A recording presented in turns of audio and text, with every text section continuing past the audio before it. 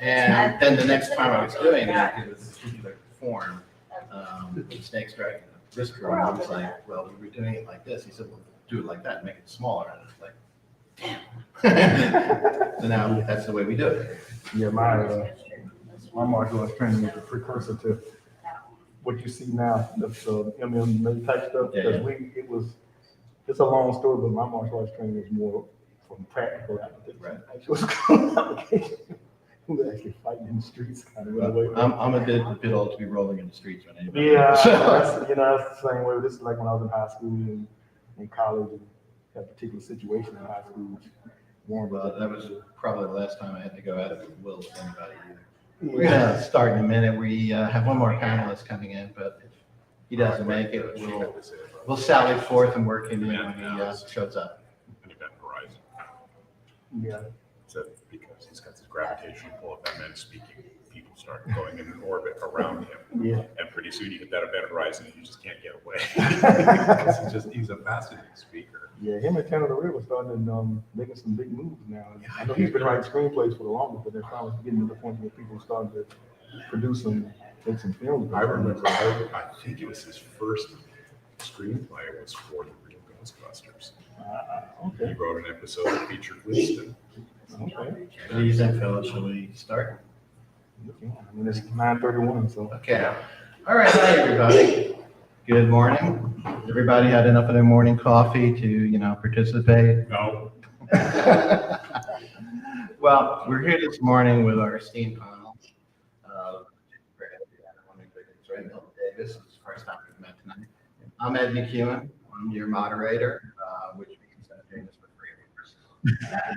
We're talking about space, which is a big tent that is going to mean a lot of different things to a lot of different people. We're going to sort of explore that.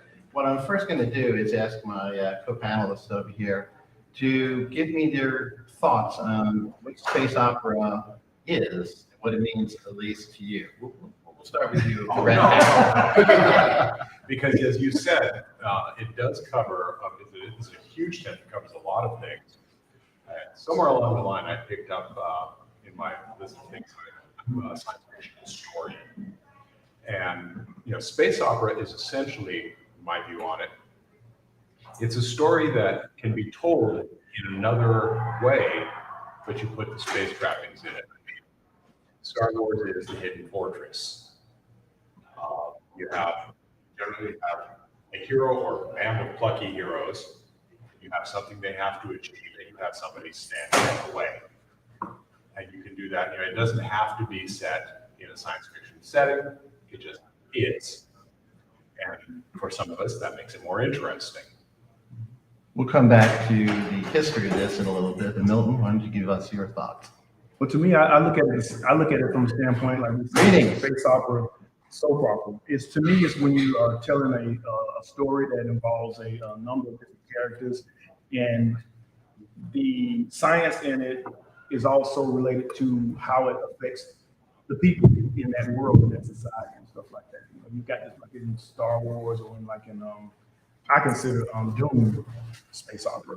And you have this overall thing about the Messiah, but at the same time, the story is telling you about it's coming from a number of different characters and how this overriding plot line is affecting their lives individually and stuff like that. So for me, it's more about a space story that focuses on the people, not so much on the idea, but on the people and how that idea was affecting their lives. I consider the show Expanse of space opera, because you have this overriding political situation that's going on, but the story is really about how that political situation is affecting individual people.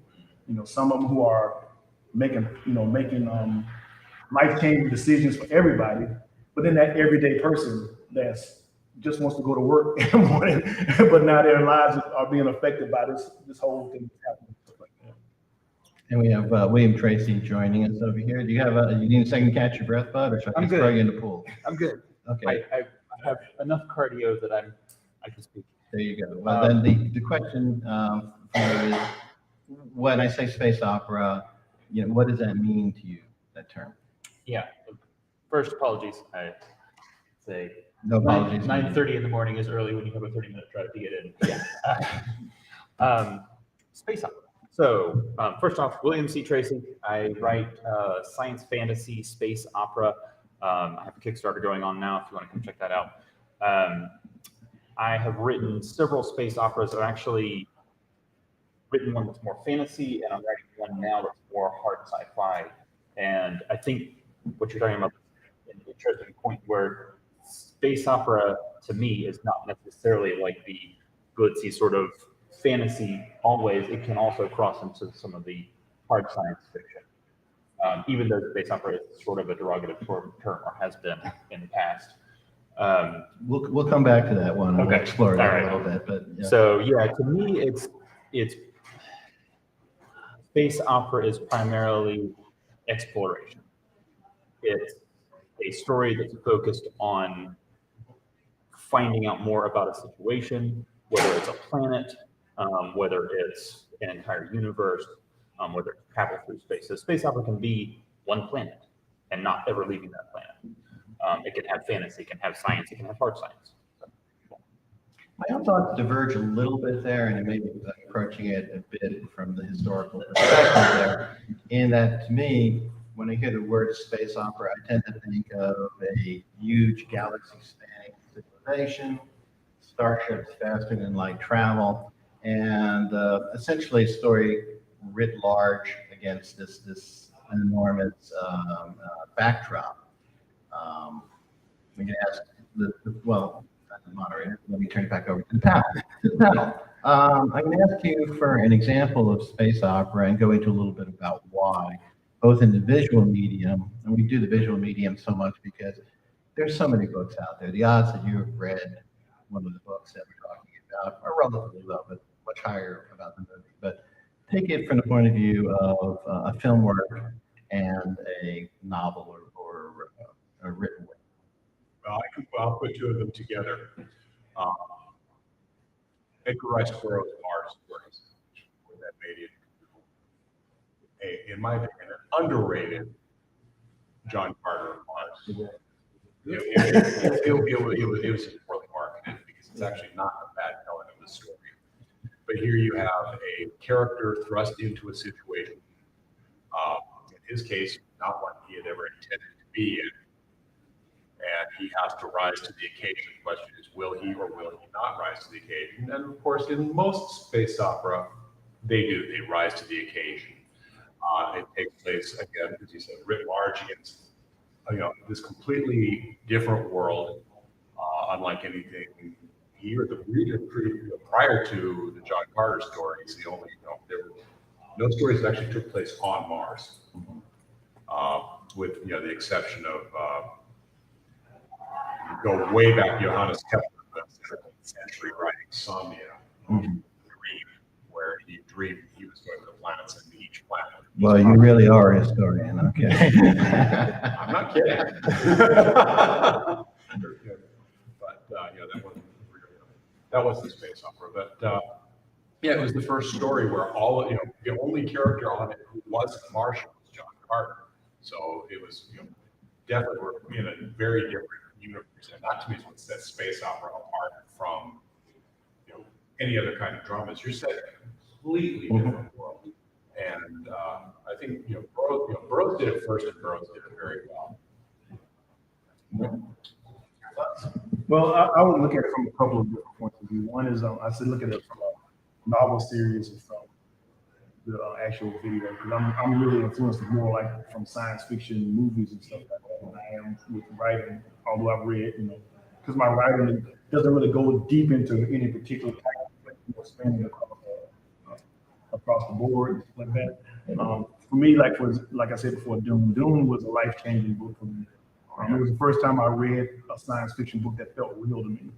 I read Asimov, I read others, but when I read Dune, I was like, man, this guy started off chapters with quotes and different things like that, and the details that were going into it.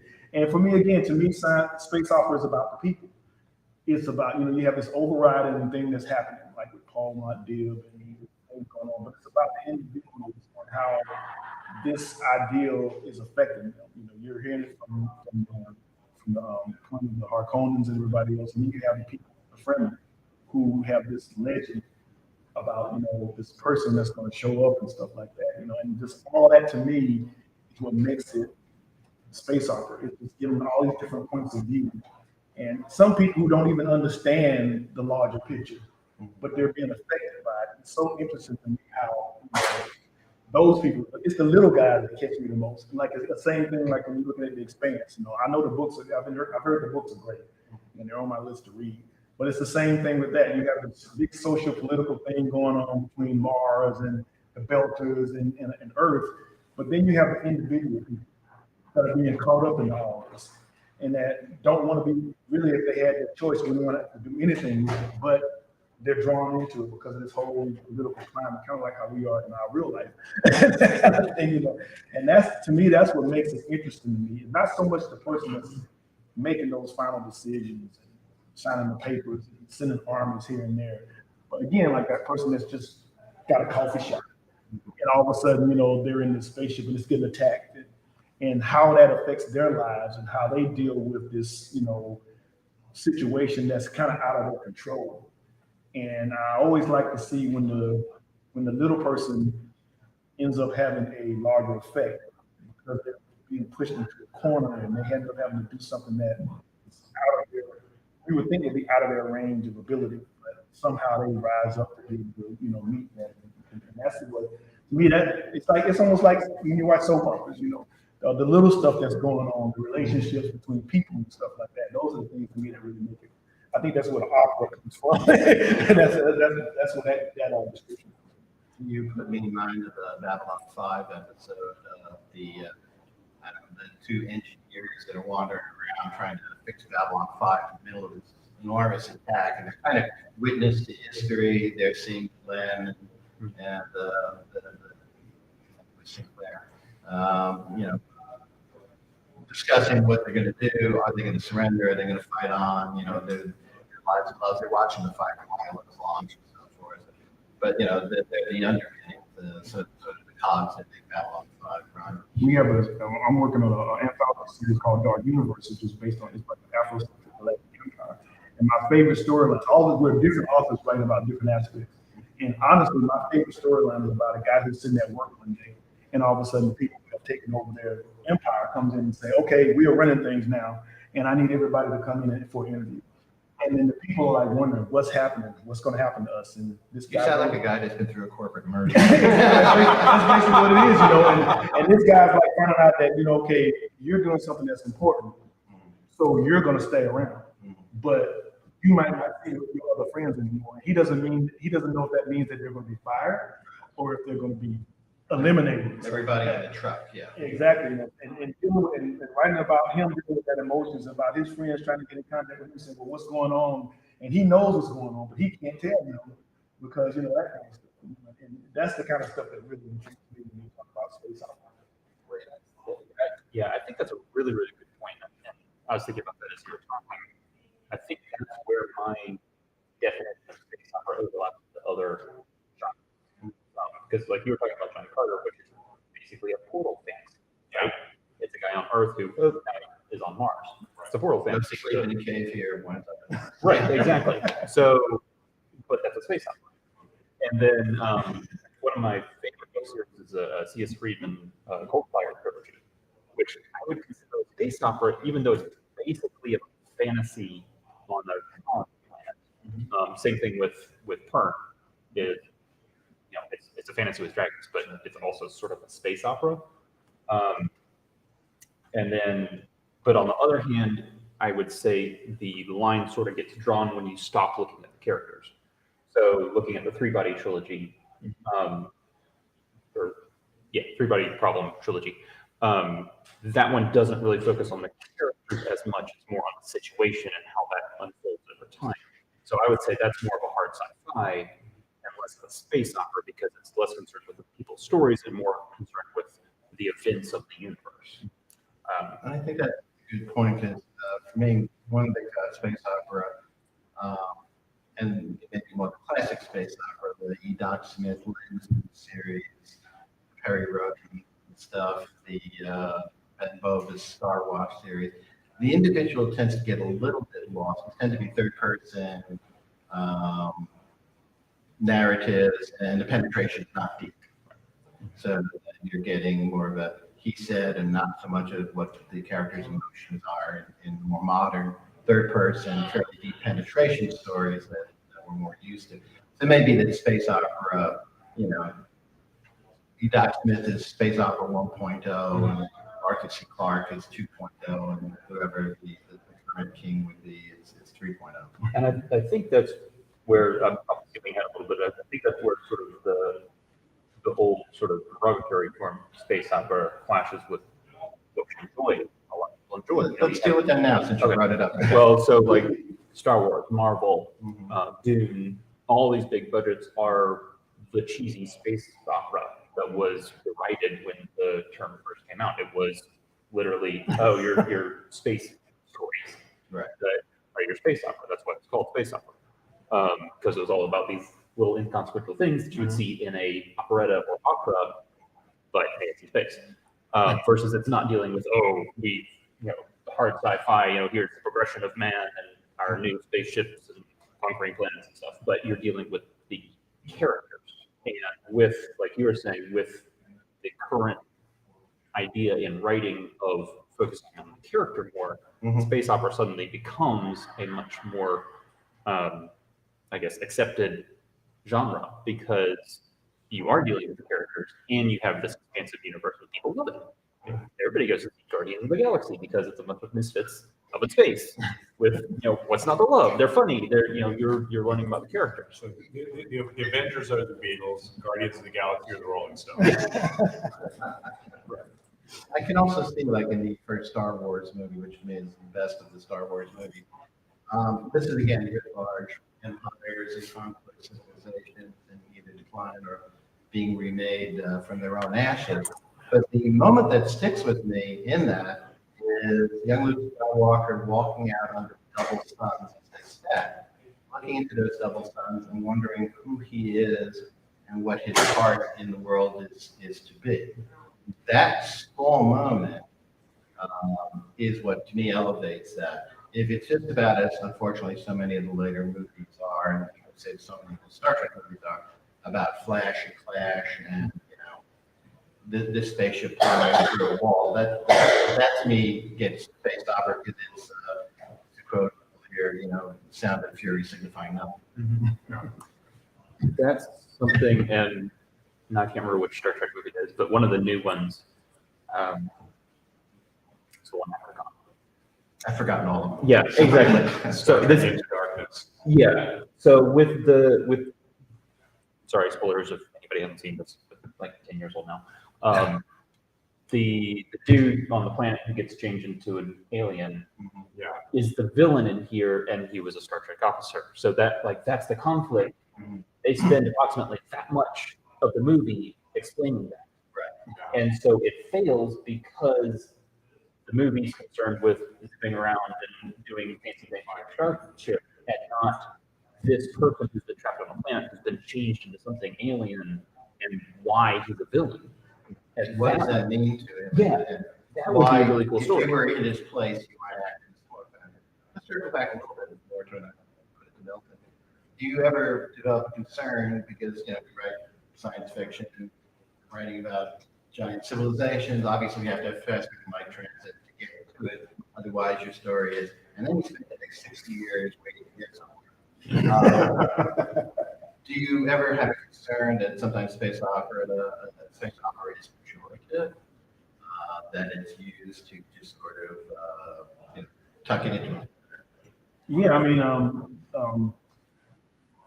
there's a space opera that could actually sit down and tell you how this travel is developed and deal with it from a realistic standpoint. So I think when you're looking at it, you're dealing with the difference between if it was written in a movie. You talked about the character, they didn't spend a lot of time. That's something that if you read the book, they would have spent the time to do it and tell that story and engage the reader. Whereas Hollywood was trying to make money and they say, okay, people want to see ships fly around the ship, so we're not going to spend that much time. We're just going to drop it in there just to give us a plot point. Because nobody talks about. That's one thing I do like about The Expanse. They did have a couple of episodes that talked about their space drive Mhm. and how it was developed. Yeah. And I thought that was really cool. So just, we just say, okay, everybody's faster like space travel. We don't think about how they came up with this stuff. We don't know about the science about it. We're just going to accept it because that's our movie goal. Kind of stuff like that.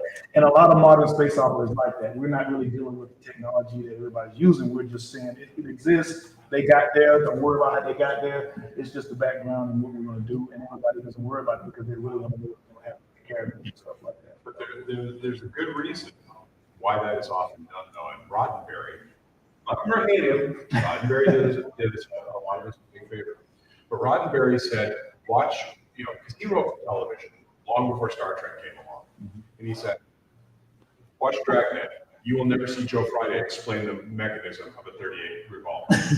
It's just part of his universe. You know how it works. We're not going to explain how a phaser works. We're not going to explain how a transporter works. We're not going to explain how warp drive works. It's part of their universe. They would not stop to explain it. And you're always stuck with the surely Captain moment, which is, does anyone imagine that the lieutenant commander on the guided missile frigate Ticonderoga turns to the captain and says, well, surely you realize that the Sea Sparrow is only meant to be used for 12 miles. Sometimes you are stuck in that. There's just no way around it. You have to convey information, to the reader. Hopefully you don't break forward narrative. Yeah. Usually people will accept, okay, well, it's happening this way because you're telling me it's happening that way. I think you have to have a certain, plausibility. For example, I get a little faulty with the Mandalorian when this guy's flying interstellar and the ship is rolling this way and is venting air out. And it's like, wow, you make Apollo 13 look like a picnic. Yeah. when you talk about it, when some people call it infodom, that's actually one of the reasons why I stopped reading Heinlein. I read this pretty bad for that. Yeah, I read this one book. I cannot remember the name of it, but it's like every time they got to a scientific situation, there was somebody on that team that just happened to be an expert on that. Right. And then they were going through a 3-page dissertation about how all this stuff works, and I'm like, it's like James Fenimore Cooper taking a page and a half. Oh my he God. could have Hawkeye shot an arrow. Yeah. Or in The Lord of the Rings, the poetry when someone stops singing. All right. Then an orc said. Yeah. I think that ties in well with looking at characters in space opera because it gives you so many chances to hand wave technology. Right. If you're focusing on characters, and a lot of it is the underdog versus the giant mega empire or whatever, and you have somebody unknown, Luke is coming in and learning about stuff. Right. John Carter has never been on Mars before. So they get a chance to be the audience and learn about this technology. Oh, we have this fancy thing which gives us a shield, whatever. Or we go faster than light, where you have somebody who, I'm trying to describe, I have this magic box and I can go look up everything that everybody else knows on this box because it talks to everybody else. as long as that works in with the plot, and this is going to be sound like it's all set, but when we talk about technology depends on where you are. One of the best moments I ever saw in a movie, and I don't know if any guys ever remember this movie, it's a movie called Quest for Fire. Yeah. Oh, yeah. And the best scene in that movie was when the guys who didn't know how to make fire were sitting there, and this person sits in front of them and starts making fire like it's no big deal. And he's just astounded. I mean, he just can't comprehend that this person is sitting here when they're guarding ashes and trying to make sure these ashes stay lit because the only way they can do fire. This person just gets in front of them and just starts making this fire. To me, that's kind of, but that was to me, that was like a scene of technology that fit into the plot of the story. Because these guys had the whole movie was about them trying to find fire. And then they come into these civilization of people that just, it's a big thing, you know. That was right on Charlie. Yeah, right on Charlie. That movie, that whole scene just blew me when I was like, this guy's like, they're making fire.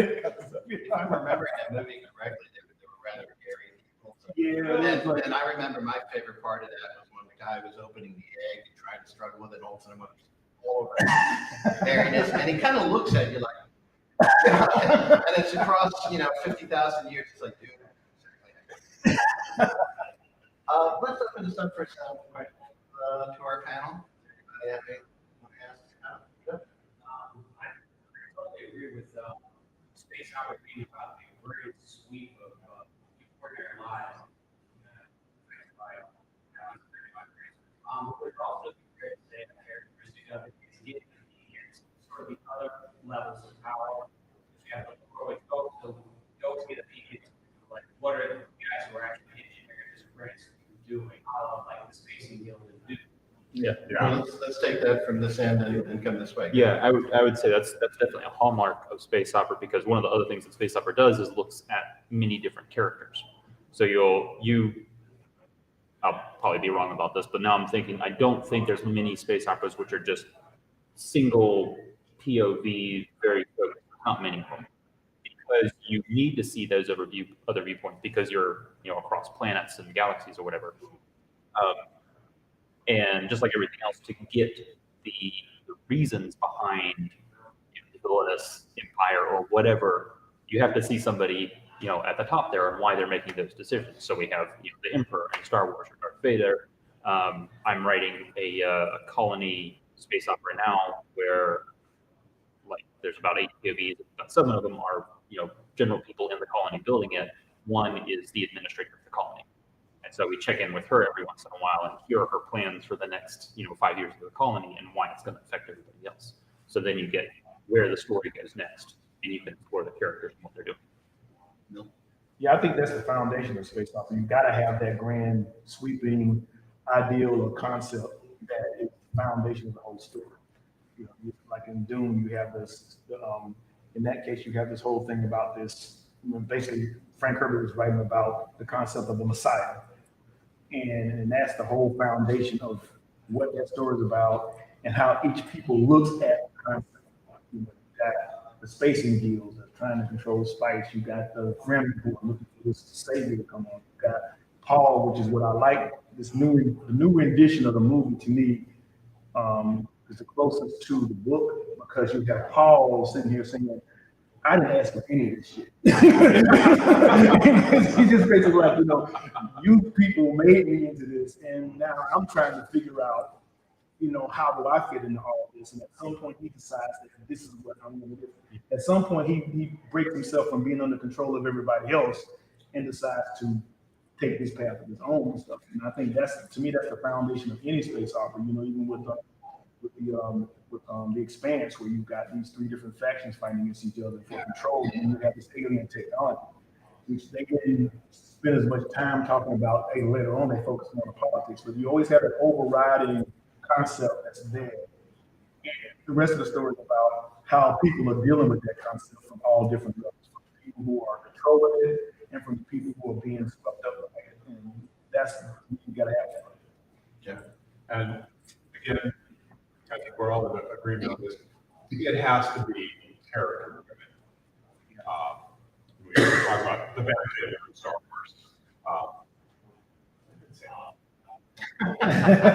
But you have this, this farm kid who thinks he's not going anywhere, and you have, this is before we all knew about how everything tied together. I'm sure everybody knows that Luke and Leia are brother and sister by now. If you don't, spoiler. But they didn't know in the first place. He knew something was yeah, wrong. that's why the kiss. Yeah, the kiss. It's like, you watch it now, and but no, you have this essentially nobody going up against we haven't seen the Emperor yet, but Darth Vader, who is this very over. You have the Empire, you have the Rebellion, and you have this kid who gets thrust in the middle of it, and it's all and you do see points of shift. You go from Luke on Tatooine, you go the Death Star. It does this point of view shift, and you get to see it from all these different perspectives of how it's all going to fit together. And then as you go through the films, like Star Wars a little bit, I know. That's my moment. We argue about it. Most women don't care for that moment. and to me, that's a realization. Oh, somebody actually, he's heard that before. Somebody actually means it. That's why he says like that. Another question. Well, thinking about the levels of the little guy, all the different points of view, the transformation as the events, the grand events take place, Luke is basically royalty he was never a fun kid, He's a lost prince. Yeah, he's a lost Yeah. prince. and that's totally a soap opera thing. Oh, yeah. Oh, Yeah. absolutely, absolutely. You're not my real father. The thing that freaks me out. That's my wife, by the way. Yeah, the thing that freaks me out about Star Wars is that I remember when I was like 17 years old when Star Wars first came out. And I remember George Lucas and Steven Spielberg talking about they wanted to make movies that were like the matinee movies they went to back in the day. Flash Gordon. And so I will argue to this day that when they did make Star Wars, all this shit that we see now was not in anybody's head. They made a movie and they said, "Oh God, this thing just made a lot of money, so we need to figure out a story around it to make it, work." And that's when we started coming with the Metachlorians and all the kind of stuff that's like the thing that. there. No, Lucas had a 9-part epic in his head. Mhm. You know, Whether he knew, He knew exactly where it was going to go, and nobody had any idea how big this thing was. thing when you're writing a series, that like for me this series is 10 books long. You find continuity gets to be a major issue. It's like when I last saw this character 2 books ago, were her eyes yellow? Things of that nature. But one other one, space opera sometimes can be a thing that's achieved temporarily. I would argue that in the Star Trek franchise, Star Trek Deep Space Nine was a space opera, and particularly when they were fighting in the Dominion War, when you had 1,000 starships battling 1,500 Cardassian vessels and Dominion vessels. That is that classic E. Doc Smith, Grayland ships, enormous fleets, and yet they did manage to keep it on a personal level. We didn't lose Benjamin Sisko particularly, but compared to the earlier series, which is Star Trek on more of the nitty-gritty retail level, that this is one starship in 20 parsecs of space. This is the only government, the only medicine, the only law that might come your way in a year. To me, the original series would not be space opera, and DS9 probably would be. I'm not sure I have a definite feeling about the others, but go ahead, Wayne. That's interesting that you say that because you were talking about space battles in DS9, and I was thinking some of the most impressive moments in Star Trek are like the Wolf 359 battle. Right. Oh, yeah. That's certainly space operatic. But it's because you've been with the crew of one ship or one space station, and suddenly you bring everybody else in here, and you think, oh, there's all these ships, all these people have all these relationships on all these different ships, and you see a starship get blown up, and you're like, this whole other series just got canceled, right? But I think that really Don't you ties feel into that space that opera. also kind of risks a little bit devaluing that loss? Yeah. When you have 1,000 ships and 300 of them simply disappear. Stalin observed, one loss is a tragedy and a million is a statistic. Yes, exactly, and that's the same thing where you level up during the science fiction films. It takes 10 minutes to kill the first monster, and then by the end of the movie, you're killing 5 at a time. Second or third Death Star. Yeah. It's like when the Avengers, when Thanos snaps his fingers and like Half the universe just dies. But I think they made that personal because part of the people who were going away were people that were main characters in the story too. And the people who were left have To deal their reactions, the impact on them. I thought that was the best part of that was when they actually started talking about how people had to deal with half of the population disappearing and how the world changed. And I thought that was No, I won't if you say pick, but it that was wouldn't the first necessarily be that bad. That was and watching the change in the character, the change in Tony Stark when he has Spider-Man in his arms, and disappears. It's like, that's pretty powerful stuff right there. For what's considered light entertainment. Yeah. This stuff can get pretty deep. Well, that was the most visceral moment. Like, we had to take a minute after that movie. Yeah. It was hard. Like, remembering back, this is pre-pandemic and all the other stuff we've gone through since then. But like, that was a really hard moment. Like, I remember gasps in the theater and my king when Black Panther disappears, and like Oh no, they didn't do that. They can't do that. Yeah. And- Kind of movie that when it went off, everybody was sitting there like quiet. Like, Yeah, what just happened? You know, Yeah. I need to go home and watch some Hallmark now. Watch some soap opera. Right? Yes. Any other questions from the audience? Follow up? With a lot of the space out, you see the power structures seem to be based on kind of a neolithic structure, princes and so forth. It just got to be a lot of grand power, and it seems to be somewhat realistic in my mind because with the efficiencies of technology, the ability to harness so many resources, you can kind of have that disparity of power. That's sort of structure of Earth, but in your opinion, is that realistic? For that kind of civilization to emerge in expansive space. Some of that might be determined by the speed of information, by the speed of communication. Because if starships are the fastest way the message gets from A to B because they can exceed the speed of light and radio communication can. Then your opportunity for like more fuelistic outposts needs to be greater because the power, just as when Rome collapsed, and essentially the power war was whatever group of 100 guys with swords held a high point of land. That sort of naturally devolved into that warlordism in China. You see generally whenever a central power structure breaks down, that it gets to be local and feudalistic. Dune, I think Dune's pretty much basically my favorite place on earth, Venice. From about 1500s. That very Byzantine struggle for power there.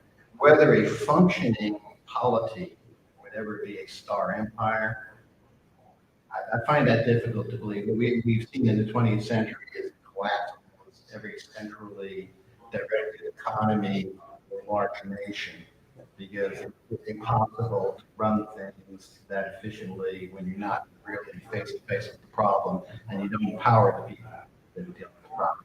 Other thoughts? Yeah, I mean, the world is too interdependent now.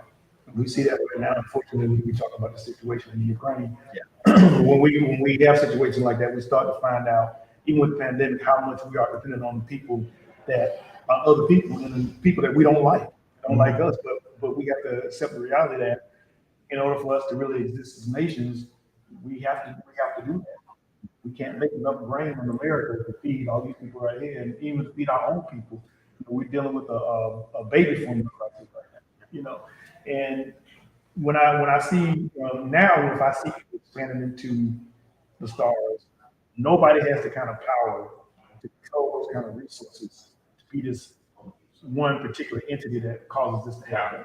I think the expanse is more realistic about how we would move into space. Because it has to be a combined effort. Even if we don't like each other, we have this overriding thing that, okay, we all need these resources and we're all running out of them. And none of us got the power to do it ourselves. So we got to have these we have to have these alliances of convenience, for us to be able to do it. But at the same time, we can't get angry at each other because if we do, everything comes. Well, that's essentially what we have now. We have one crazy person in Russia who decided that this would be a good opportunity to externalize all of his problems, and he didn't like the fact he had a functioning democracy right on this border. So he violates every law of international order, attacks another country. Now all of a sudden we're looking at famines through Africa. India's stopped exporting wheat. We've got the reverberations of oil production and transit of goods. So it's sort of like it's too small a boat to have a crazy person in it with you. And yet we were talking about going into space. We have two functioning space stations out there. The larger one is multinational cooperation, including with that crazy person talking about. The other one is Chinese. It's not as big. Go out at night, have your app, watch it fly over. But China, even as many people as live in China, as big as China is, as strong as their economy is, they couldn't build something the size of the International Space Station on their own. So they would need the international cooperation to have a space station of that magnitude. And despite the fact that China has billions of people, their economy is based on them building stuff and making stuff for other people, other countries.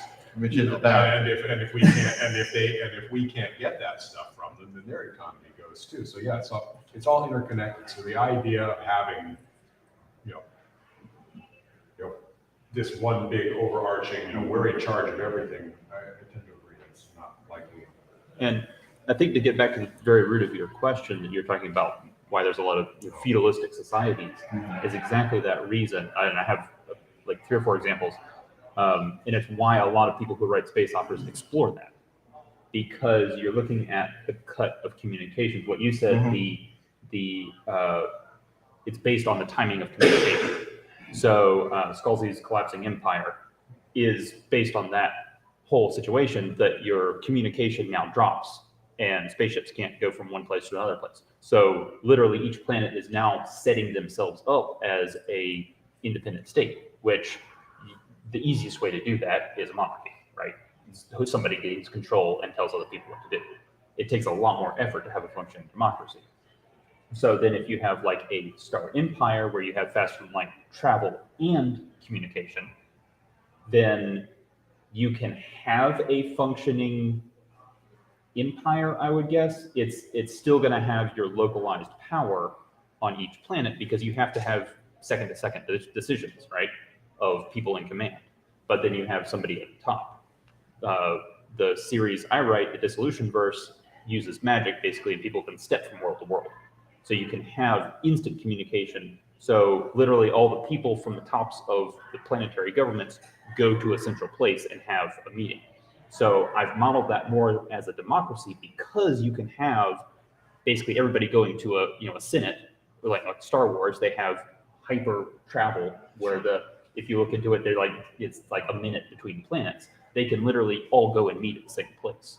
So if you have something like that, you can start to functionally have a democracy or a republic or something like that. Whereas if you have people separated, it silos into feudalistic societies. some of that is also, I think, the needs of fiction, which is that you have more power concentrated in the hands of your character, or somebody your character has access to, so that you can move more of the events. The thing about democracy is, as we know, and as Winston Churchill observed, it's the worst possible system except for all the others. It's dirty, it's messy, it's difficult. Rarely is any one individual, the key mover, even a Winston Churchill or Franklin Delano Roosevelt. They have to govern through coalition. They have to put up with Lord Halifax or whoever. But in the situation of monarchy or something that is top down, you have more power concentrated, and somebody says, well, we're going to get the fleet, we're going to avenge them. It doesn't take 5 years, to get the funding and get through the Senate. So I will say it's a lot of fun to write that, though, because okay, quick tangent. So in my first book that I wrote, came out in 2017. I had already written it before the latest political events, and first people who read it were like, hey, these people in power are not paying any attention to the events that are going on, and they're not responding to them. And these people are dumb. This is not an accurate representation of your politicians. And I'm like, I found out you didn't make them bad enough. yeah. So exactly. So I'm like, I wait a year, and I'm like, nope, I'm going to keep that. So it's a lot of fun to sort of rate that frustration of democracies if you have one. The wheels turn, but they turn exceedingly slowly. And then you can have your person seizing power, or your main character, being the underdog against their government and going off and doing their own thing. So for the panel, if you were going to pick a couple of authors who you would think of as classic space opera aficionados, space opera writers, who would you nominate? I'll give you first, James. A.E. Van Voigt. Okay. And you mentioned Doc Smith. Right. Absolutely. Really kind of almost a progenitor of the series. Yeah. Of the concept. And again, going far enough back, Edgar Rice Burroughs. Sure. My pool is not as deep, obviously not deep enough to, to pull out any particular. I don't know as far as I always keep going back to Frank Herbert's Dune, not so much because of what he wrote in Dune, but I read some of his other books as well. Oh, yeah. And just the way that he always looks at different situations and how they affect the entire society down to the individual person. He was really yeah, he was. I used to read. I don't know if any of you guys read the Sad Eye Experiment by him, and some of his McKee stories where he has his. And these stories talk about different things. And he always talks about how environments affect people's worlds and their values and different things like that. And he's my blueprint when I write stuff. I find out now that I need to read a few more of these people, but he's like my blueprint. I always end up going back to what he's done and how he's put the world together. I guess more on the modern side, Scalzi has written a lot of space opera. Some of his stuff I can only take to a certain extent because he's very sarcastic, but that's his thing. He writes that well. And Lucky did a really good space opera with the Justice, what's it called? Ancillary Justice, Ancillary Sword, and Ancillary whatever the other one was. One of the Hugo nominees last year, I can't remember if she won or not. The Memory Called Empire is a really good space opera dealing with alien contact and how memory is changed through association and colonies that have passed through, humanity to different types of humanity. I always love those sort of space operas where you're looking at neo-humans or people who have defined a different way of living or thinking or something like that. I'm going to nominate a couple of people who haven't been mentioned before. C.J. Cherry being one of them, the great anthropological science fiction writer, Down Below Station, particularly, Pride of Shanur. These are series, again, where you have large galactic empires and major events. Usually it's first contact. Yeah. Which is, because as we've seen from our own history, when two civilizations come into contact, one is usually either heavily modified or destroyed. Both are changed, but usually one does sort of come out as the overall winner. Turtle Dove was actually, not really space opera, but his World War, basically aliens invade during World War II. Mm-hmm. That was a really good change between civilizations and how each side was affected. Sure. Another one might be Andre Norton, who, with her great civilizations, had these small and intimate stories in them, but you're traveling through them. And he has the Space Patrol, the Thieves Guild. Usually her polity was referred to, I think, as the Confederation. And she's covering a period of several thousand years, kind of like Larry Niven did in his Known Space series, in which we're in basically loosely the same civilization. The alien races are similar. And so this is something I do myself because otherwise you can go mad, trying to invent yet another alien species. All 14 of my novels are set in what I call Confederation space. It's kind of similar to what you were saying. This is an overarching political body with huge amounts of autonomy for the individual world. In fact, it really only comes about because there's an attack by an alien civilization. Yep. One of the things about us humans, we really like to be kind of left alone unless something large and awful is looming on the horizon and coming over. And then all of a sudden it's like, hey, how about we all get together on this? I'm glad you mentioned Larry Niven because that would be for more modern science fiction. Yeah. Yeah. The more modern science fiction, I've met Larry Niven. He's up there. He's not alive. Yeah, but I mean, he's alive. Yeah, that's right. I don't know if anybody has read Gordon R. Gibson. Oh, yeah, sure. He has Doris a child Cycle. cycle where humanity has gone out to the stars and each specialty has colonized a different planet. And they discover that they can't survive as just a planet of politics or just a planet of spiritual beings. That they have to work together and the different aspects of humanity have to work together. And that's the individual stories are way space opera. But he's got military science fiction as well on the same cycle. Yeah, I have one concept that I was working on. Basically, every planet that everybody lives on in the universe, in the galaxy, was basically terraformed by one corporation, and that corporation deliberately made planets to where they had something lacking that would make them be dependent on the other planets. And the only planets that they terraform that are fully functioning and autonomous are the ones that they own. And that's kind of how they control everybody else, because like you have to work with everybody else because your planet can't produce this and your planet can't produce that kind of thing. So I did posit a period where there would be a diaspora of people that want to have the ultimate fence, separatists of one sort or another, who wanted to have their own sort of existence, and that only worked out until something big bad and nasty came up with the rocks. Have you read Pratchett's Strata? Yeah. Read that. It's not the same as what you're doing, but similar. It's very funny because Pratchett's known for his Discworld stuff. He has written some other things as well. Strata was a science fiction with basically engineers terraforming planets, which it was really funny. Yeah, I like that concept. Let me run this one through the panel here, and then we'll come around and see if anybody has an unanswered question. What are your favorite and least favorite elements of the space opera tradition? Anybody want to volunteer, or shall I just throw somebody under the bus? I can talk on it. I think mainly responding to the current theory and writing of focusing on character. Mhm. What really annoys me is going back to older science fictions, or especially when you have a newer science fiction that is written in that old style where you're not taking character into account.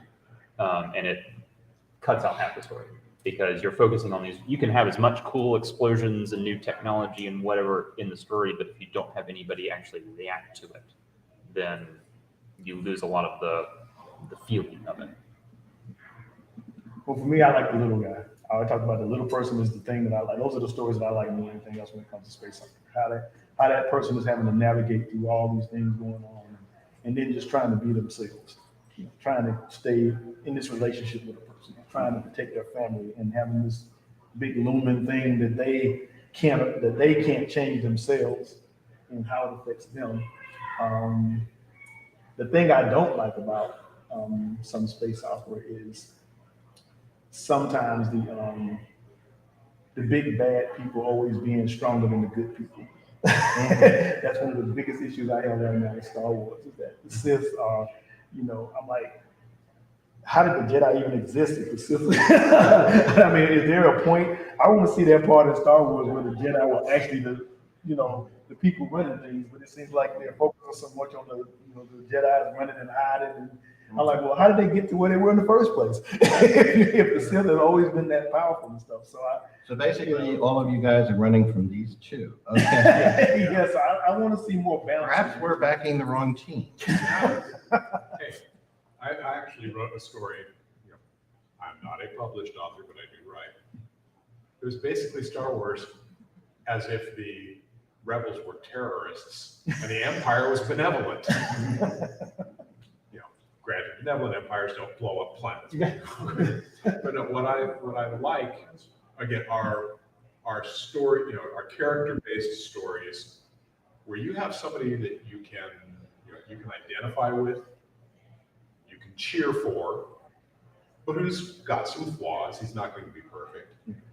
What I really dislike, a space opera can either be done really well or it can be done horribly.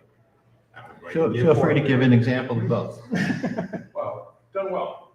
The first Star Wars film. Badly. A Star Wars ripoff called Battle Beyond the Stars. Yeah, you see? Lost a brain cell on it. Is that the one? I think that was It was John Boy in space. Yeah, that was the one that had the ship we called the Space Cow. Yeah. We didn't say cows.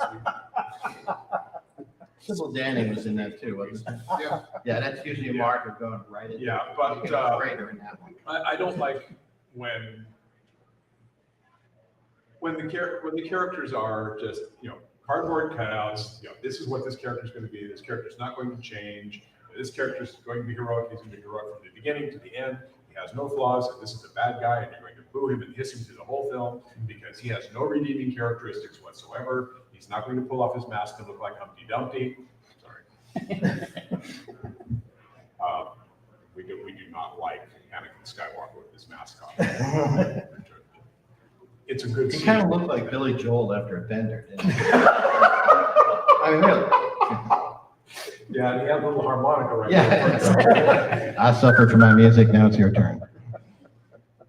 Great, now when you sing piano. But yeah, I don't, movies like Battles Beyond the Stars they were a money grab. I mean, it's Roger Corman. How good is it going to be? But yeah, everything was just like it was by the numbers, and I don't like by the numbers. I like being surprised, and I think that's my favorite in space opera. It's a big surprise. So I can't read it from that distance. I think it's a 5. You got it, okay. I'll chase him out of here, I promise. Yeah, for me, bad space opera is when you lose the person, you lose the individuals. Again, I'm not a huge fan of the Doc Smith stuff. I knew it had its place. Perry Gordon, it had its place, but that place is filled and now pretty much gone. In movies, I find it hard to think of a more dreadful remake than the Flash Gordon remake, which among other things featured Brian Blessed in shorts that were too short. And Fly by Hawkman. yes, that was They call unbelievable. those hoochie daddy shorts. Yeah, there's a trend happening. Okay, that's another thing I'm gonna have to forget. But it's so stupid fun. It is incredibly stupid. Like in, I think it was the movie Ted, redefined give a whole new definition of the word acting. We're talking about Sam Jones. Again, we have a few more minutes left. I'm going to sort of run again through the panel. Well, actually, before I do that, is there a question in the audience? Anybody wants us to? Well, we have two. Okay. Well, we'll start with here, and then because you have a hat, you get the last word. Yeah, he didn't get the memo. I was wearing Stetsons before Indiana Jones. I'm very bummed. You mentioned about what you don't like and don't like about space opera. What are for you are some of the most tiresome tropes that you see repeated again and again in different properties that you're like, enough of that, move on to something else? For me, it's the mind-numbing space battles where a bunch of ships I don't know flash into non-existence. I don't care about any of this. None of it looks plausible to me. It's like, I don't know why modern starship combat has to be conducted at about 500 yards. It's like, get the sabers out. They're coming in. Rescuing the princess. If I want to rescue the princess, I'll play Mario Brothers. The one thing about rescuing the princess in Star Wars, she wasn't helpless. And if you watched any of the new Star Wars stuff, she was even kind of badass as a kid. Yeah. So, spoiler for everyone.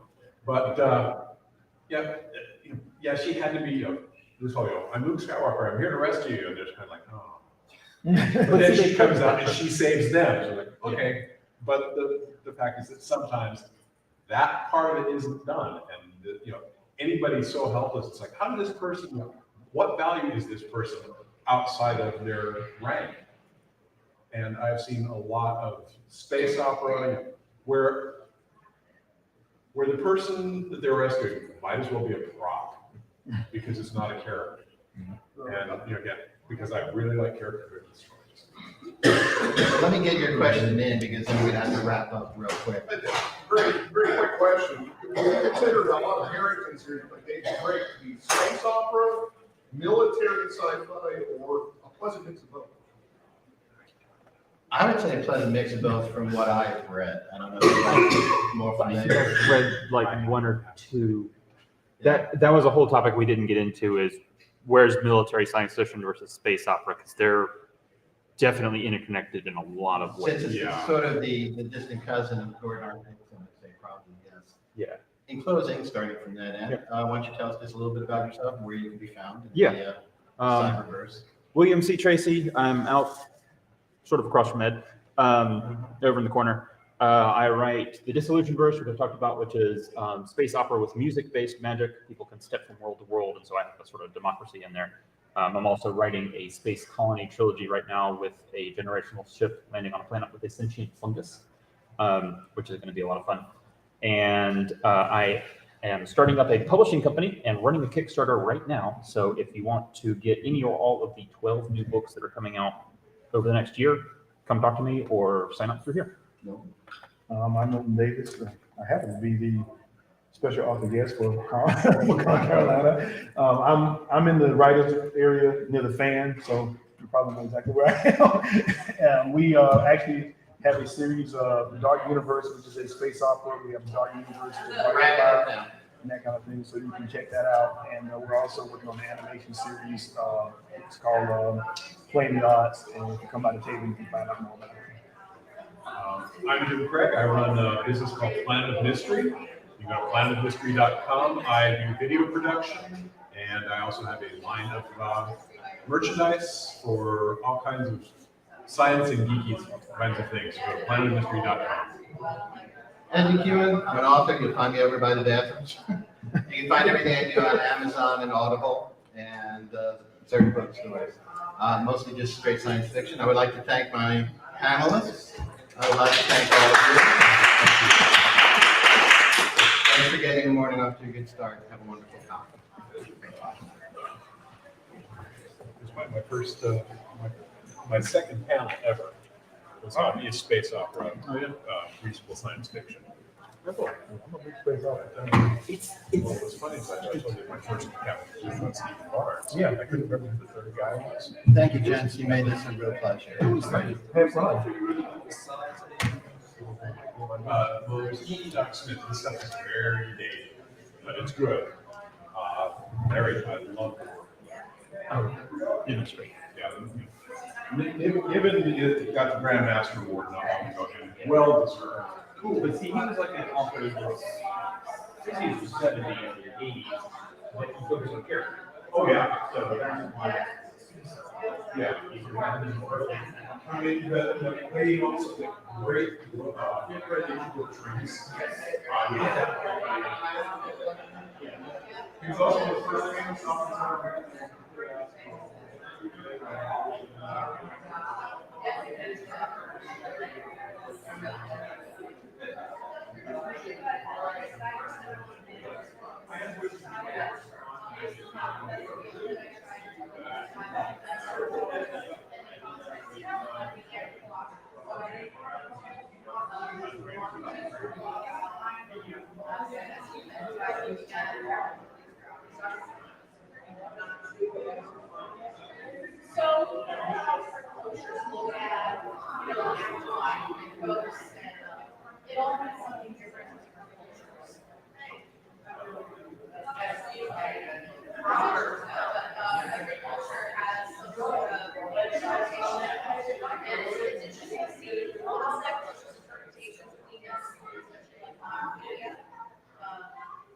And how that shapes and overall,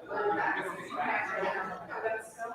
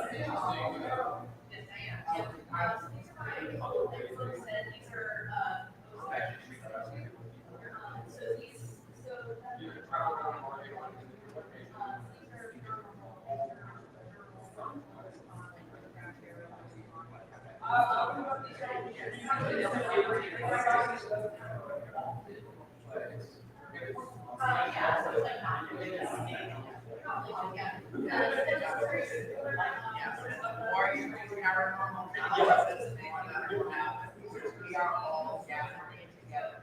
We're all meeting each other. Ways that all reorganize users. So we all have to work together to save this. And we trust that.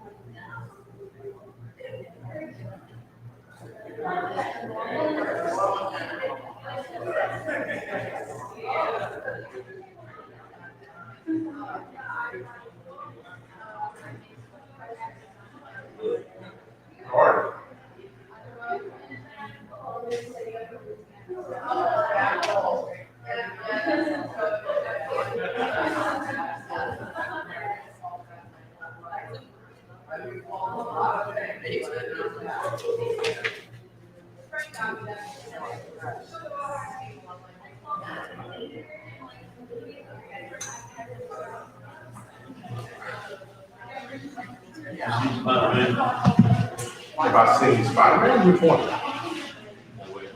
Yeah. Get work on that, didn't No. you? The guy down there, man, that's what No, it wasn't me. we're down on that over in Atlanta.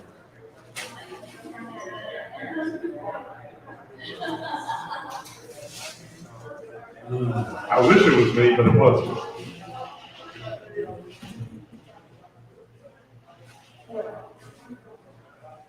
See, World Bill, 3 corners. I'm sorry? I saw you on, you work with Bill, 3 corners. Oh, yeah. Yep.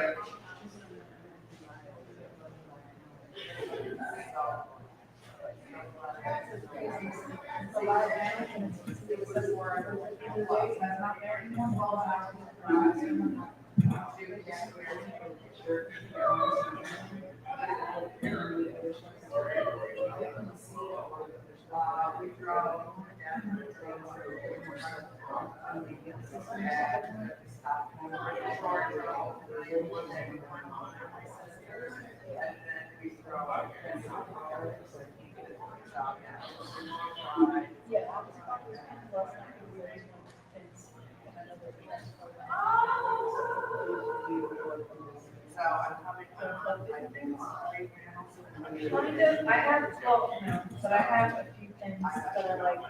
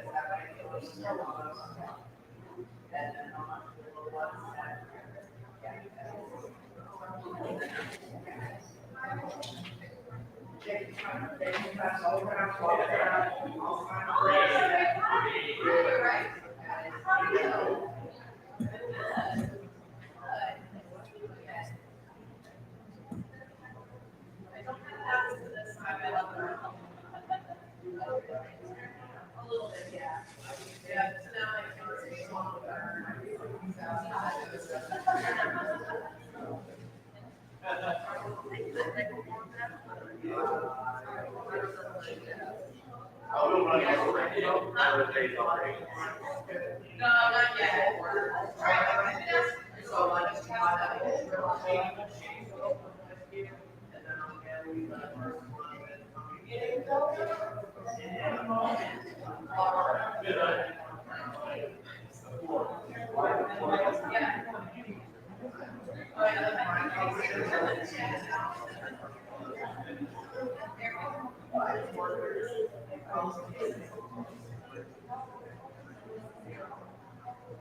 yeah.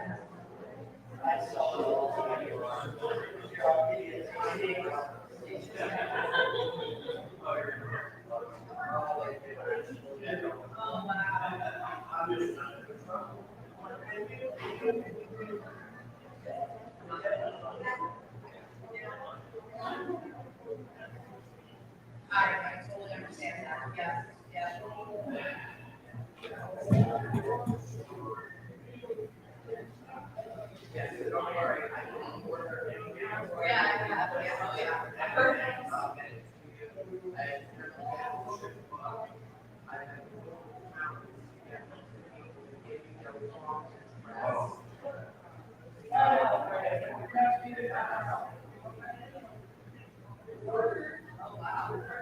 Oh, yeah, I've seen that video, yeah, like, see the dog, and the dog doesn't disappear, then it comes back.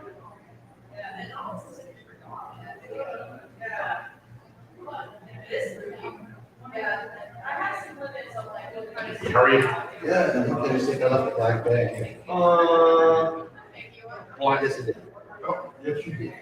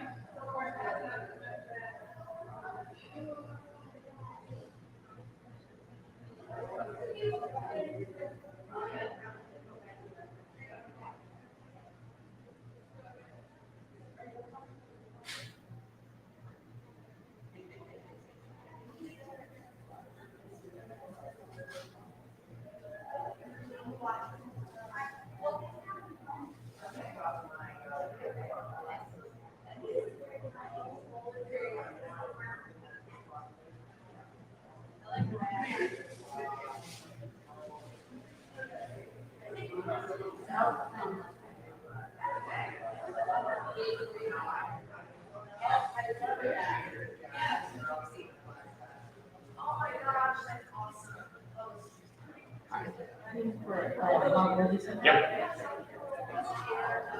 You were in the correct place and you smell divine. Thank you. I don't know what that is, but please come sit beside me. It is sweet pea from Bath and Body Works. Nice.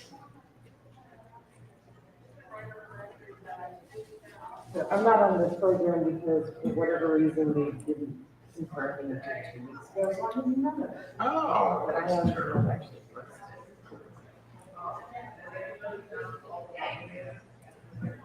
Very nice. Welcome.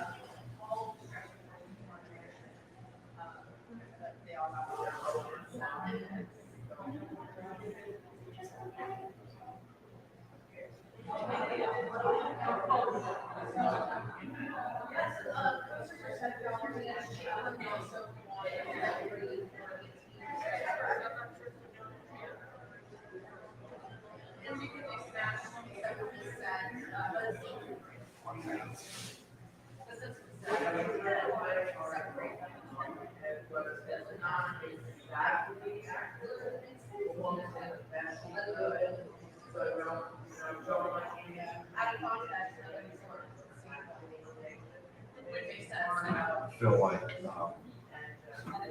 convictions smell is not always And you're probably doing more because I just applied it on my arms, and you know the thing where you think that you didn't put. yeah. But, It's just everywhere. you know, you don't think about it until you either have a negative or a positive. Good morning. Good morning.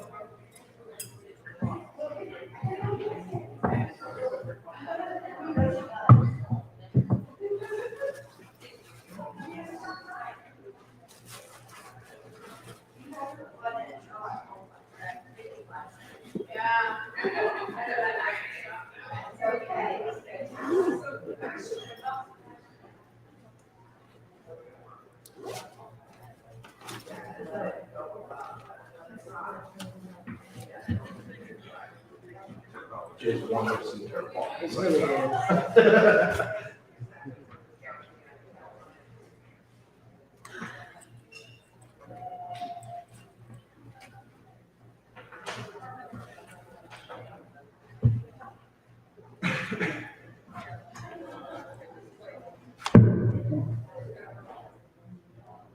I didn't get out of here until midnight last night, and I'm moderating the next two panels. So I'm sitting there trying to make that. Who did you have last night? I did the film festival. I had two movies. I had a film we did, and then a film we did. And then we did improv. I think in this room. And then I went back to film festival, and then I did a paranormal one. My schedule for this weekend was very interesting. I was gonna say, it sounds intense for that. I'm doing paranormal panel, a comic book panel, a Star Wars panel, and a wrestling panel. Oh, yes, you're very diversified. It's good to have multiple interests. It is. Yes. I know a little bit about a lot. And that works perfectly at a convention. That's all you need is little bits from everything. A little bit.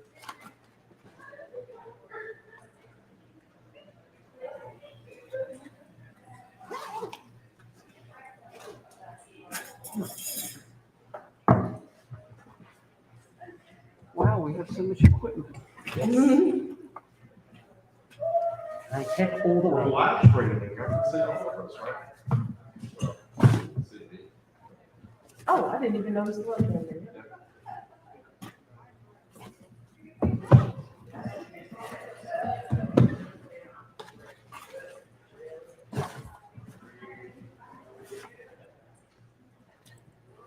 You must be Nancy. Hello, I'm Fraser. Nice to meet you. Nice to meet you. Nice to meet you. Nice to meet you. So, what was your, oh, Kyoto. My name is Sammy Castle. I'm moderating this deal. So I think. As you can tell by the shirt, can everybody hear me? I thought so. Yeah, because what happened is I applied in March, but they didn't confirm me until 2 weeks ago, so I'm nothing. Oh, cool. Oh, yeah. So we're probably. Okay.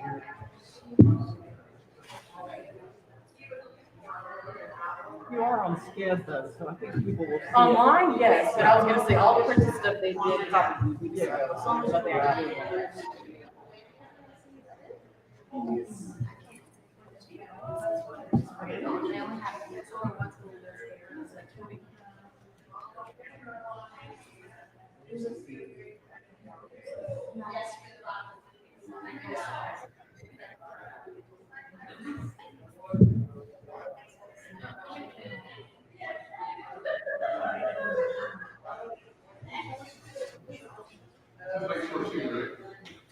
Yes. This is the way. Oh, no, that's the next one.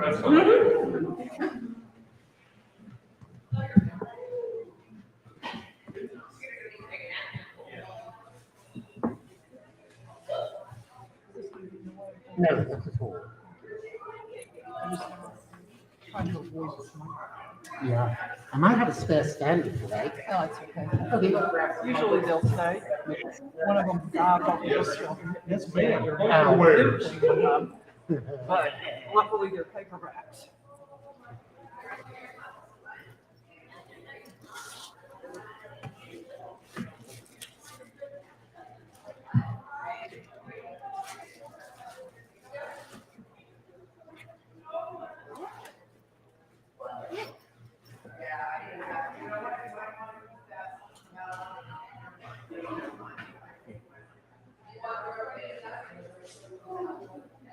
Yes, if they ever put out that limited collection edition of your series like they've done with the other people, that would hurt. Yes, that would hurt. Those are beautiful books though. They are.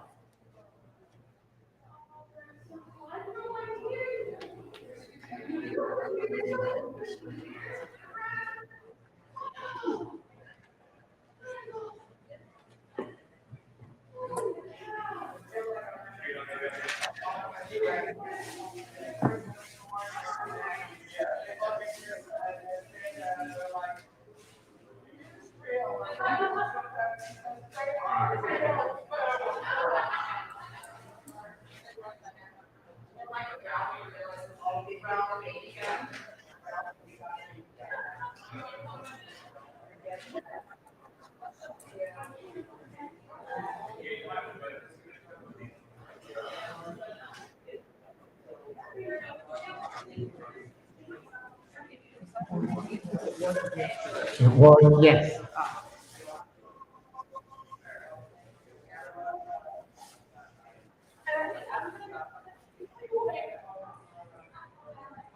It's okay.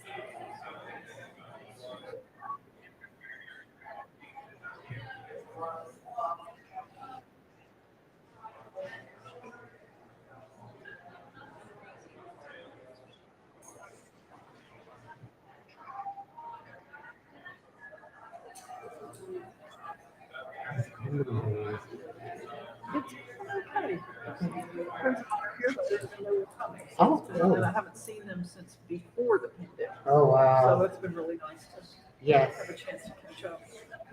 Same here. That's one or two friends, well, one friend from graduate school. That's nice. Yeah. Well, it's 11 o'clock. I don't know. The panel, I know they had some cancellation last minute, so that may be one of those, or he may wander in shortly. So let's go ahead and get this ball rolling, because I don't know that an hour will be enough for us to talk about all this stuff. So let's start by introducing yourself and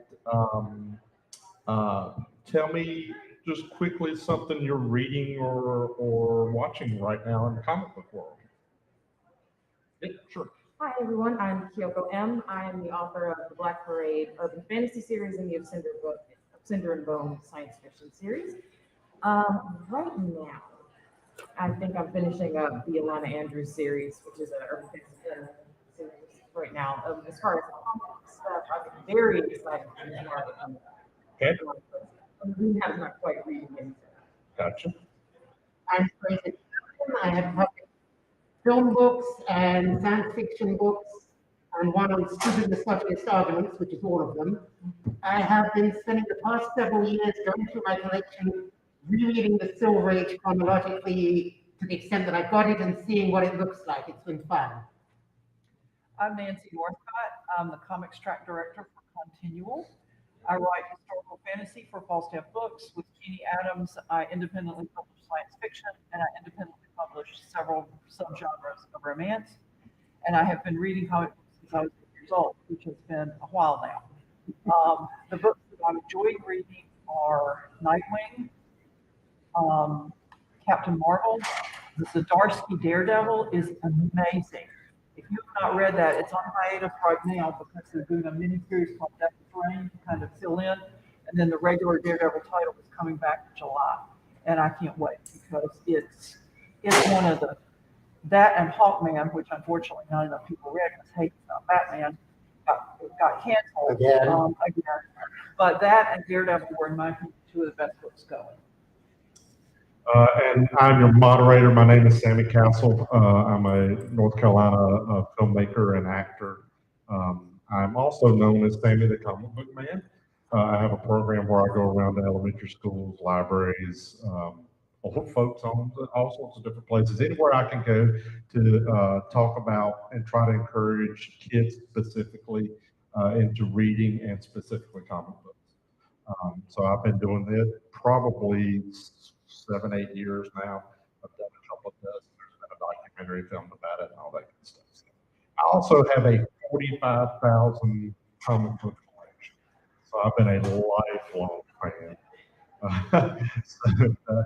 Much to my wife's chagrin. So I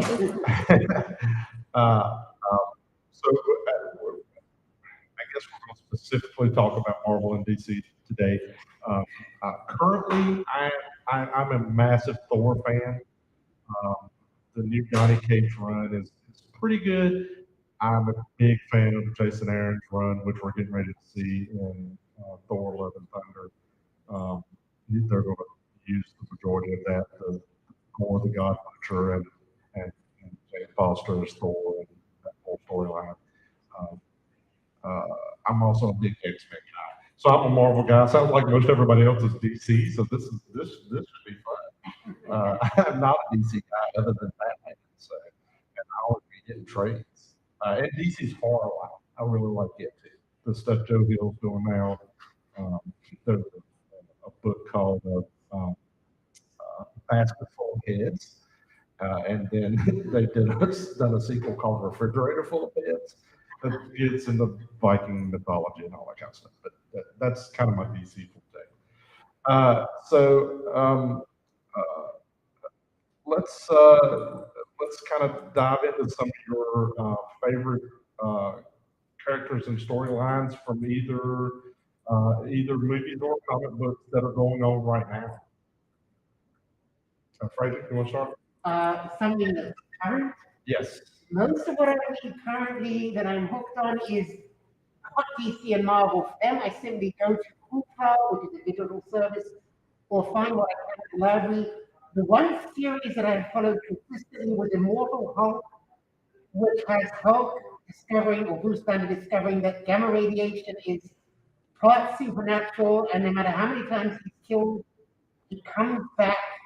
And it's got a lot of body horror. It's very bizarre, but they totally did not stick the landing, so I was annoyed by that. But it was great up until that last few pages. Lakeshore. Written by the great Alan Ewing. Yes. Yes, that was a very good series. Otherwise, it's pretty much look on the library shelf. This is new. I'll take this one.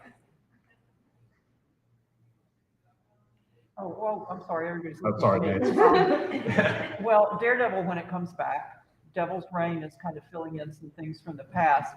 There's a really good book called Once and Future from Boom Studios. And they took a spin on the Arthurian legend. Dan Mora does the art. It's Kieran Gillen writes the story. It's a really, really good book. It's a twisted version of the Camelot characters come back. Because remember, Arthur was the once and future king. This is the future. And they are creepy monster people. But I like it because the 2 protagonists are, I think he's a college professor. It's been so long since they talked about his actual job, I'm not sure. And his grandmother, who knows all of this stuff. And Duncan just gets kind of sucked into it, going along hunting the monsters with his girlfriend. And Once and Future. And I can't remember if they put, I think it's Once ampersand Future. But it matters if you're looking for it in a comics list. Yeah, check both. But it's really, really good. Daredevil, like I said, I really enjoy Falcon and the Winter Soldier, and the Hawkeye miniseries was dynamite, and it really was a lovely exploration of Clint's and Natasha's relationship. It was the sequel we should have gotten after she jumped off the cliff, and and it's about his family, and it's about the new Hawkeye. The woman who plays the new Hawkeye is fantastic. It's just really, really well done. And I will just say, as a Legion of Superheroes fan, that I'm really, really irritated that nothing is going on with them. And I thought, since I have the microphone at the moment, I would just put that in.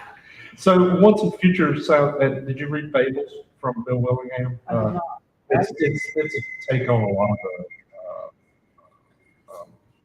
fables done in a modern kind of fantastic, with some very similar to that. Yeah, it's now they've moved on to Beowulf. Okay. They exhausted Arthur, so now they've moved to Beowulf. Nice. It's an interesting use of legends. Has anyone ever seen the old 70s Beowulf Bronze Age book from DC? Yes. Yes, it is a truly insane one, which includes things like Beowulf fights Dracula. Yep. And it's got some really nice art and completely loony, only around 6 inches, but I haven't, if you find it on eBay or somewhere, it's anything to read. Yeah, I apologize in advance. I'm qualified for this film. All the comic books I've read are like 10 years No, that's old. fine. But I was going to say, so I was enjoying Moon Knight. It's not like top tier for me, but I thought it was, the way that everything unfolded was interesting. Carolina just really well. I had a good time with that one. Like her, my favorite is Falcon and the Winter Soldier. I think that miniseries was done beautifully. It was really interesting and getting to dive into characters and seeing more of, especially since I'm into fandom, so I read a lot of fan fiction, and everybody really loves Bucky, and I was like, oh, that's cool, but whatever. And then this series came out, and I was like, yeah, I love him too. All right, I'm part of your, I'm now part of that part of the fandom, because I think that it really is wonderful. And then the relationship with Lieutenant Sam, which was like a highlight of Civil War, right? It was just delightful. So getting to watch the two of them interact, probably my favorite series. For a diehard comic book guy, it was interesting when they announced that series for me, because in the comic books, Bucky and Sam both become Captain America. Mm-hmm. So it was interesting to me to see which one they were going to kind of choose to take the mantle.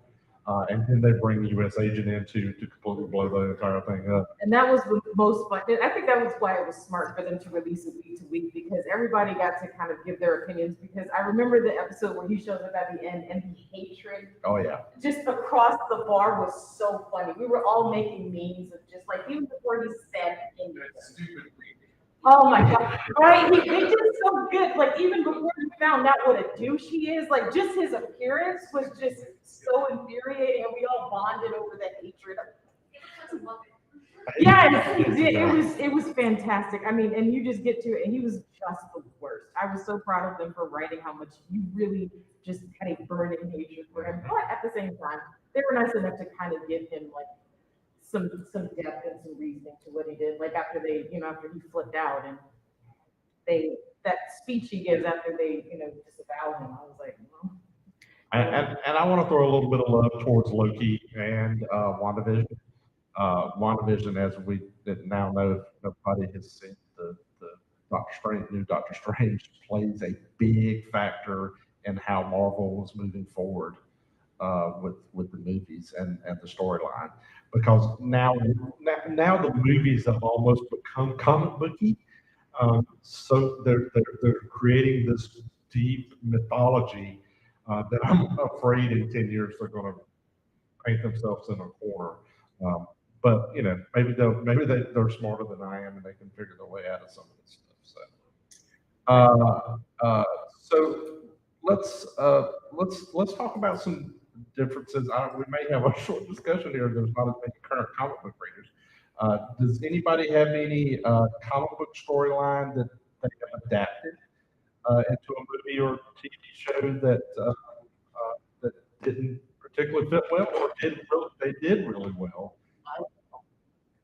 I thought that the CW shows did a really good job with Crisis on Infinite Earths, as good as they could have done it, so I was very happy with that. I have to have the opposite for, and this is for the DC animated original films. I love Batman Hush. That was one of the first comics I got when I was like probably a teenager. And so when they announced that they were going to do it, I was like, oh, that's going to be really cool.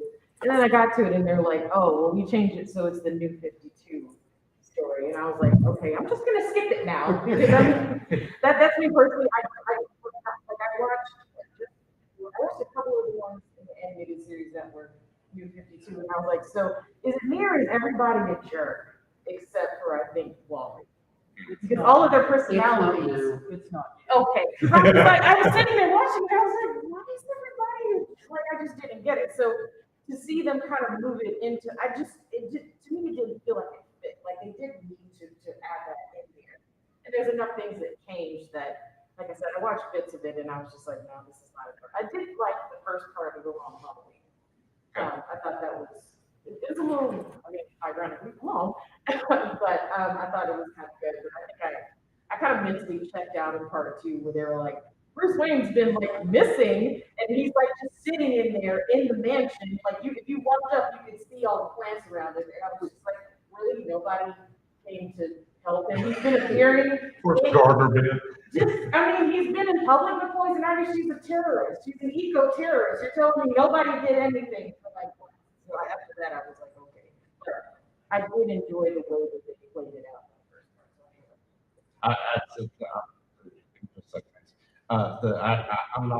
I hear the DC animated is so much better than the regular movies. Yes. I haven't watched much of that stuff. Again, I'm not a super DC person, but I hear that the animated stuff is so much better. Especially the DCAU. That's what I enjoy with it. You can't see them here after Batman. Oh, nice. And that is because of Batman the Animated Series, that whole run back in 2000, Justice League, Static Shock, Batman Beyond, all of those. That's my bread and butter. The original films I liked most of the way until like the 2010s.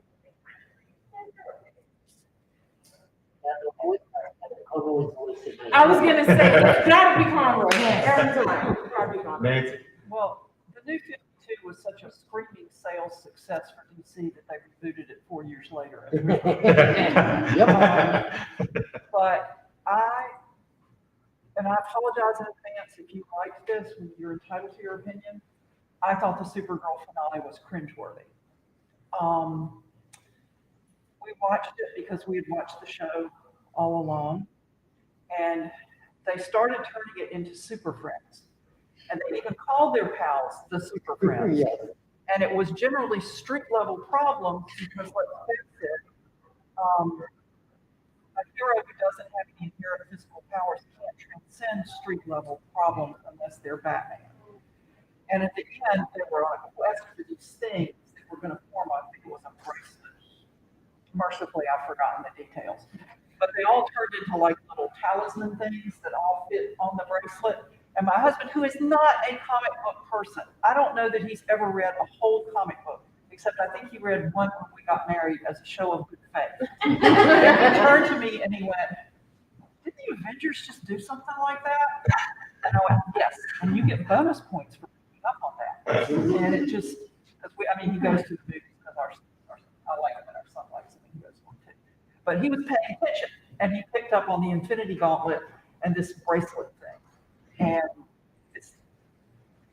I just no. One of the reasons it drew me out of the CW, so I didn't watch Arrow. I got to the Flash and people were like, "Oh, this is really good because it's not like all dark and tormented." And I started watching it, and I got to I think either 3 or 4, and I know I'm in the minority here, but again, having all the other shows constantly interrupt his storyline when I was only there for him, it made me quit. Because half the seasons was now devoted to all the other heroes that are in that same universe. And I know that, again, everyone else is enjoying it, and that's great, but it took me out because I was like, I'm kind of just here for them. I have the same problem with a lot of big crossovers in comic books. It's mostly people I don't care about getting in the way and putting the storyline on hold till they finish whatever it is. With Nightwing, currently, the storyline's been on hold for at least 8 issues. Tom King took it over, he launched the storyline, and wow, then we had a Batman crossover, and we had to sidetrack things for that. And, you know, Marvel's terrible. I mean, Devil's Reign's going on, and X-Men books are just constantly. I've lost track of. I used to read X-Men. Yeah. Or And- wait, and they all get rebooted every. that's part of why I don't. It's impossible to get invested when I know that either they will be rebooted or everything will turn out to a memory implant or they'll be cosmic cubed or whatever. So I just pick it up and read an individual trade paperback, and I don't feel the need to follow along to the next one. I will say though, I'm making an exception for Dark Crisis because it's, I don't know how much you keep up with online stuff, but for a while the DC management thought the legacy heroes were bad because they made the original heroes look old, quote unquote. And so they were all sidelined, and Nightwing got the horrible Rick storyline. It's like, please no. But the legacy heroes stepped to the front in Dark Crisis because the Justice League died in Justice League 75. And Dark Crisis is a reaction to that. Now, I'm sure that the Justice League are not going to stay there. Whoa. Because Superman is their flagship character. So back when they killed him in the 80s, it's kind of like, yeah, they're going to kill off their flagship character for good. Yeah. So then they brought him back as an Electron for a while or something like that. Dual electrons. Yeah, this is not Superman. You know, you can call this what you want, but this is not Superman. But I'm looking forward to that because the sidekick heroes were the ones I identified with when I started reading comics as a kid because, hey, they were kids and I was a kid. And so I will say that in defense of that particular crossover. In general, I don't know about reading, which is the goal of crossover to get you to do that. And to what we're talking about in general, I remember they did Justice League Dark, one of the original animated films, and I was sitting there watching, and I was like, Batman, why are you here? You're not actually doing your cool, but he wasn't actually contributing to anything there. And I can't remember in the comic he was even there at all. Like they may have added him just for the animated series, and I was like, okay, everyone loves Batman, but he doesn't have to be in every single thing for it to be I successful. think the comic was led by John Constantine. Yeah, and he was there. Like all the people from the comic were there, but then Batman was there, and I was like, why? He's not actually doing anything. I think they just kind of wanted him to be there. He's a dark character. It's Justice League. You know? Right, I was gonna say, maybe that's it. Weren't they mostly supernatural or magical? They were. It was a magical, like, that's what all of them were. I thought he was gonna do something, but yeah, he wasn't really doing anything. But Batman's magic. You didn't know. Too bad they did the Hawkman. Yeah. So since we've kind of went down this line, Jericho, let's start with you. Who are some characters from comics that haven't been put into a multimedia platform that you'd like to see? Everybody keeps talking about Batman Beyond, and I was like, it's so near and dear to me that they're gonna mess it up. So I kind of don't want it. However, I think we're approaching a point where people are more open to seeing someone else with Batman, and I love Terry McGinnis. I've loved him since I was 10 years old. I think he is a fabulous character. I've met with Will Friedle, the voice of him.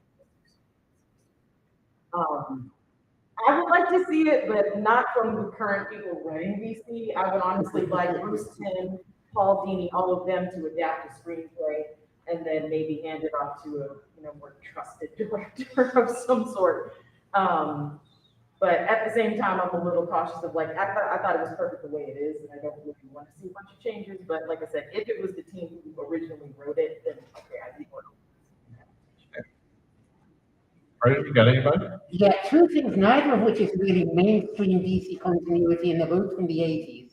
Amethyst, which was a series about a 13-year-old girl who discovered years ago, she was born in a magical dimension, given to parents here to grow up in safety, and now it's time for her to go back and save her world. And It was just charming and clever and pretty much ruined by everyone after the original author, but the original series was great. And there was a 12-issue limited series, Silver Blade, about a legendary Hollywood actor who has become embittered and pissed off because he's old and he doesn't have any roles anymore. And then in Mysterious Entity gives him the power to become any character that's ever been on stage. Boxer, swashbuckler, robot executioner from his horrible last film. And now he has to go out and fight using these powers, and it does not go in the direction I expected. Carrie Bates writing, Gene Colan drawing, it was really good. Annoyingly, never collected. Well, that's two deep cuts there. I hadn't thought about Silverblade in years. I've reread it more than once, and it's really good. Still. Nancy, you got anything? I have two. They're both Green Lanterns, Jessica Cruz and Joe Millay. Jessica Cruz is Hispanic, and she was partnered with a Green Lantern named Simon Baz, who was Islamic. And Jessica became a Green Lantern. She was agoraphobic after the death of a friend, the violent death of a friend. She appeared in Justice League, I think it was 30, in the New Frickin' 52, and the Ring had chosen her, and she was terrified and could not cope with it. So, And that was in 1955. Yes. They did adapt. oh, they did. Okay, obviously I'm not keeping up. You're okay, no. I mean, to be fair, I think it was just okay, but like, no, it was cool because they really did go and explore her anxiety. Yeah. Which is unusual for a Green Lantern. But the woman who played her was the one who plays Crazy Jane on Control. Wow. And she really sold the role, even when she's saying the oath, which is something I've heard or read 5 million times. She managed to put some power into it. Okay, well now I have to go find that. Yeah, so that one, especially if you have HBO Max, I think it's up there too. Okay, thank you. And the other one, Joe Millay, was created by a famous science fiction writer whose name I'm blanking on, but she is a Green Lantern in a distant space sector. And as soon as we walk out of the ring, and her ring is unusual. She doesn't have quite the same capabilities as most Green Lanterns, and she's out there all by herself. There are not a lot of other Green Lanterns who can come. And she was dealing with a world where there were like techno subatomic beings, and the main society was kind of based on Vulcans because they had repressed emotion, and they would go after people who were seeking to express their emotions. And it was kind of different. It was only a 12-issue miniseries from DC, and I don't know if it's been collected. I certainly hope it has because it was really good. And I think the character has a lot of potential, and I would like to see her get more exposure and an adaptation on TV. Since be the resident Marvel guy on the panel, I'm going to touch on a plethora of characters that Fox has completely misused, and that's the X-Men. I didn't answer that just because I was like, oh, did he mean like he's never going to die? Because I was like, Storm needs justice. You're right there, and we can discuss characters that got wrong here in a minute.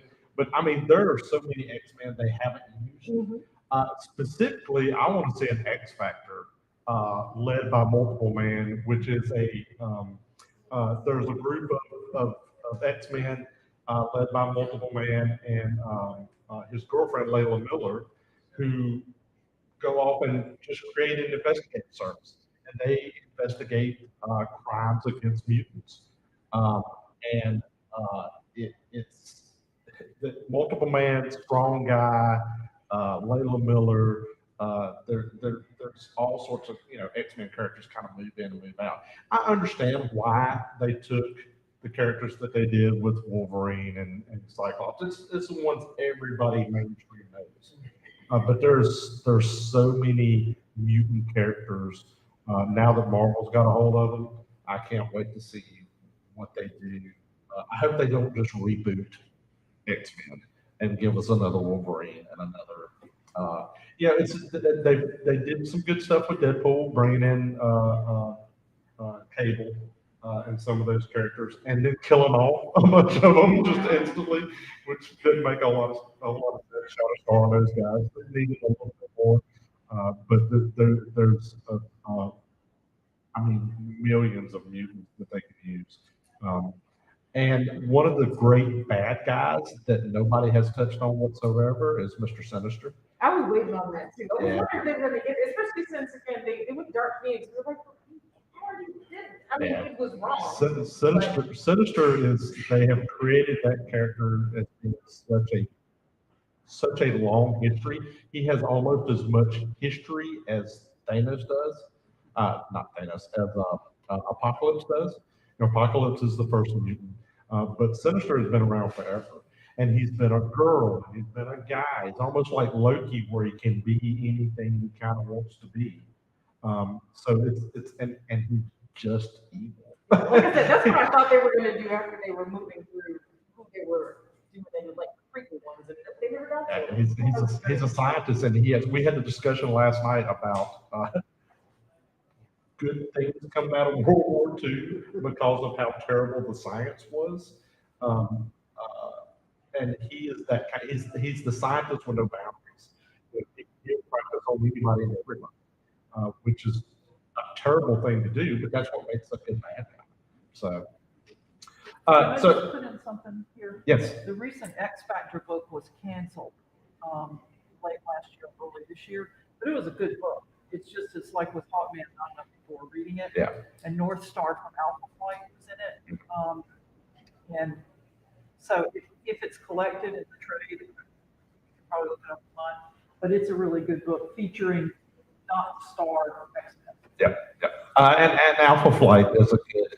Speaking of North Star, Alpha Flight is a good Canadian superhero, Vindicator, and that's Wolverine played a little factor. Puck is one of the great characters in comic books.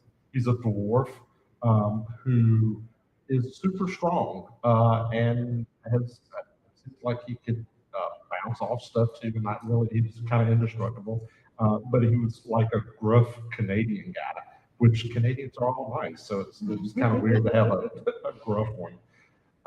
Sorry, sidetrack.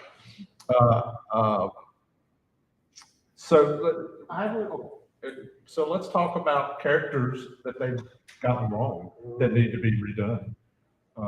Fraser, you want to start? I'm going to think of someone, but I'm not ready to start yet. Okay. I'll start. Saturn Girl, in the most recent adaptation of Legion of Superheroes. I know that Brian Michael Bendis is a superstar. I've read of things of his that I liked, things of his that I didn't like. Yes, let's age up John Kent and destroy his friendship with Damian Wayne and then make an excuse to say we didn't. That's a whole thing in itself. But his Legion of Superheroes are all whiny brats, and I want to smack them or put them in timeout when I read it.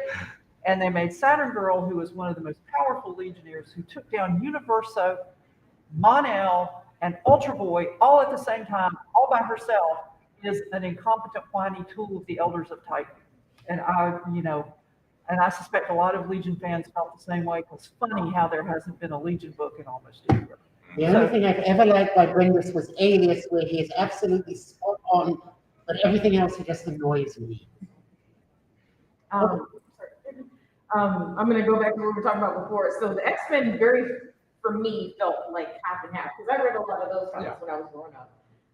And so, Wolverine was done great. Professor X was done great. Magneto was great. But some of the ones that I really liked as a kid, they just got kind of these generic or not even real personalities. Iceman was a huge disappointment because he's really funny. Really funny, super useful to the team. He comes up with all these really creative, it's almost like in a Green Lantern sort of way, the different things he comes up with to solve the problem when they're fighting different things. And he's disappeared out of the comics completely now. Oh, yeah. He's not in any X-Men books. Yeah, I really liked him when I was growing up.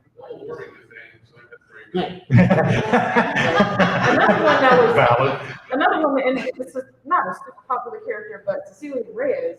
When I was a kid, that was the first time, again, other than Storm, I had seen a dark-skinned woman with like cornrows. Obviously, I'm a black woman, so it was cool to me when I first discovered her. And then I found out that Alice Broderick played her in New Mutants. I was like, no, no, that's wrong. You shouldn't have cast this person as that character. So that annoyed me to no end. And again, Storm. I'm hoping that as Marvel picks it up, please give this woman justice. She's such an interesting character. It's so powerful and so interesting. And if you don't know her backstory, she was an orphan in Egypt who basically made her way by stealing. She was a thief until she adapted her powers. And she's been married to Black Panther, and she is literally a goddess. And they have not done her justice. Not even close. So again, I'm really, that's what I'm hoping most of all. And I'm like you, I really, Hugh Jackman did such a good job. I kind of don't want another Wolverine. I'd like to see X-23 be on whatever new team they do, and just kind of leave Wolverine there. Again, they don't have to leave him out forever, but maybe just like the next storyline, and then maybe wait a bit and think about it. I'll give two. One was a very minor one, was Batroc in one of the Avengers movies. In the comics, he is this absurdly flamboyant, acrobatic mercenary who's obviously having fun telling everyone he can kick their ass. And then and he would have been a lot of fun on an Agents of Shield episode, and they make him into this very serious terrorist and a very generic terrorist, so good wolf. And the other one I was thinking of was now slipped my mind. Okay, keep talking, it'll come back to me.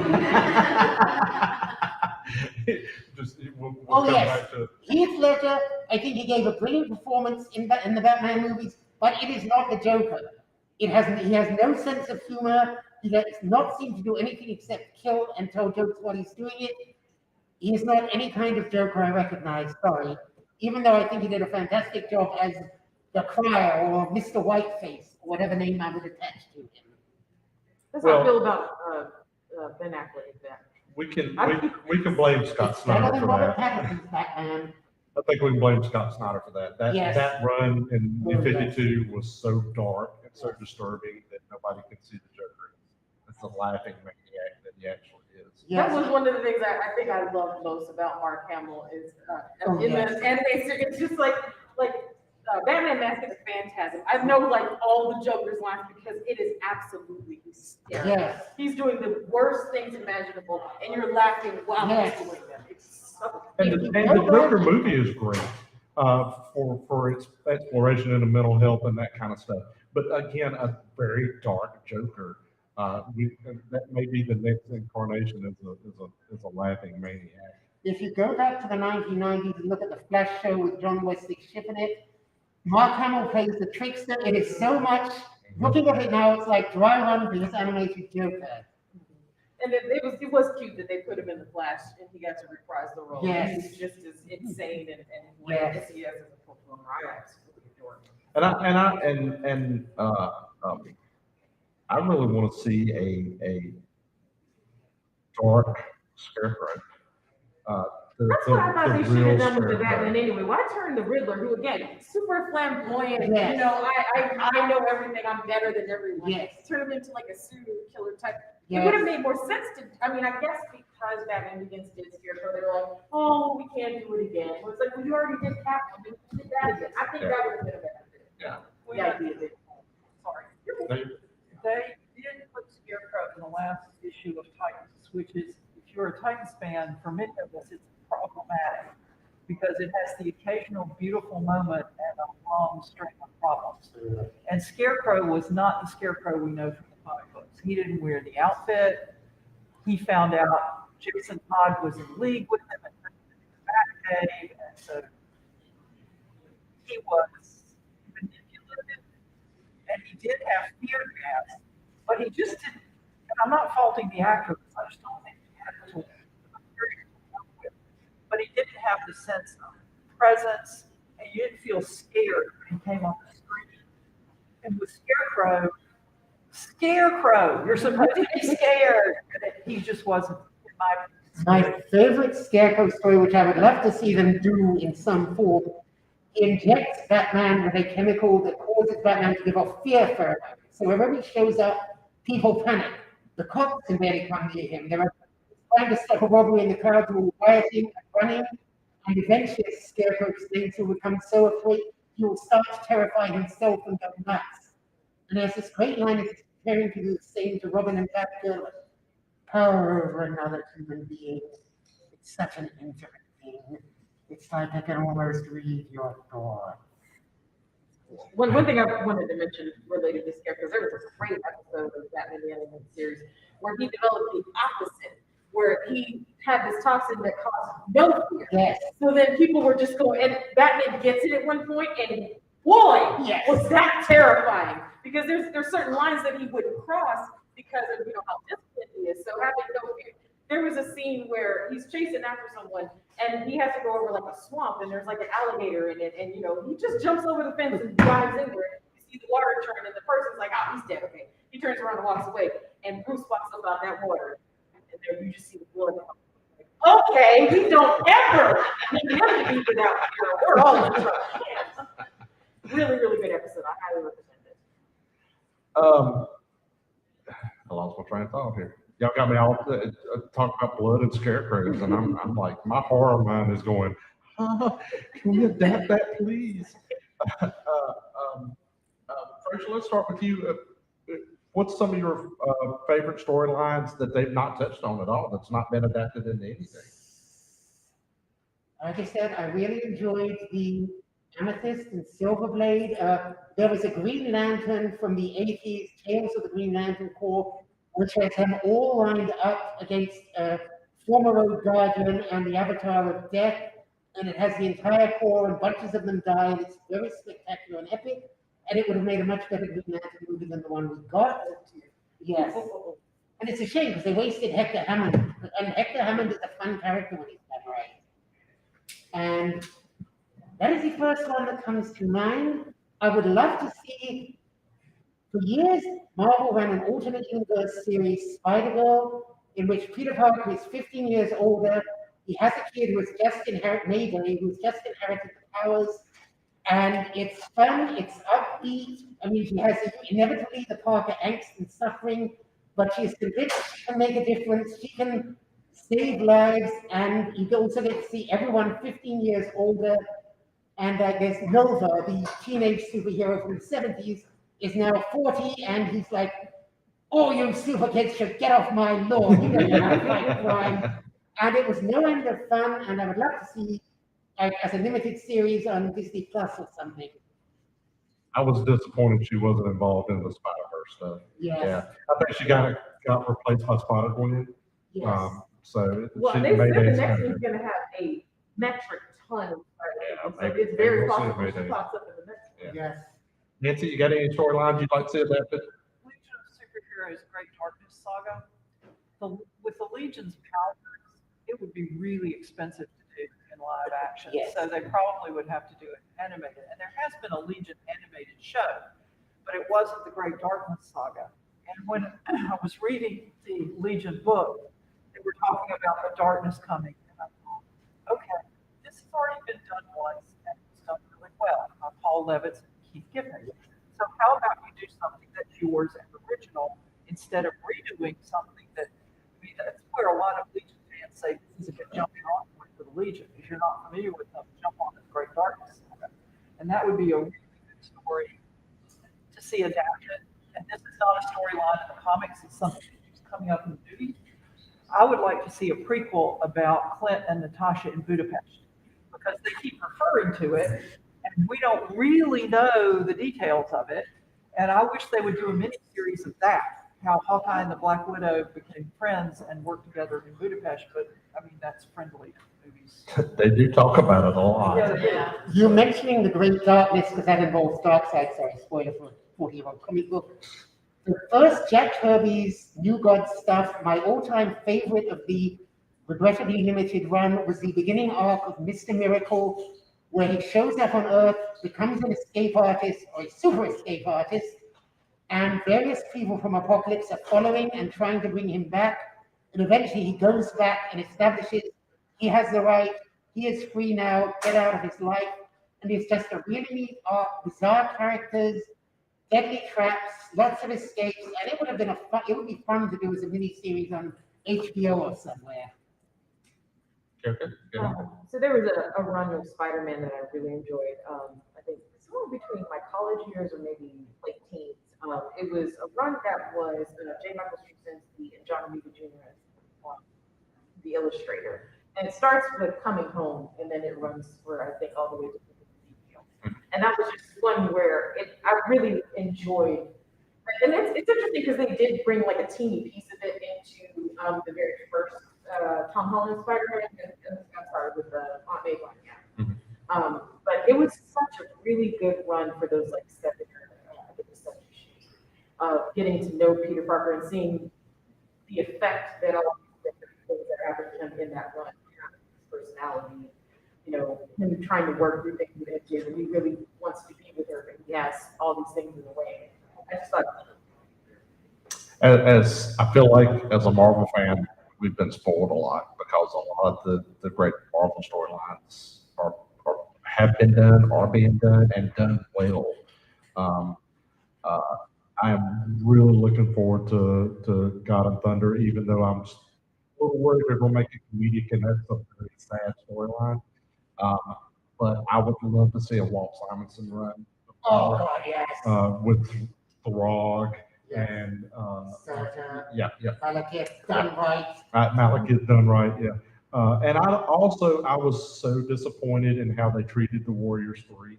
Right. I love Ragnarok to so much, but as soon as that scene happened, I was like, I only have 2 problems with this. One, them summing up. Stop it. But that was so rude. Yeah. And why did you even invite the actors back onto the set like that? And we haven't even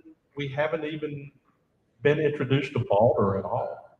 Balder is Thor's best friend.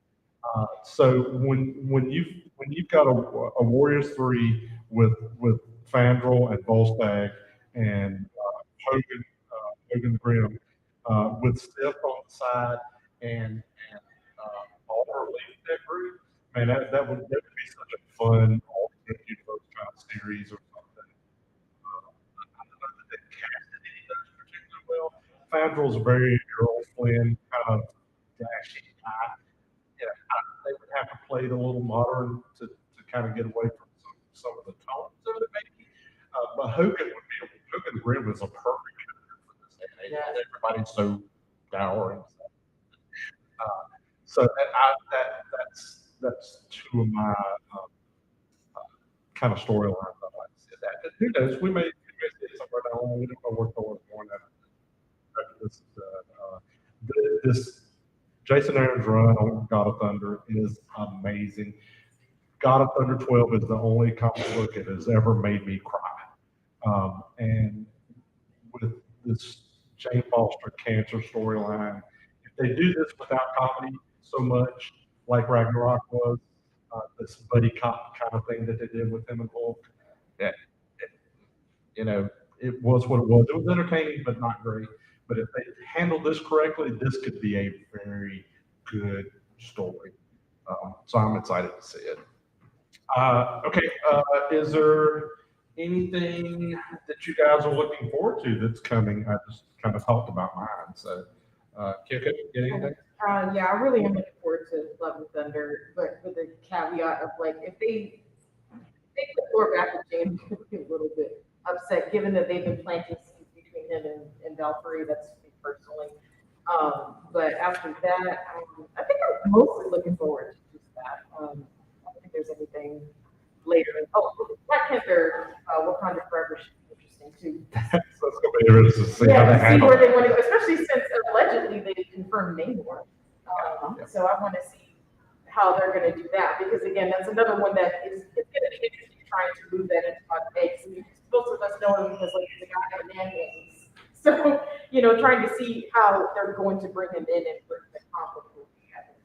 Not to show my age, but Patrick Duffy did it so much better. Rachel, you got anything? Well, I don't go to the movies much because I'm still a little nervous about the COVID, so I am looking forward to Love and Thunder, but I probably won't see it until it comes out on DVD. There's nothing in particular I'm looking forward to, but I'm always finding new stuff that I enjoy, so that's cool. I will say I think the best superhero show on the CW right now is Kung Fu, which I thoroughly enjoy, even though she's not actually in the book. Yeah, Dark Crisis, like I said earlier, I'm really looking forward to that, which is unusual because I've long since stopped buying every book across it. I've buy the books I buy. If I don't understand something, I live with that. But, and also Disney Plus is now developing a 4th season of Daredevil. And if you have not watched Daredevil, it is so well, it's very dark and very violent.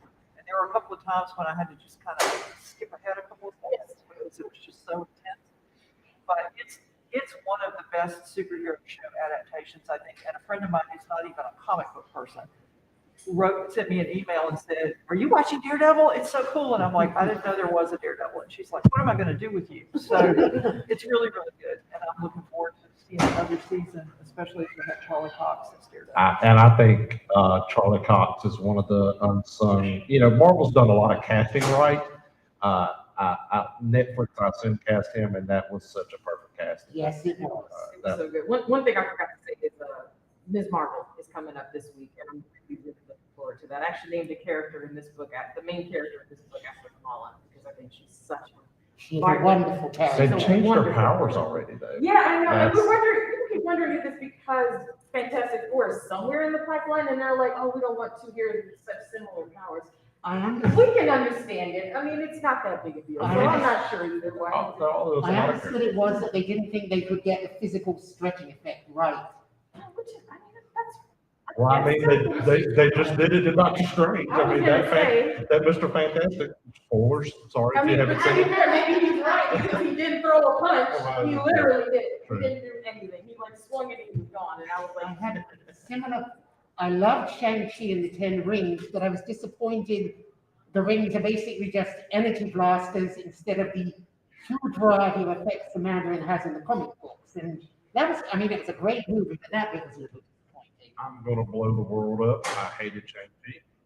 I just thought it was okay. That was such a street level character. He got Iron Fist's story, which was defeating the point of Iron Fist. To begin with, Shang-Chi should have been in the Iron Fist show, and Iron Fist should have been in the Shang-Chi movie. I understand that we need Asian representation, and we do desperately, but having just another super powered Asian, I don't know. Well, he's never been exactly street level. I mean, he was going up against Fu Manchu, that automatically puts him at least the James Bond. Yeah, true. So, kind of time to open up for any questions. Does anybody have any questions, comments? Oh, Lord, have mercy. I like this. Let's start over here. I was just wondering, are there any pet peeves or overused tropes you see in common stories that you think? I will start. This is a whole nother panel. Yeah. I will start. Okay, so I love No Way Home, but I'm 33 years old. If I see one more woman stuffed into a fridge, I'm going to lose it. So I don't know if you know that trope, but it started from Green Lantern when he found one of his love interests chopped up in a freezer. So the trope is they take, and it can be anybody. It doesn't have to be a woman, but most of the time it's a woman. So they kill her off in order to cause either angst or tragedy within a male character. Stop it. Stop it. Figure out another way to get us emotionally drawn into the story. I understand that I guess they felt the need to still make this Peter Parker lose someone, even though, again, to me, it's been confusing whether there was an Uncle Ben in that universe. Like, they didn't just say it, so I couldn't tell if he had died or not. So I was like, well, if he already did, then why did you need to do this? Like, I get the whole, we needed to really, really motivate him to hate the Green Goblin and overcome that, hatred and all these things. But this Peter Parker has been so traumatized at this point in the MCU that I didn't feel it was necessary. We already understand and we're drawn into the story, all that other stuff. Stop doing it. Stop killing women so that the guy just needs to ask. So just get rid of it in every single upcoming MCU anything. I don't want to see it anymore. I agree. I agree too. I also, when I walked out of the last Spider-Man, I was like, oh, they're getting kind of formulaic. We're seeing the same storyline at same kind of comedy points and same kind of. Then I went to see Doctor Strange and I went, somebody has changed this up a little bit. So yeah, I'm worried about all the tropes that everything's got to be funny, ha ha. No, it doesn't. We need a little bit of darkness because without darkness, your superheroes can't be great. There is a tendency for comic book writers, Scott Snyder is very bad about this, to have the villain, when he's triumphant, then give a philosophical lecture on why evil is better. And it never works because they are not philosophers, and the villain is not going to say anything that is not stupid. Yeah, that trope is called the Hannibal lecture. Ah, thank It's you. like, yeah, I like just it. stop Okay. it, just stop it. That one needs to go too. My dear Clarice, I'm sorry. If I never see another heroes fight again, I'll be happy. Because in addition to science fiction and fantasy, I write romance. And the misunderstanding plot is just bullshit. And if two guys landed, wow, we both have superpowers, let's fight. I'm sorry, you don't even know who each other is. Could you just talk to each other for like 30 seconds and find out you're both looking for Loki? And then maybe we won't have this slugfest right here. And heroes can't be happy. Can't have a happy, long-lasting relationship. Sick of that one. And every superhero movie has to end with a 45-minute CGI giant battle, which I give Moon Knight credit that it did not. So those are my three things that I would be happy to see just go away. Yes, ma'am. Do you ever think we'll see a static shot? I think we're moving towards it. Now, I don't know about a film, but I definitely think, now CW's being a little bit weird because of the cancellation, so I don't know if they're cleaning house. I think we're moving towards that.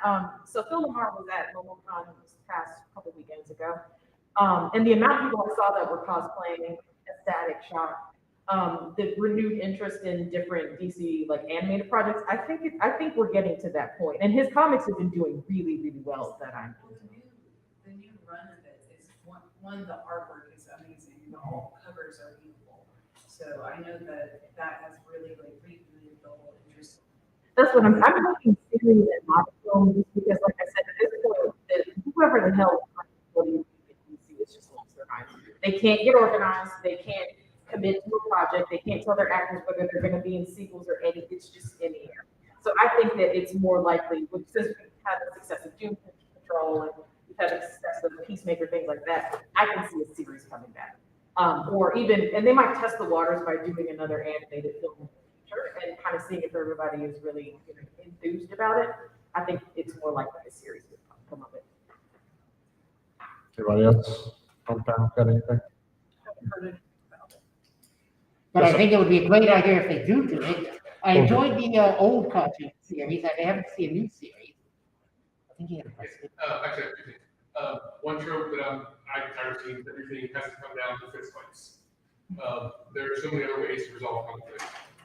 It's coming down to people with each other. The question was, what do you guys think about the way managers handle time travel and afforded out these versus how to create these multiverses?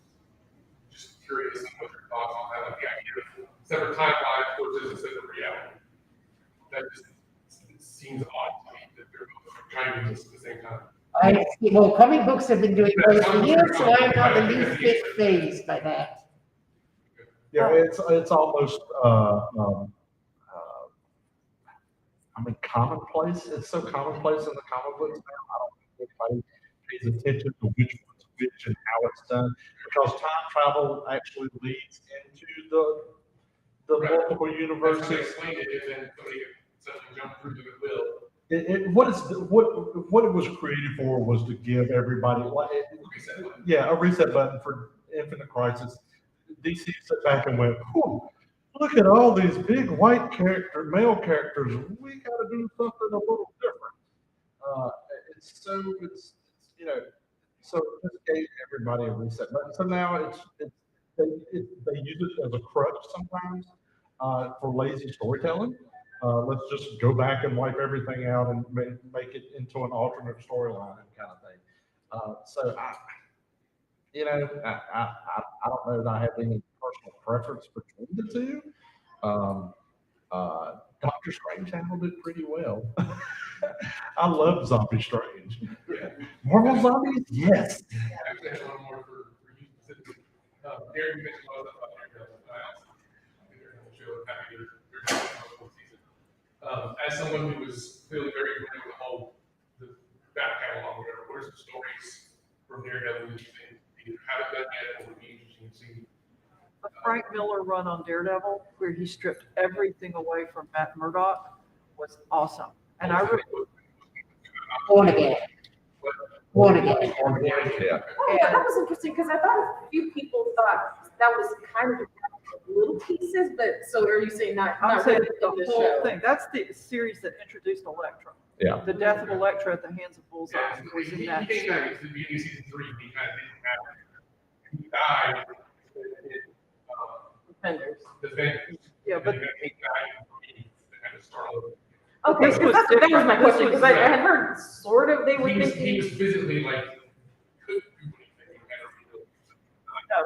Yeah. The Kingpin destroyed his legal practice. He took literally everything away from him. And I still remember the issue that where Matt hit rock bottom. And he's in a cheap flop in New York, tiny little room, a radiator. He's hunched over. He doesn't even have a blanket. And when he comes back, the slogan is that something the Kingpin forgot. That a man without hope is a man without fear. And of course, Daredevil is the man without fear. And then Black Widow did a run in Daredevil back in the 80s, I think it was, when they kind of hooked up and were a couple for a while. And I really liked those, but I can't remember what issues they are. It But was if you go to, around, it started a little before 100, a man I did laugh. I think it was a little before. If you go to Comics Con, they will have it. I'll look up the story. So, but those are the two, and then the recent Zdarsky one, honestly, I cannot tell you how good that is. The writing is just superb. They go deeply into the character, and Marco Cicchetto's artwork is fabulous, and it fits the mood of the story. They really mesh the way a comic book components are supposed to. So I would start with that one because I think it's being collected, and that's the easiest to start with, and then look for the others. Pretty much anything Chip writes is good. So I know good things to go back and read. I can't just get a series because there's 1 through 12, and the numbering starts over at the same time. I think the Miller run may include issue 237. I'm not positive, but I seem to have this cover stuck in my head. I could be wrong for a while. But yeah. I do want to jump back in and answer the other question. I did like the multiverse just for that cameo of Captain Carter in Doctor Strange. That's who I am right now. I'm Peggy because I think she is just the most amazing character. And so I'm hoping that if that did well, it's an indication they want to at least finish Agent Carter. I don't know if you guys saw it. I thought it was excellent. She was in What If as well. So Yeah. She's going to be in What If season 2. Yeah, and so that's what I'm hoping is that they're testing the water. Yeah, it would be really great for them to at least just let her finish the story because it was kind of cut off. All right. Also, Daniel Moore is going to be Illuminati because he's the only Illuminati in the comics or whatever outside of things. Yeah. All right, I've been told we gotta wrap it up. Y'all wanna go, reintroduce yourself and tell everybody where you're at for the rest of the day? Yeah, Nancy Northcott, nancynorthcott.com. I'm on all the Comics Lair panels on Continual. You go to Continual, you Google Comics, put search Comics Lair in. I'm there.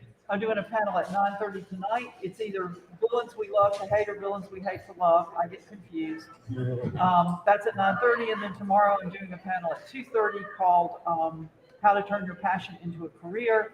And at the end of the month, I'm moderating the DC Writers Panel at Heroes Convention. Right. I'm Fraser Sherman. I have a steampunk panel in a couple of hours, and then I'm on superheroes or vigilantes around 5 p.m. tonight. I'm Kyoko M. I am in the dealer's room, in the author's alley, all day until 6:30. The next one I have is Importance of Character and Voice, and then I have All Things Disney Plus tonight at 9 o'clock. My name is Sammy Castle. We're in here in about 30 minutes doing This Is the Way, which is the Star Wars panel.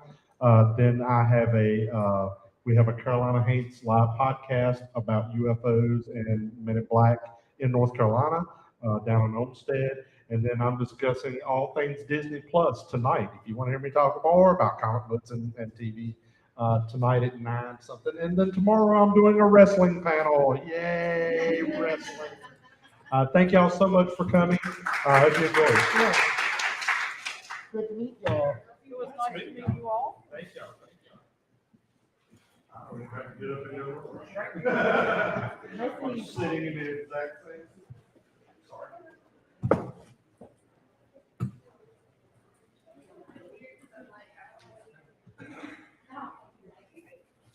Have you read Zdarsky's Seven Criminals? I have That not. is a fun one. That is a fun book. There's a boyfriend and girlfriend who start dating and realize when they have sex, they can just tell. Wow. And they start robbing banks. But also it's fun. That's a different take on teleportation. It's really fun.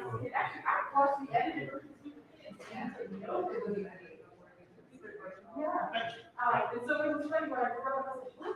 I'm reading it, and I just got like all the stuff they had to crack because of the comic.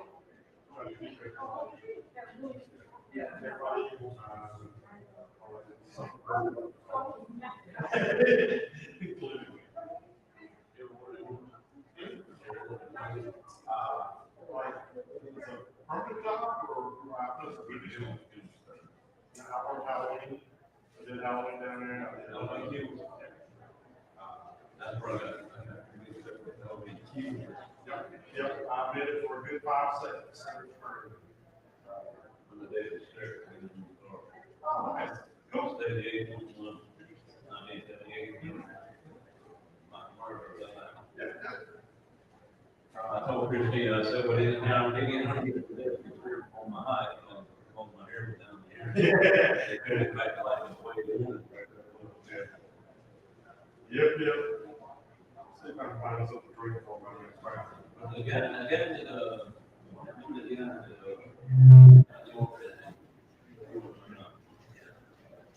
What happened to Adam? He passed away.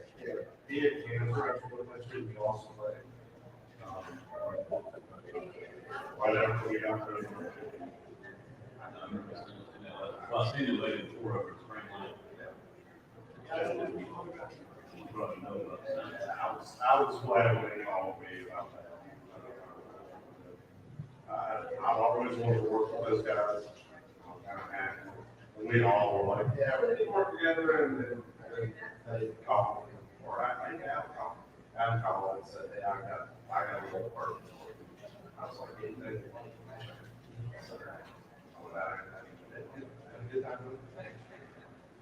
But, you know, then, sorry, you have to wait it out. There's some cancer we're talking today. I think. My brother passed, my youngest one around and passed away 2 years ago. Kind of like throwing it back. Think about it now, I think about it, was one death, and then guys. I'm working like that, working like. I'm not good with it. Same council, well, I mean, I've already told you 3 times, so.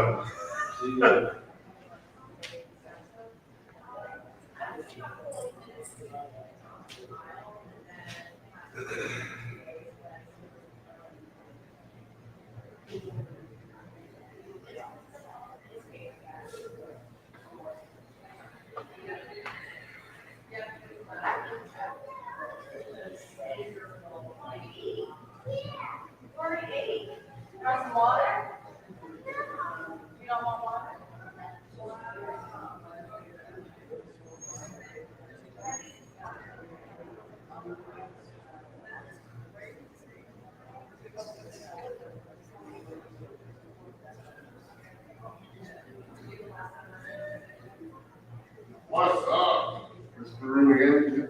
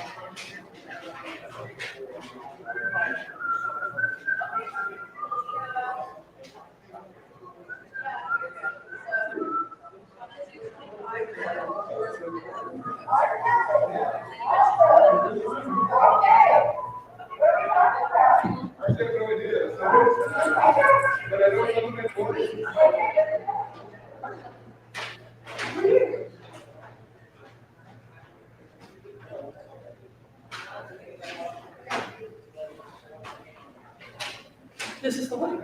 This is the one.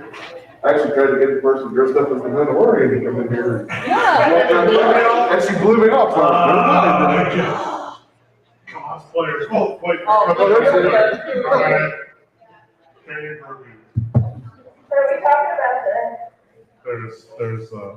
There's no love for Grogu in this one. No. We're talking about Star Wars here in about 5 minutes. Right in my alley. Yes, I would think so. Talking about, which show? The Mandalorian. Charlie and I, is it specifically the Mandalorian? Because I thought it was just all Star Wars. No, it says this is the way. It's the Mandalorian. Although I Well, can't crap. imagine anybody going to murder us. If we meant- I took it as a Star Wars panel. Well, Since I there wasn't a was Star going Wars to panel. branch out to all Mandalorians. Okay, so we can go all the way back to Empire. Yeah. The Christmas special. Christmas special. Everyone has to, it's canon, and we all have to just suck it up. Jason Buchanan and I had a conversation the other day. He has a Chewbacca costume, and I have a Chewbacca costume. Mine's larger than his. And I said, hey, we can remake the life thing. Thank you. You're not sticking around? This seems to be your wheelhouse. Okay. Be that way. No, coming in is the way, not leaving. That's right. This was the way. This was the way. That's the wrong way. So who's moderating? That would be me.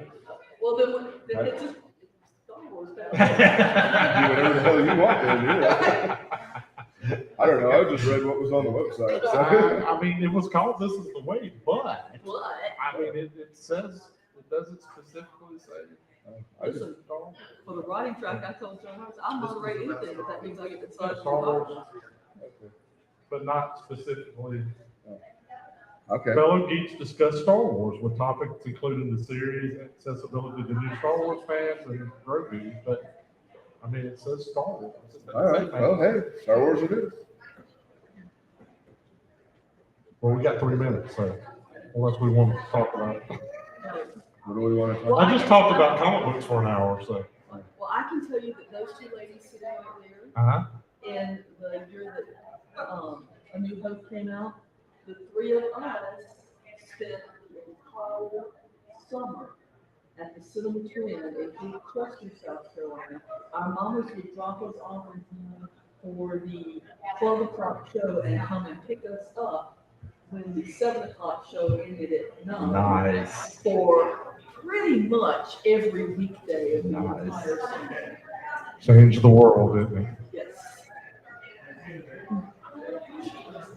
And I think it's just us three. Well, we lost our moderators. What happened? Okay. So when I messaged Jessica yesterday, That was your mistake. Jessica, yeah. I know a Jasmine read too. So Yeah.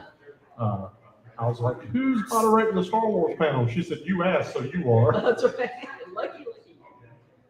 Who was supposed to be doing it? Was that Joelle? There's one there that's on the website. She said she was going to try to talk Karen into coming out. When I walked by, Karen was laid back with a foot propped up on the chair. Which does not sound promising. No, it doesn't.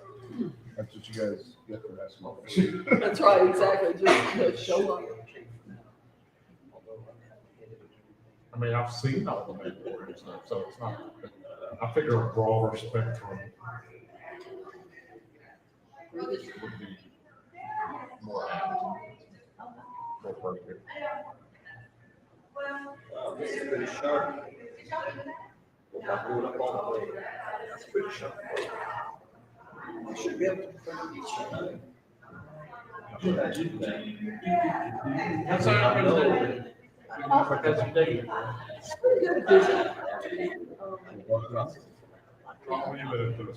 I went to the Fall Staff Road Show, picked up a free book, I bought some D&D dice because I needed obviously more, and I went to the Fall Staff Road Show and gave away some books and, stealth dice. oh, man. I mean, That's like a Vader dice. I know, I couldn't pass that up, so. So there's no numbers at all? Oh, there's numbers on it, you just have to be like, that's how you lie at the end. Of course, that's a natural 20. That's a black on black dice. He also does pirate dice, which have, bows and, I had to. So yeah, of course I needed more dice, not like my dice guys stuck up. Everybody I know that, plays D&D now or do that, they collect. It's an addiction. It's a horrible, horrible addiction. I guess it's better than crack. I'm so old. I'm so old. The first set of dungeon dice I ever had came with a little crayon that you colored so that the Wow. Okay, my parents got, the original box that you buy at the bookstore. Yep. The red box. Yeah, the original. My parents got me that for Christmas because they thought, well, it's got dragons on it. Shouldn't like that. My parents bought me one of those, not realizing that it's a multiplayer game. And I was the only child of an only child with no cousins that cared anything about it. So I was just looking at the pretty box and reading all the stuff. So. Yeah. All right, it's 12:30. We can go ahead and get started. Okay. Hey, thank you. I didn't realize we had a door closed over there. Right, somebody's stupid. We're kind of come at this with some hesitation already because we don't know what we're doing. I got placed as moderator yesterday. I thought this was a complete Star Wars panel. Then I got here to decide it's a Mandalorian panel, so we're going to discuss everything if that's all right with y'all. It's Star Wars. We all love it. So let's start off by introducing ourselves and telling your first Star Wars experience. Yes. Okay, I am Lucy Glue. I am a senior editor and writer for Falstaff Books.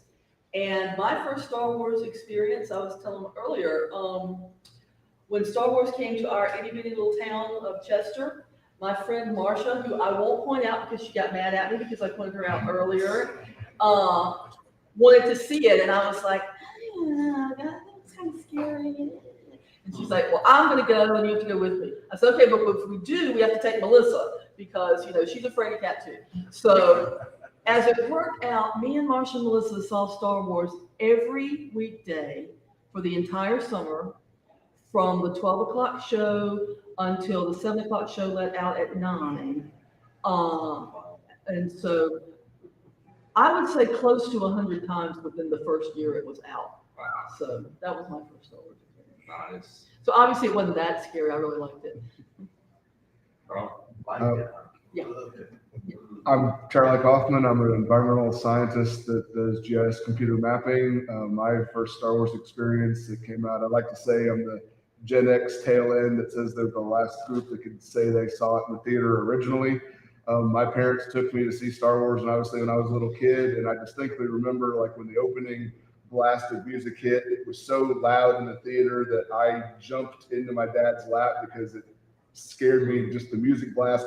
But it got me hooked, and I've been a sci-fi geek ever since. So that's how I got hooked into it.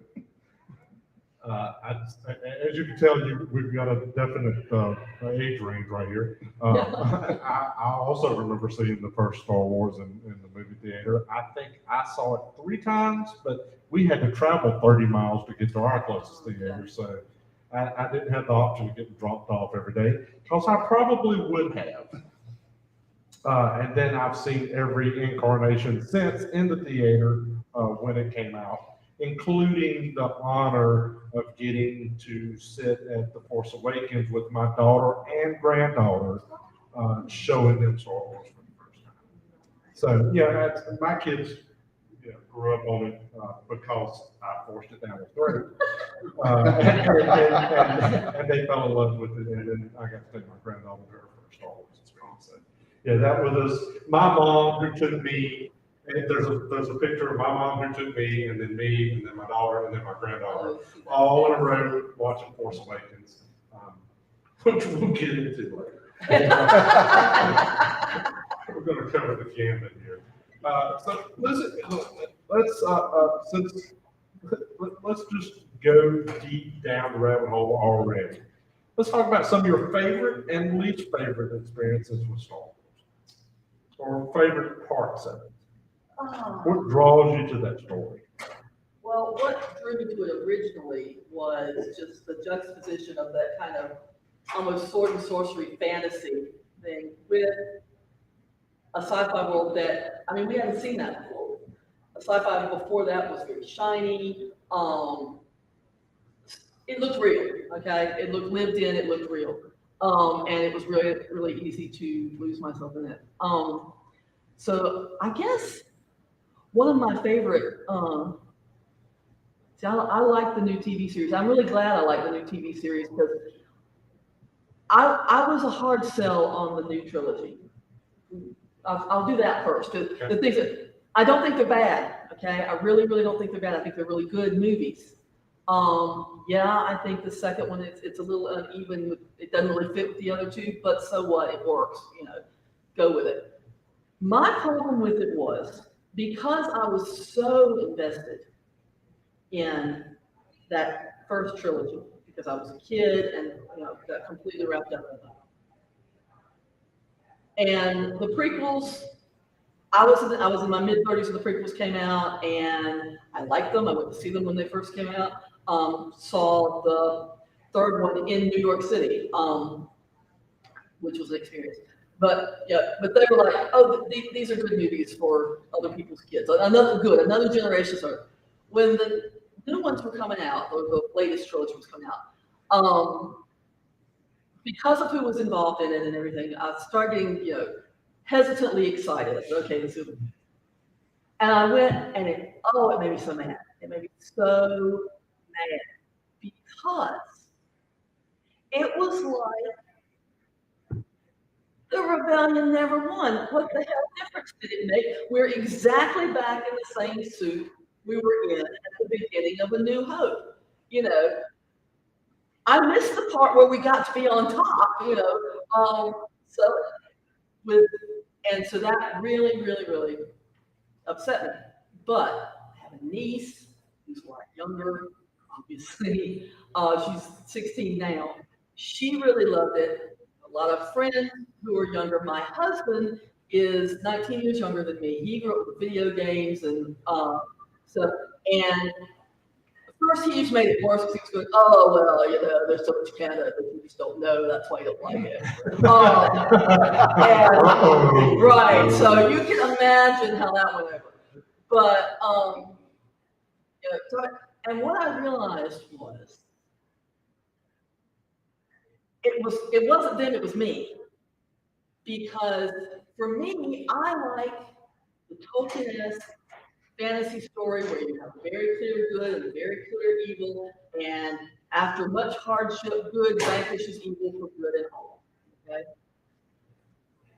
Kids now, and people my husband's age, and probably people fellow panelists' age, aren't as committed to that.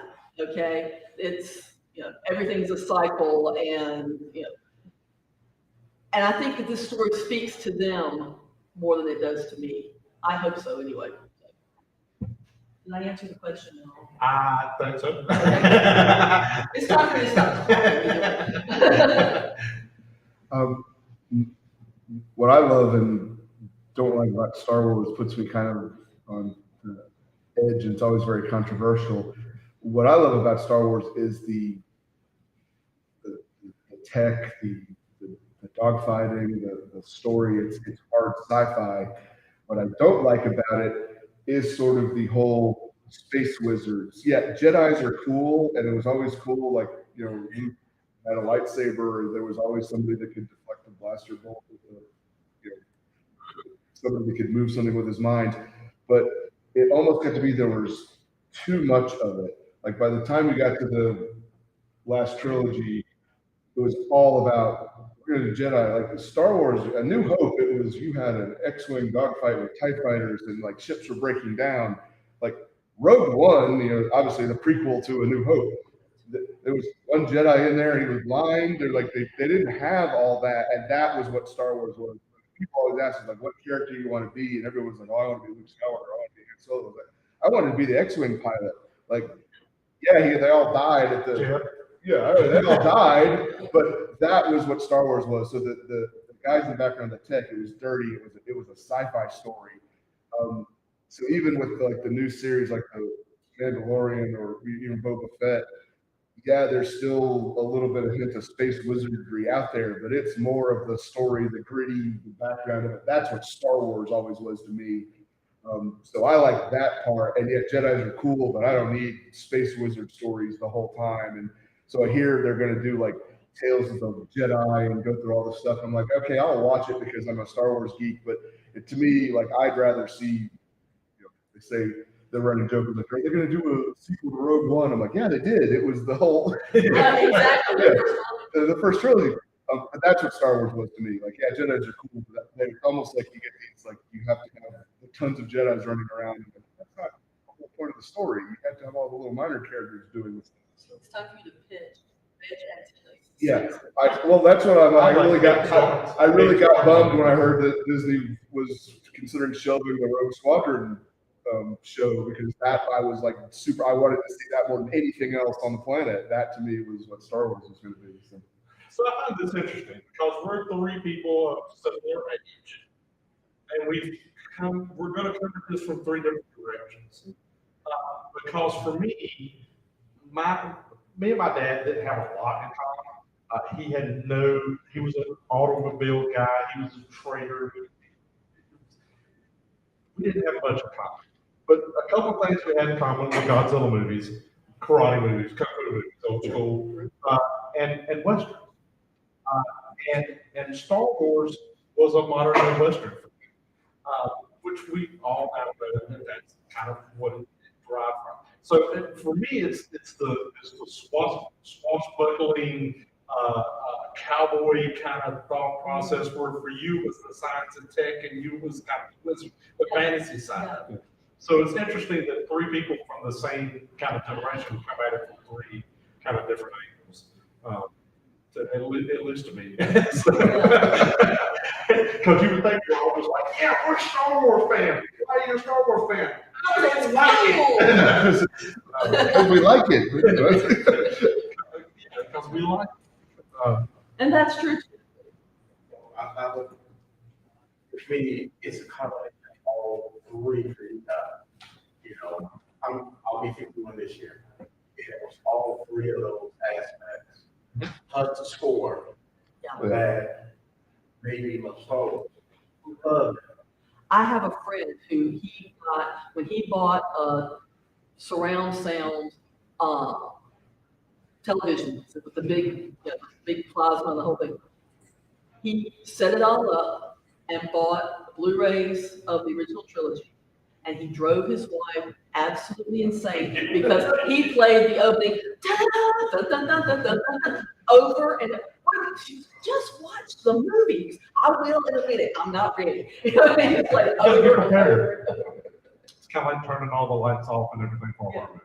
So have any of y'all read the Star Wars, the comic book adaptation of Lucas's original script? That was fun. So this was a perfect storm of Lucas and Dykstra and all those guys bringing these different ideas. Kasdan later on bringing these different ideas. It was almost a perfect storm. Lucas gets all the credit for it, but I've got the tie-in. I found it in the bookstore. It's like one of my prized possessions. It's a dirty, like ripped up paperback copy, but it's Star Wars by George Lucas, and it's got stamped on the cover, soon to be a major motion picture from Fox. But you read it, and it's like, he's not the best writer in the world. Like, he created this universe, and it's really cool, but these are one-dimensional characters. But he wrote it as a kid. Like, this was a afternoon serial Western, and as a kid, you ate this up, and I freely admit that. And as you watch it now, I'm like, Luke's whiny, and these aren't the most rounded out, fleshed out characters, but you loved it because that's, if you're nostalgia and you're always going to love it there. And so, it's gotten a lot better with better writing and stuff. But, the first movie, that's what you love. Yeah, well, I mean, Lucas is the one who put the spine in the thing by going back to the hero's journey and Joseph Campbell and all that stuff. So, he had the beats set up. Yeah, he had the Seven Samurai and the Westerns and everything set up. And goes, this is what I want to do, but we're just going to do it in outer space. So, we're Beowulf, and we're going to do it in outer space because I like Flash Gordon. Yeah, that's exactly. I was just gonna say about the characters being fleshed out. I mean, I think it was meant for kids anyway, wasn't it? Oh yeah, no. As a kid, you're gonna love that. You don't want it overly complicated anyway. As a child, which is I think is a little bit of an issue with our generation watching Star Wars is we get a little too gatekeepery, and one of my when the prequel trilogy came out, everybody started bashing it. I was like, there's problems here. Jar Jar is a problem. There are storyline beats in that are a problem. You introduce this great bad guy and you kill him pretty much instantly. There's problems, but I always look at it this way. That was some kids' first experience with Star Wars. I have kids that love them. My youngest cousin saw episode 1 about the same time that I saw A New Hope. He doesn't like A New Hope for the same reasons I don't like episode 1. Like, he got New Hope, he got sunk. This is it. This is Star Wars. He gets to episode 4, and it's like, these characters aren't all that. Like, where are all the people that he grew up watching? And so I get it because it's made for kids, and by the time he got adult or teenage. So maybe that's the problem. Padme and Anakin were boyfriend girlfriend, like imagine it would be in the second grade. Yeah, and that's so it's for kids. So by the time you get to like the Mandalorians, we all have these like preset conditions. Like, this is how it's going to be. And like I like Boba Fett. It's like I loved it. Yeah, and like I've got some issues with that story, but like I enjoyed it not as much as like that. I think he got a little more hate than he deserved. There's some problems with that story. I didn't like some things that did to that character, but all in all, I really loved that the way they were trying to do that character. Just I sent away for the action figure because that's the only way you could get it was through the mail back in I'm a male in Stapleton, so Yeah. Well, we've got interactive already, so. I guess if you add like what the character doesn't shape by other people, I guess deal with this family, but the man is great. What is your opinion on how do you think they fit well with how George originally set up? Okay, I think that there are continuity problems. I know I haven't seen any other one yet, but I understand there are continuity problems. And this is how I feel. Yeah, the original trilogy was for kids. I think it was at least the first one. So we have a child and it's very obviously for kids. I think that that Rogue One, Mandalorian, Boba Fett are more for grown-ups. Like for me, Rogue One's a very much a grown-up movie. Kids can enjoy it if they like nuclear holocaust again.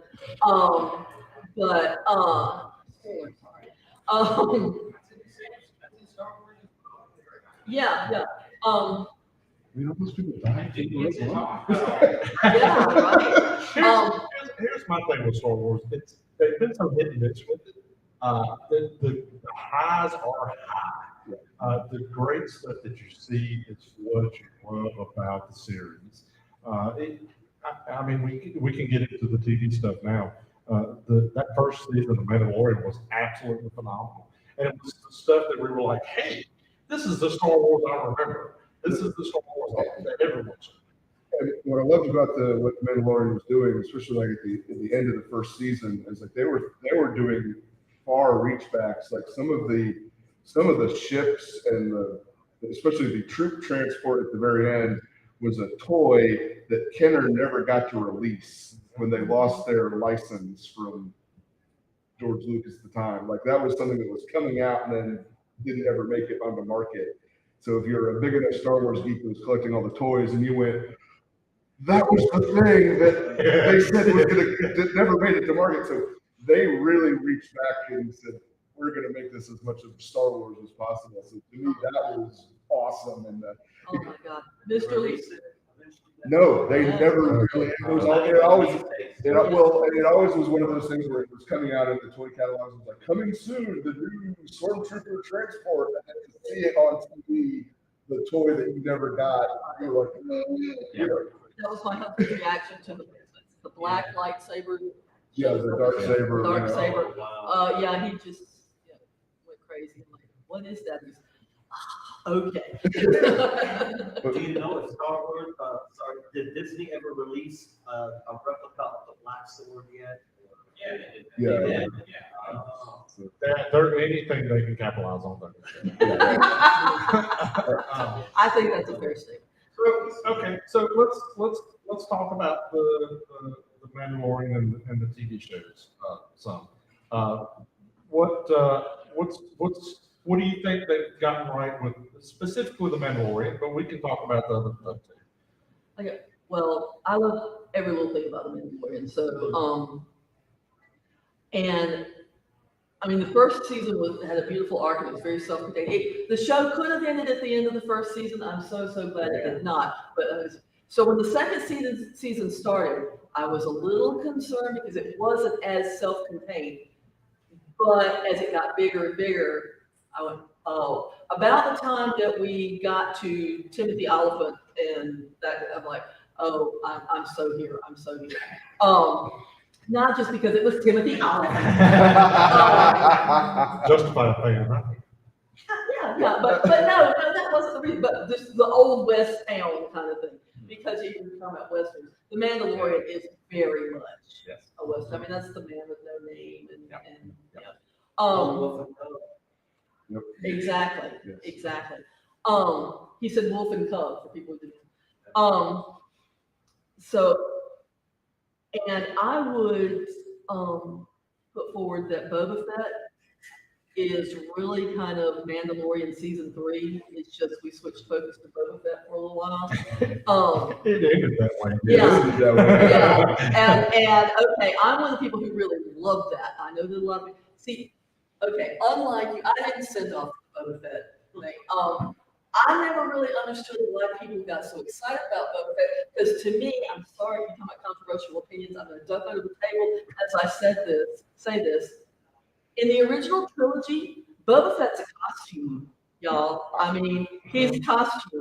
But he was the coolest costume. It is, That was- no doubt, cool costume. But there could have been anybody in there. Charles Nelson Riley could have been in there. Okay, so we projected onto Boba Fett what we wanted Boba Fett to be. Yep. Boba Fett, to me, was just the asshole who took Han Solo away. So who cares about Boba Fett? So consequently, I wasn't bothered by the characterization of Boba Fett in the TV show. In fact, it made me really like him because he makes sense to me now. He's a person. It wasn't I actually was enjoying the transition of being the work for hire bounty hunter to like wanting to become his own crime boss. I thought that's actually something I can get behind. He's trying to make a name for himself. What was absolutely killing me was the bad writing of like every time he walked up to somebody, he's like, "Do you know I'm Boba Fett?" I'm like, shoot somebody. With his helmet off. Like, put your helmet on, scare the hell out of somebody, shoot somebody. You'll be a crime boss in 2 days. So it was that bad writing. I was like, I was fine with him wanting to be the next, crime lord, Tatooine. But I want the costume to do it. I don't want this old guy walking up and going, "I am Boba Fett." I'm like, I could have written half of the episodes at that point. So that was my problem with it. I was fine with the character arc of like going from bounty hunter to crime lord. That was. I can agree with your Boba Fett. Okay, because if you took that IG from the first season of Mandalorian and put him as IG-88 in Empire Strikes Back and had him take Han Solo off, then I'm an IG-88 fan. Or if you've read the comic books, if anybody's read Dr. Aphra, the first series, and she has 2 murder droids, and one of them is an IG model, and he's called 000, and he just wants to kill everything. That if you take that and make that IG-88 in Empire Strikes Back, then I'm that fan.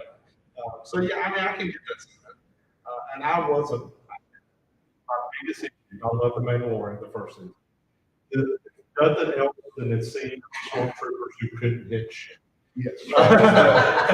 That was so meta and so inside jokey and inside baseball for all of us. But at the end, when they took the Mandalorian's helmet off, I said, "Oh, stop." I read the but I mean, I have the mindset if I read all the EU and when Jaina Solo goes and trains with the Mandalorians, that's their name. You never see their faces. They never take the helmets off. That was the history of a Mandalorian. And then the first season, did they snip it off? And then Boba Fett never wears his? Yeah. Boba Fett's not a Mandalorian. Well, they say he is in the. Well, they decide. They decide he is. But by then we've already introduced all of the other Mandalorians take the helmet off, and it's like, but I'm fine, if it's just sex of the Mandalorian, it's okay.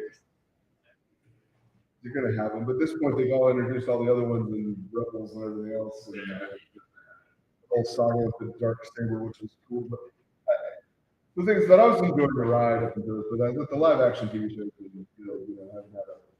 Oh, I mean, they've been infinitely better than but they've been better than these. I would say. They've been handled well. Thank you, John Harper. Yes. Well, I think he comes at it from a fair perspective because he's about the age we are. He grew up with stuff, all these probably the Avengers and Star Wars kind of like we did. So let's talk about the baby elephant in the room. What's our favorite word? Love him. And love him in a way that made me really patient with all of them. He's so cute. I want to stuff with him. Okay, good. That's fine. But, he's character. He's not just a toy. And I thought that the way that they made him, the way he was animated, the way that they wrote him. I think that, I'm sure there's going to be somebody here who disagrees with me. I think that he's a fully fledged character. And I think that they have done a lot with him. And I think the payoff for that was the end of the versus the Boba Fett. To me, that was a person making that decision. That was a stuffed toy making that decision. What do you think of the controversy? Some people got real big about that one. I think Oh, he's eating the frog eggs. frog eggs, mystery creatures. Yeah, I thought it was kind of hilarious. Yeah, How many of those did you eat? right. And okay, it was bothersome, but that's one of the things I like it because he's not. Makes you feel he's more human. I mean, Right. he's not human, but you know. But exactly, he's not related and not this saintly. I read somewhere it makes you wonder. That's why Yoda chose Dagobah as to hide out in because it's a high predator. He's the apex predator. There's a lot of things. There's a lot of swamp things to eat. But I liked him as a character, even at the time when he was early on. He was like, all right, he's a little cute, he's running around having to protect his kid.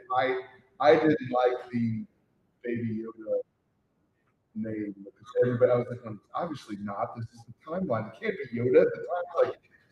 I think the creators they needed to have stamped that out fast. I don't think they love that either. But you don't kill golden goose. Right, but it's like you give him his name quick, call him something else, and try to say it's the child or the package or something. Just but it got too far away, and it was driving me nuts because every time I said, "Oh, Baby Yoda," and I'm trying to explain, I'm like, "Yoda, we don't know who he is yet, but it's not Baby Yoda." The timeline doesn't fit. It's not Baby Yoda. This is. There are other characters of that species. Come on. Yeah, that was. We don't know who he is, but it's not Yoda. I will say that as someone who loves frog legs, I did not have a problem with that. but y'all, for real, the last scene, the last shot, the first episode of the Mandalorian, where he finds Grogu and you have that beautiful mid shot where he's standing over the little eggshell trail thing, and he's pointing this way, and you see this little hand, and then boom.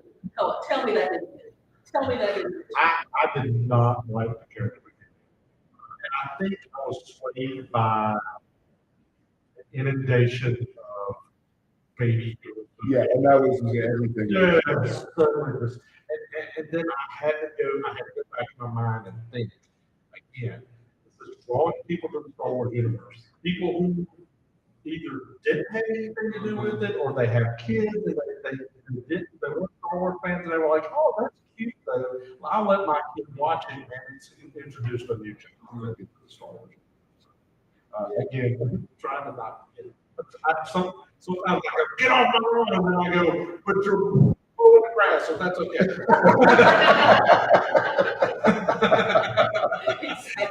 Exactly.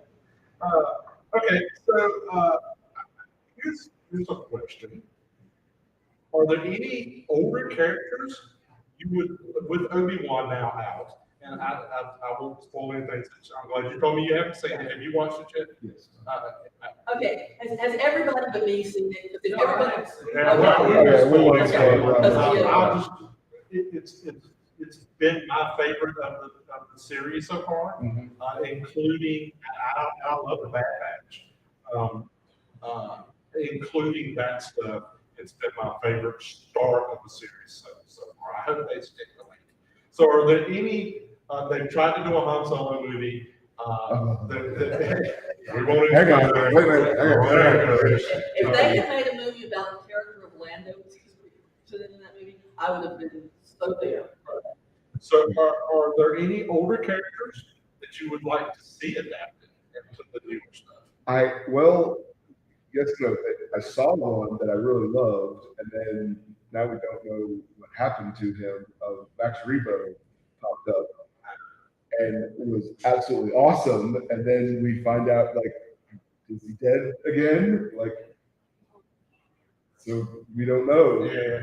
At the end of Boba Fett, they're like, "Oh crap," because I love the fact that he just shows up again, and they're like, "That is the coolest thing ever!" Another deep cut, and then you find out, oh damn, he might be dead again. So it's little things like that I love when we see these characters, background characters that they love, and he comes back up and like, oh damn, we gotta remember about him again. So that's kind of cool. characters, they haven't already done something with. Or expand upon. Yeah, I would definitely like to see more with Lando because there's so much, like, how did Lando get to Cloud City? Between the time he and Han Solo busted up their friendship and the time, you know, I want to know what happened there. Yeah, that would be interesting. I'm like you, I really love the Bad Batch, all of those clones, because, okay, that was one thing that kind of got me about the prequels or whatever. The whole idea that, you know, all of the stormtroopers were clones. Like, really? Okay. But no, that never really clicked for me until I watched Clone Wars. And I thought they did a really good job of, they did a good job of making that make sense for me. I'd like to see Wedge get more. Yeah, Yeah. I would watch Wedge. I would totally watch Wedge. He's got such a deep, rich history in the EU books. Yeah. Yeah, that I can totally understand that. And Rogue Squadron is such a good. No, I love those Rogue Squadron books. See, I'll let them tell you that I haven't read the comics. I haven't read the books. Yeah. Hey, I read Splinter of the Mind's Eye. You guys read that one? Oh, yeah. So, you know, that when, counts. when Luke slapped Leia, that's a hilarious scene. Oh my god. So I'll go in a little different direction from this. That's all. I may have turned y'all in the wrong direction. There's certain characters from Star Wars that I would like to see get expanded and stuff. I'd love to find out how the hell General Grievous became General Grievous. That would be a good backstory. But most of my stuff is from the EU books. And I hate they're not canon anymore, but I would love to see them mine some of that stuff. Between the Mandalorian stuff with Jack Solo and the Swarm or the Hive and that with the Killings and that kind of stuff. But my absolute favorite villains of all time in anything, period, across all movies, I even count Darth Vader, is the Yuuzhan Vong. And those, really? There's a hate for that? Yep. I absolutely love those characters. The fact that the body modifications seem to fit with modern day, all the organic, the fact that they don't use anything mechanical whatsoever, they can't see, the Jedi can't see them because of that is I think is just a great story and should be used at some point. Really, there's hate for the Yuuzhan Vong. That's when those books really started like going down. I mean, there's not some great stories in there, but that's a great set of buildings and a great. I mean, how do you combat the Jedi that they've made into all powerful wizards and having somebody that they can't see in the forest? Well, they've brought Thrawn back into the canon. Yeah. And he's shown back up in the cartoon. He's been brought back into canon. And Caesar. And Black Sun's been brought back into canon. So it's not like it's like Disney goes, oh hey, that was a really good idea. They expect to go, oh suddenly this is exactly everything that they said. No, we're not going to do that. That just became like a toy box. Yeah. I'll tell you, one of the best EU books I read was The Dark Place. It told the story of Darth Plagueis and how he recruited Palpatine to be his apprentice, all the way up to Palpatine finally killed him. Yeah. I'd like to see something on Darth Plagueis, but I think they sort of ruined that after that episode. Do we have anybody read the original Marvel comic book? So the rabbit. Yeah. So when the original comics came out, they kept making comics before it ever came out. So they just went off on this tangent. And Han Solo gets a band of miscreants together that includes a porcupine guy who can grow quills, an Amazonian woman who is a complete badass. And a giant green and rabbit. a 6 foot tall giant green jackrabbit named Jackson. who is a great character. I don't know that they can ever do it for TV or movies. That would be difficult. He's got an awesome action figure out there now. But go back and read that stuff. It was Al Williamson did a lot of that stuff, and it was amazing to see where they took it. And then Empire comes out and they go, oh, okay. So they adapt Empire and then get off into another direction. Introduce Boba Fett and all that. They're the first ones to kind of flesh out the Boba Fett storyline. So, have you read any of your books, or I mean, yeah, we can do it. Since you're from villain or not, if you read any of the other books, he's in the Empire. He is definitely making Darth Vader look merciful at times, and in the books, he's very pragmatic military commander who's doing something totally different. What's your guys' take on where it's coming from? I kind of the thing is he's still working for the Empire, so he's still the bad guy. Yeah, I mean, he's got the Imperial patch on his sleeve. He's Wearing the black he's wearing the black hat. He's still a black. And I mean, there's been storylines. There was a storyline about Baron Fell in the comic books, or was that there's a Baron Fell, the TIE fighter pilot. Yeah, there's a TIE fighter pilot called Baron Fell who was absolutely evil. He's like a Nazi for space, but he has a son who joins the rebellion, and he starts kind of questioning but he's still an Empire guy, so it's a father against son. They mind the Civil War a lot for that stuff too. That's kind of weird. And actually, what's really cool is if you read there's a book series out now called Alphabet Squadron, and they actually go through the rebellion has a whole series of paths to go through. So if you're an Imperial soldier or pilot or military or officer, and you've said, okay, you've had enough, you have to go through all these steps to join the rebellion or resistance.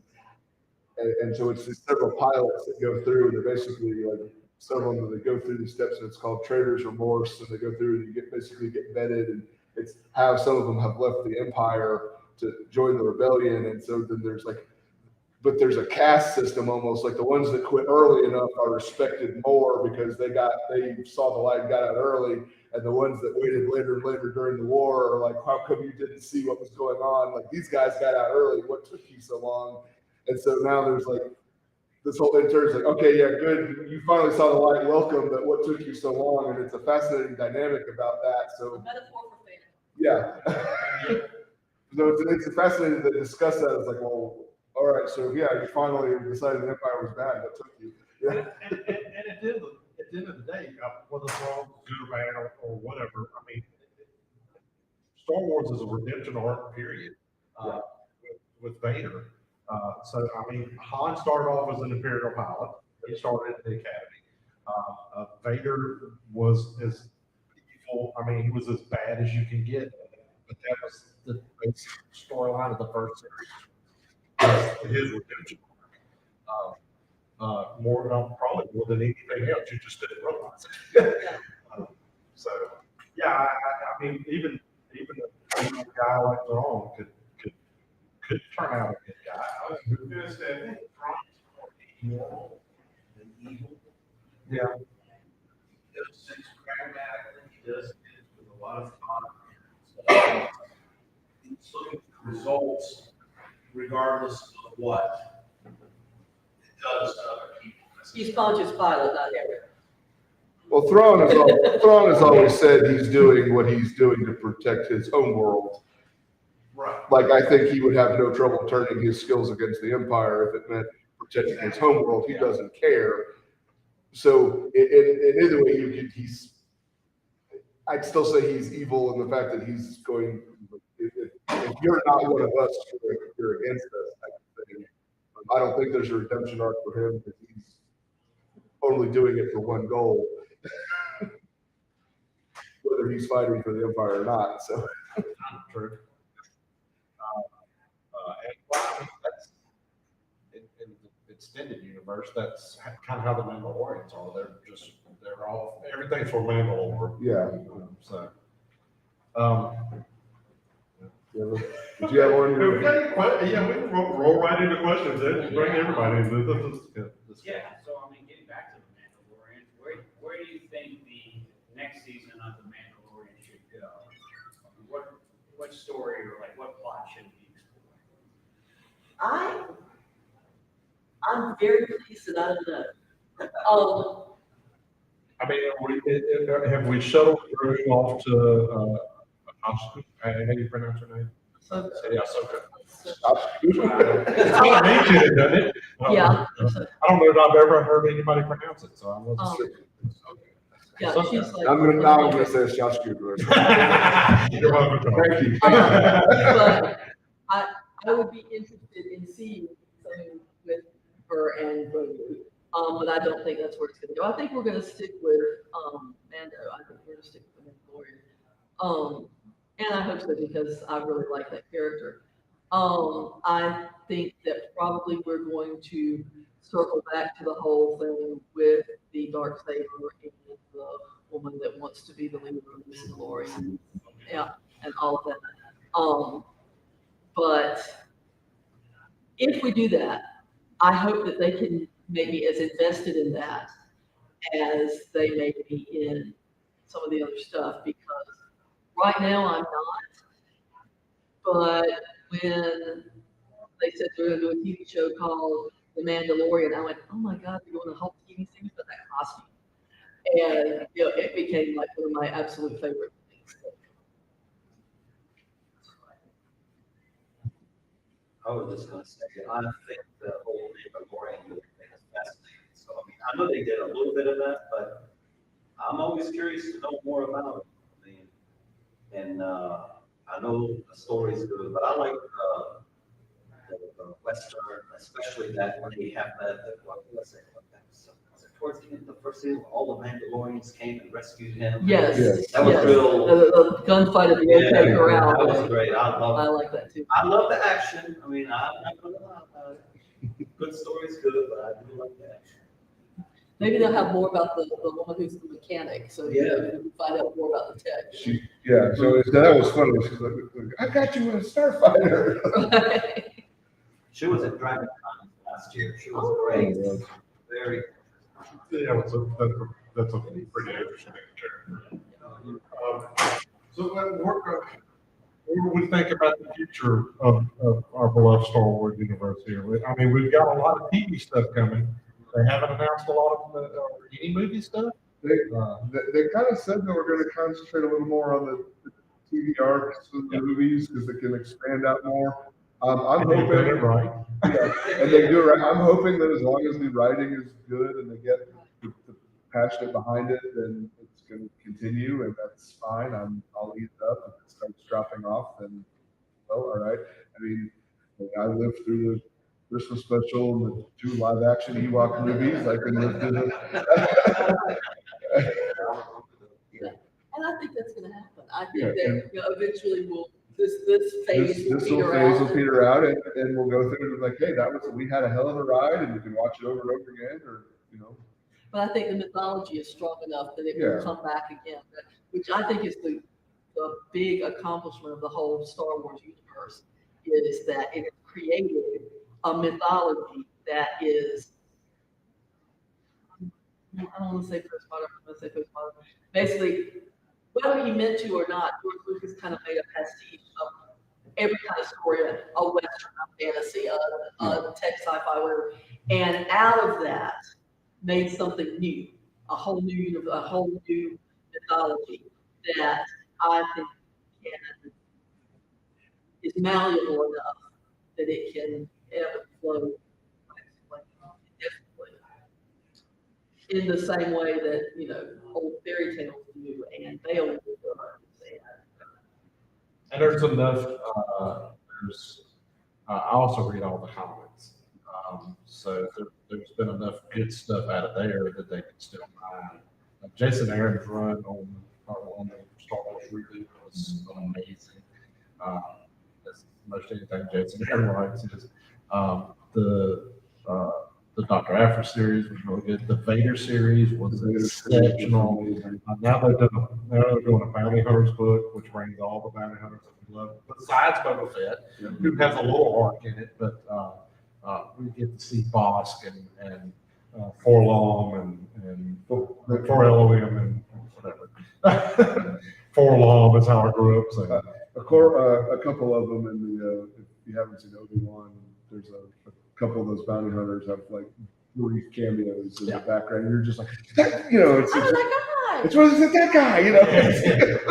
They do a good job of giving us Easter eggs. Yeah, those are the while best, not bogging us down with Easter Well, eggs. they do it in a way that it just makes it feel more of a piece with the whole story. Yeah.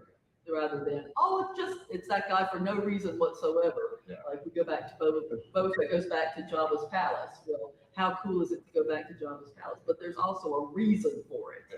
Yeah, like my friend texted me, he's a huge Jurassic Park fan, and apparently there's this like Velociraptor bounty hunter in Obi-Wan, and he sends me the picture, he goes, who the hell is this? And I'm like, I've never seen this before, but did you not notice the other guys that we've all seen running around the background, and he's focusing on the giant dinosaur? And I'm like, more like an alligator. I know, but it was like, who is this? I'm like, did you not notice that I don't know who that guy was either. I don't know, I've never seen him before. It was a weird bounty hunter. But he got a pretty significant arc in the third episode. Any other questions? Growing up, was there any toy or anything you had as a child, or something you wanted, but your parents never got it for you, so you always didn't say? Okay, so I really wanted the Millennium Falcon. I'm from a very low-income area of Southwest Virginia. My dad was a carpenter all his life. He would not allow my mom to work until much later on. So I could not get a Millennium Falcon. What I got was the die-cast. That was about that big, which to me was cool as hell, except for the fact that all my figures would not fit in it, on it, or anything. But I mean, when Empire came out, I dug a tunnel and buried it in the ground and all that kind of fun stuff. So yeah, I wanted a Millennium Falcon. Now I have 3. Including the reissue in 90 whatever. It's still in the box because I'm a nerd. Wow. There was no toy that I really wanted that I didn't have. Although I would have really liked to have had more action figures and stuff like that. My parents were very little girls don't play with that. Is there a Princess Leia doll? Yeah, Princess Leia doll. But I remember one of my little cousins got a Millennium Falcon for Christmas when I was about 15 years old. And the reason I know this is because, okay, spoiler alert, Santa Claus for most people is not real. What? I'm sorry. For some people they're so good, you still don't. Okay. But he just can't get around to everybody. Every Christmas. He always fills my stocking. Well, okay, you guys are exceptional. Not only are you good people, you read all those damn books, so obviously you feel something. But my cousin was not. So his mom had got him a Millennium Falcon, and she's a single mom. Was like, I don't know anything about that thing. I ain't doing that thing together. Anyone who had it? Remember how many little stickers went on that little sucker? With all that stuff. With all that stuff. I can still remember trying the little chessboard thing. Mm-hmm. The first time I put the sticker on, I got it a little off center. Well, that couldn't be. So at 4 o'clock on Christmas morning, I have a razor blade getting it off so that I can put glue it and put it in the right place. Okay. So hours spent putting the Millennium Falcon so that it would be under the tree so that my husband didn't know it. Santa Claus. And it was great, loved it. By New Year's, he had peeled every sticker off. Oh, why? Because he was. That's why Santa Claus didn't come. Because we're boys and I buried my Star Wars stuff. That's what makes it valuable now. You were. Charlie, you and I are collectors. I had the original Death Star toy, the Ah, 3 level yeah. one. Yep. I love that thing, played with it all the time. The problem is that was not the most structurally stable toy on the planet, so it was always breaking. Dad super glued it permanently together, which means it never went back in the box. All the individual parts, like the little the swing rope that went across the thing, that got lost. And with that, all the foam for the trash compactor got vacuumed up into, along with most of the weapons for all of my action figures were vacuumed up by mom's vacuum cleaner. But that was the coolest toy, the full Death Star. The one that I always wanted, I wanted an ad so bad. And my mom somewhere heard, I don't know how, but she apparently got it understood that they were unstable and wouldn't stand upright and would fall over too easily.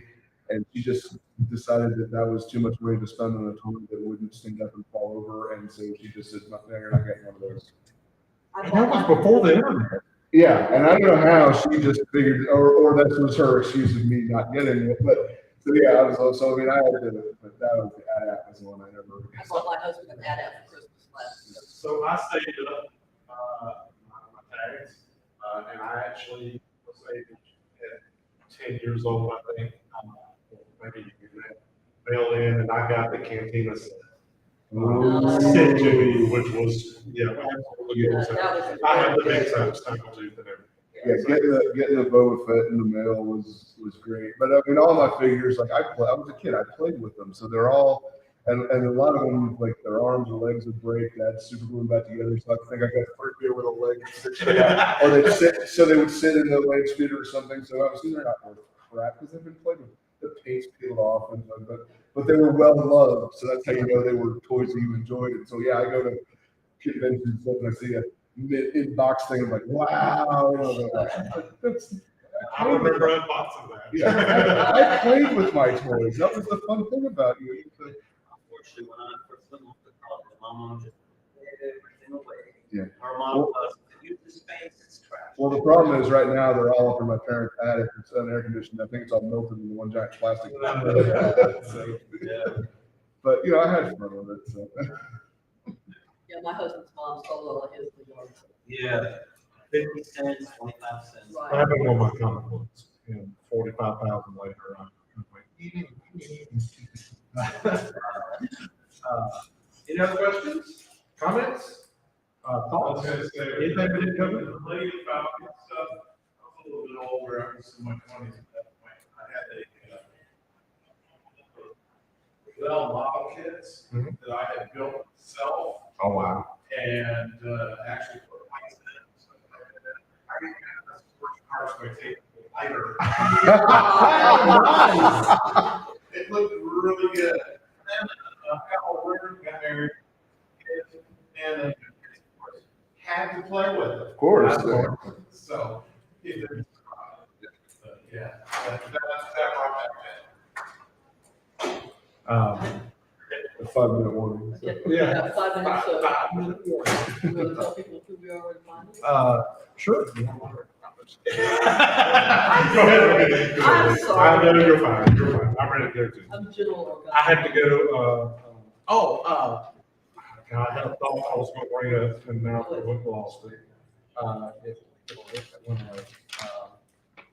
Yeah. Go ahead. See, what you brought. I'm Lucy Blue, and I have books for sale at the table, and I will be talking about a wide today. We have a wide spectrum. I'm Charlie Kaufman. I'm not selling anything, but if you'd like to give me a couple bucks, I'll be glad to take it. Don't put them in this G-string. Yeah. That's right. You gotta do something. Yeah, later on this afternoon at 5 o'clock, I'll be at the Is That Even Possible panel. At 8 o'clock tonight, I'll be on the Weird Science panel. And at 2 o'clock tomorrow, I'll be at the Persuade Me Star Wars is Always Better Than Star Trek panel. That's what we all get along. That's at least that's what I'm calling it. It's just that's what I'm calling it because Shrewsbury's not here. My name is Sammy Castle. Oh, I was going to tell a quick story real quick. The first comic book talk I went it was with fourth graders. And I tell everybody what got me into comics and reading, and one of the things I discuss is Star Wars. And this little girl gets up after the class, after I get done, and she walks up to me, and she's very athletic. She looks like a little cheerleader. She's absolutely adorable. She walks up to me and she goes, "I like Star Wars." And I went, "Well, why are you whispering?" And she went, "I like Star Wars." I said, "Honey, it's okay. Girls can like Star Wars. Girls can like anything that boys like. It's perfectly fine. Be proud. Be proud of your Star Wars family." And she went, "Yeah." So she left. 3 classes later, I'm packing up my stuff and I'm carrying stuff out, and she comes running across the hallway to me, and she reaches into her pocket and she pulls out. She's got 2 Lego Star Wars figures in her hand. And she goes, "I told you, I like Star Wars." And she turns around, she goes down the hall going, "I like Star Wars, I like Star Wars." And I went, "You go, girl." 2 weeks ago, I went to high school graduation, and that little girl walked up to me and goes, "I remember you. I like Star Wars." And I said, "Hell yeah." That is awesome. And I think she grew up to be a cheerleader too. So, anyways, my name is Sammy Castle. You can follow me on social media at Sammy the Comic Book Man on Facebook, and follow my exploits. We have a documentary, Recap Productions is my film company. And we have at 3 o'clock, we're doing a live podcast in Olmsted about UFOs and Men in Black in North Carolina. And then tonight I'll be back here, I think, discussing all things Disney Plus. So I get to talk about comics and Star Wars again. And then tomorrow is Fun Day at 1 o'clock. I'm doing a wrestling panel. Yay. Woo! It's a boy. So thank y'all so much for coming. I hope you enjoyed it.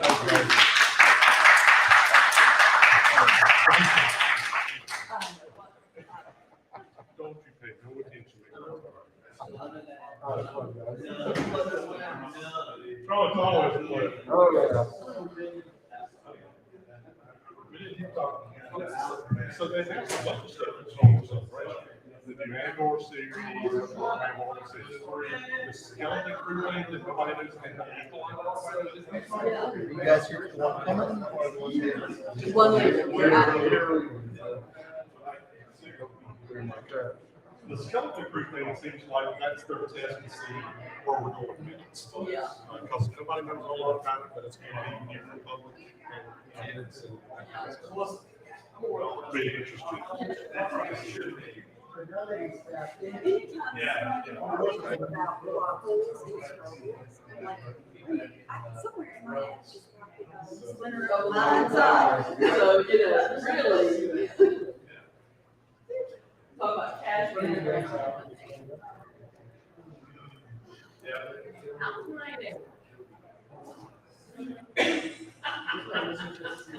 But at least you're getting credit for making it go. What are we doing next?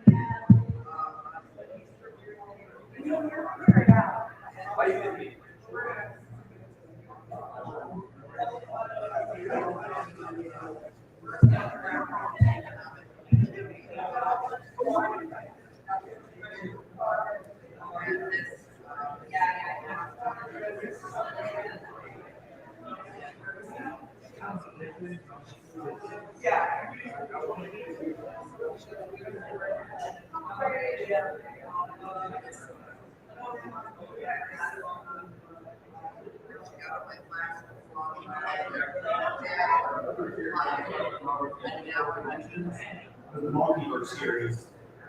When did one of your references? Evans? Wasn't her, was into something, it wasn't Jane, you mentioned something about Jane. Well, Jane, no, it wouldn't have been Jane. That would have been Joel Presby, I think, jumped in to the end of one. I didn't remember that one having a co-author, but at least the first two did. I think the third one might have just been him. But it's like, I know it's at least two like parallel universes. I can't remember. For some reason, I wanted to say there was a third, but I can't remember. I gotta make sure this is working, because it's kind of weird. It's 5 minutes in, no one's here.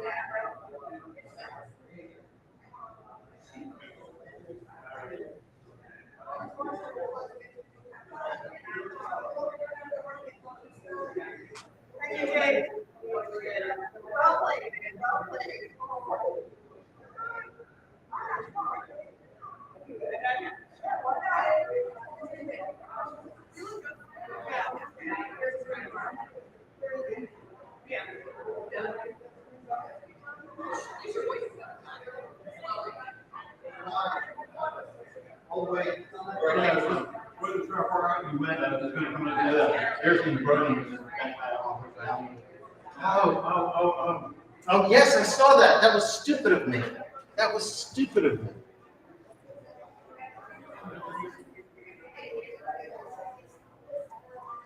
I was wrong. I was dead wrong.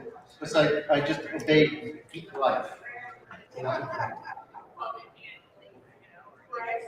I'm going to scoot ahead. He's here smart enough to go, hey, this is empty.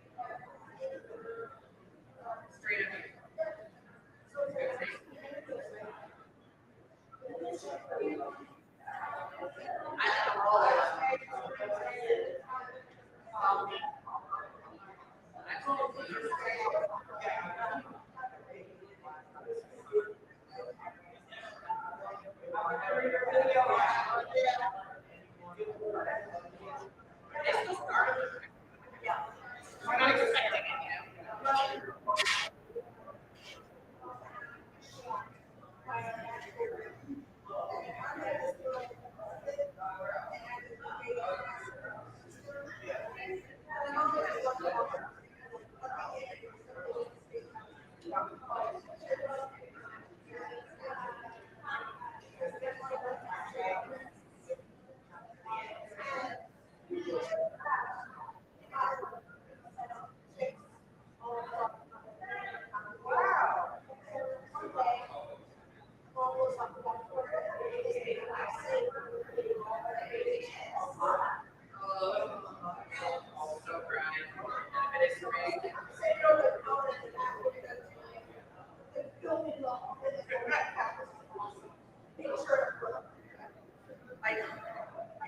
I still struggle with things. My heart, I can't define it. Some people watch something and it's something I can't do those things. I'm like, I know. I'm gonna be that.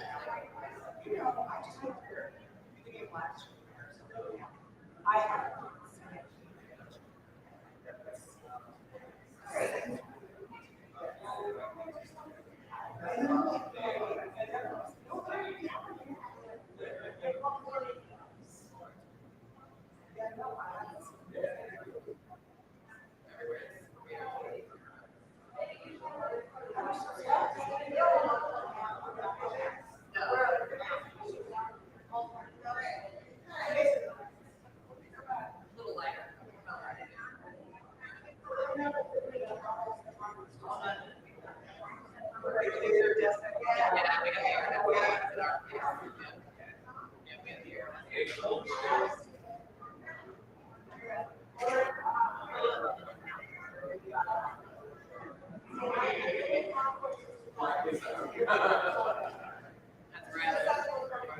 Yes, that is a fact.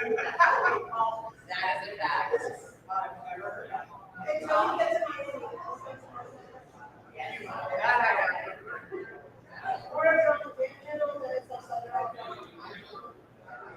Four man is big for a reason. We have four man for a reason.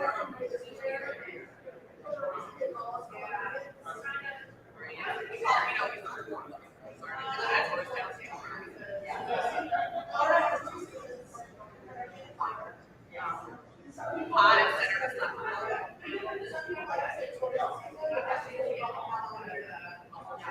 Where'd you get? St. Augustine. Yeah. There's gotta be somewhere better.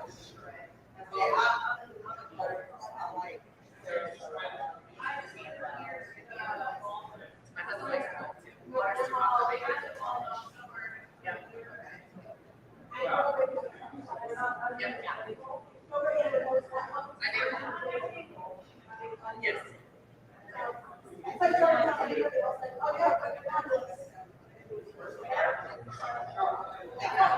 Well, I like anywhere within the northern part of the state. Where are you from? I'm from Rome. Where's that? Atlanta.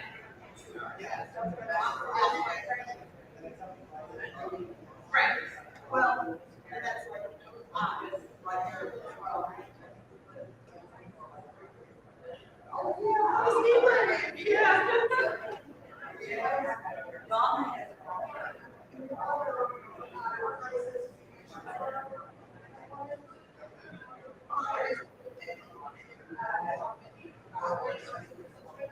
Oh, yeah.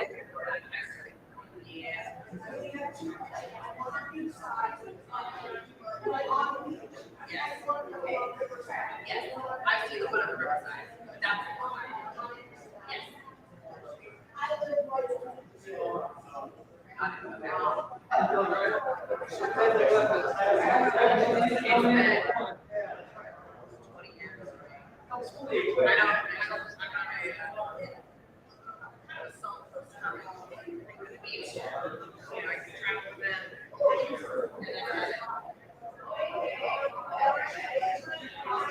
yes.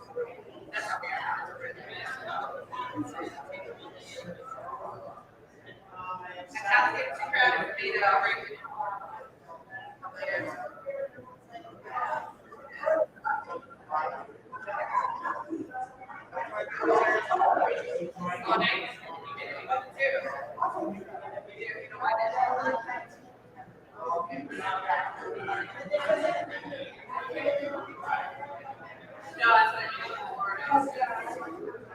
like, yeah.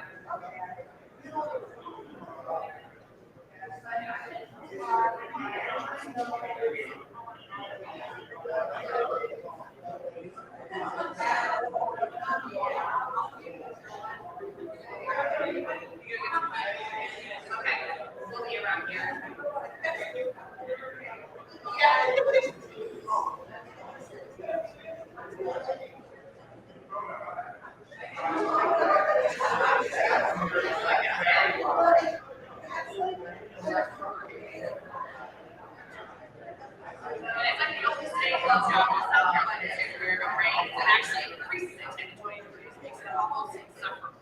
Everywhere else, it's like, it's right here, next to sweatshirt. Oh, I get it. But how? Okay. Okay. There's a,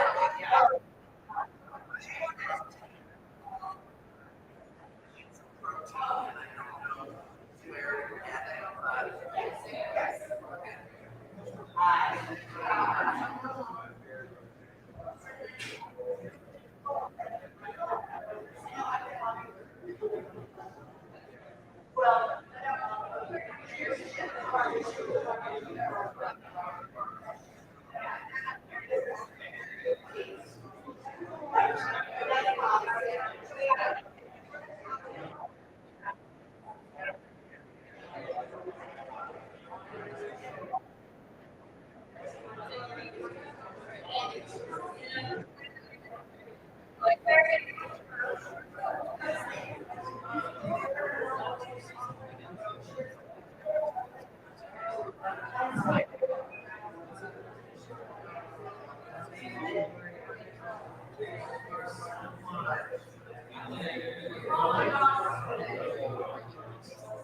No, I just.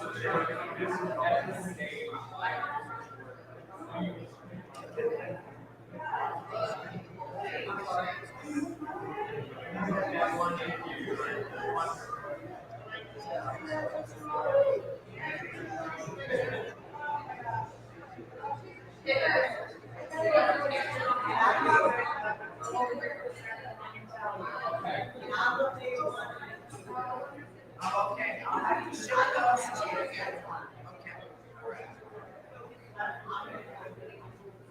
I just need a burger, a hot dog, anything.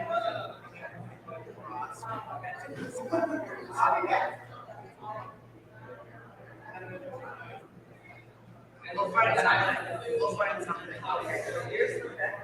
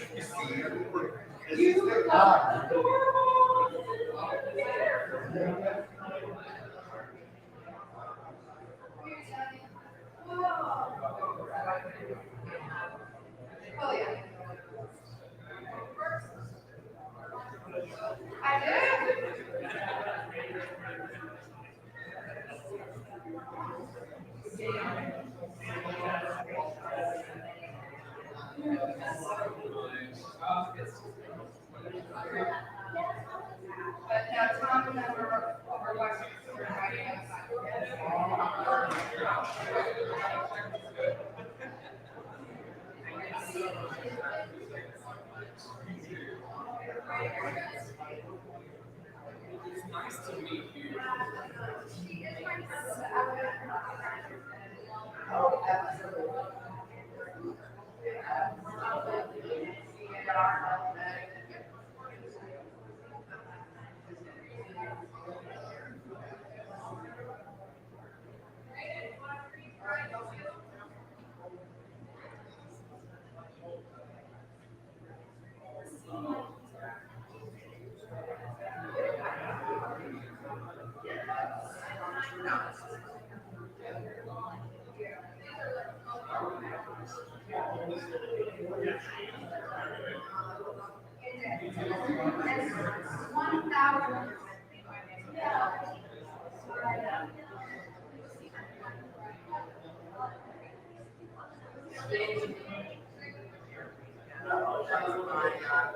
My signature greeting, best wishes.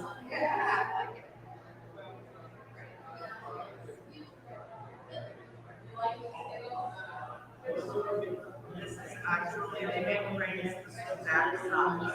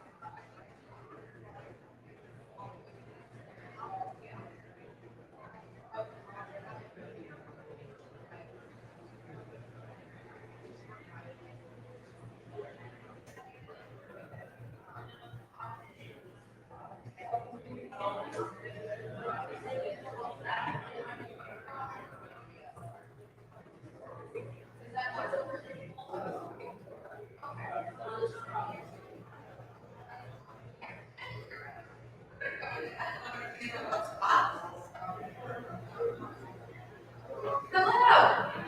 Diversity in the nerd world? I have no idea. You have no idea? Fabulous. Is this Lakeshore too? Do we know that? I think it is. Fabulous. I don't remember if we think this is more. I think we're at eight.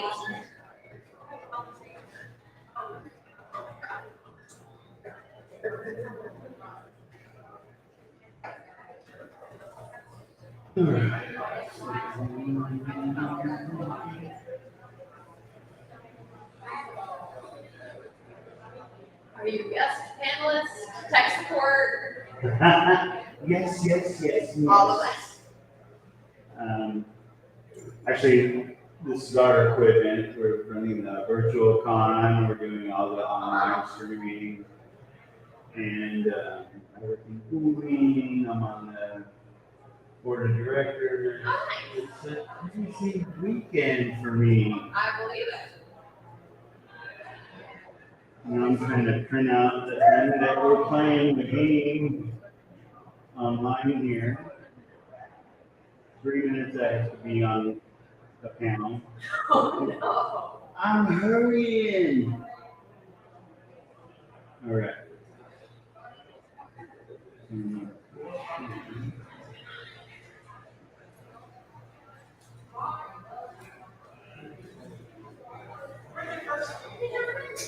Well, now I'm on the right spot because I know you're on this panel.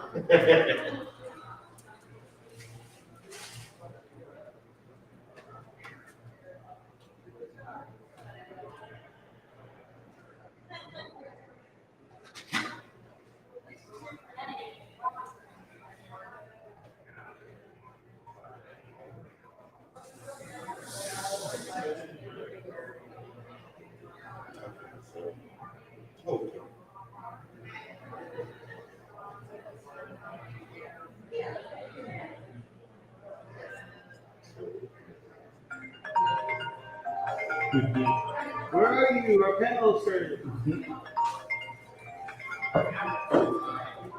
I'm coming. We got a technical problem. I'm on the way. I'm printing out Dungeons and Ditties. Okay. Bye.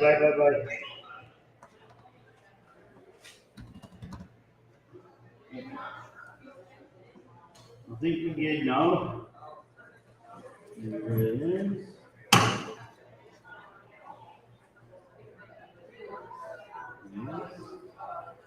And there we are.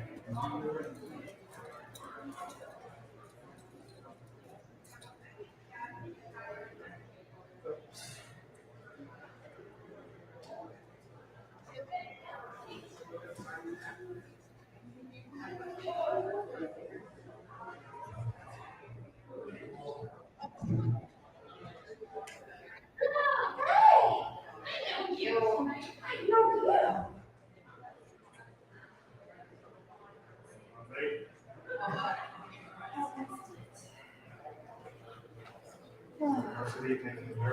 Yes. Thank you very much. You're not the moderator? I am the moderator. Okay. I'm sorry, that didn't sound convincing enough. We are in the right place. I am the moderator. I am the moderator. Thank you. Okay, I have a friend having costuming catastrophe, so I will be there. Oh no! Don Bate.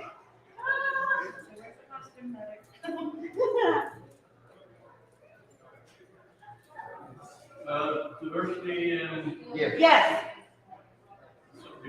One of these six is for you. I know, yes, I know. No.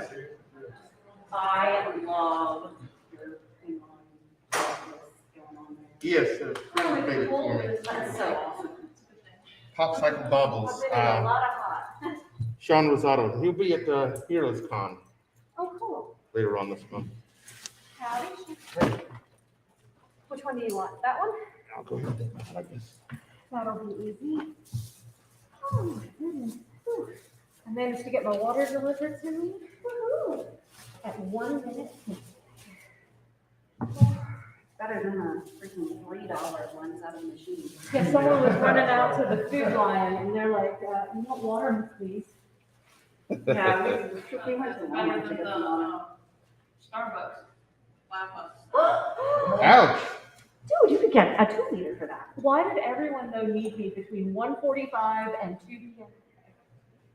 Murphy's Law. That's one of the gallon gasoline.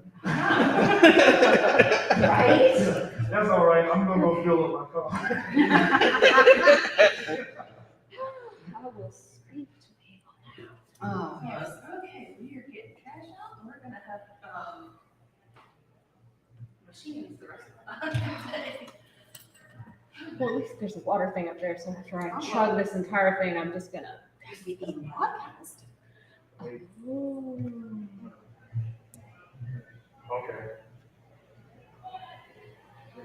I'm in the heat lights. You're going toward the restroom. You walk past that. I have to laugh because I left my phone with someone because it's Pokemon Go Fest and they're playing for me this hour while I'm in the panel.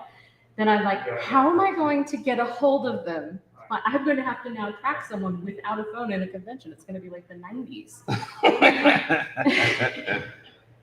Luckily, we have the life experience to solve that. I don't think some of the other generations might. Well, I told them where I was. I'm hoping that means they find me. It's not. I'm going to literally be like, I'm looking for a person playing with my phone. I mean, we could, is there a hotel-wide PA system? And how rude would it be to be like, your mom is looking for you. Please come to the restroom. Your best friend in Pokemon Go would like to come back. And hopefully you've caught something shiny. I will say they make a good chai upstairs, even if it is stupidly expensive. Yes, that is, I'm the chai hour this morning.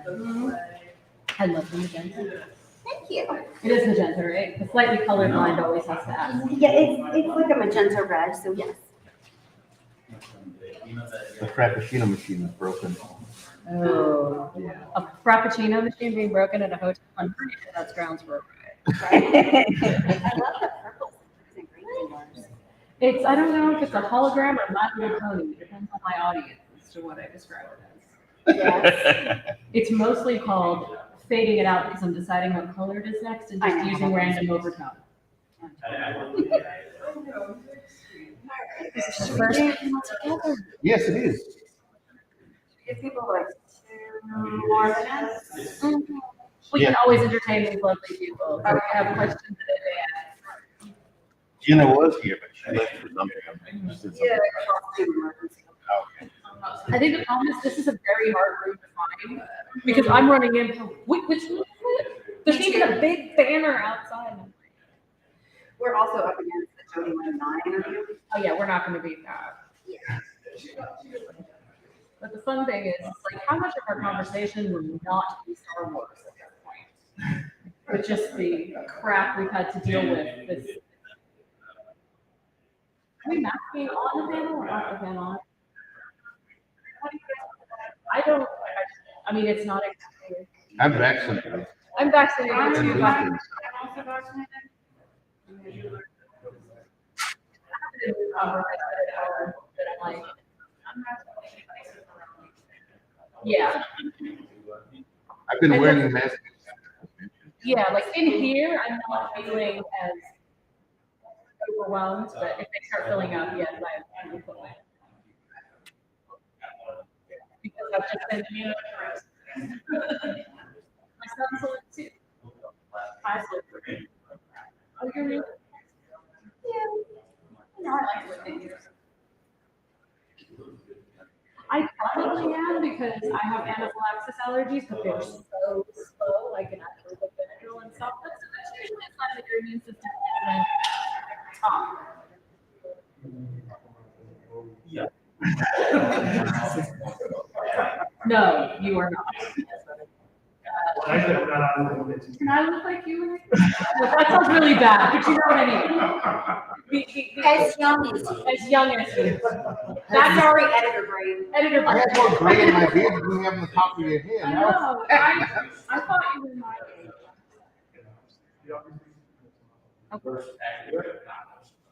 I'm exactly.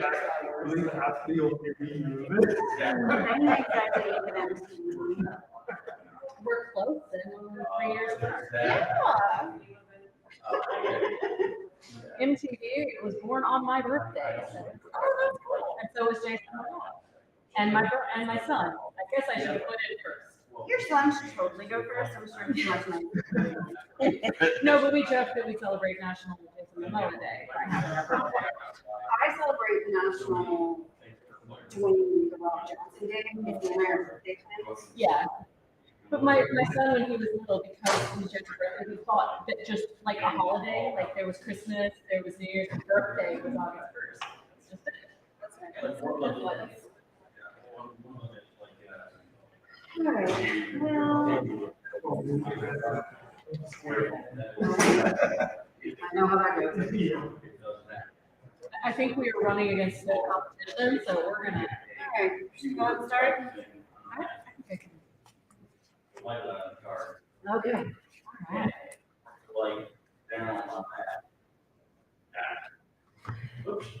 Good afternoon. Welcome to Diversity in the Nerd World. Spirit Island over here.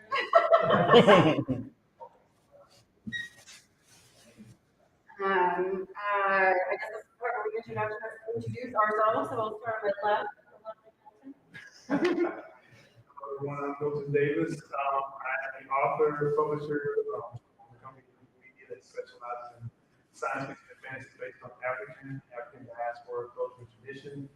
I guess I should say that I'm also the author of special guest for ConCarolinas. It's my first time visiting here, and I'm enjoying it very much. And I'm technically a North Carolinian because I was born in Jacksonville, North Carolina.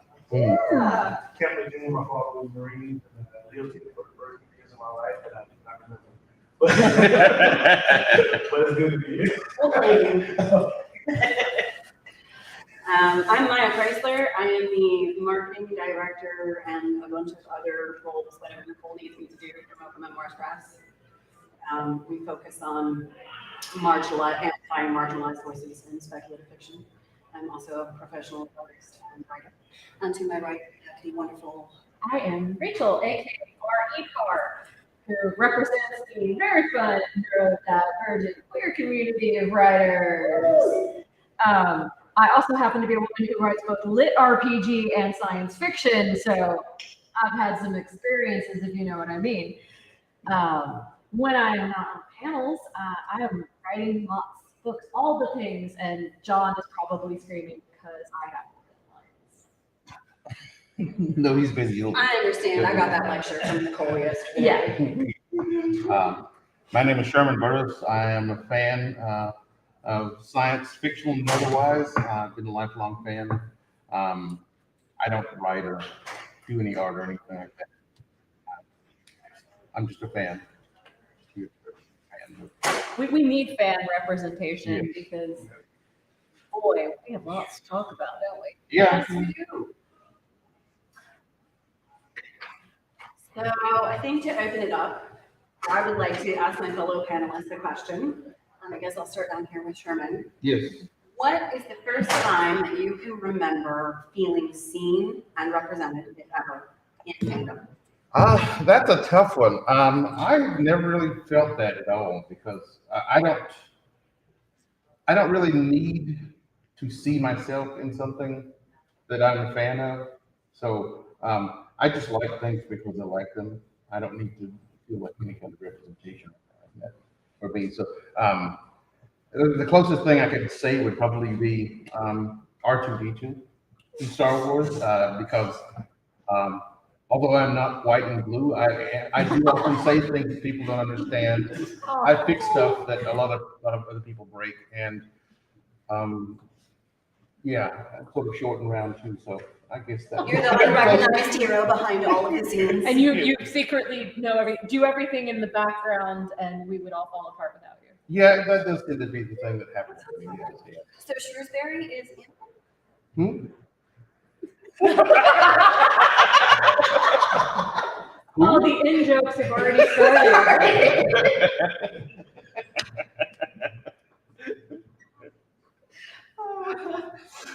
Okay, well, what about you? Well, mine is okay. So full disclosure, I'm old. I was born when Star Wars came out, but when I was little, the first thing I remember was I really loved the scene where Luke Skywalker is staring off at the two suns. Like it hit me in the gut, and all I really wanted was to feel like that. So it took a long time, but at the very end of the movie that, okay, I have complicated feelings about, but seeing Rey as a female Jedi looking out at those two suns, that's when I really felt it. I also felt it, like many women, when Wonder Woman happened and the scene with the shield walking across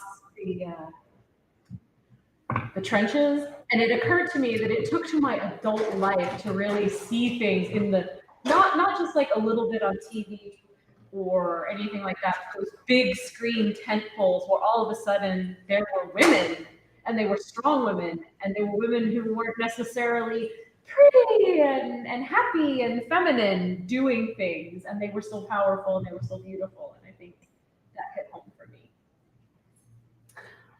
I don't know that I've ever seen or felt representative in any speculative fiction that I've come across yet, but I have to admit, as a Romani person, watching a Jewish woman vault over a desk and punch Nazis in the face, I was like, I'm here for this. So that is the closest I know. Punching a Nazi is a universal good, right? In my world, I'm a pacifist, and I make exceptions for Nazis.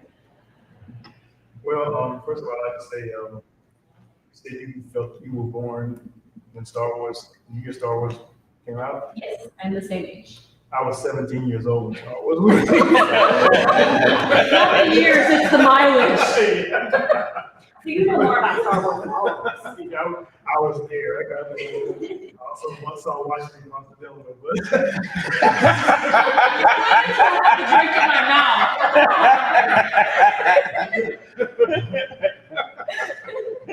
anyway, my path in this is a little different because I've been in the science fiction and fantasy for a long time, but I've never been involved in the fandom until I started writing.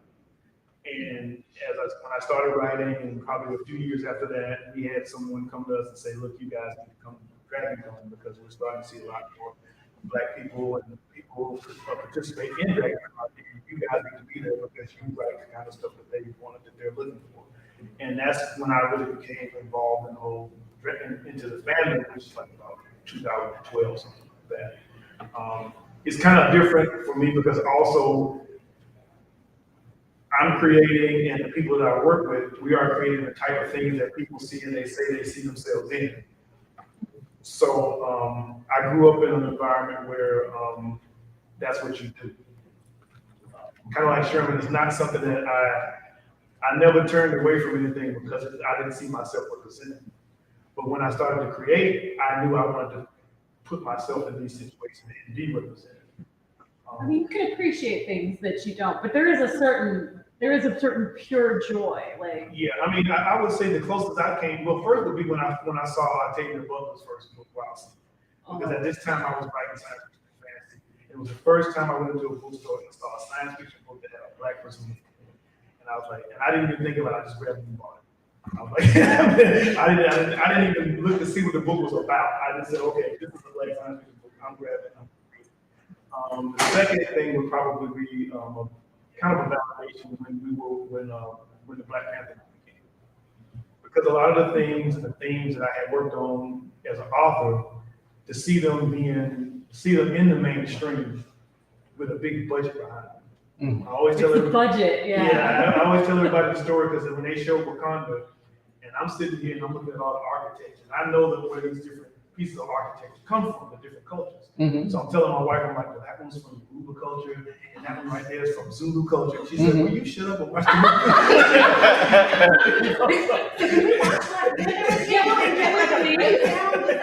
I mean, I was just doing it the whole time because it was, but it was a validation because it's like we've been doing this since 2008, and among the group of us that have been doing it, we will swear to this day, we're the reason that they did this because we created this foundation. But it was good to see that it was being accepted on a broader scale, and that it was, you know, that it was being financed. That's the big thing. Is people are putting real money behind it now because they see the value. Yeah, I think Black Panther gave Afrofuturism a big boost. Oh, exactly. Even more so than Parliament Funkadelic. So exactly, because I mean, even the whole term, the way the term is being used now, is very different than what the term originally meant. Mhm. I remember going to a panel around 2012 where there was a couple of people talking about Afrofuturism, and at the time, I asked the question because it was a legitimate question. I said, you know, there was really no literary example of what Afrofuturism was. There was the musical aesthetic, there was the artistic aesthetic, but when I asked them, I said, well, do you know of any Afrofuturism books? And everybody was just kind of like, and they were referring to other books that the authors themselves would not call Afrofuturism, but based on the definition that was evolving, people were saying, okay, we would put this in that category. And that's still happening now. It's still kind of evolving on what the term actually means and what it represents. It's fascinating to actually get to grow. Young genres are fun. So I think that's a really good segue into another question, which is, where would you like to see fandom go as it is growing to become more inclusive? I mean,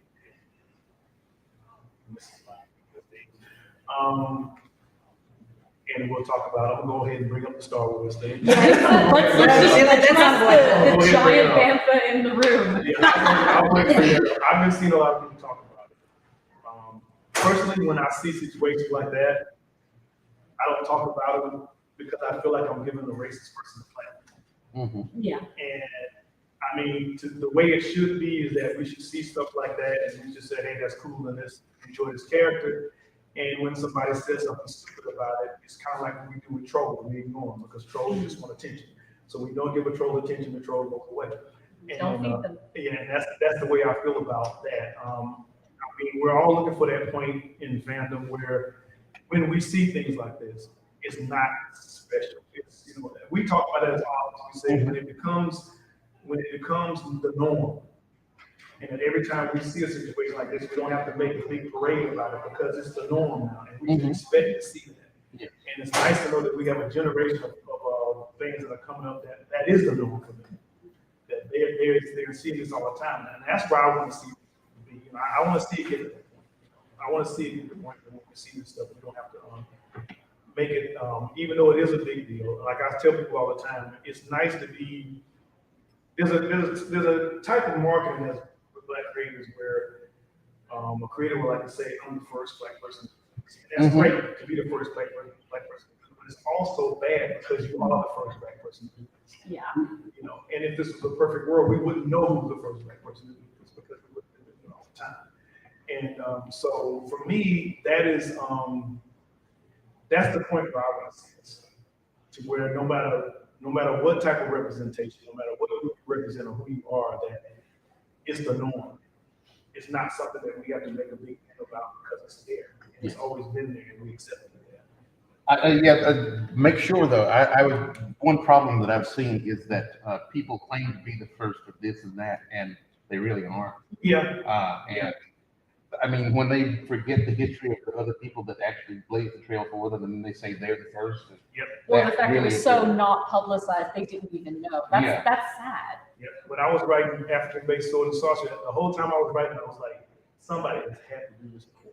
It's just too damn obvious for somebody not to do it. And then just when I got ready to release my first book, that's when I discovered Charles Saunders, who had done it in the 1970s. Mm-hmm. And I remember doing it in 2008. And then when I saw it, I knew somebody had done this before. I think it just made too much sense for it not to happen. Yes. And I've seen people that have done the same thing about stuff that I've created, and they would say something. I wouldn't say anything about it because I would know, I did that years ago. But then the people who knew my stuff would say, hey, hold up, do your research. This person did this like 5 years ago and stuff like that. So it's kind of a dangerous way to market your stuff. Mm-hmm. But it's something that unfortunately happens among minority groups and then among misrepresented groups because of the fact that you're not aware of what's being done. Mm-hmm. And so it's a matter of doing your research and finding out.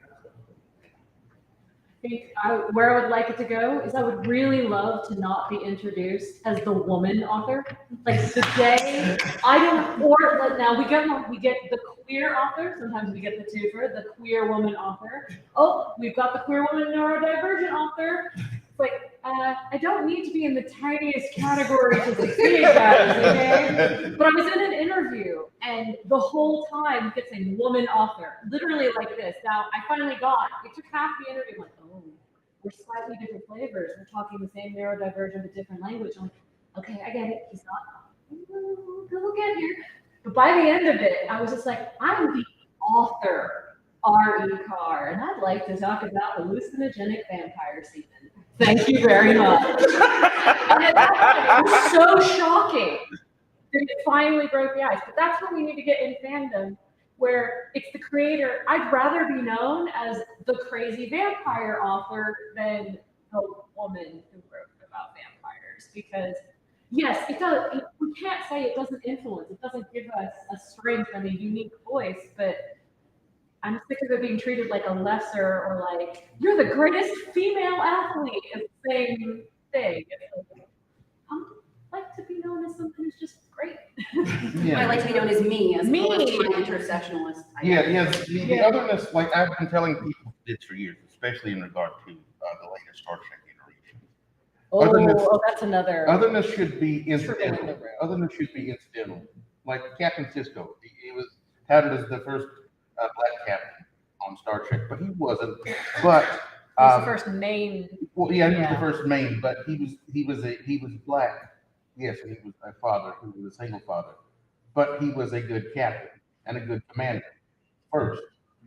And willing to do stuff to get the Romulan ambassador killed when other captains would have been too goody two shoes. So he will always be remembered for the greatest episode of Star Trek. I just digressed into the film. I do love this stuff. The hyper focus is real. Yeah, learning that the title is taken from the Joker's speech from Batman. Yeah.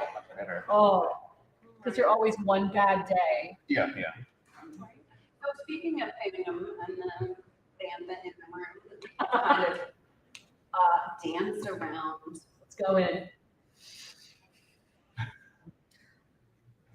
How do you feel as a fan being involved in the fandom, knowing that not all of the other fans accept you? I'm not in the fandom for the other fans. It's for me. If they like it, that's fine. If they don't, that's fine. Yeah, I don't worry about it. Yeah, I mean, it's I don't like to see it, but like I said, for me personally, if I like it, I like it. If other people like it, that's fine. If they don't, that's fine too. I mean, I've gone through much of my life having to deal with, well, that's not something you should be doing. You don't see other black people doing that. If I didn't do stuff that I didn't see other people, black people do, I wouldn't be on this panel. I would have had a lot of other things happen in my life that I wouldn't have. If I waited for all the other black people to come along, I'd still be stuck at home. I went to E3 as a woman, not as a booth babe. in the early 2000s. Let's just, oh, yeah, there are some things. But no, about the fandom, I always say everyone has the right to say, like, free speech is beautiful. God, would they shut up sometimes. Like, I don't care. If you don't like something, please express it, but just don't tell anyone else not to. You have every right to criticize something. I personally may not have liked Reva's performance in episode 1. I thought she was a bit petulant because she was going against the gravitas of Obi-Wan Kenobi. But I also thought she's a subordinate. She's a mini-boss. They're keeping her slightly lower because Darth Vader is coming. I'm going to wait and see. That's a critique. That's okay. I did not go, oh my God, how can you watch this? This is the worst. You're making Star Wars woke. I always imagine this voice. I apologize if I'm assuming too much. But no, there is a difference. There is nothing wrong with disagreeing even or saying you don't like something. But when you start attacking the people who do it and saying they shouldn't do it, and worse yet, other people shouldn't enjoy what people do, it's not like you're asking, please don't make a racist comment or a transphobic joke. You're saying, no, don't represent that. I don't like it. It makes me uncomfortable. Nobody else should like it. And it's not a slippery slope, despite what the internet trolls might argue. Yeah. It's pretty clear. Well, it's going to be a balancing act where you have to, where you attempt to be inclusive, but also have broad appeal. Mm-hmm. And as is often the case in the attempt to get the balance, there's often a wild swing one way or the other. Yeah. So it'll just eventually even out. But yeah, it's a balance. These kind of changes of generation, that's why I look at it. There was I was watching a conversation one time about a guy was talking about the civil rights movement. He basically said, the only way you're going to really get change is when all these other old people who were against it die. That's basically what he's saying. It's generational. I mean, I know it sounds kind of morbid, but I'm probably the oldest person on the panel, and this is going to sound kind of negative, but I grew up down south. I expect racism when I go places. I'm surprised when I don't see it. So when I do see it, it's always kind of like, okay, there it is. It's kind of like racism going 3, 2, 1. That's kind of how I am about it. But like Sherman says, it's never stopped me from doing what I wanted to do and enjoying what I wanted to enjoy. I hate that it occurs. When we started writing, when I started writing science fiction the way I wrote it, when I released my book, Forget a Timbuktu, a troll came at me on Facebook and said I was trying to start a race war, and that he was going to come down to one of my presentations and expose me for the fraud that I was. And that presentation was in my hometown, and I said, well, come on down, because I got about 100 cousins, and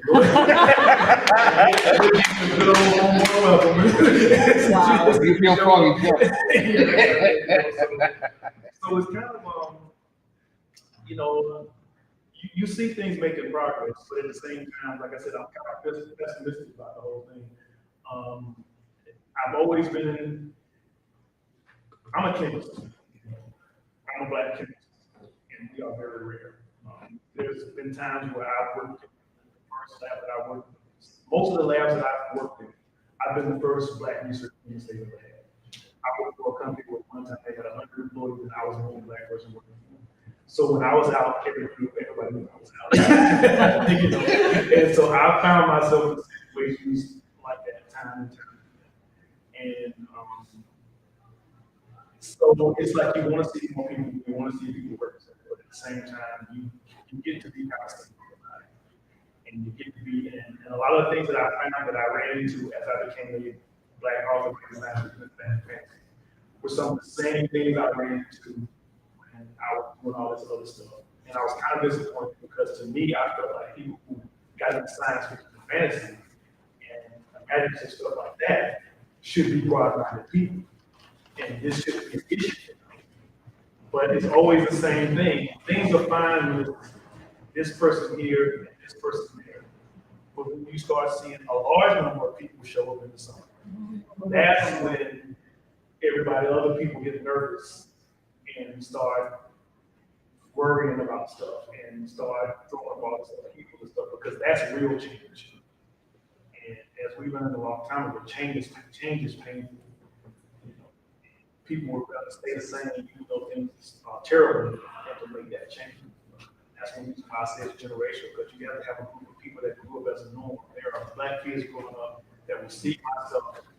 I think about it. I wrote something, my first book in 2008.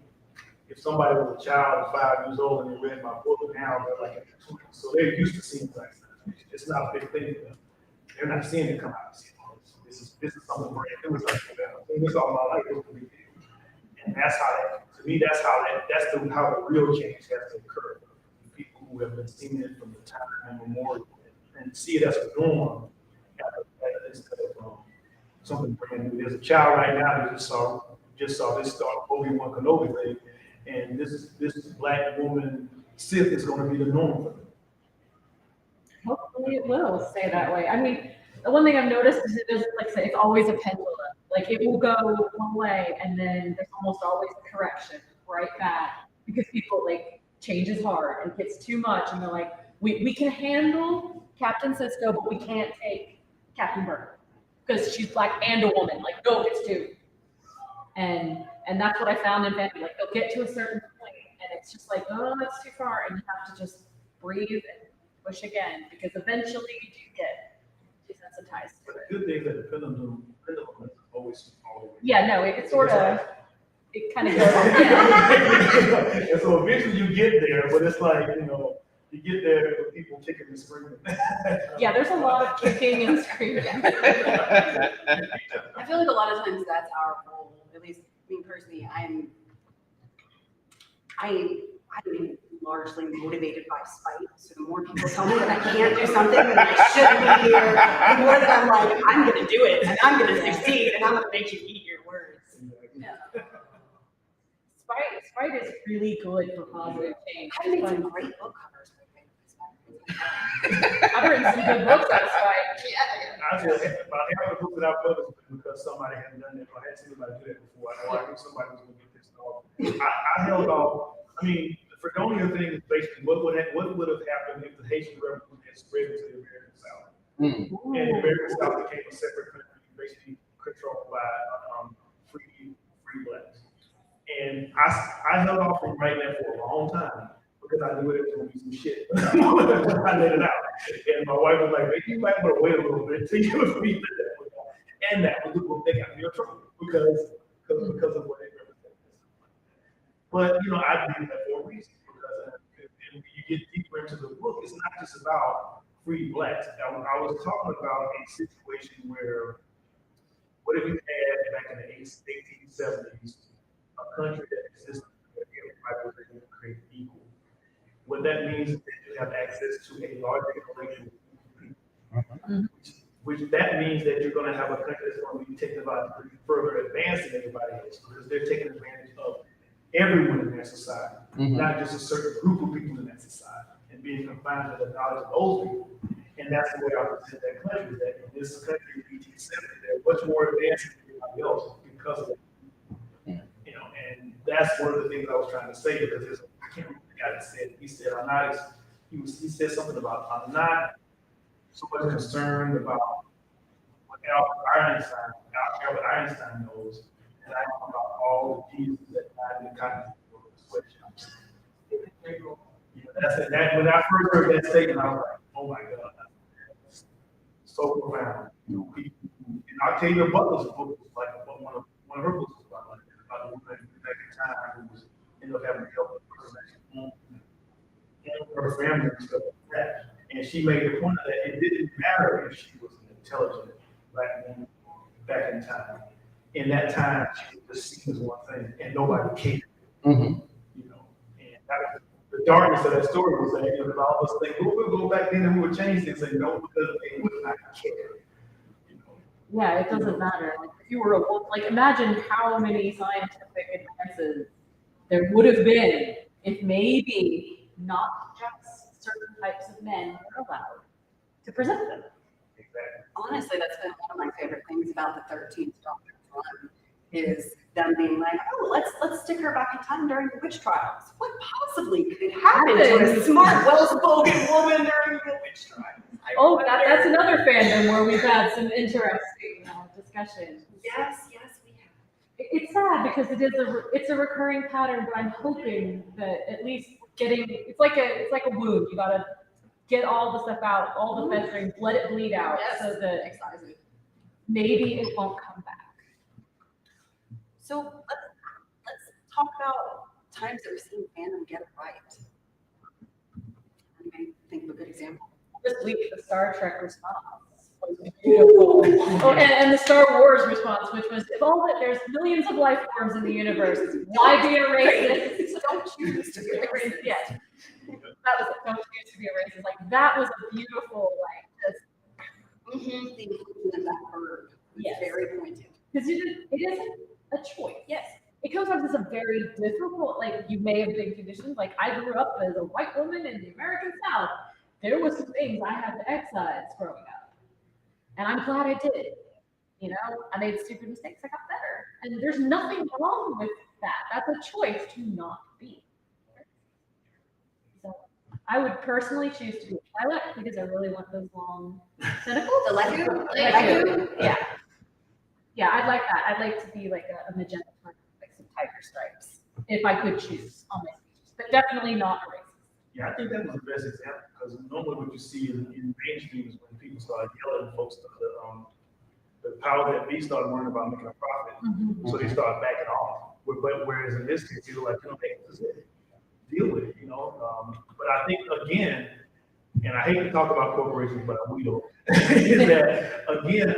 To me, it was probably a business decision. They knew, okay, we're at a point now where we can do this and not worry about it affecting our profits. Because otherwise, you get what you got. I can't remember in the other Star Wars. This was basically the story. Because I feel like really, John Boyega. Thank you. Yeah, I feel like they really had a plan for him, but then when they got that backlash, they chickened out. Oh, there was and the Rose backlash. Yeah, and some of it was also because of the Chinese market too. It's so frustrating. He was my favorite character. It's because of the racist Chinese market. Yeah. He was shrunk down to near insignificance on the poster in the Chinese market. Exactly. Yeah. But I think now you've probably gotten to a point where the corporations are like, oh, okay, we can do this now, and we don't have to worry about our bottom line. So we're going to stand up now, and we're going to, even if we had that came out and spoke for what we saw in Star Wars. The question still is that would the company have let them come out and say it if they felt like it was going to hurt them, hurt what they were doing. And Disney has basically bought into diversity now because Disney knows that diversity is profitable. And they're thinking, they've always thought long term.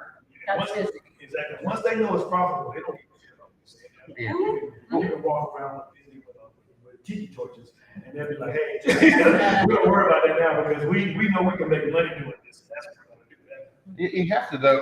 They have to, I mean, diversity and inclusion is good, but you also have to make sure that it's not just pandering. They just don't put a black person or a person of color in there just because, and they don't write them actually really well. That's true. Yes. Or you mean putting pride flags on everything for 1 month of the year? Yeah. Never see that coming. Pride washing.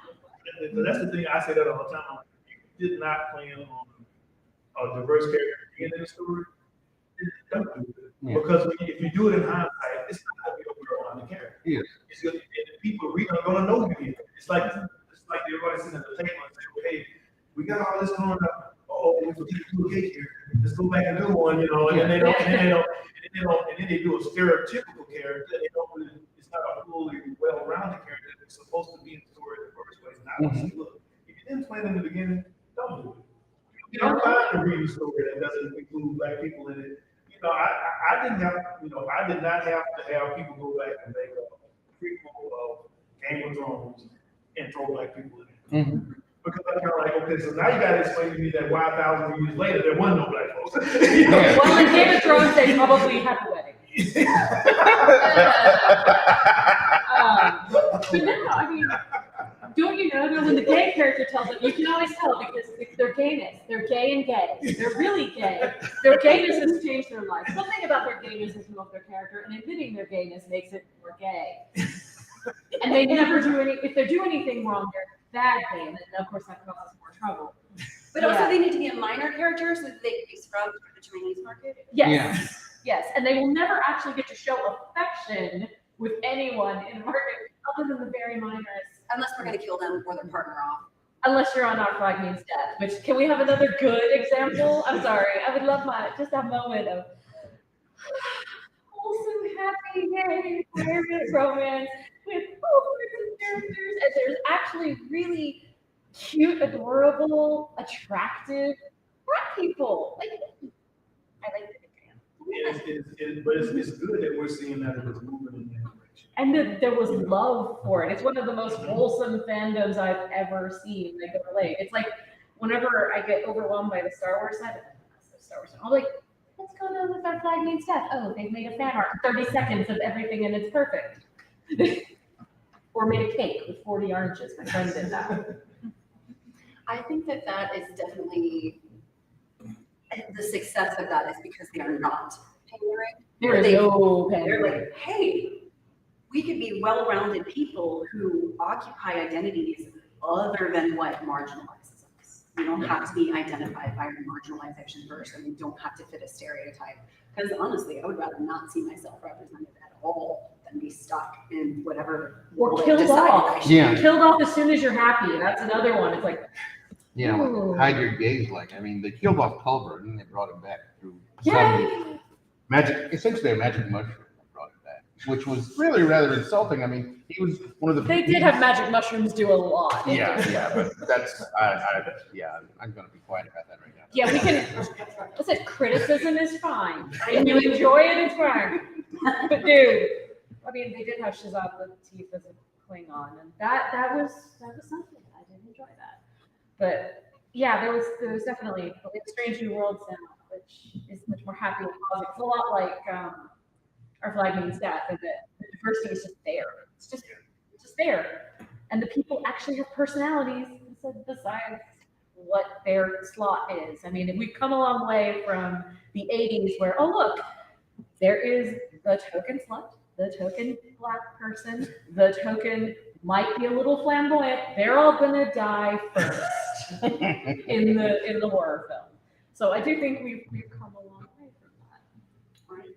I was so excited. I was watching there was a live action Jen and the Holograms movie. Yes. And they, the stereotypical Asian character and the stereotypical black character, they made the effort of swapping their roles where we didn't have the nerdy Asian, we had the nerdy black girl. It's like, what? Finally. That's the only other good example I can come up with. There are some good examples when you twist things and you get something a little different. But then, there's always that flip of where you go too far, where it's like, oh, we're just going to make everything opposite. I mean, we could go Marvel and talk about Eternals if you want. That did have, yes, that was not bad. I mean, the movie itself we're not talking about. But the casting was good. I still am a little bit like, that was the show that I thought would be a Disney Plus series perfection, because they could have done each one and really build it, because trying to put that lore in one movie was a tall ask for anybody. I think. Once again, criticism, not bitching. Are we allowed to say that in the day? Because I just did. I mean, online there's a little spinner where we get one F-bomb per. Yes. Oh, I always win that one. I drive to Nettles to get that, because besides, it's the neurodivergent. I guess that's we haven't talked about the different brains. Different brains. Speaking of which, I was really excited about the new Ghostbusters installment. The Afterlife? Yes. The girl. Yes, thank you. Who is bright and creative and obviously neurodivergent and also the key to solving everything. I didn't feel like we are the key to solving everything in science fiction right now. We got Spock, he's dyslexic now, it's canon. Well, Ethan Peck did a good job on all that. But no, that is one thing where it starts getting to the marginal, like, I'm a little sick of every neurodivergent character that is, oh, it's that quirky thing about them. that saves the day, but then they're never seen again with that quirk. It's only when they need it to save the day. But the only case is in Brooklyn Nine-Nine. I will give them props because Jake Peralta has ADHD. I will swear it till the end of time, and it actually is part of his job, and it's consistent. Even though it hinders him a lot of the times, it does help him. And so that's my one, like, neurodivergent seal of approval. For now. I have a question. Moderator. But just, how do you see fandom now compared to how it was? Like I said, for me, I became a fall in 2008, and I saw a lot of changes between then and now. And you guys have been involved in it longer than I have. But how do you see it now when it comes to diversity? Older cons like ConCarolinas, there are new cons that have been developed based on this whole concept of being diverse, like multiverse. So there are situations where you don't have to deal with, you're not trying to change an established culture. You're building a culture based on numbers. So it's I have a good one on that. So what do you guys think about how it's going now? Okay, I'll give you one. So I was born in Memphis, Tennessee. My home con is Mid-South Con. Now, I went to Mid-South Con in the 90s. And the joke was, if you looked at every guest of honor, every writing award winner, they were all the same. They were all middle-aged, they were all white, they were all straight men. The joke was that no woman would ever win a writing award at Mid-South Con. I'm happy to say that the 2019 Lifetime Achievement Award winner for the Darrell Award for Mid-South Con went to R.E. Carr. And I was actually shocked because I entered it on the joke that no woman would ever get it. It was spite. It was actually spite. And then in the year I wasn't the only woman in the cat. It wasn't like, it was just like, here, we're going to finally give one. And they had a woman as a writing guest of honor last year. And they've actually changed. Like I've seen, they got a new con committee and they changed. And it was beautiful. And it's been like a slow glacial growth, but over, God, how long ago was the 90s? Oh, that was 30 years ago. That was yesterday. Sorry. 2 years ago in the 90s. That was last week. Last week. But no, I just wanted to say it has changed. Like I now go to video game conventions and there are women there. There are people of color there. There are just, it's not all the same. It just looks nice. It's varied. And it is a huge change. And it's been, I think, the early 2000s versus today, particularly for like anything with pride, women, people call it, it is significantly different. I'm a lot more comfortable going to conventions in the 2020s than I was 30 years ago. I have to agree on the gaming note. I joined, yeah, Greg is laughing. I joined a gaming clan in 2000, my sister and I, under the auspices of, wow, there are girls and they can kill people with first-person shooters. We want them on our team. And we were like the gag at every con because our group used to bring the LAN gaming to Maze and StellarCon. And so the guys would routinely set it up where it would be me against the obnoxious guy in the room, wait for me to kill him, for him to scream out, "Oh, it's Paradox!" And be like, that was me. And they actually made me a spray tag that said "killed by a girl." Because it was The killed by a girl tag, like they will never live it down if they hear you speaking. Yeah, it's priceless. It is. I so now I'm like, I'm sitting on a panel with another girl. I was at Dragon Con and the Legend of Zelda panel. There were 2 women in 2019. We looked at each other like, holy crap. We already do exist. Yeah, video games are a little lagging behind some of the other, but they have definitely changed in the past few years. There's even programmers we know because of all the lawsuits that have happened recently for sexual harassment. But at least they're there. What was the question? How has it changed? Well, I definitely see more black fans.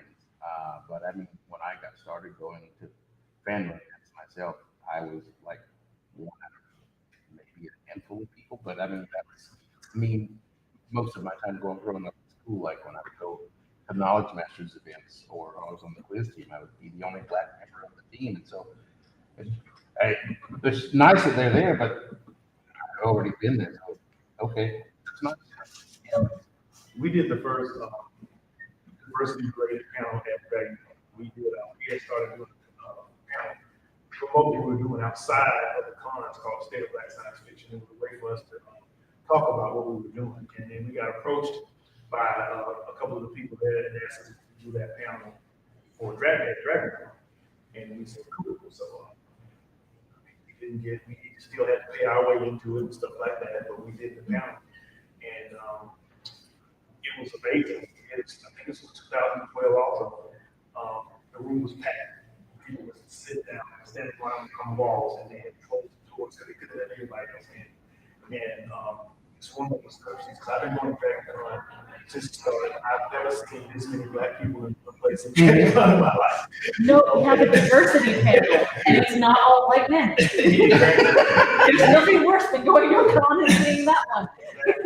And we did it for like a couple of years, and now, actually we started a few years ago, now DragonCon has a diversity track.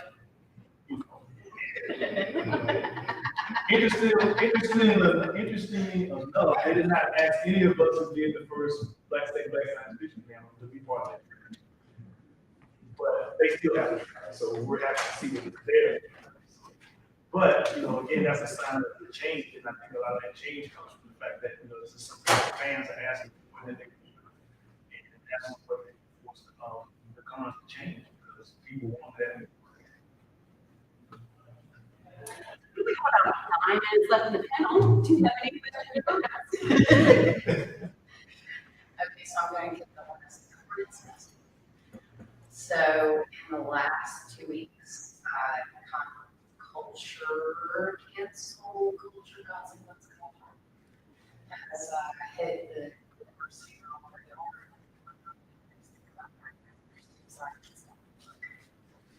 Oh, that one, that was bad. I almost had to take a place. You were trying to get me on a Nebula panel for that. Boy, that was a weird day because apparently said I don't want to but she was a little upset. Oh yeah, and there was some doubling down, and there was if you make a mistake, everyone makes a mistake. I did one at the beginning of the panel, and you just say sorry, and you go, oops, I didn't mean to, and you just go, okay, but no, don't double down. Don't do it. I mean, I really hate the word cancel culture. I hate it because it's often weaponized. It's often used by a lot of trolls as a weapon.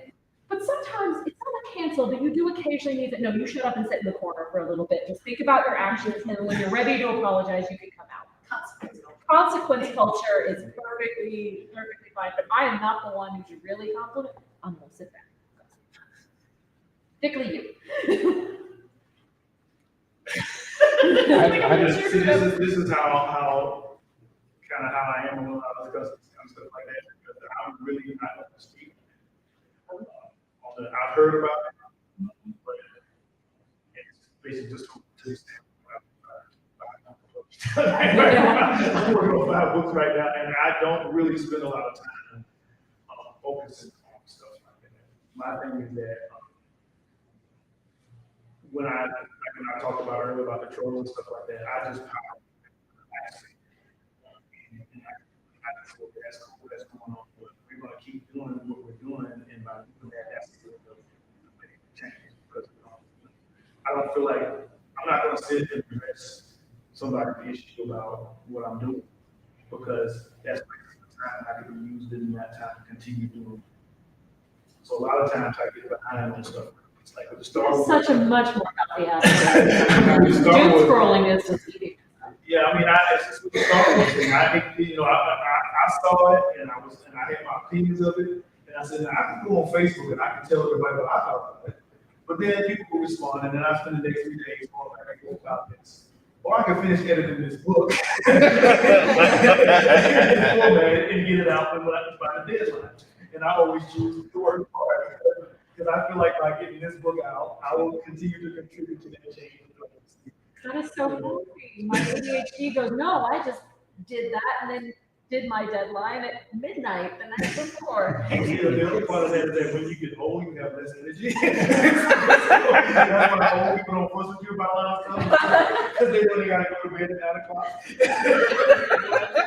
You not know what you're talking about, please stop. They're not power naps, they're just survival naps. I mean, I think going back to the hornet's nest, I have to agree. We're all going to make mistakes. We're all human. As a person who grew up with sword and sorcery and idolizing the heralds of Valdemar, that I feel like my hero fell from a pedestal where I should not have placed her. Do we need to tell you about J.K. Rowling on Twitter? Oh, please, dear God. House Slytherin has no author. She who must not be named. Thank you. My cat's named Gryffindor. I'm like, I'm sorry. Look, she already said I was a villain. She had me painted as a villain from the get-go. I'm good. I'm Okay. sorry. Hufflepuff needs no representation. The real diversity we I can have talk Hufflepuff in about. the room. And he's a trans knight. We got this. Right? You know, so I would say, like, go on and make mistakes. Just own it. Don't double down. Apologize. There's a thing, and I've seen it in the music industry as well, when people become successful, they tend to think that means that they know a lot about stuff too. And that's when they step into something and realize, you know, like that. And you hate to see it, and sometimes it's almost like expecting it. You know, it's like, okay, wrong, you know. And then sometimes it's because they become successful, you really find out who they are. Because now they feel like they can do these things. They now because they're successful and you love them. You love them, but the social media, the way it is now, people respond quickly and decisively. And I think that's what, you know, that hate about how people react, how what they say. Because people can organize very quickly. Yeah. Oh, yeah. I think we're much more in the public eye than we used to be. Having that internet is forever, right? And there are a lot of people, like a certain Star Trek captain, who in the 60s got away with the things that they said because we didn't have the culture where we could all get on our cell phones and be like, oh my God, I'm standing in line at DriveCon. You will not believe what I just saw. We still do. You know, so I think part of it is that we're seeing people for who they always were, and sometimes that's really hard to accept. Yeah, you have to separate the actors from the character. You have to realize these people have a team behind them to create a persona for them, and you're seeing what they want you to see. And sometimes they like I just found out Risk on YouTube was they did a wonderful life. Jimmy Stewart, I just found out that he was a venom racist. What? Yeah, so bad. I'm sorry, I just had a. He was so bad of a racist actually beat him up about something like that. And you know, I grew up watching Jimmy Stewart, and I'm like, oh, Jimmy Stewart, you know. It's like Gene Kelly was a misogynist pig. It's like, oh, but I'm racist. But these people are publicists, and they have people to make sure that they have a certain image and stuff, and convey that and stuff. And only people that really know them know this. And that's why I tell you, what you're seeing is not the real person. You're seeing a person that has been manufactured in order to get you to support them and what they do. And so I have never put my confidence and belief in and never put any actor on a pedestal because I know I'm not really seeing that real person. But people ask me who my heroes are, I always think the people in my family, people I know.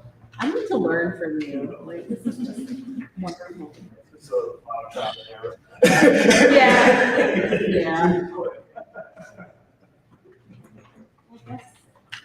Any more questions or comments for us? All right. I got just because it's the fun. You have an author, a different set of identifiers that you'd like to elevate in last novel.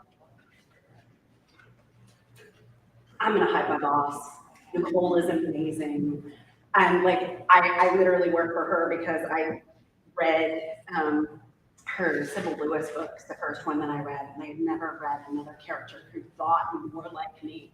And I was just so excited to feel like my thought processes were represented on the page. So come to the local memoirs press table, buy some of Nicole's books, and she's amazing.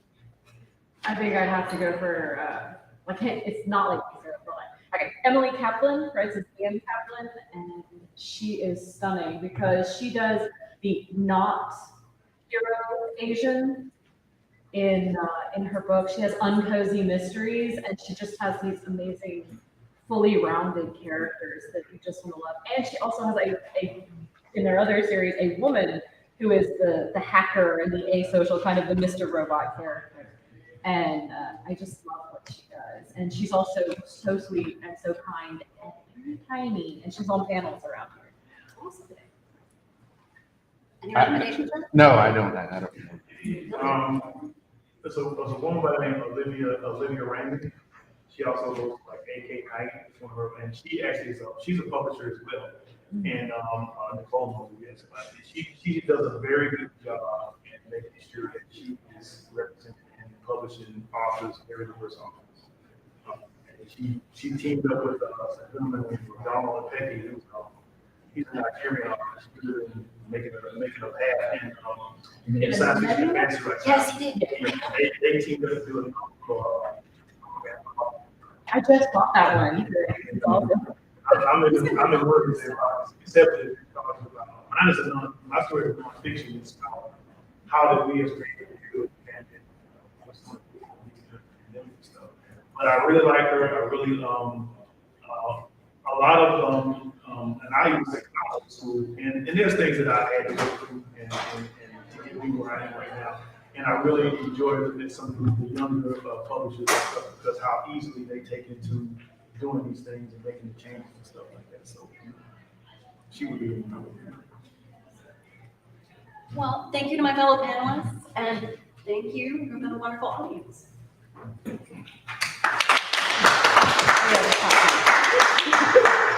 Social cues are slow. Give me a second.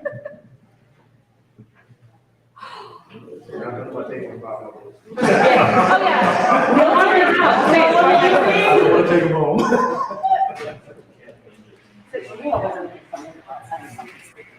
Oh, that was awesome. It was lovely. I was taking like mental bets. I was like, it was nice to finally have a panel with you, Sherman. I felt like we're just usually in the background following orders.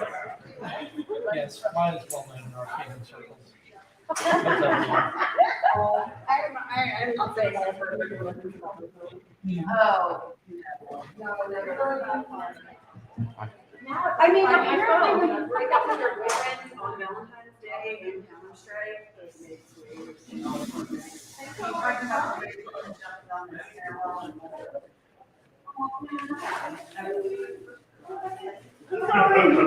I'm like $80 place.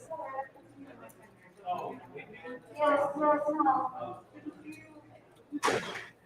Alright. I think she might be waiting. Yes, I'm like, I heard of my people. Yes. I have a thing for you. Okay. I'm gonna step out and Like, I have to go to my room and get it. Okay. So, that's fair. It might be later this evening before I come. Yeah, it's also fair. I do. Daddy.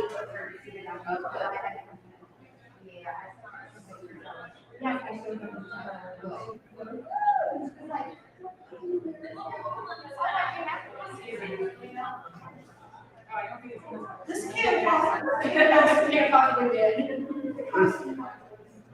Whatever. 2 or 3 of these are all the same. Right. She said,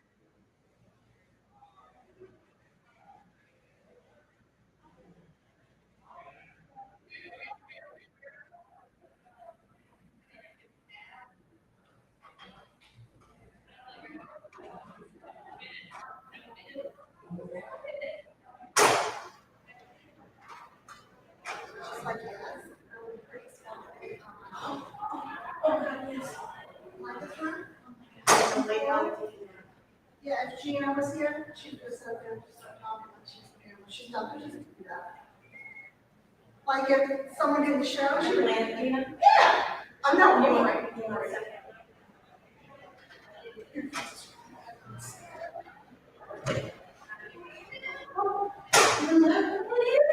All this room is cold. Yeah, I love it. I will never leave this room. I love this place.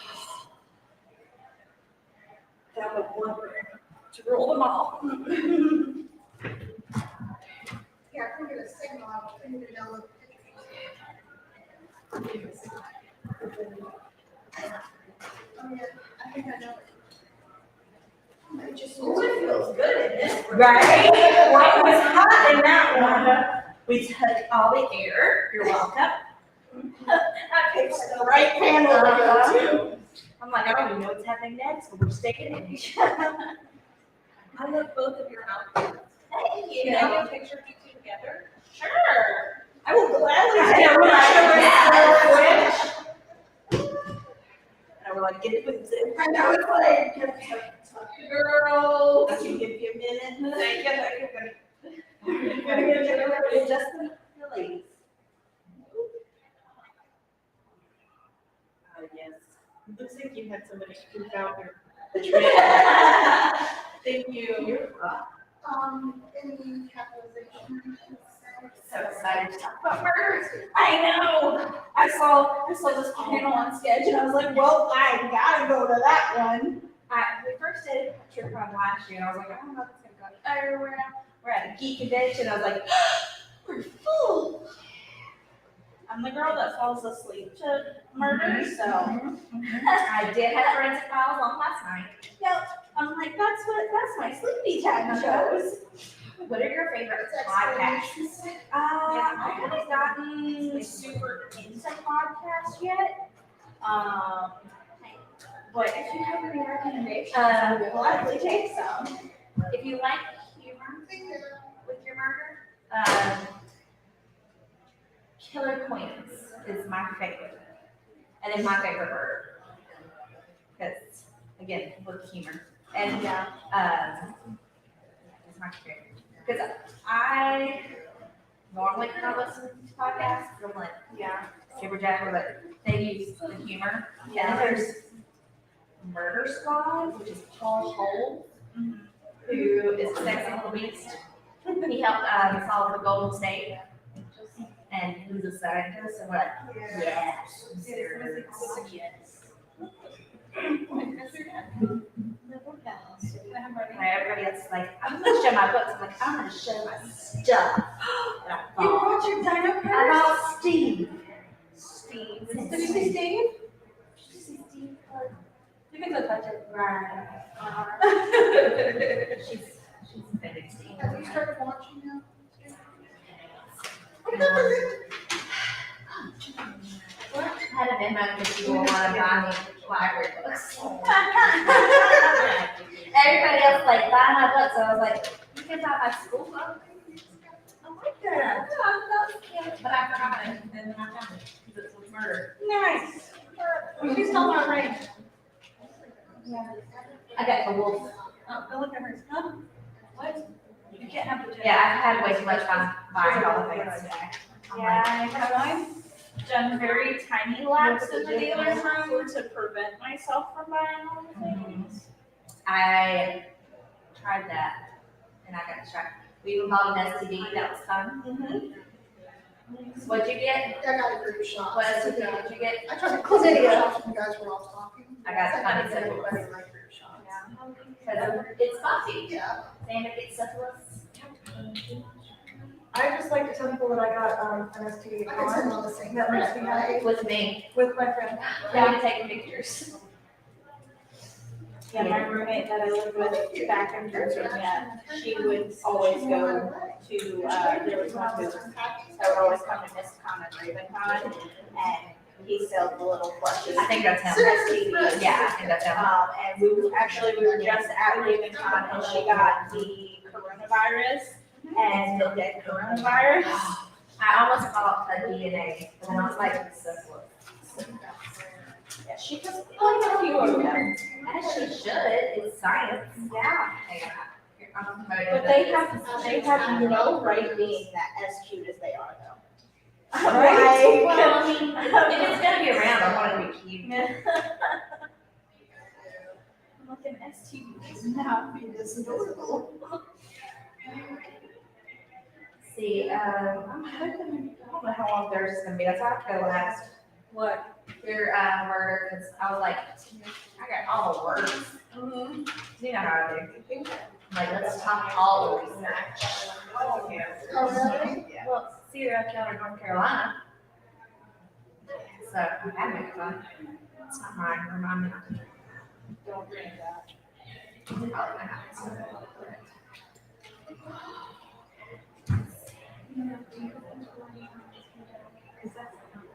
So, what have you, what panels have you gone to today? So far I have this, I went to the, what was the name of it? It was the queer braiding. Yeah, Queer storytelling or something. From Yeah. Queer Storytelling. Yeah. With Katie Edwards. So I went and sat in on that one, and then this one, and then I have a list of ones I want to go to today. And then I'm gonna go to the Valentine Wolf concert for half an hour. Then I have the superheroes and vigilantes one. Yes. Geeky Rants. Geeky Rants is definitely gonna be fun. Hocus Pocus. Shrewsbury and Kennedy are together. Uh-huh. Oh, I went to, Whose Con Is It Anyway? Oh my gosh. I literally was crying. Oh, from that laughing one. so hard. Yes. I was crying. Yep, the magic sack. And then, yes, the magic sack happened right there. And I just like my Santa one. No, yeah. Yeah, because I was the one that came up with the giant praying mantises attacking New York City. And Shrewsbury was like, "You need therapy. You've been sitting on that scenario too long." And I'm like, You're not wrong. "Oh, wait, I have buttons. Give away. I'm a weird person."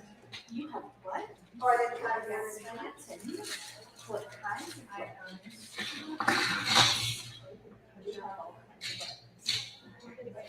Yeah, if y'all want to conceal there's buttons, pens, stickers. All the reindeer.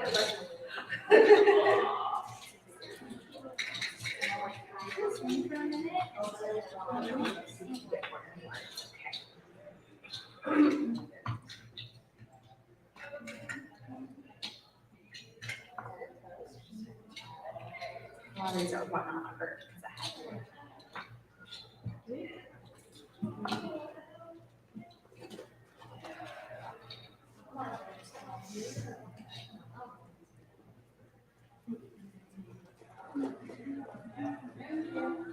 I love your boots. Thank you. I was like, wait, who's she talking to? I probably should have led with that. I just got distracted by gold boots. They're pretty distracting.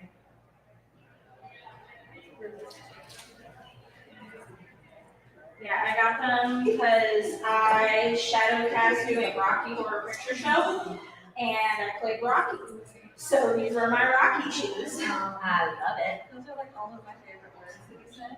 Mm-hmm. Where did you get them? Amazon. Amazon, and I want to say they were like maybe 30, 40 bucks at most. Those are my favorite prices. Well, free is my favorite. Yes, but that's, well, yeah, free is always your favorite price, but you know, you take what you can get. Which one you get? That's what I should. Yeah, they like the big chips. She likes the day shift. I had, You still get cute. You also want animal tail? Which would be. So, that was just. I took a lot of pictures. Was it a full picture? Yeah. With all that? And the elevator. It's on Facebook, big stuff. Look at it and tell me if that's good. If not, I think you would need one.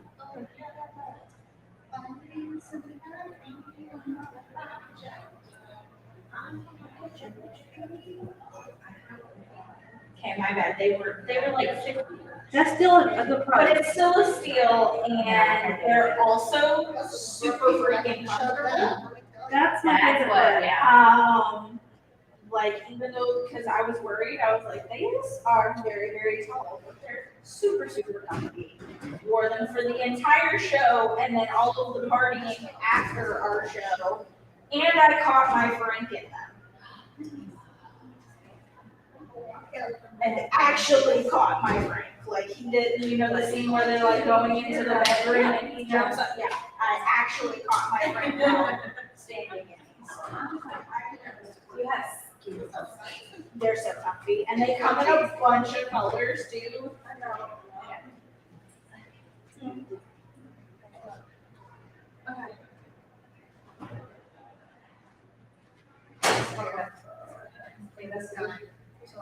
Ready, Freddie? Okay.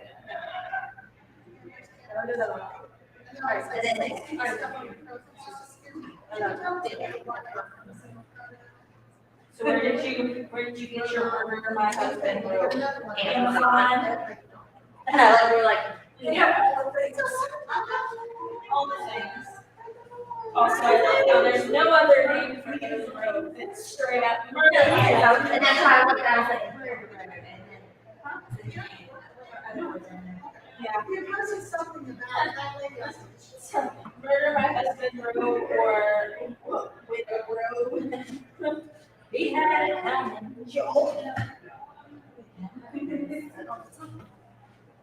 Beautiful.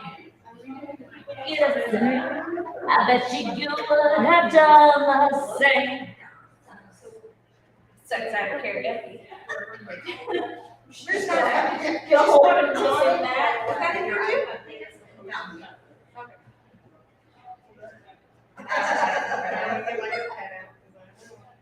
Also, because of my Facebook. That's very cute. Got it here today. doesn't it feel amazing? Last night. I love it. The only cold spot in the whole place. I love your dress. No. My dress game is just on point this weekend. I don't know what Love her dress, I love your purple.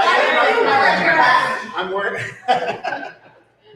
And speaking of buttons, if you come in, I have free buttons for you. Oh, yay. I love buttons.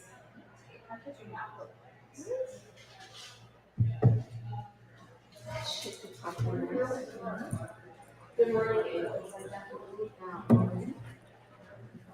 A lot of us will know. Don't watch that. I like that we kept it the same group. We're like, this is gonna be our annual event. Yeah. Right, mine wasn't that where we talk about our sick fascination with death. No other weirdos allowed. Really? Of course I do. I'm a librarian. I have, you know. Guys, I have free I buttons just up read here. up We on need it free again to buttons. remind myself. 'Cause I used the case in the book, so I knew it. I knew it, but it was like 8 years ago. Random things. A random collection of stuff. Okay. Just hope that Stuart's murder story doesn't involve a magic sack. A magic sign. Cute. That was when you had to be there. Yeah, it was when you had to be there kind of moment. It made sense at the time, and I knew it was. My Santa, and we're like, you're not even close.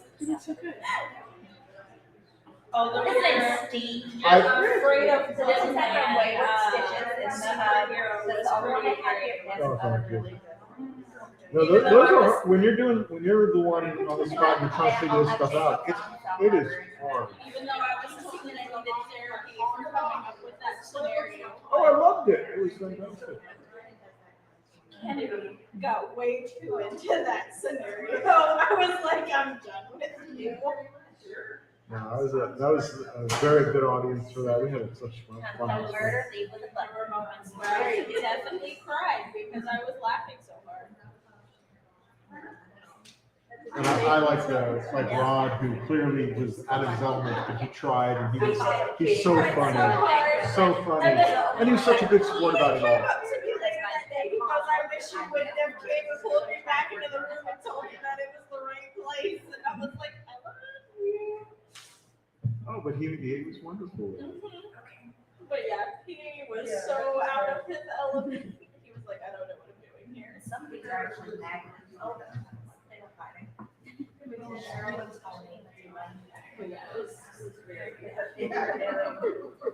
I'm glad. Although you're trying to figure out the vegetarian vampire. Of all the things. No, magic sack. Yeah. Magic sack like was the cherry on the whole panel, but that north. Yes, that's my saying. He needs a button that just says, Oh, that north. My magic sack. I feel like that's how it goes. I feel like I need to write a Christmas short story now. Oh, with Superman. Yes. And the magic sack. And the magic sack. Santa. And there's still, we got about 2 more minutes. I have some free buttons up here. If anybody wants a button. Toast buttons. And we haven't watched one on a herd show. Oh, that's good. Was good. So good. It starts off like first episode, you're like, I don't know, and then you're like, I don't know. I haven't watched it because it has very those vibes to me. Like if you aren't familiar with that vibe, then I don't know what you're doing at ConCarolinas, honestly. no, she's such a hot mess. Like, and then Doc is the same guy from Mutt from Schitt's Creek, but Mutt Schitt's Creek, he's too pretty. And I'm like, that does not work for me. Okay. And it took me forever to realize it was the same guy. I was like, no, this I like. This, no. See, okay, all right. So I'm a Schitt's One on Creek. Earth. I'm a Schitt's Creek person, and I like Mutt as a character. Number one, I liked him better without the beard. I don't know what Alexis was thinking. Because 2, he appeared, his beard appeared to be dyed on his face. Like it looked like, it always looked to me like somebody drew it on his face and colored it in. This is how I Earth. Winona Earp is one of those shows that starts off slow because it takes them a little time to figure out that the more wacko they go with it, the better it's going to be. And then they go all in, and it's so much fun. Yes. So good. Like, it's one of my tops. Like, it does start off And your. it's done. And it's done. So I mean, it has a And it complete- is They knew okay. they were ending, so they ended Yeah. it. And lesbians. Right, but look, in fact, they have a major lesbian scene too, and you're like, get it. So, because you don't see that in this. And it's good romance. Okay, so I guess technically we'll start on all the people who are coming in. Okay. Usually I don't get these. Hello. My name is Jessica Reed. I'm the Geek Track Director for ConCarolinas. I'm also the Secretary for ConCom. So I do a lot of work to make this happen. So you're welcome. Yay! So my day job, I am a librarian. So I read all the books. My night job, I read all the books. And I watch TikTok. But, you know, hobbies. Hi, I'm Alexandra Christian, and apparently I'm almost because I am obsessed with that. And the simpler the murder, the better. I don't know. I don't know. I watch murder shows to relax. And Jess and I have known each other for a long time, and she also watches murder shows to relax. So we decided to do it together. And we had to get a token boy. Right. Hi, I'm Stuart Jaffe. I'm the token boy. I'm best known for writing the Lakeshore Paranormal Mysteries, which take place in Winston-Salem, and I use real history and usually odd, weird murders and things like that, and mix it with witches, ghosts, curses, and magic.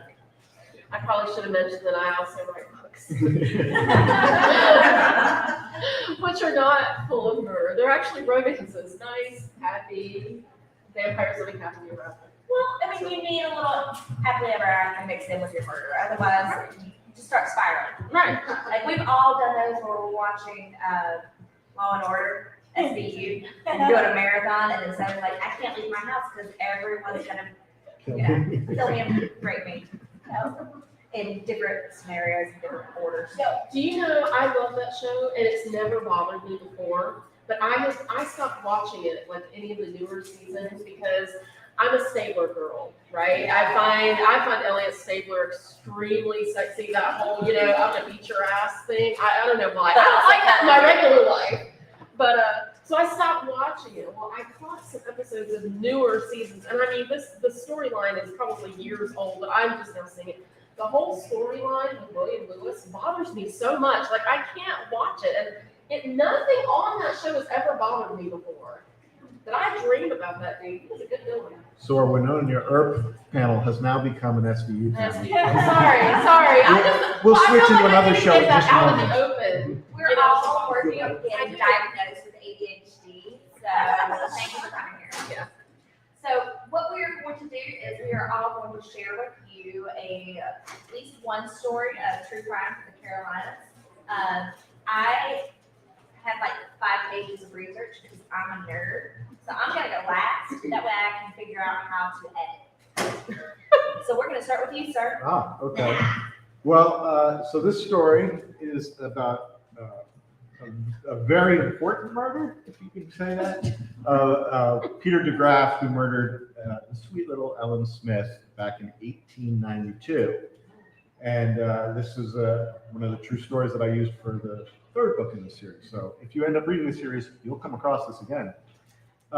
So Ellen Smith was just turned 15, and by all the newspaper accounts of it, and people and the police reports about her, this is very unkind and un-PC, but they called her an idiot, which was such an endearing term, that's sarcastic, for somebody who didn't have all her mental abilities. So she was a very slow girl. She didn't know how to read, didn't know how to write. She was a maid for some of the wealthy homes in Winston-Salem. Peter DeGraff was 22 or 23 because he didn't know, and he was basically a hustler. He ran liquor, he gambled. There's no record of him actually holding an official job, but somehow he always was flush with money, and he was a ladies' man. And he met her at the Zinzendorf Hotel, which was a very famous hotel built by R.J. Reynolds and some of the other wealthy families, made completely out of wood, because it was back then. And within a month, I think of it, launching, burned to the ground. All that, like millions of dollars, gone. The big bad wolf came. That's a side note, but I find that fascinating. We love side notes. And I was going to say, that's the way this kind of research gets you to side notes. So anyway, Peter DeGraff gets an eye on Ellen Smith and starts showering her with presents and treating her really nice. And her parents are livid. They don't want her to, but she's 15 and she's going to do what she's going to do. She eventually, and she thinks she's in love, and she's sure he's in love with her, and then she gets pregnant. Talking, that was a perfect moment. Yes, it's true. She got pregnant. Now I have to compete with this guy. Okay, so she gets pregnant, and he immediately just tries to cut her off. She's not having any of that. And Then apparently he sent her a note that says, "I've seen the error of my ways. I love you. Come meet us in the hotel and we'll discuss our future together." And she snuck out of the house and went there. And then, Wait, he wrote her a note? yes, That's great. she has a. She She had a had. comment about She has a comment. Yeah, somebody read it to her, obviously. But there was a note. The note is has it. I just thought it was And really funny. It is weird. I never thought of that quite that detail, but you're absolutely right. Needless to say, we talk about murder. She's never seen it. Well, not living. She's never seen it. And the next day, there's one of the cleaning staff at the hotel.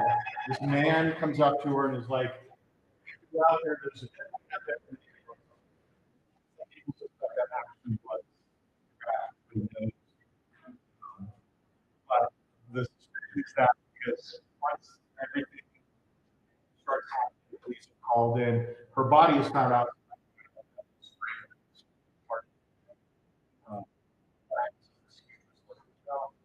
And it was she shot and it was not pretty sight. So people suspect it was him because he was trying to buy time, get things done. But investigations started happening, and as much as that may be true, he never actually left town at that point. At first. And then as more and more people started admitting that they knew they were together, and he had friends who were like, no, they were never together, and all this. But as it started turning in, he disappears, and nobody really knows where he went for quite a while. He's gone for well over a year, but then he appears in Mount Airy, and there were people being sent to go back. They were so angry at this sweet little girl that everybody loved and what he did to her. And his behavior is so weird. And actually, at first we're laughing at him sending a note. It continues that weird. He's essentially got away with it. Nobody can find him until he pops up in Mount Airy because he buys a ticket on a coach to go down to Winston-Salem, and then he starts walking around town. And to this day, nobody knows why he bothered coming back. People recognized him, and he was immediately arrested. They go into this. So then this court case starts, and this court case drags on for a year or so. But it becomes like one of these crime of the century things, particularly because after he's found guilty, which that part didn't take so long. What drew it out was they wanted to sentence him to hanging. And this was at a point where there is now a quite vocal group and powerful group that's like, no, and they was going to hang publicly. And they're like, this is wrong. We shouldn't be hanging people. And at the very least, it shouldn't be public. It should be a private thing. We don't need to be having all these gawkers come. And this was a huge, it was a capital punishment debate. And all during this, DeGraff is saying, I'm innocent, I did this, and the line Trump is saying he barely knew her, yada, yada. In the end, the sentence stands, and he's brought up onto the gallows, and they put the noose around his neck, and at that point, he can make a final statement. And it's a very lengthy statement. It's printed up in the newspapers, but it basically he confesses the whole thing before he dies, and then he dies, and that is the last person to be publicly hanged in North Carolina. They were excited about that too. Wow. That's fun. I like it. Well, I've done a lot of research. I'm like, I'm not sure we're gonna have this much detail. So some of you might know that in my regular life, I work for the court system. And I'm kind of a jack of all trades in my courthouse, which means I get to work in criminal court sometimes, which is very interesting. And we had a case a couple of years ago that I wasn't going to tell the story. I was going to do the Gaffney Strangler because, well, it's like a serial killer thing, woo. But I thought this normal murder was interesting just because, one, I have a personal connection, and two, because sometimes people, a lot of times, normal murderers are that's one thing that's fascinating about serial killers, because serial killers, they manage to be awake for a long time. Normal murderers, they're just idiots. And how they ever get away with it for more than 5 minutes, I'm not. So this guy, well, we'll start with this lady. This lady in town named Judy from my hometown. She, in fact, her sons and daughter from her first marriage are distantly related to my family and knew them growing up and everything. Her first husband was killed in a motorcycle accident many years ago, and she, by all accounts, that was the love of her life. Until she met this guy in Chester who was a cop. She liked him. He was well liked in town. And so everybody thought they had this great marriage. He was the head of the motorcycle club. It was like a Christian motorcycle club, and they would like raise money for sick kids and all kinds of stuff like that. So this was not somebody that anybody would have thought there was anything weird going on, So kind of one of those two perfect. She had a house cleaning business. Where she cleaned a lot of people's houses and stuff.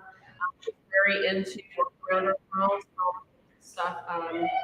And just a really friendly woman. Right before Christmas several years ago, she and her husband were in a terrible car accident. And nobody could believe it because it sounded just so horrible that when the police said when they arrived at the scene, that they found her, she had been thrown out of the vehicle and was found face down in a creek by the road. And her husband is the one who called 911. He's like, oh my God, she's not breathing, blah, blah, blah. So the police get there, and their initial impression is, number one, there's no way that the car traveling as fast as their car would have ever projected anybody out of the vehicle. They were not going fast. Two, they couldn't understand how she got from the car all the way down to the creek where she was found. And two, she had a monstrous gash on the top of her head that would not have been caused by the accident that she had. And he said, no. Well, the reason why she had that gash was because I was actually rushing her to the hospital. She was putting up our Christmas tree, and she fell and hit her head on the and she was bleeding, and I was taking her to the emergency. The road that they found them was actually going in the opposite direction of the hospital in Chester. Right, exactly. And he said, well, that's because I didn't trust the local hospital. I was taking her to the hospital in Rockville, which is the next largest town, kind of between here and Chester. He said, so I was taking her there, and they were like, well, why were you on the side road? So, well, I didn't want to go down number 9. It was quicker to just cut across and get on the interstate down there. And so for the longest time, they were kind of like, okay, whatever.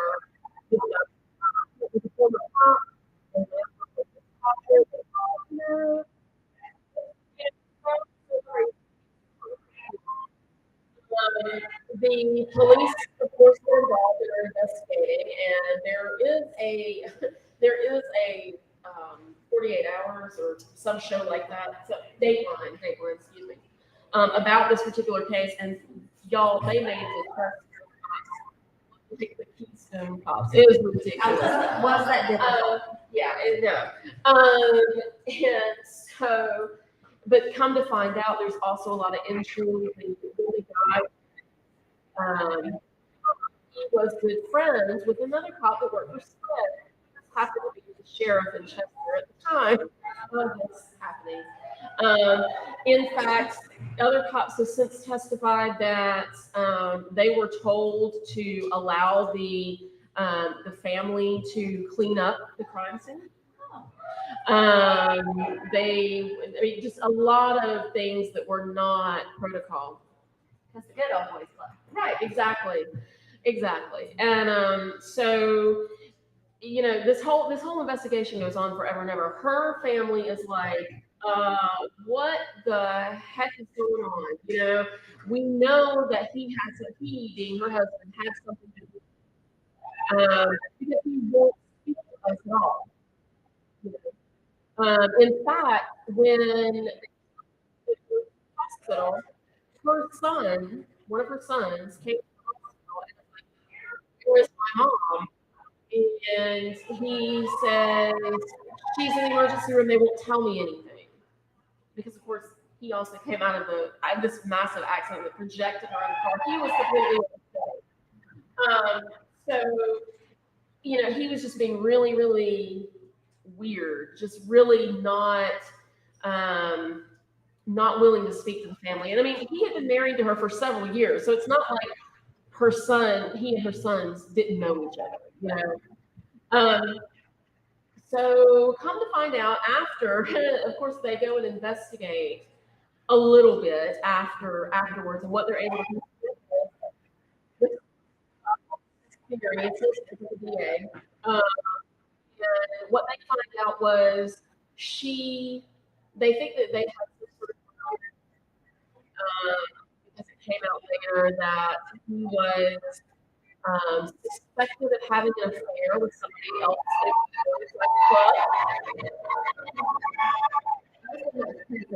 Have a different history. One wanted this angel, the other wanted to start. People throw down for. They will. So, but they, you know, supposedly he was suspected of having this affair with this woman, and she, of course, is like, no, we were good friends. They were also alleged girlfriend were also accused of stealing money from the Pickle Club as well. How do you steal from a merchant club? Like, I watched that. Yeah. I'm not sure. Well, they were Christian motorcycle clubs. But they stab you with a cross. Right, exactly. One of the pictures, and I've seen the crime scene photos, the picture was standing on the hill. She said she was reaching for something on the tree, and the ladder fell, and she fell in the fireplace. Well, first of all, the ladder was this way towards the tree, and the mantle was this way. There's no way that if she had been reaching forward that she would have fallen that way and gotten a gash on her forehead. Barely understand science. Right, and I'm like, you used to be a cop. Not a good one.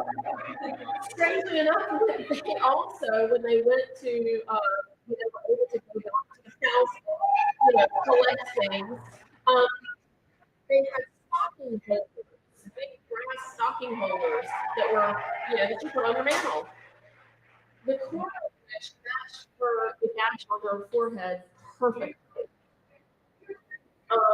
Yeah, but we didn't have any DNA or blood evidence or anything because the police had allowed this woman that he was allegedly having an affair with, and supposedly somebody else in the family. Hang on, we all hate the costume contest, correct? Yes. Okay, just one check. I feel like every time I get ready to speak, but anyhow, they cleaned everything up, you They did eventually go into it. They were able to find blood smear. Which, you know, they have the infrared stuff that they spray in there. They were able to find blood splatter on there. But the really damning evidence was the highway patrol. They brought in a highway patrolman who was in recreating car crashes. People, in case you didn't know, your cars have a black box, just like a plane does. Recreate.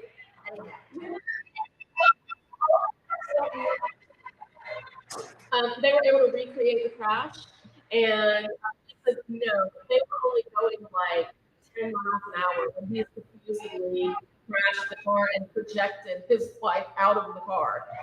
So, needless to say, this man is in jail now, serving a life sentence because he very obviously murdered his wife. I love happy endings. Yes. So.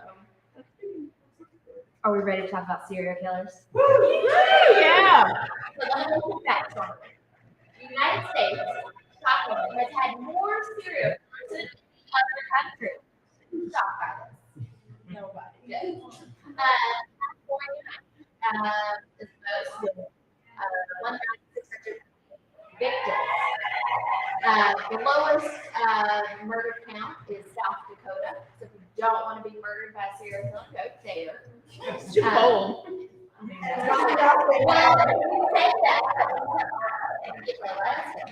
after California, of course, is Texas, then Florida. So we just need to get rid of those two. Everybody and then no, sorry. And then Illinois and New York. Had 266 serial killers, and if you rank them by the one ratio of 1,000, which means we're pretty good. So we're not the worst for once, guys. So Alaska's only had 51 victims, but it has the highest ratio per people. So Hawaii has the lowest with only 2 victims. Well, who can be angry enough to kill somebody in Hawaii? You know, it's way too hot. I would definitely stab all of them. Well, So go to Hawaii. They're all like on ice, so that's how I met them. So, 2005 to 2009, a criminal on women in Halifax, Edgecombe County, which if you're it's like you're driving, and 1 hour before you get to the beach, you're in the middle of nowhere. That's where you're at. Nice, don't stop. So, 10 victims, all of which were African American women, were section trade and drug use. So, if you came to last year, they oftentimes get ignored. They already, well, they should be living this lifestyle, that kind of stuff. Now it is singing in costume. Right. They're hurtful. We're trying to talk about murder. And we can always go crash the costume contest. Like, guys, we're here to talk about murder. Alright, so the first victim of the killer was a Rocky Mountain woman, Melanie Wiggins, who was 29 years old. She was reported missing on May 30th, 2001. The last time anyone saw her was the 23rd, when an Edgecombe County sheriff's deputy served her with a transport order that day. So the last person to see her was Tommy. Her personally stripped body was found on June 2nd in Edgecombe County by a group of people who were out riding recreational vehicles in the woods. Stay out of the woods, man. Told you that last year. Still true. Because the only people around the woods are spirit killers, demonic, bears, and our mountains.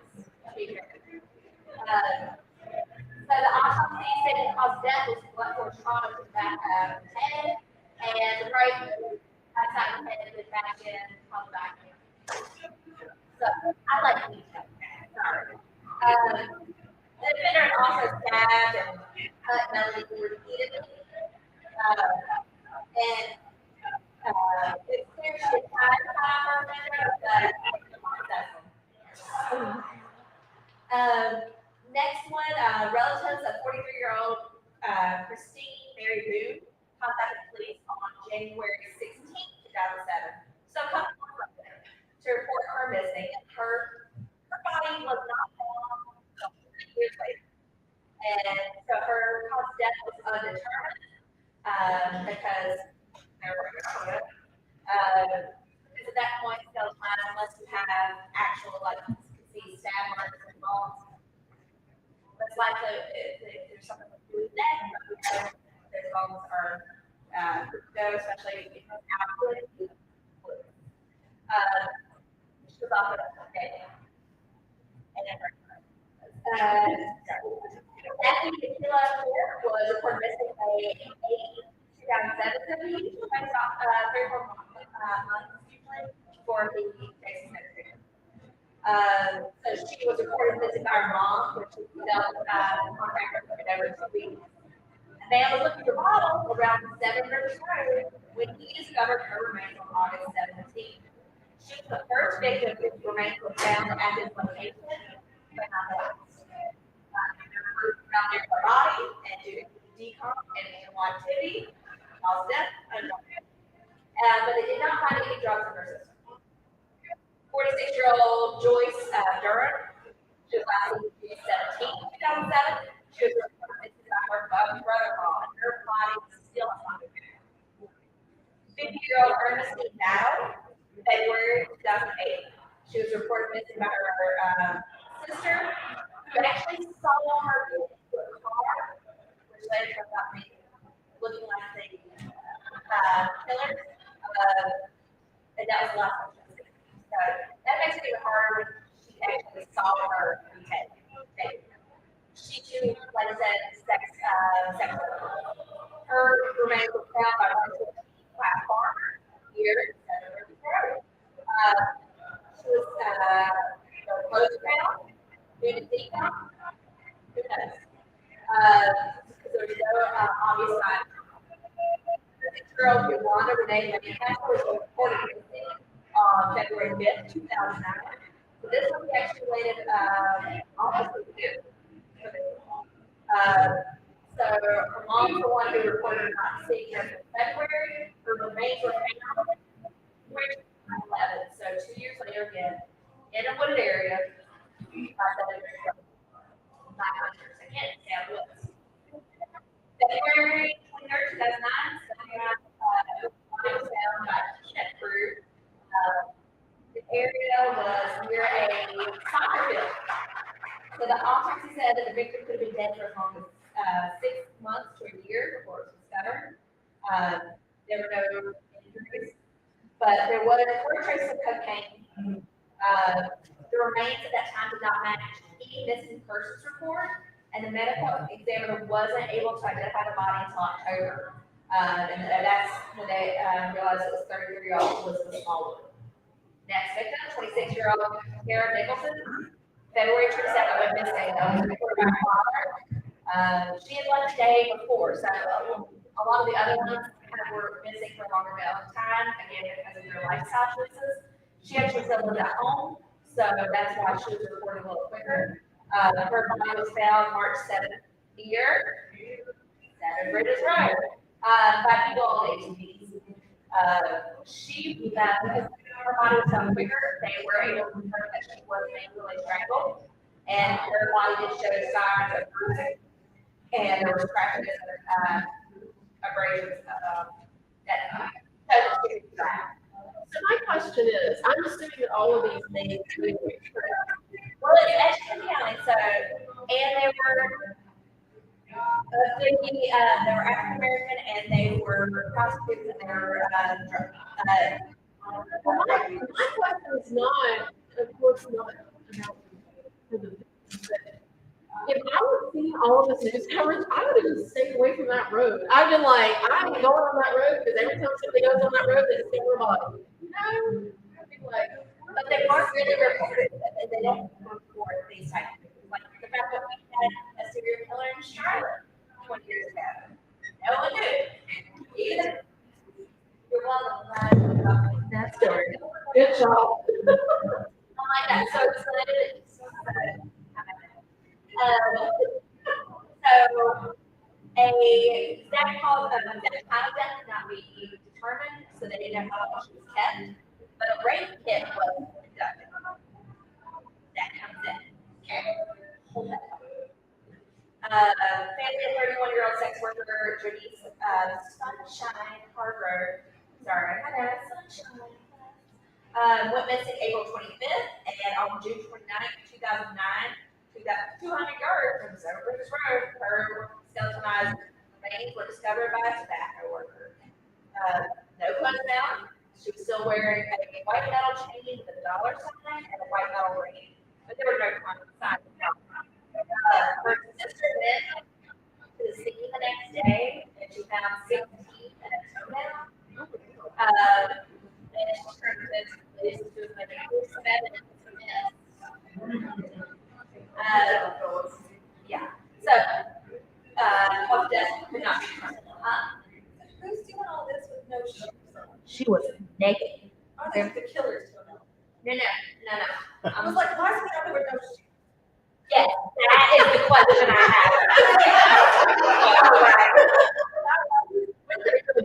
We could have solved the Jack the Ripper murder and just walk out without his shoes. So, man, Brad is 18. Why are all these people 18? On that same road. Well, maybe they're out there trying to find bodies. Or they're all like looking for drugs and like maybe don't go to the county gas. So March 27, 2010, found the body of 4-year-old. Also found were a credit card, a yellow metal wristwatch, and a piece of chain with a hook. The family claimed they reported her missing previously, but law enforcement said we did. Because I didn't trust this law enforcement in this area. The family hadn't spoken to her in 2 years, so this was how she had actually disappeared. So back to that DNA that we talked about, plus Nichols' body. This led to 31-year-old Antoine Pittman, a convicted felon living in Rotterdam. He was charged with her murder in September 2009. So who was Pittman? I'm glad you asked. He was born in 1978 in Rotterdam, raised by a single mother, and why do all these men have a mom? In 1994, at 16, he was arrested for attempted rape of a 2-year-old. Oh, Jesus. So, what did they charge? What did they end up pleading to? Yes, indecent behavior, and was released in July that year on probation. Yeah. So, and again, he's 16. So, during probation, he was required to spend 90 days in a rehab institution for juvenile, but was expelled after a month due to a fight. So, he was just placed under house arrest. In January 1996, he was arrested for violating his parole following multiple offenses, and he went back to Juvenile Correction Center until mid-1997. So, with multiple offenses, theft, assault, giving out to all minors. He's in 2003, he served 45 days in a county jail for hiding the fact that he was a sex offender while applying for jobs. And during this time, a blood sample was taken. In 2004, he was on driving. So it's been a few weeks in jail. 2007, arrested for sexual assault of a sex worker. Arrested in 2009 for drunk driving, but was released on bail. He failed to appear in court. He was later arrested in nationality audit for reason he was charged. That's what they were. That's what they were.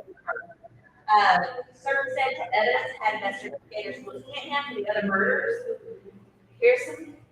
He also visited Seven Bridges Road and lived there for 7 years with his grandparents, whose home was within a few miles of the body.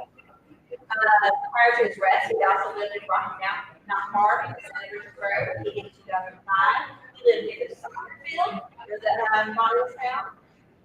2006, he lived in a trailer relocation facility, but it was wanting to be found. So this is the part. He was detained technically at 7 Bridges Road on the same day that Hargrove disappeared. He was found unconscious in his car with his pants down. And this was one of the occasions he was arrested for drunk driving. That was like the drug. So her body was later found in the field 2 months later. But she was this that same day.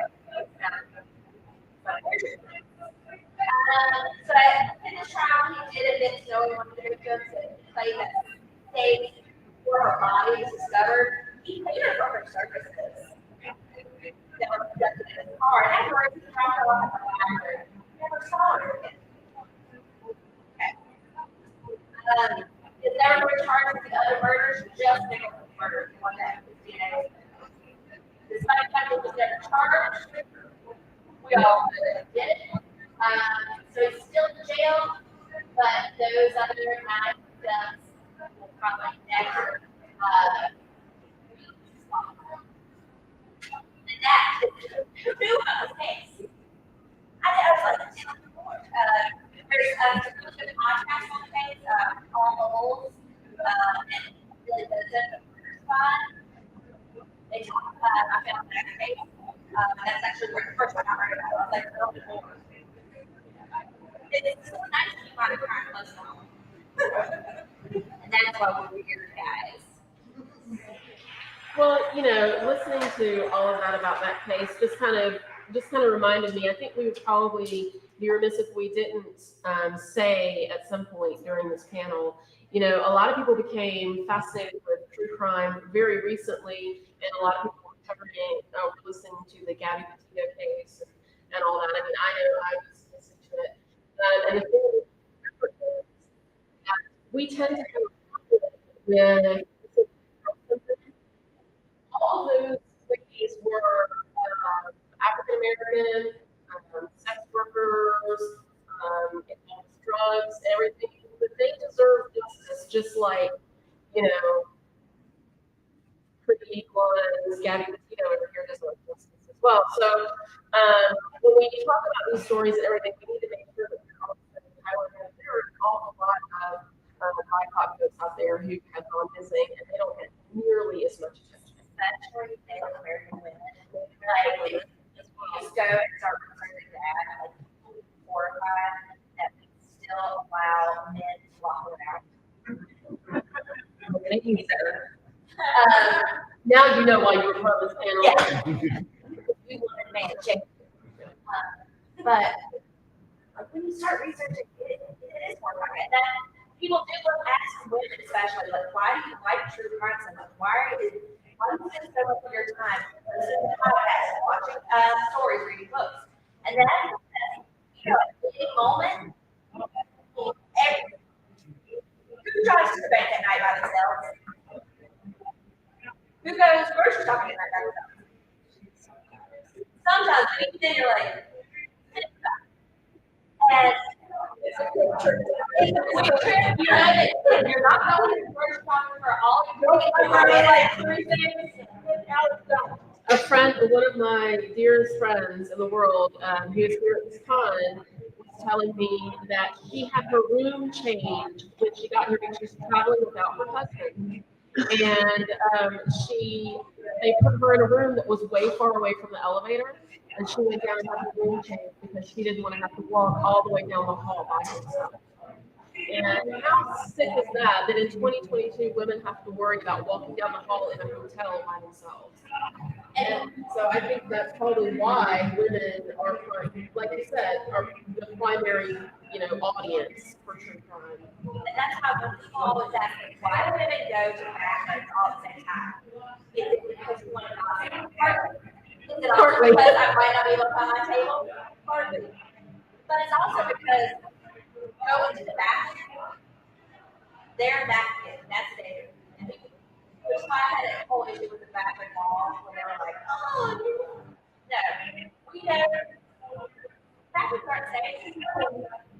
I don't care who you said it to go in or not. Thank you for covering my political tech. We've moved to crime now to politics. Well, I mean, unfortunately, that's all tied in together. But yeah, it's almost like a gallows humor sort of thing, because if you watch a bunch of true crime stuff on TV, well, you kind of know what not to do.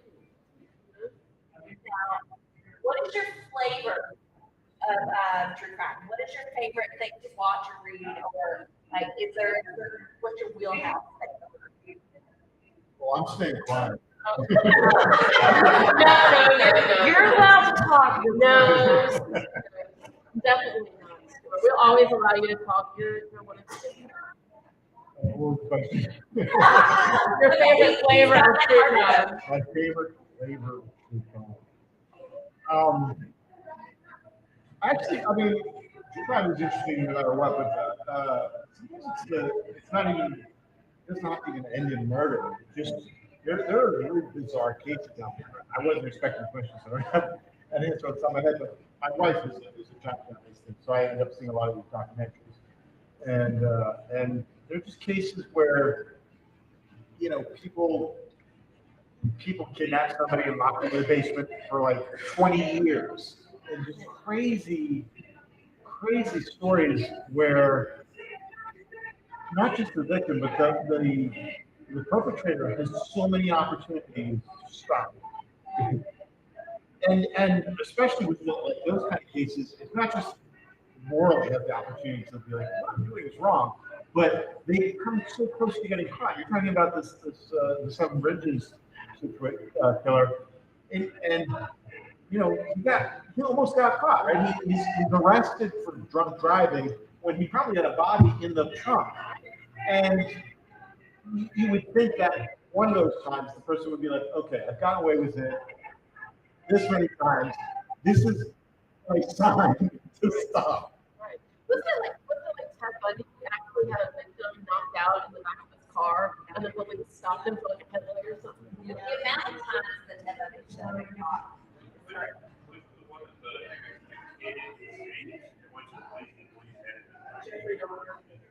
Yeah, that one, and that actually goes back to what we were talking about, how we need to be aware of everyone, not just nice and quick. That kid, what is so sad about it? Number one, that kid who was the victim,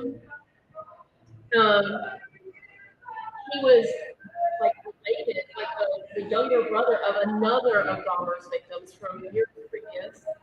He was also these women saw that he comes running out of the apartment and is just out of it. I mean, because he can't communicate because, well, Dahmer tried to drill into his head. And they call the police. The police are like, oh, well, it's fine. He's just, they're gay. And that's his boyfriend. And it's fine. And the women, right, and the women were like, no, there is something wrong with it. And they actually threatened to arrest the women for getting involved because they would just leave. And every time I hear that story, it's significant. Because I'm like, the homophobia and racism of the cops that were in charge of that case at that particular incident, I'm like, are they still working? Not, because they feel like it. Because Dahmer took them home and killed them right after. I like one-offs. Sorry. I like, okay, serial killers, they are completely bad for you. And yes, it is fascinating to go back to their house and all that. But I don't fascinated about people who just randomly afford to flip a switch and just randomly. Because I'm like, oh God, I really cannot trust anyone, especially like romance guys. You're the most likely one to kill me. So.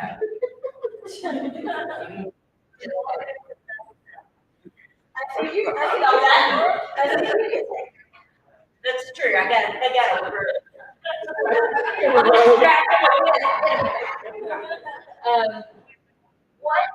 What's the, speaking flavors. What is the flavor that you do not like? And you're like, nope, turn it. Is there something that you cannot? I mean, we're all gonna go ahead and say children. I think we would all agree when you're looking at child and death, you're all like, or puppies. Where they're like, and then kill the dog. We're like, that's kind of a. However, there's definitely about, what is the, you know what, you're nodding, I can't, is it? Kill the cat. Kill the cat. Don't Yeah, don't F with cats, it's disturbing because of cats, but it is brilliant and amazing what these home detectives basically did. Using things, high-tech stuff like Google Maps. They were able to pinpoint where some of this guy was. It's incredible. But close your eyes and go. They'll show like the death of the dog. You're like, no, go back to the dead body. Well, That's why I haven't watched it, so I'm like, I can't take that. They don't actually show it. They show leading up to it and then right away. I mean, it's still disturbing. You know what's going to happen. Because the kid fell. So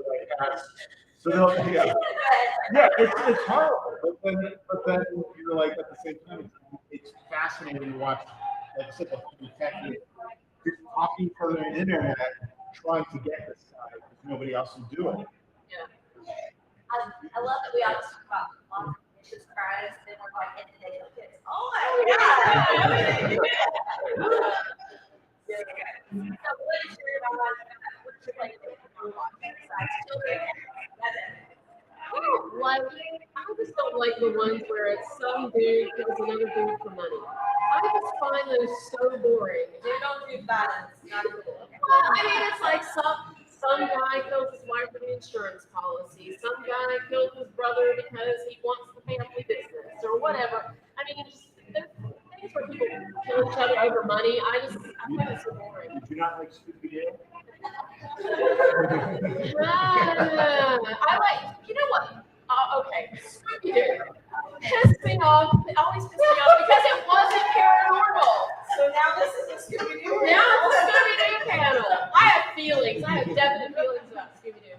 But yeah, I don't like stuff like that. Crimes of passion, if it's interesting enough, if the situation is like, I love the ones where it's like, you know, these two couples, they go to the beach together and then they decide, wouldn't it be fun if we switch? And then they decide to block their spouses so they can be together. I do kind of like those, but they're just weird. And it's sad and silly. Yeah.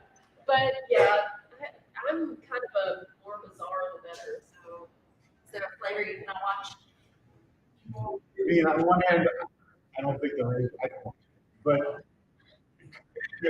But there are things I get. It doesn't sound horrible. Yeah, well, it's just I get tired of rape stories. Rape itself is just ugly.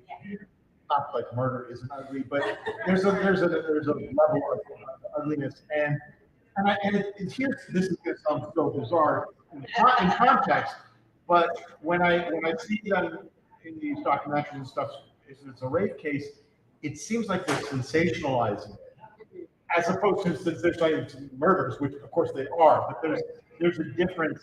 I don't know. It's just a tangible thing, and I'm like, it's almost like they're telling the story for generations. Yeah, and there's that, and I think also because sadly, most rape cases don't end with a happy ending. The bad guy often doesn't get caught, or at least with a lot of murder cases, you're going to see somebody who's getting justice. Hopefully, sometimes. I don't like watching neighbor on neighbor crimes because that's a deep fear for me. I'm a horrible neighbor. I totally live by the want to kill me. I don't keep up with my lawn, so I get it. And there's no other options. The only thing you can do is sell your home, which right now you got a good chance of that. But normally it's so neighbor bothers me for that reason. Stalking. Again, it's somebody, especially if you know that you're being stalked and there's nothing you can do.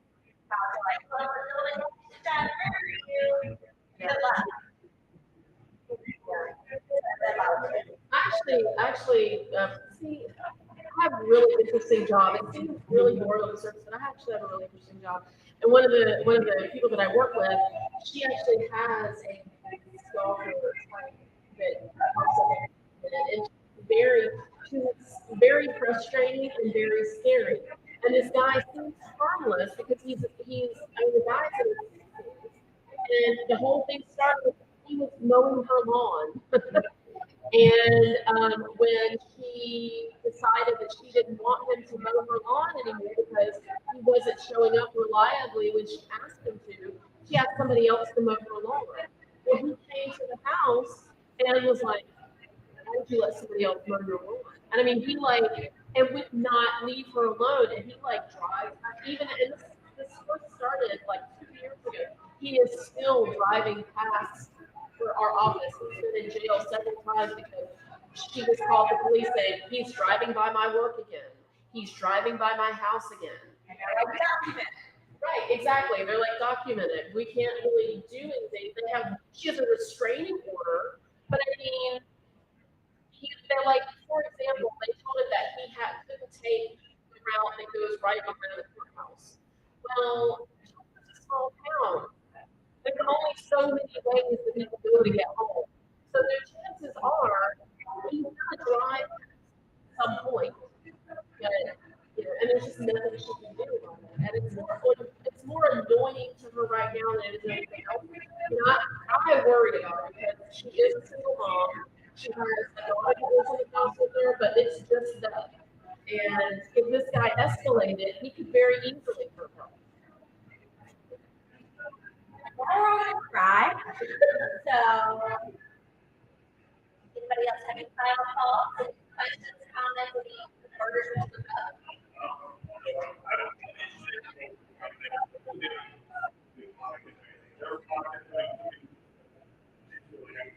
Okay. All right. My top favorites are Killer Queens. It's a aunt and niece. It's they're hilarious and weird. They're from Boston, and they just go on lots of tangents, and I love them. They're very funny. My favorite burger, same reason. They're very funny, and they're actually about they get a lot of burger. They usually do 2 stories an episode. And then last is, we're going to stay on the same network, and it's Murder Squad with Paul Holes and Billy Jensen. Paul Holes helped solve the Golden State. So he was forensic, and so he brings that science, and he's very I'll tell you this. And the other guy's like, I love Disney and look at my cool socks. And Paul's like, very good. And so it's a great dynamic because Billy Jensen is a reporter. So he does he'll tell all the facts, but Paul's like, well, actually, there's such a thing as that. If you do the limit off, it doesn't really light up like that. He's like, that is a horrible lie. Apparently it's very, very faint glow, and it has to be pitch black. And I was like, tell me more, Paul Holes. Give me that science. Yeah, so that does it for me too. Is it the one that everybody listens to, that last podcast on the last podcast? And it's a good podcast if you like true crime and weird stuff. They do a good job. My only issue with them, I stopped listening to them because I felt like they had started. It started out when they were having conversations. It was like we're up here, we laugh or whatever. I feel like they latched onto that, and then they decided that everything had to be that way. And so I kind of felt like after a while they started being a little disrespectful, because we do need to remember we're talking about people who died, people who have lost their lives, and I mean, even when talking about some of these serial killers, their stories before they become killers are so sad, And it's like, you feel like, oh my God, why didn't somebody help this person before they became a monster? And I just feel like they kind of got to a place where they were not being respectful. But that's just my opinion. It is an entertaining podcast if you like that sort of humor. And it made it serious. You have to watch it. I like her YouTube. Yeah. She's on YouTube, you can find her on Facebook, but it's Murder, Mystery, and Makeup.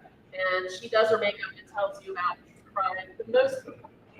The goriest. I like hearing about that. The girl goes, yeah, that. I'm laughing. It's just an odd combination. I never thought about it. She's a makeup artist. She's a makeup artist, and she was really interested in true crime. And so she thought she was looking for. She didn't want to be just another one of those makeup artists on YouTube doing makeup. So she said, "Well, I'll just do my makeup. I'll link everything that I'm using, and then I'll just tell you a true crime story." Your dark history. If you watch it, it's really good too. Yeah. I do not like at all crime junkies. Very strictly, like, call me reporting it, and the other one is the, oh no. Tell me more about this one particular thing that is in the shop that I never knew that you were gonna say that. Like, God, I'm going out. I like to look for it's more of a discussion rather than reading an article. Like a lot of times it's like you can tell that they've written this article about or an essay or a piece about this thing and they just kind of read it, and I don't like that. I like it when it's two or more people talking about something. Do you have something you like to listen to, sir? Nope. You're on a whole other level than me. Yes, we do. All right, well, we have to wrap it up now, so we'll start from the end, tell you who we are and where you can find us, and how you can give us money. I'm still Story Jockey. I guess I'm still the token boy. And I right next to Alexander, right as you're going into that author's alley. So come see us first and then go see everybody else. Yeah. We keep feeling like we're being overlooked. Come see us first. Yeah, we're here all weekend, selling books, and we'll try. For everybody other Geek Life panel rooms, so you should definitely see them all the time. You should be here and there. Because I know there's Geek Life. My name is Jessica Reed. I'm the Geek Track Director. You can watch the library. I do have some free buttons up here.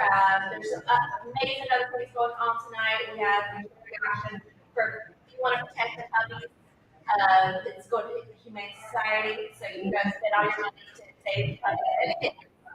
There's track shows, there's theater jobs, and there's a lot of other things that I can't name because I'm a plethora. Go spend some money. If I get to go. Bye. Thank you guys.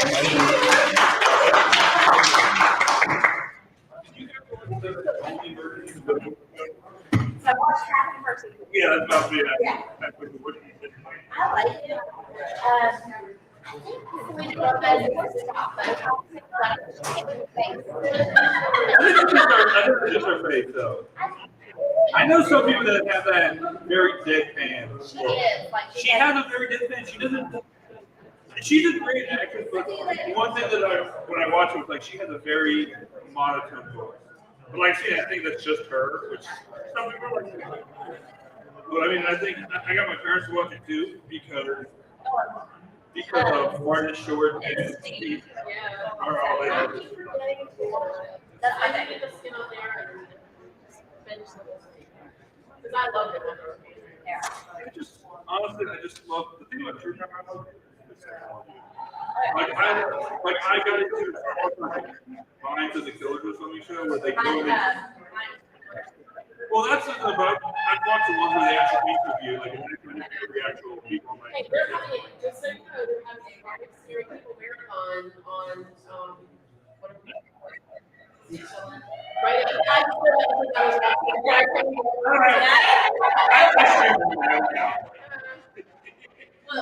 but it's not, right?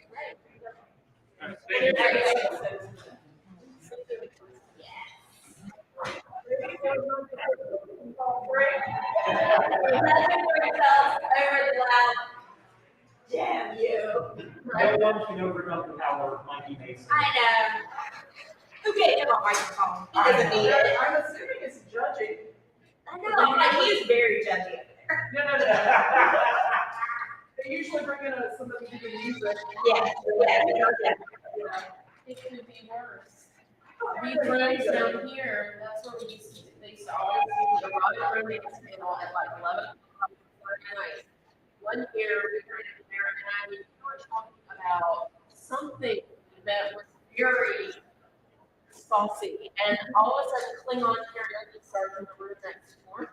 So here we are talking about, Parks Flood and they're doing Klingon karaoke.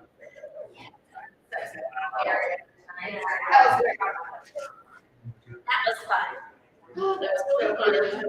Where did you get this? Did you make this dress?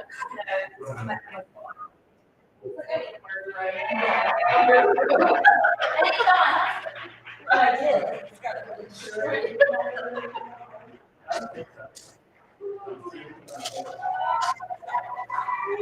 And we're like, I know.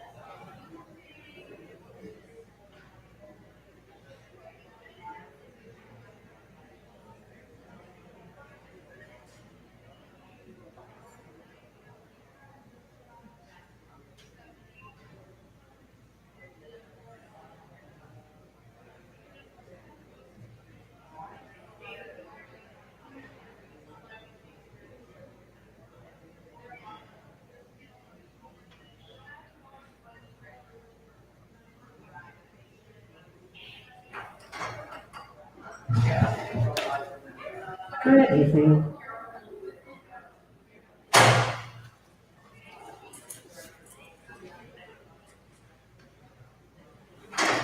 Is the superheroes as good? I certainly hope so. I believe that's where we're supposed to be. Yes. It is what is advertised on the sheet outside the door. Yay. That is what I thought. What we see.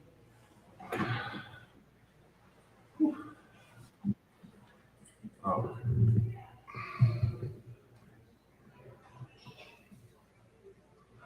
How are you? I'm good. How are you? Excellent. A little bit tired, but you know, what can you do? True. It's a common. I've had about my tolerance of coffee today. So.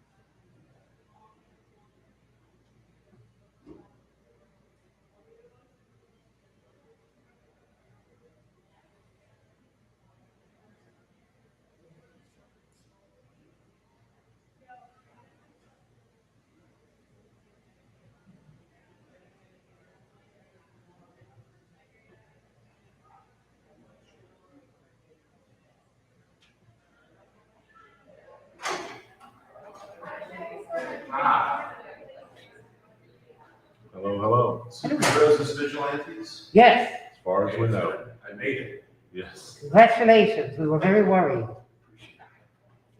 was over the other one there. No, I have nothing to sell. That's not true. I do have things to sell.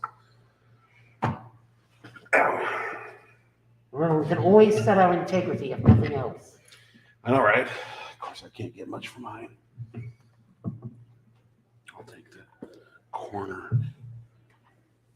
Boy, oh God, the recording. As long as there's no friggin' math. Hope they are ready for a TV remake with your rating. Check. Hey, man. That's our moderator, Dan. It is. It is indeed our moderator. I feel ashamed I'm the only one not with a beard. Special torture. Not with a beard? Not with a beard. We can't tell. I know, I shouldn't have let out the secret, darn it. Right?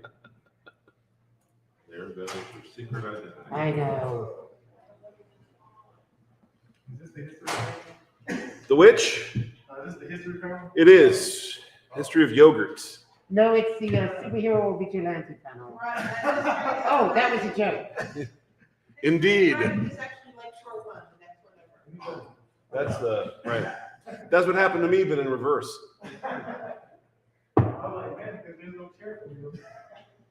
We'd have gotten you one. Hell, come on back. We'll set you up, man. Yeah, join us. It'll be fun.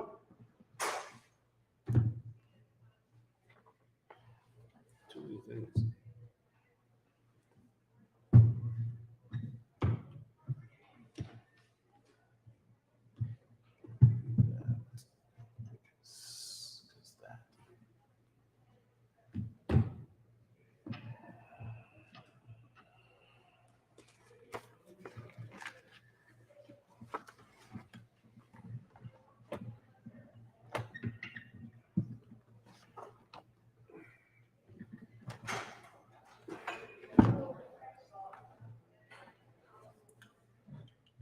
Hola, ¿cómo está?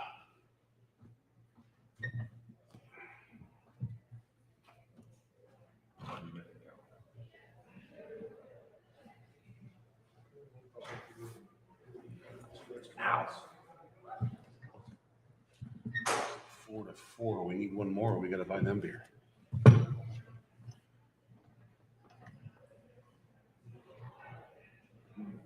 And after we fight them, we can understand what's a misunderstanding and all join forces. That'll be like the Justice League, only different.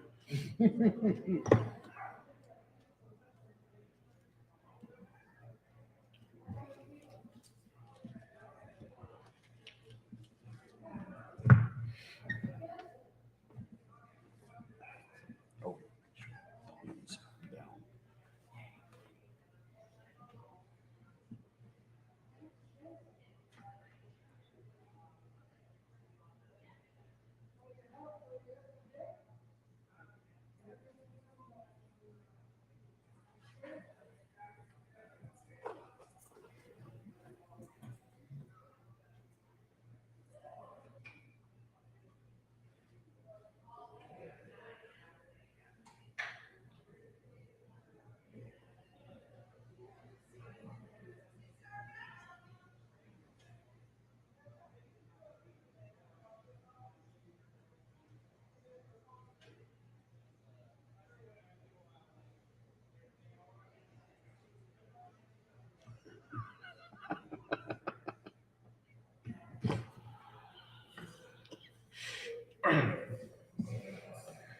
Memes are hell.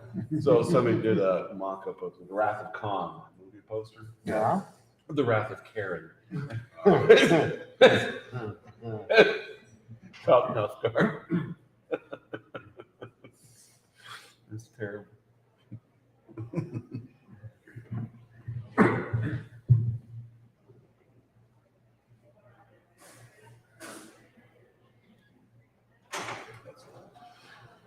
Oh, good. Whew. Now they have to buy us beer. That's a relief.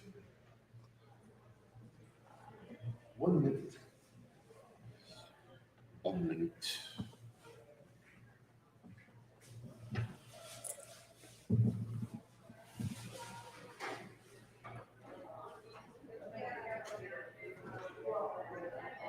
Hi. Yeah, come on in. Yeah, come down. Have a seat. Anywhere you would like.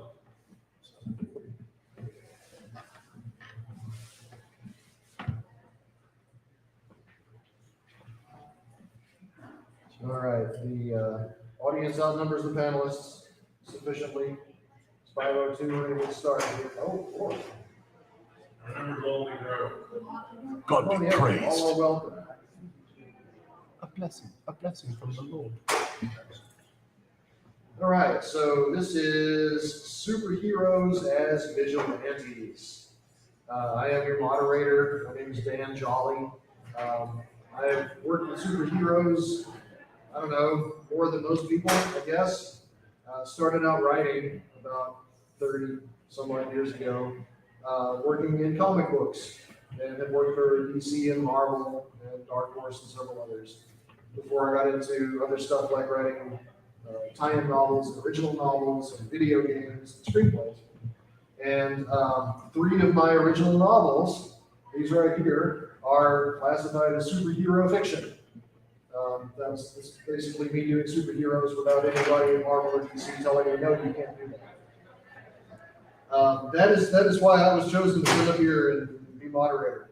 But let's get on to the more interesting people on this panel. Moving this way, everybody introduce yourselves.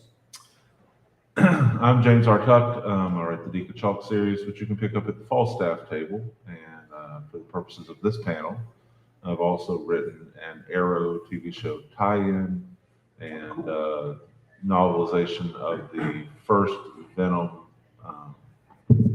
collection, Lethal Protector. So those are my creds for this panel.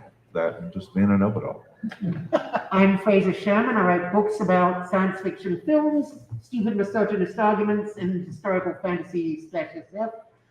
I have been reading comic books since I was 6, and my current work in progress involves a superhero who is not a vigilante because when she ran around looking for crime, she couldn't find any, so she went to work with the police.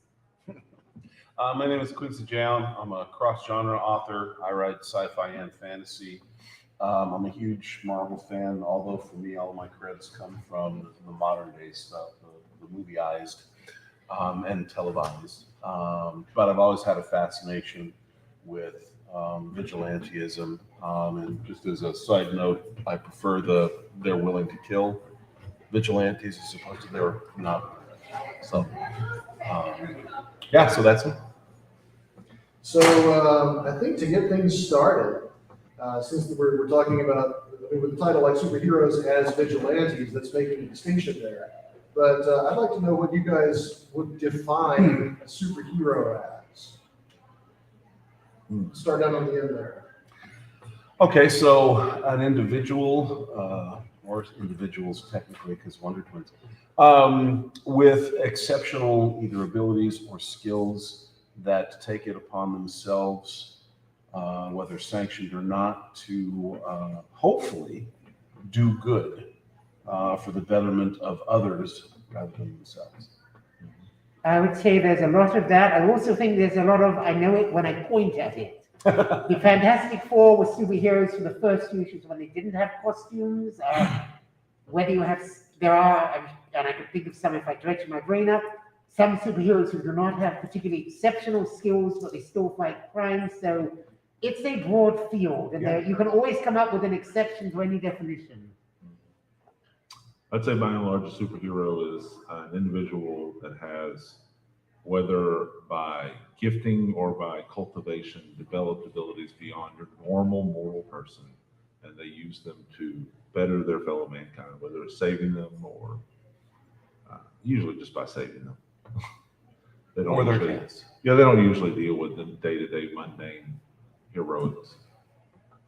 So, and this, I think this gets into the I know it when I see it kind of thing. Hmm. How about somebody like James Bond? Yes. I would say no, but again, that's a subjective call. Yeah, I would say no, just for genre's purposes. It is a fine line between James Bond and Black Widow, but maybe it's the costume that defines it. Well, I mean, it's not gender, but I think it's setting more than anything else, Yeah. right? I mean, Bond was considered real world, whereas Marvel is Marvel Universe. Yes. Yeah. But I mean, I think that if you compare the characters, okay, she's better in a fist fight. But I mean, pound for pound, they're basically the same character in many Right. respects. Yeah, that's what I'm saying. They're really close to each other, but I would definitely put Black Widow as a superhero and James Bond as a spy. Why? That's what I'm saying. I don't know why. It could be the It's better costume. being her not being superhero than for Bond being. And that's fair. Well, because what we've got There's that gray area. is somebody who is incredibly skilled and takes a mission on and uses incredibly high-tech specific gadgets to complete that mission. Batman. I think for me, whether it's superheroes who have at least some degree of independence from the authorities, I would rate that as more superheroic. If you're doing work as Bond is directly for the government, I expect more superheroic elements. If you were like a vigilante operating rogue, I might be more inclined to a superhero argument. That is an arbitrary thing. But So if James Bond went rogue, he might become a superhero. assuming he was still a good guy, yes. If you put a costume on. That would certainly help. But I mean, that Several rotating. costumes aren't necessary, right? That's I mean, Unbreakable, which was, I thought was in those 3 films, Yes. right? They're not, there's no costumes. Well, I guess Mr. Glass sort of had one. That was a fantastic suit. But Unbreakable, I mean, he's just a Joe, right? He could have been a plumber, and yet he is the superhero. But he has definitive He does, yeah. superpowers. Correct. He's not the normal person who's just exceptional. So would that then mean that he doesn't need the costume? And also, is that an outlier compared to the rest of the genre? The exception rather than the rule. For the most part, I think Unbreakable is right. There's no costume involved. He is a superhero, but there's no costume. Right. You know, the lion's share do have him in some fashion. This is one of the reasons I dislike almost any story that involves, well, in DC or Marvel, regulating or restricting or controlling superheroes by the government. The invariably comes down to anyone who appears in a comic book fighting crime is a superhero, and legally it never makes a lick of sense, and that annoys me. It's true. Where are the cops? They showed up by now. So, how about the scene in the latest Batman movie when Gordon brings Batman to the crime scene, leading him through the crowd of cops? See, and I haven't seen this new one. You're lucky. So I've heard mixed reviews. I mean, is it worth watching? It's absolutely amazing. Okay. Mixed I would reviews. say it's amazing, but not in the same sense. So I love the Christian Bale Batman. I enjoyed those. I wanted to see how this guy did though. I'll have to watch it. The one thing I really did like is the idea that when they send up the bat signal, it's not so much to alert Batman as every crook in town looks up and thinks, he might be coming after me. I'll call off this robbery. Yeah. Oh, that's interesting. I mean, I thought The Batman was incredibly well made and a true Batman movie. And of course, I'm a writer. There's always going to be quibbles, things that I would do differently. Nothing is perfect. But overall, probably one of the most perfect Batman films that have come out, and one of the best superhero films that have come out. Yeah, I definitely need to see it. But my Batman is still Kevin Conroy. That's hard to argue there. And, you know, I did enjoy the movie for several reasons. One of them is I love the concept of the low energy character. You guys know what I'm talking about, low energy versus high energy? No. Low energy characters, Batman is a low energy character. He comes into a room and he stands still. He moves. And he doesn't say much. In much the same way that, like, Dirty Harry might have stepped into a room and the only motion he made was to draw his gun. Or Blondie in Good, the Bad, and the Ugly. Yeah. I see what you mean. Whereas Spider-Man is a high energy character. He bounces around off the ceiling and walls, and he's constantly talking and cracking jokes, and he is not intimidating. he might be somebody that you really love and you really root for, but you know, you've got Spider-Man bouncing around versus Batman who's like standing in the shadow and staring. And who gives you pause more? And there is one scene in the new Batman movie, and Gordon has brought Batman to a crime scene, leading him through this crowd of cops, and all the cops are like, "Are you serious with this? He's a vigilante. What are you thinking?" Gordon brings him in. Batman at one point just stands there staring at the dead body, and this cop comes up and is trying to get around him, and Batman's like he's like a statue. He just stands there and is weird silently, and the cop is so intimidating. Like it just sort of shrinks and edges around him. Beautiful. There is a story from the 1970s, Night of the Stalker, Neil Adams art, and Batman does not say one word in it. He's chasing down the crooks, and at one point, one of them is running, and he realizes his friends have been taken out. He's heading back to the car, and Batman's standing there, and he just raises, and he's got the guy's car keys, and he just drops them on the ground in front of him, and he waits. It is a really cool story. You can find it, I think, in Batman by Neil Adams collection. Look that up. That's cool. Yes. And that's something that you can, okay, who in here is a writer? Raise your hands. Wait, you know we are right. No, we are here. That's something that you can bear in mind, you know, if you're trying to figure out ways to make a character intimidating. It's just don't have them say very much. Don't have them move very much. I mean, in professional wrestling terms, The Undertaker. Yeah, it can be unsettling for a lot of people. Yeah, yeah. So anyway, back to superheroes.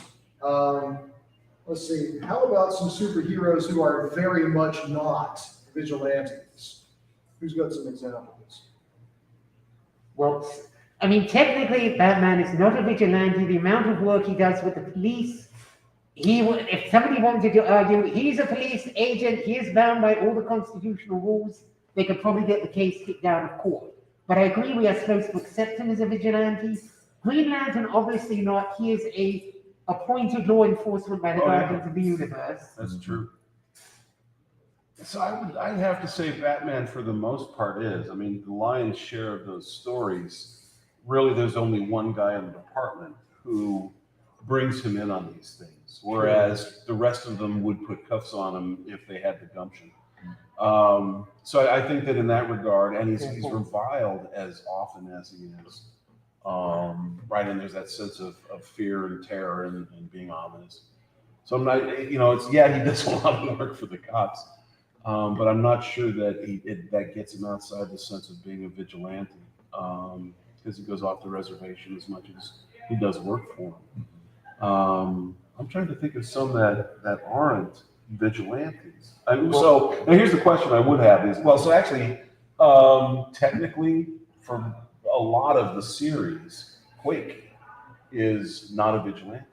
She actually is working for S.H.I.E.L.D., which is part of the United States government. So there's one, and that whole cabal. I mean, we had a couple of them that went through there in that series. Avengers, technically, for most of their history, licensed by the government. Yeah, and certainly post-Wachovia Accords, I'm not sure how it was in the comic books, but you know, even that were involved in post-Wachovia would therefore be sanctioned by the government. Although they haven't really delved into that story. You haven't in the films and TV stuff. You haven't seen much of that. Hawkeye is really like in the TV show. He was still off the radar, so to speak, and he didn't want to get caught. It's very few that aren't vigilantes, which is kind of an interesting societal statement in a lot of ways, right? Yeah, but a lot of them work with the police to the point they are not what we think of as vigilantes. Yeah, they're not ass hunted. Yes. And a lot of your bigger superheroes, more powerful superheroes, are not even going to come into the purview of being part of the law enforcement or not. Superman will help the police, he'll whatever, but like generally speaking, that's not what he's doing. Yeah. Like he's world events kind of guy. Yeah. Wonder Woman's not normally dealing with the cops ever. So I think it's more street level heroes that you really get into the fine line of vigilante or not. Daredevil probably would be the one that almost consistently is always in contention with the police, even though Yeah. he's a lawyer and knows the law. I've read articles by lawyers who say he doesn't know it that well. Well, the writers don't know it that well. Yes. Chip Zdarsky, though, who's been writing, I don't think he's writing it currently, but he wrote a long run of Daredevil, is actually a lawyer. And so the law was pretty clear in that one. And it was Marvel Universe law. So, Okay. you know, there were things that like we don't have in the real world. We don't have to deal with costume crime fighters. Yes. So he did extrapolate laws as they would possibly be in the MCU. Somebody else was talking about it right earlier, said he will be resuming it after a break. Yeah. He wrote a long run of it, though. We have a question. What about Black Panther, who is the government? Well, so I would say in Wakanda, he is absolutely a sanctioned superhero. Outside of Wakanda, he's a vigilante. And actually a foreign agent affecting change. I mean, that's... Or is he a diplomat who just happens to crime fight because he can? He is, but I think technically that still makes him a vigilante outside the borders of Wakanda. But I mean, the legalities of it are kind of an interesting discussion. Yes, Aquaman would consider himself the government, well, when he was off and on King of Atlantis, when he is acting in the oceans. I'm sure a lot of them, service nations would dispute that, particularly when he interferes with things like fishing. Yeah, there was a great Alex Ross poster of Aquaman where he's staring down at what is presumably an illegal whaler, holding a harpoon, and there's like 24 sperm whales surrounding the ship. And I would argue that Aquaman and Namor, which is, Marvel's Aquaman, would say that they are the king of the ocean no matter what. Yeah, that's their domain. Yeah. Yes. Put Arthur Curry on the Would moon. definitely- Put Arthur Curry on the moon. He's still the Lord of Atlantis. Yes. Namor says that frequently. Yeah. I do hope they do right by him when he shows up in the Wakanda movie. We'll see. Yes. So far, they've done pretty well. Yes, they have. So, getting back to who's a superhero and who's not, trying to think of something, because it seems like vigilantes are always going to be going after criminals. I mean, it seems like that would be a definition of someone who takes the law into their own hands. So, what about somebody like Harry Potter? Is Harry Potter a superhero? Well, in the wizarding world, since I am not sure he would count because he has the powers everybody does in a sense. I was about to But say he's the still same thing. exceptional. True. He takes action when nobody else does. That's a good point. I think that it's both in ability and action. I think that's what makes him, in this definition, a superhero. Is that he has the means and the gumption to pursue it at great personal risk, right? And I think that's another factor. Is it's individuals willing to put themselves on the line to affect positive change or stop an injustice. Yeah. One example is definitely a vigilante, the female Red Guardian from Steve Gerber's Defenders. She operates in the Soviet Union, fights street crime. The government does not approve of her doing this without authorization. I think vigilantes, for the most part, in this context, are performing duties that law enforcement wishes they could without being held to the procedure of law. Yeah. Or the consequences. Well, yeah, that's a big piece of it. Captain America actually, at what point did he stop? No, actually, at what point did he start being a vigilante? Because he was literally a member of the military, and that didn't stop when he was engaged by Fury. So it was really, is it that break with his argument over the Cody Accords? Is that, I guess that would be when he becomes a vigilante for the first time. When he refuses to remand himself. Yeah, to the supervision of the government. Yeah.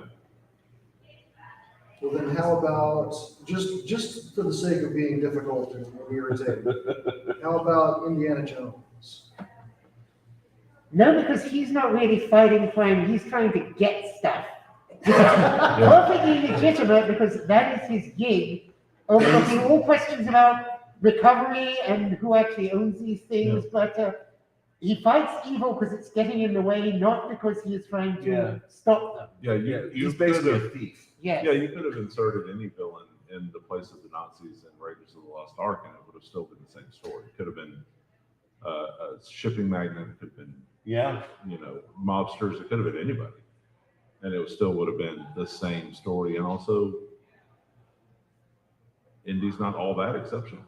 Yeah, well, and so here's a question. Is there a sense of morality and or ethics required for this definition of superheroes, right? Because Indiana Jones, you're right, and I never really thought about that, but his motivation had nothing to do with helping anybody but him and the museum, basically, right? I mean, near the end, it's like, oh, we got to keep this out of the hands of the Nazis, but it borders on ancillary. He just wants to get the Ark and get his hands on it, right? So in that regard, his motivations are morally sort of questionable. So do we assign that notion of a higher moral imperative? I think there needs to be some of that, but it's possible to, like Heroes for Hire, and they were around before Heroes for Hire, and they've been around since, and they can be out for the money and also doing it for ethical causes, depending on the choices they make. Okay. I think if you don't have some sort of ethical morality tied to it, then it's not really heroics. Yeah, That's kind of in the Right. name. But you're right, like if Indy had been born in Germany, yeah, he would have had a wholly different way of doing things. Correct. He would have been paid. Well, he would have been working for the guy who wanted all the goods. So if he doesn't have a moral dilemma with the Nazi party, then he may well have worked for the Nazi party. Yeah. So, That's interesting. So what about, which characters in, oh shoot, I'm getting old, so I'm losing words. It was a graphic novel, became a Watchmen.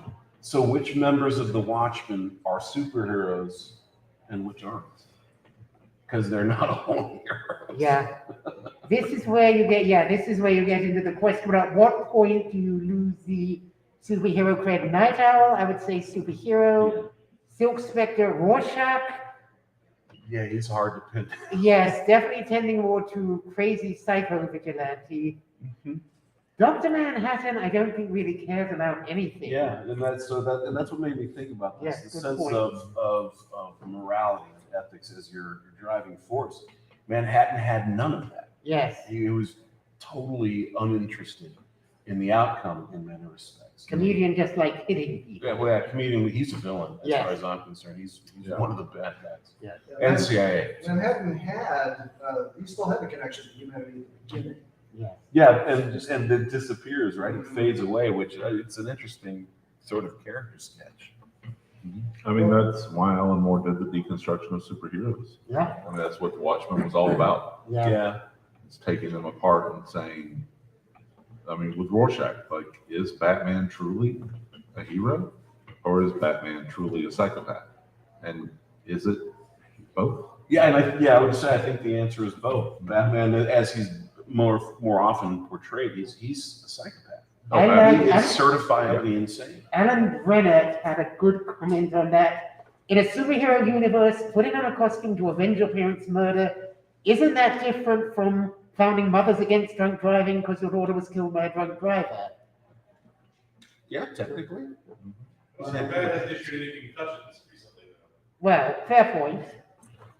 But then concussion, we all know concussion in comic books is not a serious injury. You just get up with a headache and you're fine a day later. You shake it off. Yeah. I just want to question, how are we defining like these morals and ethics? Because I feel like a lot of villains, what they are doing, they do feel is right. Like if we take Thanos, for example, as I call one villain, he is doing what he thinks is right, what he does think is good for like the betterment of all species. So how are we going to define? Because I'm sure in his mind he does define himself as a hero. Right. Yeah, go ahead. Well, that's one thing to keep in mind about all villains. The best villains are a little sympathetic. Yeah, no realistic, no good villain, no well-crafted villain is going to say, I am evil. I'm doing these evil things to be evil because I'm evil. Laugh at my hand. I really find a lot of the number of comic books where the villain gets to philosophize about why I am evil and why evil is right just drives me up the wall. Yeah, those are bad comic books. Yes. Yeah. The point is that every character thinks of themselves as the heroes of their own story. And for your point, like Thanos is, to most of us, a villain. He is definitely a villain to the people that snapped out of existence and their loved ones who missed them. Yeah. But on the grand scheme of things, his philosophical debate that doing this is more merciful, not only to the people that are now gone, but also to the people that are left behind, because now there are enough resources for people to have enough. It is something that can be argued. And so it becomes harder to look. There are things like in Hawkeye, if you haven't watched the show, there's a little moment where Hawkeye goes to take a pee, and on the urinal, someone has written with a Sharpie, Thanos was right. And it's like there is an argument to be made that he was right. So, but also that's the same argument that's been made by people that have slaughtered thousands of people because they couldn't feed them. There is a 1990s comic, Anarchy, about an anarchist superhero. And at one point he confronts Ra's al Ghul, who in the comic books, for years before Thanos, he had the same goal, chop the human population by half so that the ecology can survive. And Anarchy meets him and Ra's al Ghul, you're 600 years old, you have incredible wealth, you have wisdom, you have an army of followers. The best you can do is mass genocide. You can do better. Right. Work with me. Come up with better ideas. And Rash is just kill the idiot. The problem with Thanos's argument, and I've heard a lot of people, and that we all have that initial reaction. We see the forest being burned down. We see all the things, right? And so there's this knee-jerk, yeah, God, the hell with it. Let's just do it. The problem is his solution was short-sighted on two fronts, right? If he had the ability to snap his fingers and affect change, one, make food. Make more resources. Right, that's one, right? And at the same time, reduce, population control, right? Just reduce the people's ability. There were easy solutions to that problem. Just snap your fingers and make it where we don't have to eat anymore. As an example, right? And there were other solutions. And I think that gets into the psychology of villains, is that for whatever reason, he saw his society degenerate, right? And he sees all the suffering and he becomes possessed of similar rage as Batman, right? Is this notion of impotence, and I'm going to fix this problem once and for all. And so I think it's when it affects others negatively, it ceases to be heroic, even though he perceived it as such. So one person's hero is another person's villain. Most of the time. In fact, that's everywhere. And yeah, the answer is yeah. So to pick a horrible example, Hitler. He was Man of the Year in 1939 on Time magazine. He saved an economy. He was perceived of as a great man, even though he'd already been arrested. Yeah, and please do not take what I'm about to say as any type of justification or admiration for Hitler at all. Friends, please understand. Oftentimes I've had people that ask, well, why did the German people allow Hitler to do what he did? But surely people knew that people were being killed in mass numbers. Like, why was this allowed by the German people? If you stop and you think about it, though, it is the Thanos argument. German people who were poor all of a sudden were given houses. They were like, oh, by the way, you're now a kosher butcher. They were given businesses. The economy had money in it. That's why. And that's why there are people who would say Thanos is right. And it's horrible and terrible, and that is where we all wrestle with our own morality. Yeah, it is horrific. But so in history lesson, we're getting off topic, but it's an important point for understanding character development. Germany basically was brought to its knees after World War I by Great Britain, France, and America. And they were left not only in ruin, but in a position where they couldn't feed themselves, which set the stage for an individual to say, if you follow me, I will feed you. And you get what we saw. And unfortunately, it was a sociopath who made that offer. And you get a real world example of the closest thing we have to a supervillain. Yes, absolutely. Yeah. And again, but he was a hero in Germany. I'm anti-Hitler. Amen. Hey, right? For the record. Did you have a explosive question? I was just gonna speak to the point, the movies especially, really, except for Mysterio, who's just a douche. All of the villains, you're kind of like, well, he's not wrong, just his response was wrong. Yeah. Like everyone that has been personally damaged, or the family's been personally damaged, or they see what they feel is a greater injustice, they're not wrong. It's just what they did was wrong. Mysterio was embarrassed. I mean, Yeah, Killmonger made some good points. Yes, he did. That speech he gives was brilliant. I mean, seriously. And the way he delivered it. Every movie was coming out going, well, he wasn't wrong. Right. Yeah, I have. Well, the selling forth to commit mass murder, that might have been wrong. Yeah, well, again, I mean, like you said, he's always society degenerating, and he wasn't wrong about outstripping our resources, but what his response was, that was totally the wrong way to go about it. Using warmonger as the one could make the case, and we'll look at our own Revolutionary War, that warmonger was not wrong. He was right. Killmonger, sorry, Killmonger. Because our forefathers made that very same decision. And with musket, hatchet, they effected change so that they would no longer be under the boot of the president. Also, I asked this question in the panel yesterday. Who is the hero of Blade Runner? And actually, if you answer this question as far as what I think is right, I'll give you a free book. Who is the hero of Blade Runner? See, that's the point is, like you said, love. Because one man's hero is another man's villain. So it comes a whole spectrum yourself. That great line. So, have you seen something on Shane?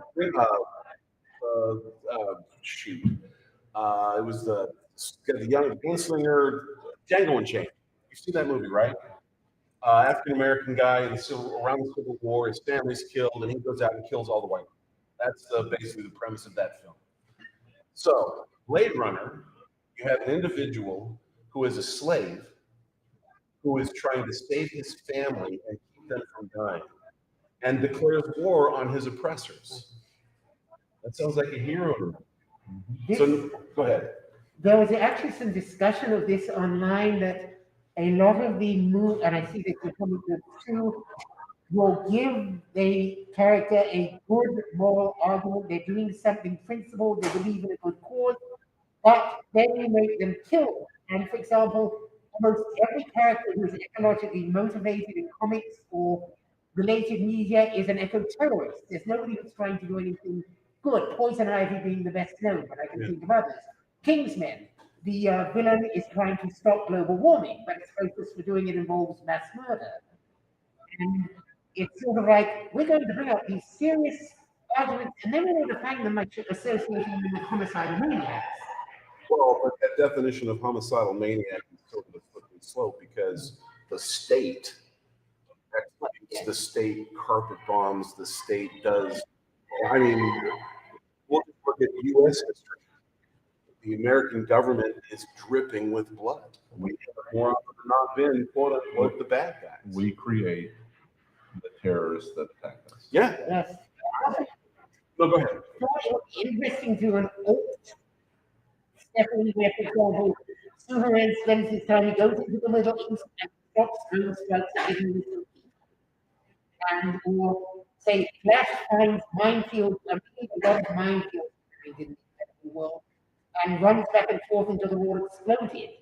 And this would, when people want to make superheroes who operate outside the line, the defense seems to be want criminals more, and I would like to see occasionally people who push against the status quo system more. Mhm. And that, we haven't seen much of that. Yes. It would be interesting to see the reaction both from the media and from the government. Oh, yes. Is someone who looks at American history and current politics and our involvement in places like Central America, the Middle East, Panama. We put Noriega in power. We put Hussein essentially in power. I believe this could be dismissed. What's his face? Osama bin Laden. He was trained by the CIA. Most of the enemies that we have come to recognize in this country on the news, people that were friends of the United States government and Central Intelligence Agency. If you get a chance, again, look at this notion of heroes and what is a hero and what isn't. Watch Narcos and then Narcos Mexico. And if you watch those two series, 1 and 2, I think it's 3 seasons total, you'll get a very different and fairly well documented perspective of how we treat with foreign governments and foreign civilians and the trafficking of narcotics and what we will turn a blind eye to and won't, depending on who's getting paid.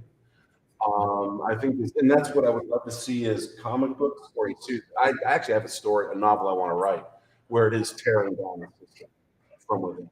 I would recommend in the same vein, there's a book, Legacy of Ashes, about 10 years old, but it deals all on the record of Freedom of Information, CIA files, and it's a detailed history of how much the CIA has screwed up consistently. And it is very horrifying and very irritating. We have a question. Yep. I think The Boys fits that profile. Yes.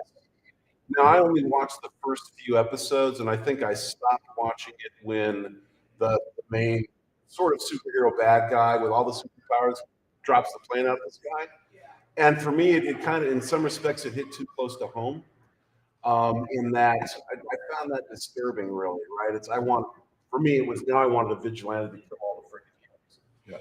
Which may have happened. That is actually the setup of the whole show. Is that you have Butcher and his crew that he's gathered. That's their whole point. Is that these superheroes are not heroes. They're not good. They should be killed. All right. Now he's got personal motivations and all that. But that is exactly what it is. Then I need to probably revisit that for that reason because we haven't seen it. I do too, but it also involves what American companies do to share essentially technologies overseas and how that comes back. Yeah. Series Invincible, where it's like alien superhero, and the superhero, he goes all the other superheroes and feel like they aren't good enough, and it kind of goes into like No, he's telling them because he's an alien invasion. He's so he is not a hero. No, he became a hero out of happenstance. So,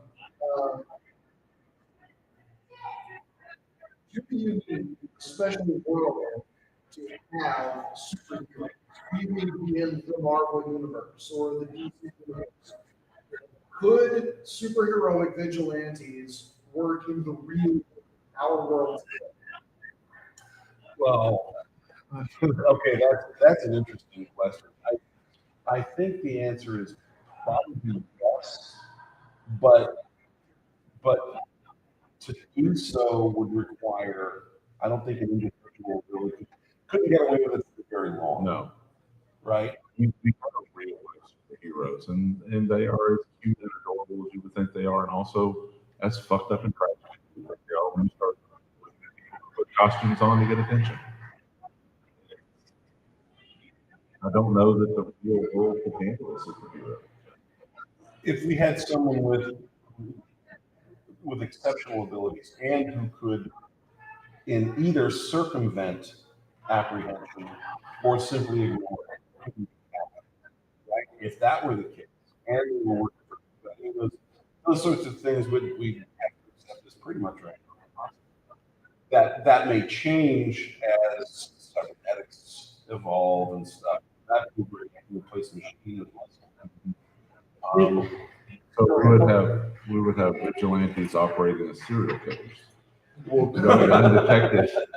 Maybe the serial killers are killing people who are actually evil. And, I mean, that's a whole supernatural spin-off, I guess. With the tech you have today in terms of combat equipment, you could get someone who would have qualified as a superhero for most of comic book history.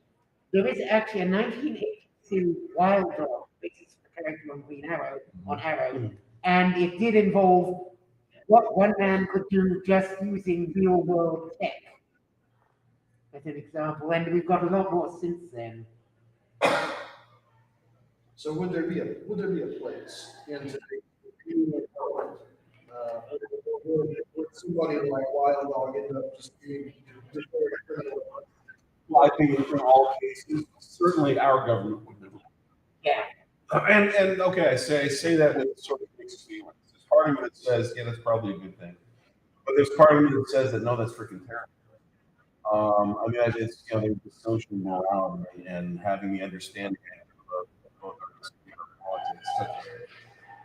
It's hard to reconcile this state, or really any version of it over the past 200 years that would tolerate an individual taking matters in his or her hand. We have laws specifically to prevent that. And vigilante justice has not worked out well in history because it usually targets people like Black Americans. I mean, the history of lynching alone. I was Yeah, that's I was just vigilante. about to say two things.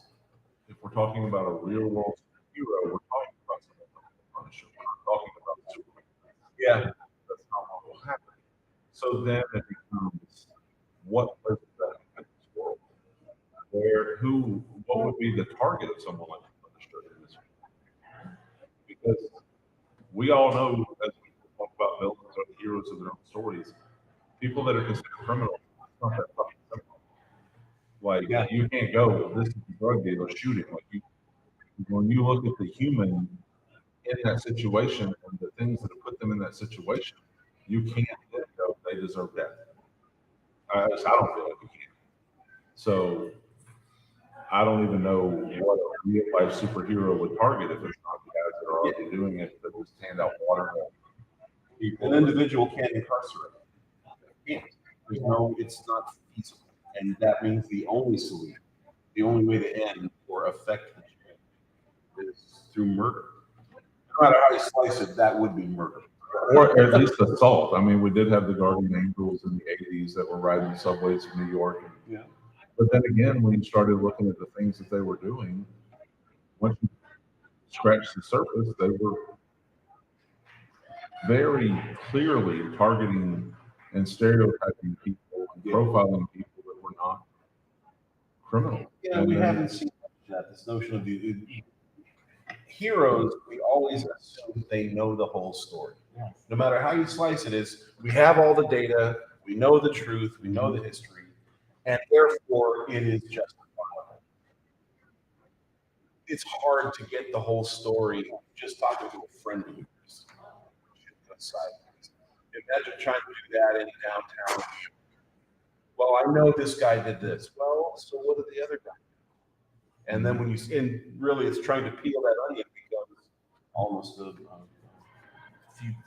futile endeavor. You likely have a vigilante, regrettably not in comic books, either going to go and bust white collar criminals or people who don't talk waste or do the really cute. Once you get up to that level of damage, you're pretty much untouchable by everyone, unfortunately. Nobody's going to bust the Sacker family who are responsible for the OxyContin epidemic and throw them in jail the way they deserve. And Or yet beat there's them to a bloody pulp. mountain of dead bodies behind. Oh, yes. A mountain.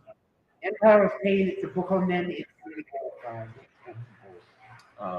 So it's certainly a slippery slope. Yeah. That's why for me, like that's why I like Deadpool and the Punisher. I love those because there's that sort of if only.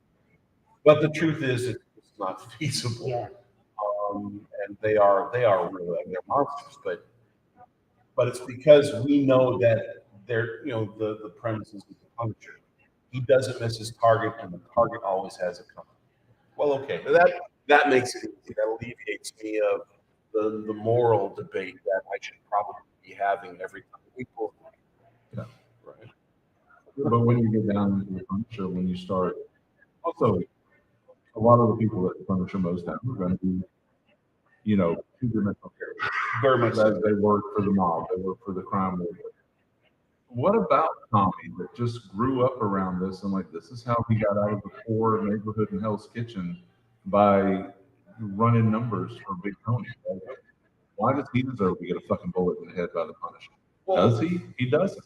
Yeah, there's a web comic for you, which I'm way behind on it, but they are starting to deal with that.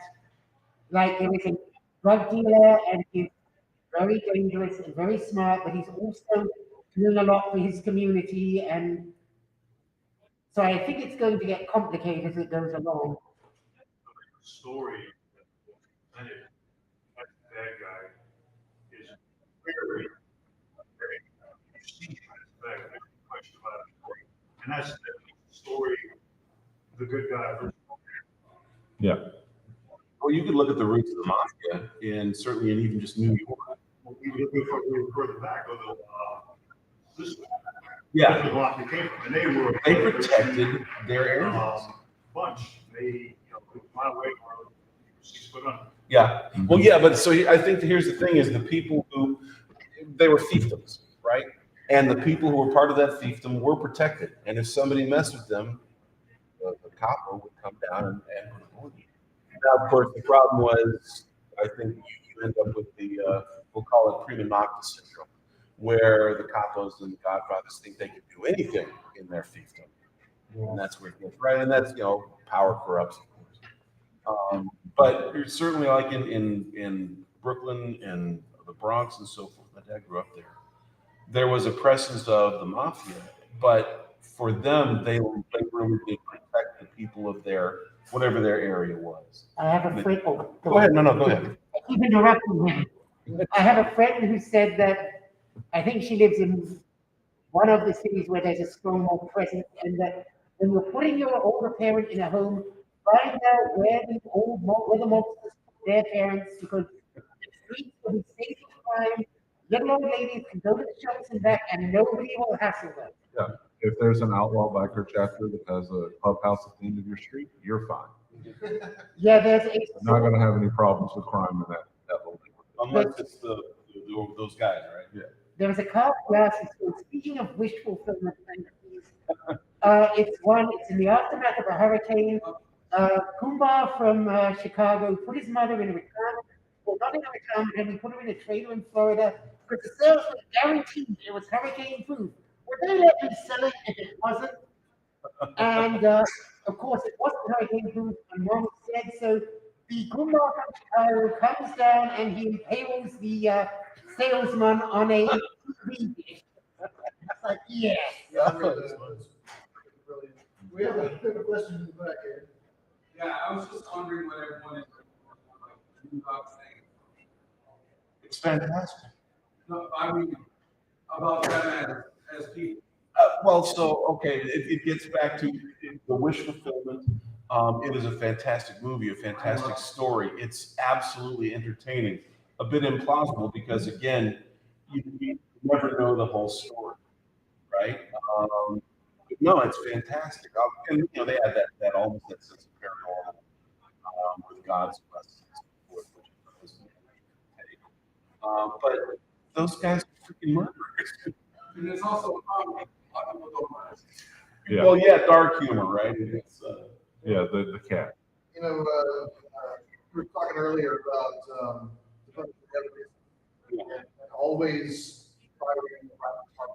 And that's like, if we're talking about somebody in the real world, that's like a superpower. Yes. It is a superpower. Because, Punisher comes along and one guy beating the crap out of another guy, and he pulls the assailant off and breaks his knee. Well, it turns out the guy getting beaten up is stalking the first guy's wife. oh shit, maybe I shouldn't have broken that guy's neck. Right. Or, you know, the Punisher finds a mob boss and shoots a hail of bullets on the guy's car, kills the mob boss. Great. One of those bullets goes through the window and through the wall across the street, kills a 4-year-old. Oh shit. You're firing bullets indiscriminately on the street. Yeah. Even with all the procedural safeguards built into our legal system, we still get people sitting in jail for years when they haven't done anything. So, yeah, that assumption is why I dislike superheroes especially related to kill. I can understand it, but still. There's also he goes to court. Yes. You know, there's that right there. That they shot a lawyer to get innocent. You know, the other guy is proven guilty. You know, this guy, hey, this guy, you know, makes him look good. Yeah. Well, imagine if, for example, Ted Bundy got off on a technicality. No, we got to let him go. And then a father of one of those kids cuts him to pieces. Okay? And he gets caught. Well, he is guilty of murder and he would be charged with that. Right? I mean, that's the problem. It's a vicious cycle. Retribution sure is. It's always, you know, we're doing each other. Yeah, if you look back at old Scandinavia when they had the blood feud as a thing, it is really destructive because he killed your brother and maybe he had a good reason, but you still have to kill him. And then his people will come out and do it against the state. Yeah. Yes. And well, and the everyday. And that turns into drone strikes. Yeah. Some are, well, those are sanctioned though, so they must be okay. No, they must be okay when a drone mistakes school bus for. Yeah. It was bad intel. Well, you know, guys, probably should have gotten there. You don't get it. I read up on it. There was like a 40-second delay drone launch. Like you identify the target, fire. Well, in that 40 seconds, the guy in the car moves spot. Not a damn thing you can do about it. And then you just turn away from all those dead kids. Yeah, well, what we would call it terrorism, they would call freedom fighting. Right. So, you know, exactly. And that's another thing we don't think about in the United States much, is when you look at the history of the Middle East and our corporate interests. Yes. And how we get treated with that part of the world. I can't imagine why. I mean, once you look at the history, you should not be surprised at how much we are in that part of the world. And on top of that, we treat with nations that we just help you. Mhm. Without any attention to tribal affiliations, clan affiliations, they just said, there, as a country. Yep. Yep. So you've got people that despise each other. You've got people It's, that we've made a lot of our own problems. We've made a lot of our own problems. divided Thank into two countries. And then you expect, I don't know what we expect. One It's of not the what we get. thing, Marvel has a red called the Sin Kong War, which is all the characters who served in Vietnam now fought in Sin Kong, which is a fictitious country. And one of the things that annoy me, it's very carefully set up. The way it's written, we really were going in there with the good guys. We were under the impression of an evil terrorist. We are saving the people. And it's like whitewashing the Vietnam War. Well, I'll give you. The same argument you got there. It's also the same argument not to use. It's what Putin just used to invade the Ukraine. They were going to rescue Ukraine from Nazis. That's like the past few months. It's the same Ukraine story. With their Jewish president. Yeah. Yeah. Well, it's perception is everything. Well, actually, perception and understanding, right? We perceive things in a certain way, but do we really understand what's going on?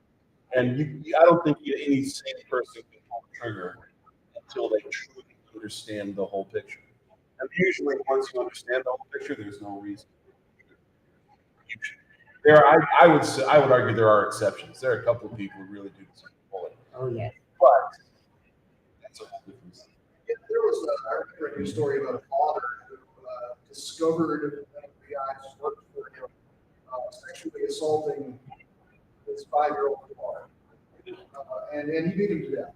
The jury was like, yeah, you're right on. So watch a movie. It's called The Time to Kill. Yeah. With Samuel Jackson and it is just gut wrenching. It is a fantastic film, and the deputy and his response, it's fantastic. What a marvelous turnaround. It's so cool. Yeah, and it's a great script, a great film, and it touches on this. There absolutely is a time to kill. It is why today the law. It's like, Agreed, yeah. This is everyone. Well, people said no, he's absolutely right. That was the exception. Then it comes down to well, we've reached a state of self-esteem, and that's part of the challenge. What really is a jury of your peers in this country? That is the mistake for everybody, and how that actually can be manipulated in some cases, weaponized in some cases. I don't know how long it's been the case, but what it is now is get out of it. Right. Basically, it's like, yeah. I'm mad, call me. I'm staying home, mom, I'm ready to go. And when you get called and you get on a jury, they don't do it for 2 years. And I don't want to get out of it. I'm ready to do my civic duty. Yeah, I want to participate. That's what the prosecutor says, no thank you. Right. He doesn't want someone who is interested in the process. Yeah. And that's, again, there are flaws in our system. I would believe if I was called up and actually feel something like related to why. I work for corrections officer. Oh, right. I got a buddy of mine who works for corrections. They're going to say, no, we're not. Depends on who else they have to do off the. Yeah, it's all right. We got about a minute, so everybody, where can everyone find you here at the show? And what are you doing later, like as far as panels and stuff? Okay, I'll start. So I've got a panel tomorrow at 2. I'm going to be in the bar here after this one for a little while. I am going to give away 3 books. You should ask a trivia question or something. So this is, we just released book 3. It's a fantasy series, young dwarf coming of age who becomes a paladin. The last book is called Paladin of Light. One of these free for, well, let's see, we'll trivia or something. Maybe I'll just give them away. And then also I'm working on a project with fantasy. It's Eldritch Legacy. There's 5 founders. So far, about a half dozen cohorts. We're going to grow that to about 20 authors. We're going to be writing a book a month, one of us, releasing a book in the next 10 years. If you like epic fantasy, sorry, go ahead. I have done with panels, so I'll be wandering around and at some point eating. You can buy my books at the Falstaff Mothership, the Deacon Chalk series. I have all 3 of the novels. Number 4 will be out next year, and I have a panel in this room in 30 minutes. So if you want to see geeky rants, whatever the fuck that is. And I'm going to take over in the office alley, very close to the Falstaff Mothership. So what kind of trivia question when they ask? It doesn't matter. Trivia question. So actually, no, I never got the answer. Does anybody know who the hero of Blade Runner is? That's it. You got to win. That's one. All right. Somebody ask a question. Thank you so much, guys. Who else likes fantasy? Fantasy? You read? Read. Come on up. Then you get one too. Like I said, book 3 just came out. Thank you all for being here. Yeah, appreciate it. Thank you. Just for a second. Yep, and you like somebody wants to see my work. I'm a teddy bear. No, I'm on issues. Well, actually, that statement's true. I'm a pacifist at heart. I would have it's like a Steve Marvel movie. I was watching a video that was kind of talking about Tony Stark's development and like PTSD. Yeah. He felt that a large reason that like Tony like signed and agreed with the Accords is because of the from I felt that like big and like it's the combination with like that and Ultron. He kind of like felt like there was that like that weaker and like heavier authority. Well, so these things are just deeper than that. You have this sense of helplessness, and then you have this experience in the Middle East, and he's suddenly motivated because he becomes endeared with the scientist who saved his life, which is an important part. And so he's like, I'm gonna affect change. Yeah, we'll take care. So you end up with then him starting to see the reality, the weight of the responsibility, right? But then the consequences of his actions. And he's torn ultimately also between his ego, because that's what drives Tony Stark, is his ego. And the body count that ends up getting behind him. He wants to protect everyone. That's what I want to do. And he's really, it's a psychosis. Yeah. Right? So I think that he does, and you're right, he does emulate the PTSD that he in Iron Man. Yeah. And that drives everything after. Yeah. I think that, yeah, absolutely. There is a psychology to be evaluated there. Does that answer your question? Or? Yeah, I just I never seen like how other people thought, because like when he pointed out, I was like, that's a really good point. I never like thought about that angle of like his like PTSD and like his background or like anything making of his character, like and how that kind of leads up to the Accords, because I feel like in the movie they're just like, I like the Accords with Tony. I want the Accords because of what that's trying to do. I think it was he didn't want to be responsible anymore because he didn't want to have blood on his hands anymore. Well, they did do that wonderful scene before they were that mother in the hallway. Yes. Yeah.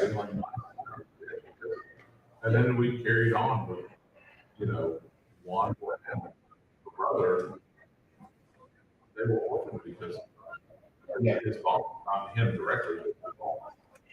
So they did a good job putting it out there so that when it happened, it felt a little very much so. I really think they did that well, and that's why I really appreciate the ending, because it goes back to the argument we had with Cat.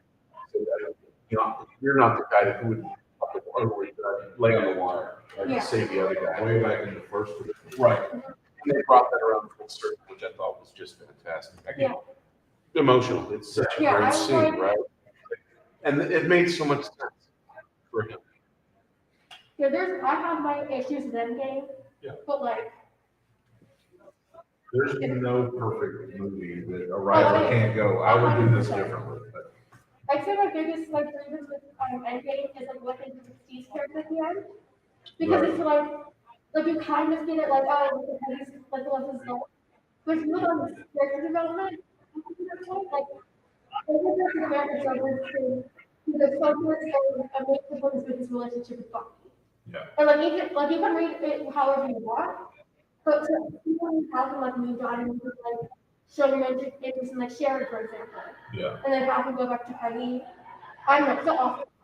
Well, and there's a problem with the history of the time travel. It's that this Captain America, it's not going to be old immediately. Like all those years is like Peggy. And it's great that it's a true love, but there's 40 years or more where he has to not be captain. He cannot save people. He can't get involved in the things that he has to sit through the and just go, oh, I guess it's best. Or become a vigilante, right? I mean, so the question is, what did happen in those 40 years? Which it's hard to say. Yeah. I mean, so it doesn't change the timeline, Yeah, well, then you get the argument of like, if he got caught and they discovered that Captain America is still around, blah, blah, blah, is that what was supposed to happen? Right. Or does it mess up the Does the TVA get involved? Is he technically a variant? Like, yeah. Oh, right, I never thought of that. Yeah. Now, once he reaches the point where he comes out of the ice, of course, he can then just hang out with Peggy because there's a Captain America on the scene. Although there's a lot of shit to be handled, and wouldn't two Captain Americas be better? Yeah. Yeah, that'd be kind of a neat comic, is those fighting side by side. Yeah, and is Cap someone that can sit side? I don't think so. Yeah, you would think not. If he's like trying to enlist in the army early, like he's screwing me like Exactly. I mean, yeah, at 98 pounds, he jumped on a grenade. Yeah. Y'all take care.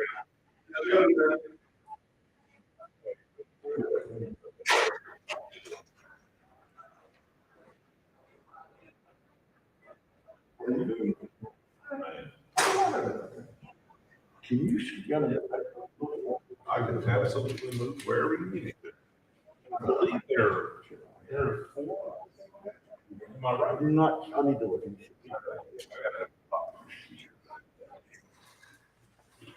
Did I give you a number? Yeah. Did I? Oh, I didn't know because I knew where I was going to be.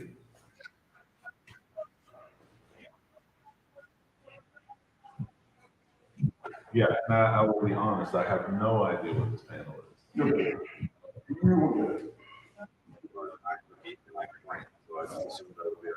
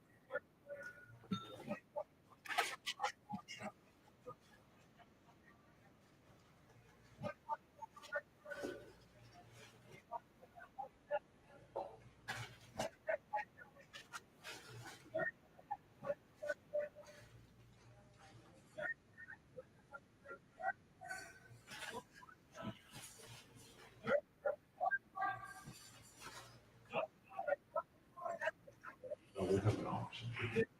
I didn't know what was going on for a second.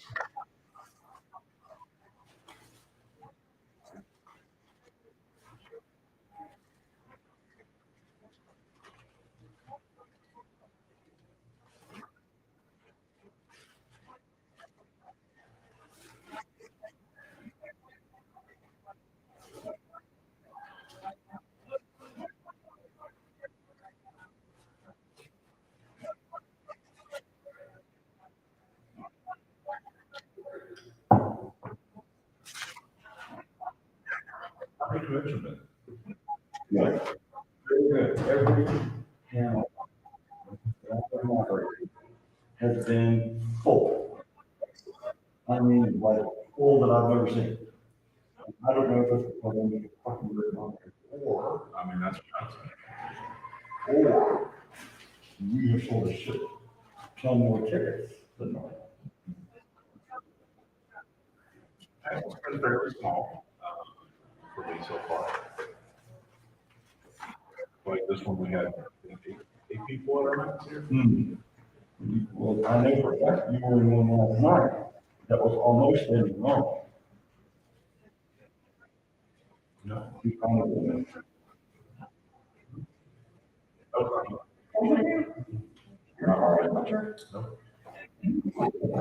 We do look similar. Okay, I'm sorry, I'm Christian Beer. Okay. Jamie, okay. So I'm in like, because I just met one last night. Yeah, I have not run. No, you're fine. Misidentified. We are of a similar kind. I have not run into him. Yeah, you should.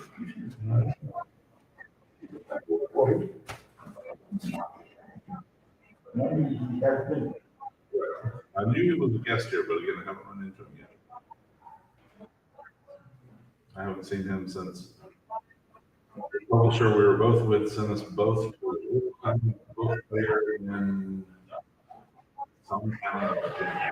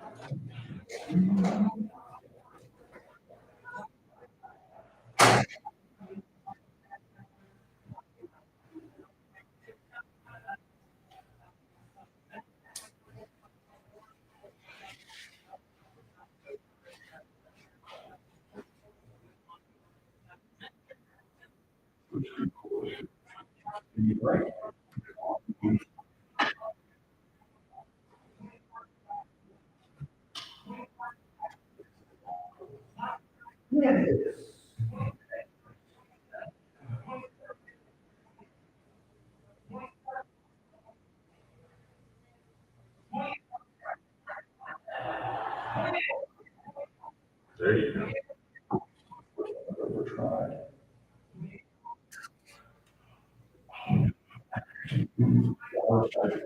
Holy shit.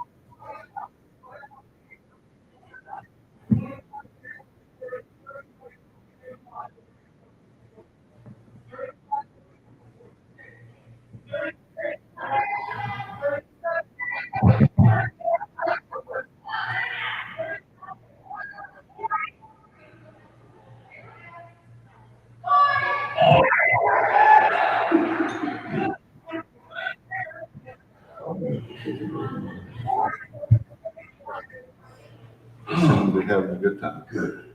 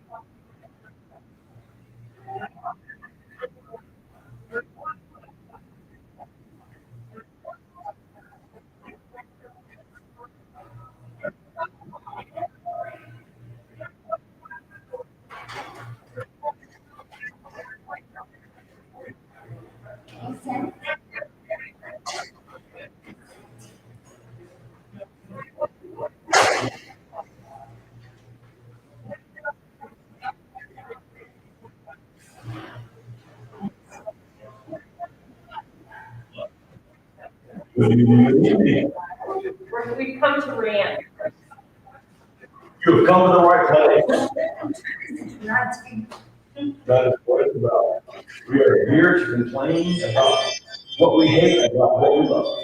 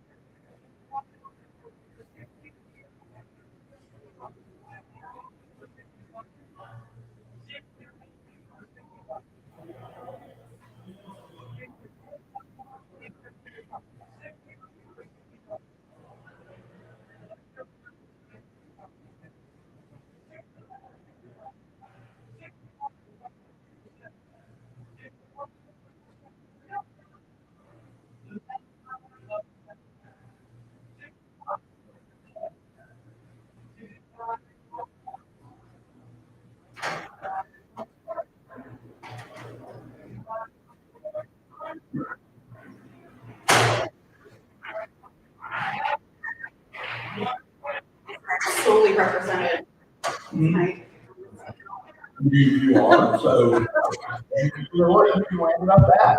Absolutely. You've done this before, you know. I have. You know how I roll. It's fun though. That's how you roll.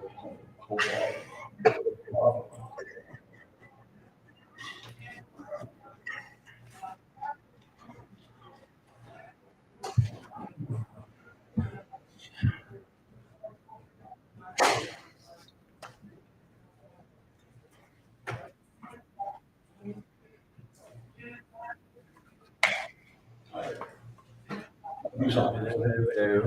Matthew Saunders. Yes. Welcome to my family. Nice to meet you. You actually know. Oh, yeah. Who does Chris not know? I mean. Well, she is my wife's cousin. Is she? Okay, okay. And the scary thing is that my wife grew up in California. So, and Jennifer and her son and my son were in the same Boy Scout troop. now she's in engineering at UVA. I know. Very good. Oh, yeah. Yeah, that woman has forgotten she Funny about it too. and she's going through that. They built me a lab to give me, I was like, okay. The university built me a lab. I have to get rid of it. She's so smart. And one of the most humble, down to earth, just like, hey, you know, you would never know her. It's so powerful. She's super. Yeah, I love her. Miss having her around. But no, it was just funny. We moved like here. She was already here, and we moved back. I'm from we lived there for a while, and then we moved back to this side of the country. Got back to the third. So how did you figure out that she and I knew each other? Like or something, because you guys are friends on Facebook. And like either you made a comment on one of her Facebook posts, or she made a comment on yours. Could have been. And it showed up on our Facebook because we're friends with her. So that was it. We asked like so that's You would be amazed how often that happens. And I think it's because I'm just Yeah. and people don't be funny. I'm loud and people like remember. I'm such a shrinky violent. I'm very below the radar. You know, you want to use for a part of that. Yes. Is he moderating? he's moderating. No. Someone's moderating. I said, you're being moderated By who? Aaron. That's a typo, if you want to. Oh, no. Because I talked to John about it, he said, I don't know what to tell you, I can put it in the moderator. And I'm like, as far as, Darren has done this, a bunch of times, I think almost every time I do this kind of somewhere, I want him on it, because he's amazing. He's really good. And if I can lead, you know, into talking about his brand, for Green Arrow, We got time. it is amazing.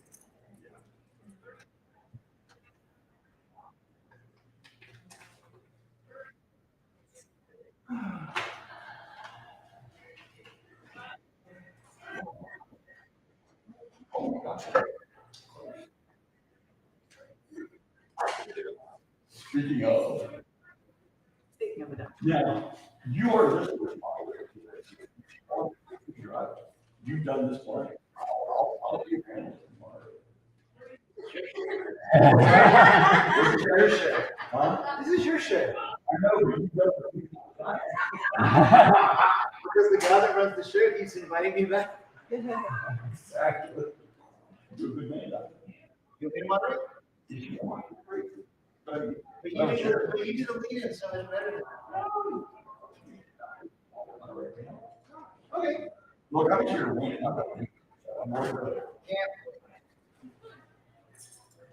You know, there's a chair behind the table. Oh, it is. We're gonna make you sit in the corner. Nobody would dare. Nobody recognizes me after the nose job. Deep Jennifer Grey cut. Thank you. Nice. Nice. I approve. And now she's aged enough, she looks like that. And not as She's a- still gorgeous, she just still doesn't look like herself.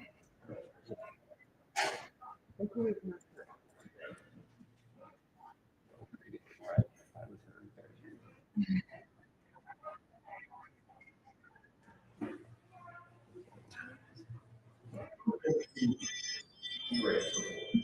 is the first?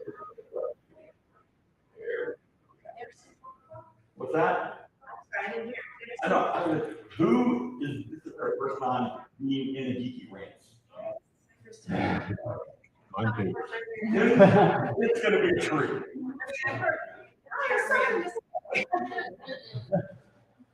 This is your first official. Yeah, we've all been there, just not. If you're hanging around doing it, it's called third grade. Well, it's officially 6:31, and I have known I was the moderator of this panel for 93 seconds. So let's get started. So welcome to Geeky Rants, created by Rick, where we talk about and rant about all the things that we hate, about all the things that we love. There's nothing that Shrewsbury likes better than Tom Cruise. I swear to God. Except maybe Ben Affleck. The original name for this panel was back and forth, right? So either one or either of those names. And the name of the panel was, should Tom Cruise be beaten with hammers and other brands? But sometimes I would use it if it was Affleck babies.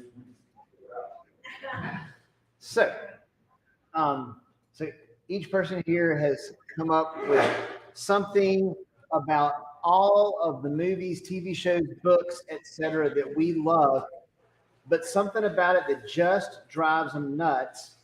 And y'all have all come to hear them tell you why it drives them nuts. So, do I have a volunteer to be our first rant of the evening? Yeah, we'll do it. Oh, thanks. Like I said, 93 seconds. So we'll start down there with the person who put me in charge, Bill, and let everybody introduce themselves, and then we'll get started. My apologies. Welcome to ConCarolinas. Welcome to Geeky Rants. My name is Christian Fury, and yours is it. We're gonna have some fun today. My name is Christian Fury. I'm not an author. I'm not a painter. I'm a sculptor. I sing, dance, and more. I am a lifelong geek fan and Trek expert, and I like to do fun stuff. Find me for fun. I'm not here to sell you anything, so for your money, I'm not threatening. He was doing good till that last sentence.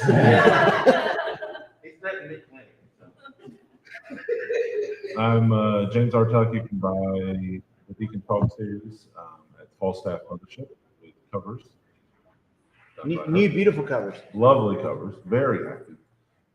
Book 4 will be out next year. Yeah, that's about it. I am sometimes threatening, but never intentional. Sometimes intentional. Don't fuck up. I'm Natanya Barron. I am a fantasy author and fashion historian, and I do occasionally make book covers. A side hustle to my side hustle. But most of the time I am writing stories and consuming various media and yelling at the screen about things that shouldn't hear when they should, and someone's claiming it's the historical fashion or whatnot. My books run the gamut from medieval to late Victorian, usually urban fantasy / fantasy romance, monsters, queer folk, kind of all that stuff. So yeah, lots of things to complain about. Matthew Saunders. I write mostly historical fantasy. I have a trilogy about the Bride of Dracula. My latest book is set in the 1960s, where Nazi werewolves are terrorizing a small South Carolina town. Seems plausible. filed in nonfiction. And I am Darren Kennedy. I write contemporary fantasy and paranormal thriller mystery, and all my stuff's out at my table in Author's Alley. Come see me if you'd like to hear more. And without further ado, I would like someone to tell me, what do you hate about the things that you love? Do I have a volunteer? Yeah. I knew it. Let's get started. Here is what is running my ranty hose today. Speaking of Tom Cruise, I loathe Tom Cruise. I hate him with a passion that doesn't son. Tom Cruise. I want to take that little couch jumping bastard, kill him, and kill him again. Okay. Don't like the boy. He couldn't hack his way out of a wet paper bag. Now, he has a movie in the theaters, right? I have liked exactly one movie he's done. And it was the movie, the tagline was Live, Die, Repeat. Actually, the name of the movie was Return Tomorrow. It's basically near future, Earth is invaded by aliens. He gets alien goo splashed on him as a soldier fighting in the war, and he's living 24 hours. It's basically Groundhog Day with aliens. And at the end of each day, he gets killed, and that's what resets his day. I love that movie because you get to watch Tom Cruise die like 109. It's a freaking truth. Okay, love that movie. I can't stand it because of Top Gun. I can't stand it because I love that movie. I hate that shit for making another of his movies that I like. And I've seen the Lord.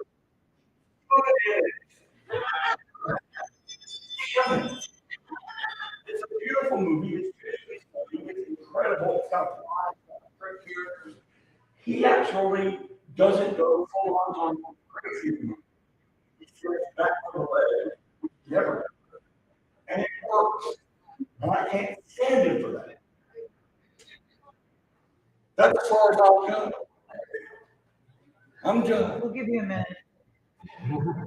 He'll come back. Share your feelings with the group. So, Chris, what are you really? All right. We're lucky I said it.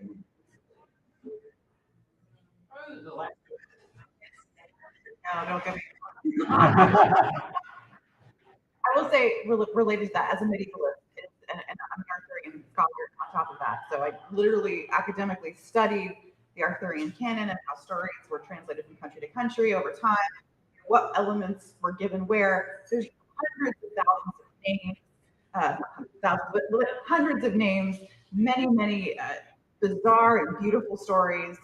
And whenever a movie comes out, right, I have to breathe very deeply, because in spite of the fact that we have 1,500 years of amazing source material, people just go, I think I know what King Arthur is about. I might have seen a movie once, and then make an entire damn film about it. The worst, First Night was bad. That's the first film that I tried to walk out of. My then boyfriend was like, please don't embarrass me. That's the At Sean least, Connery one, right? no, that's First Night. That's what you No, said. that's the First Night. Sorry, I mean King Arthur. So First Night was here, and that one I watched when 14. So I didn't know better at the time. The King Arthur film with Clive Owen was the one I almost walked out of. Okay. And then King Arthur: Legend of the Sword is a special kind of horror, because not only do they, I mean, you couldn't have found a weirder group of, and I love Guy Ritchie films. Like, first off, I was so excited because I love watching people get punished gratuitously. It has nothing to do with it. It's very cathartic and very lovely. But it was not connected in any way, historically, DNA-wise, to anything. It was like someone had heard someone talk about the Disney film from 3 rooms away and got like 4 names, and then was like, how about Goose Fat Bill for a name, or Goose whatever name, that's some ridiculous name. And then they put Arthur in a t-shirt in one of the beginning opening sequences, which no complaints about Charlie Hunnam in a t-shirt. That's fine. However, I guarantee that Pima Cotton was not available in that period, let alone the ability to insert those kinds of outfits. But by far, there's so many things that I like. There's an amazing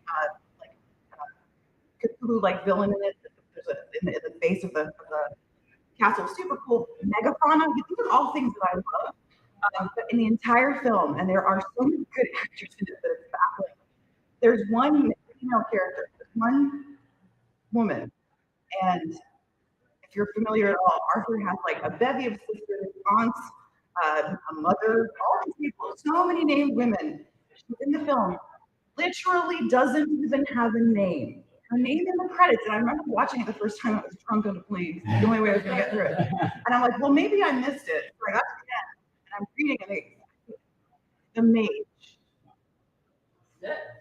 Her titled name, the only woman that doesn't get murdered. Her name is the Mage. I could give you a list of 30 off the top of my head. So we have a lot of things with costumes, but when 50% of a population is just not even represented, a lot of with like queerness or anything outside of the ordinary here. It was such a sausage fest, and it wasn't even well done. Not a good way. And, you know, I made my husband watch. I tried to get him to watch it. He only made it through 15 minutes because he was like, I literally don't know what is happening in this movie.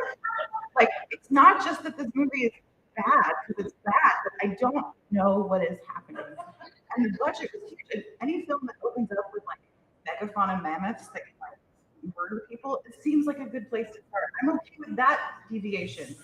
But, and then we had Zack Snyder, relative about a year ago, went to Twitter and said, okay, everyone, I'm going to make an Arthurian film that is actually, you know, going to be canon. And it's like, dude, there is no canon.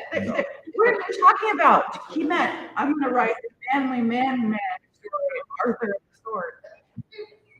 I didn't want to tell him, you know, the manly man story. Yeah. But the yeah, but I mean, arguably the most important retelling of the last 100 years was written by a very queer man. So, you know. I'm sure that Zack Snyder will do well with King Arthur as he did goddamn Man of fucking Steel. Oh, I sat in that theater and I watched Jor-El run around on Krypton and the Avatar dragon swooped in to save him. And I was right. And we're just going to go straight to the end, where you have Superman and Zod fighting each other, and Zod's shooting his laser beams out of his eyes. And the only solution that he could come up with was to break his neck. Dude, you're fucking invulnerable. Put your hand over his eyes.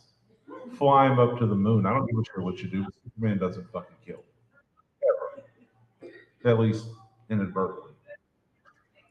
All the people in the buildings that he smashes, they probably die. But that's my geek humor. Fuck the Man of Steel. My throw in on that one is apparently his cutoff is 100,000 dead, but if it's 100,004, that's completely unacceptable. Because I'm like, dude, every time you throw Zod into a skyscraper, Zod becomes a missile and you become the missile launching system, and everybody in that building dies. So you just killed all of Metropolis. And I know that family is like, you can actually see them, but so I literally couldn't agree more. I sat in the theater fuming at that. I'm like, and this is the thing. How hard is it to write fucking Superman? Everybody acts like it's this big problem, but the fact of the matter is Superman is a god, and his weakness is that he will literally kill himself to save the worst human on the planet. and instead you have Pa Kent saying, let all the kids in the school bus drown because we got to protect your secret identity. I was like, not just that, but you have Pa Kent standing there going, no, son, let me die. I was What like, the what? hell? What is happening? I mean, Brightburn was a more optimistic retelling of Superman than Man of Steel. Absolutely. To be fair, there's not a lot of source material, so it's not Yeah. like Yeah, no, and hardly anybody knows the character at all. Like, Who is the emergency recovery team that can rebuild fucking cities that are literally scorched earth the entire city and like a year later? You know, I read an interesting essay on that. I can't remember where it was, but our Marvel is just but it's a 9/11 response. It's like they think that it's our culture's like trauma work that we're like we have to have heroes, but everything also has to break apart at the same time, which is really because it shouldn't happen. At least in some of the Marvel films, they're sort of kind of maybe being like maybe that's a bad idea, and they're like, yeah, you know, I'll begin. How about you, Matt? Okay. Yeah, mine is okay. So I love Star Wars. Star Wars is very near and dear to my heart. Okay, I have the posters, I read the books, I have the DVDs, I have the Legos. They are my Legos. They are not the kids' Legos. Okay. Private Legos. And I say this with the greatest affection. Star Wars is ridiculous. It is 100% off the rails, bonkers. Nothing makes sense. Nothing will ever make sense. Please stop trying to make it make sense. Please stop. Okay? Do you know what type of music the Cantina Band plays in A New Hope? It is called jizz music. I am not making that up. Google it. Or actually, I wouldn't. That's a rabbit hole. Definitely do not click on any video. At least not at work. Do not use your home Wi-Fi to type in jizz music. You will end up on a watch list. I swear to you. But if you're not on a watch list, are you really living your life on the internet? No kink shaming here. I earlier, like right before this panel, actually, because of a friend of mine's Facebook comment, my search history now has, what meat is human meat? The answer is undetermined. Yeah. We're sort of beef and we're sort of pork, if you wanted to know the answer. I like the long pork. Long pork. So, Leia, the Ewoks, had a dress for a human woman in her size already. Yeah. There is a 50s style diner on Coruscant. There is a 6 foot tall anthropomorphic green rabbit who is canon as an alien. It is all ridiculous. So all the people whinging about continuity and characterization, all this other stuff, just please stop. Okay, it doesn't. Have you ever read a comic book? How many reboots? How many kind of retcons? How many writers writing characters different are there? Okay, why is Star Wars any different? Why does it all have to be consistent? Why does it all have to make sense? It doesn't. If you want a literary president, you look at Arthurian legends. It doesn't make any sense. That does not make any sense. Where did the sword come from? Did it come from a rock? Did it come from a lady in a lake? You know, or both. Or both. Yeah. You know, it doesn't. Stop trying to make it make sense, you know, and all the people that if you don't like something now, that doesn't mean the stuff you liked before is bad now. It didn't make sense when you were a kid either. You just didn't care. You know, nobody ruined your childhood. George Lucas did not ruin your childhood. Kathleen Kennedy, Rian Johnson, J.J. Abrams, John Favreau, nobody ruined your childhood. Nobody. Unless they got in a time machine, went back to 1982, set fire to your C-3PO action figure carrying case. They did not ruin your childhood, okay? I don't know. Obviously, you've not seen the book of Boba Fett. Jeez. No. That's awesome, okay? Because Boba Fett. Awesome. Boba Fett has an 80s synth pop band as his bodyguards. Is the Human League on candy-colored hover Vespas, and it is awesome. It's just ridiculous. You just have to accept the ridiculous and move on. No, it wasn't that it was ridiculous. It was that it sucked. And I say that because Boba Fett, arguably, is one of the richest wellsprings that they could literally do anything. Is he though? Is he though? 'Cause I'm with you. I'm over here going, no. Who in here, if you're a Star Wars fan, was not excited?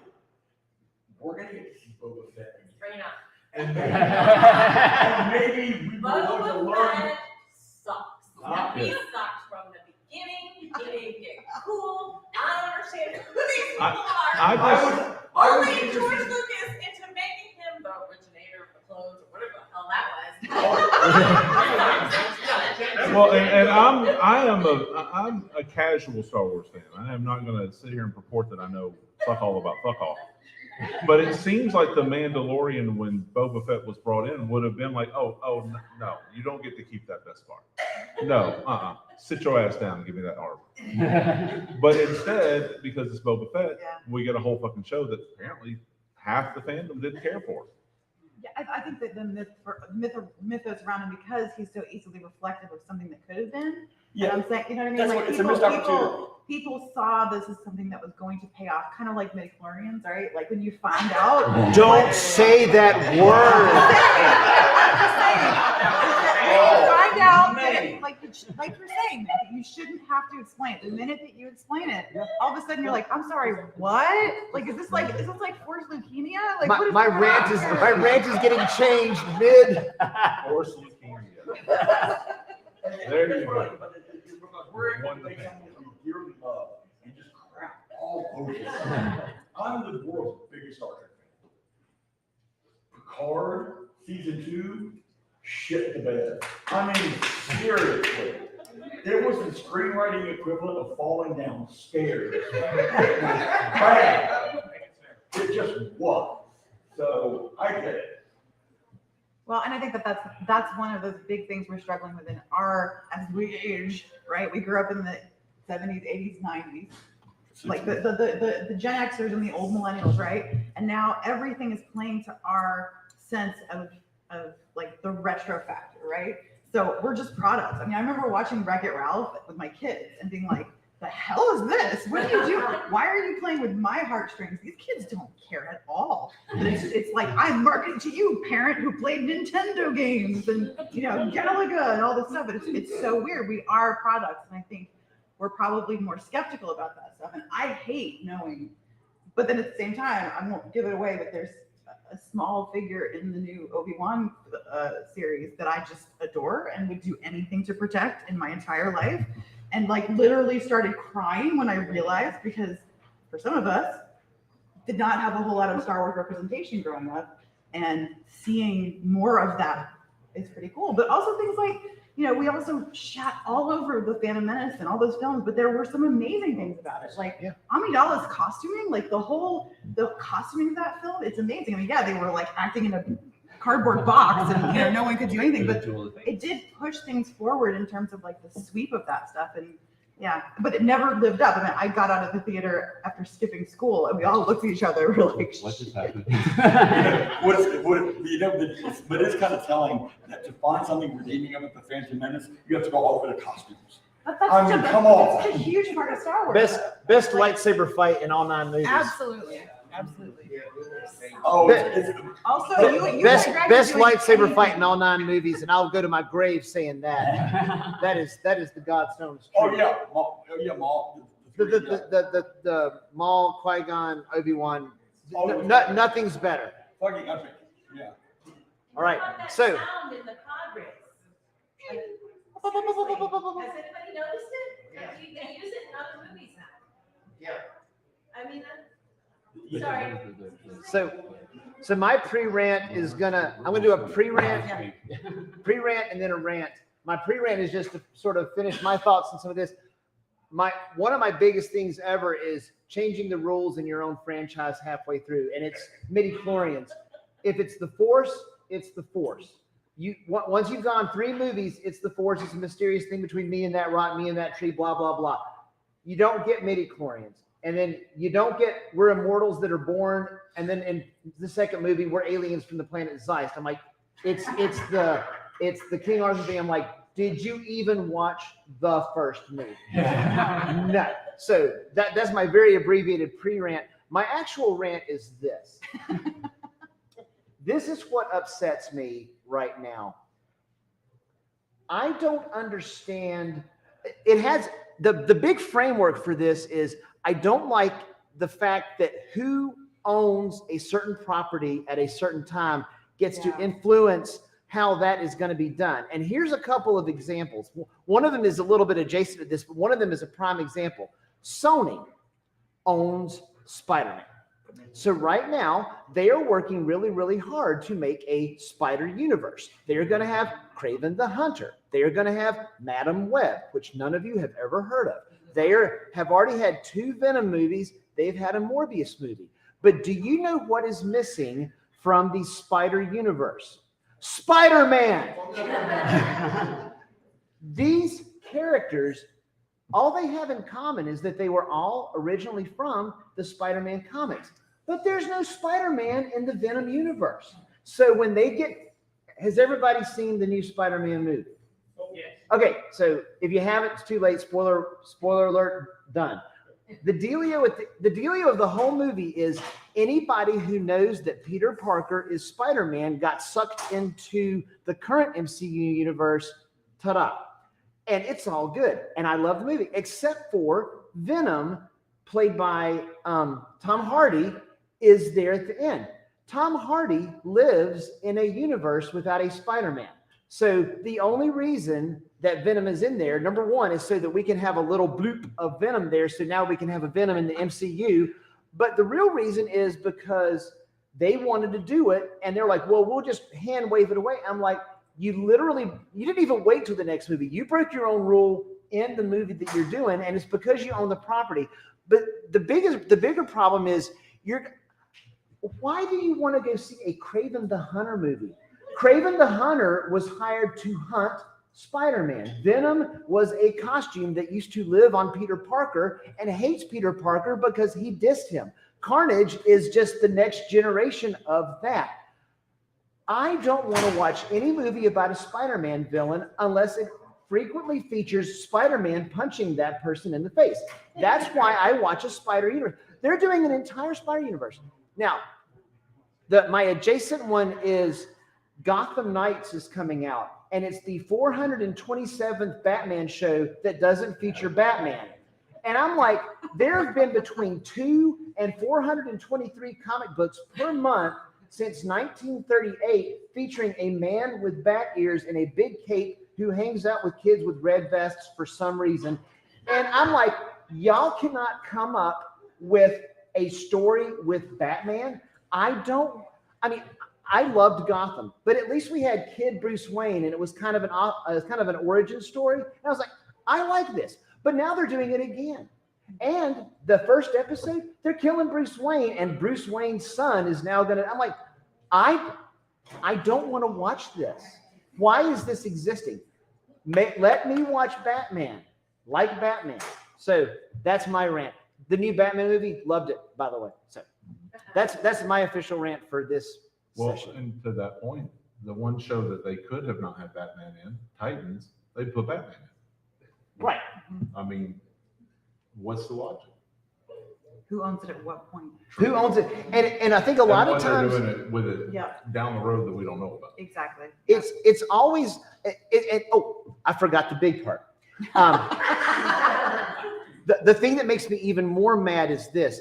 The fact that they are making a Spider-Man universe that doesn't have Spider-Man in it is particularly offensive. But the fact that Sony and Marvel sort of have to share Spider-Man, so Spider-Man ends up either being Robin to Tony Stark or Robin to Doctor Strange in his own movie really makes me mad because Spider-Man to me is Marvel Comics. Growing up, I was an X-Men and Daredevil guy, but if you ask me, who is the main character of the Marvel Universe? It is Peter Parker. He is the epitome of the Marvel Universe. And he's wearing an Iron Man suit.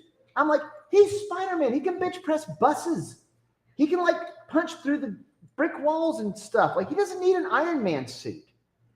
Maybe to survive the Thanos attack in the Avengers movies. I'll give him that. But that's an emergency. But just give me Pete in a costume. Is it because they didn't trust Tom Holland to carry it? I don't know. That's a mistake because I tell you, Oh, Tom no, Holland, he's awesome. Tom He's Holland great. can carry Yeah. damn near anything. Like, But I mean, because of his age compared to the other characters. But I think what it is if their whole thing is like, if we let you borrow Spider-Man, then you have to throw one of you. You have to either throw in Robert Downey Jr. or Benedict Cumberbatch so that we get more people to go see the movie, so that we make more money. And if you have a junior and a senior character, but then you know who's going to sort of take the leadership role. And I don't want to see Spider-Man be Robin in his own Batman movie. That makes me mad. So now I'm officially done. I'm forgetting a part. That's the part I was forgetting. Why isn't somebody called Child Protective Services on Batman? I mean, he got really good lawyers. I hear he has a lot of money. he has a little bit of money. Wait a minute. Okay. Okay. First of all, I'm a lifelong confirmed rich bachelor. He likes to slide down poles a lot. I like that one too.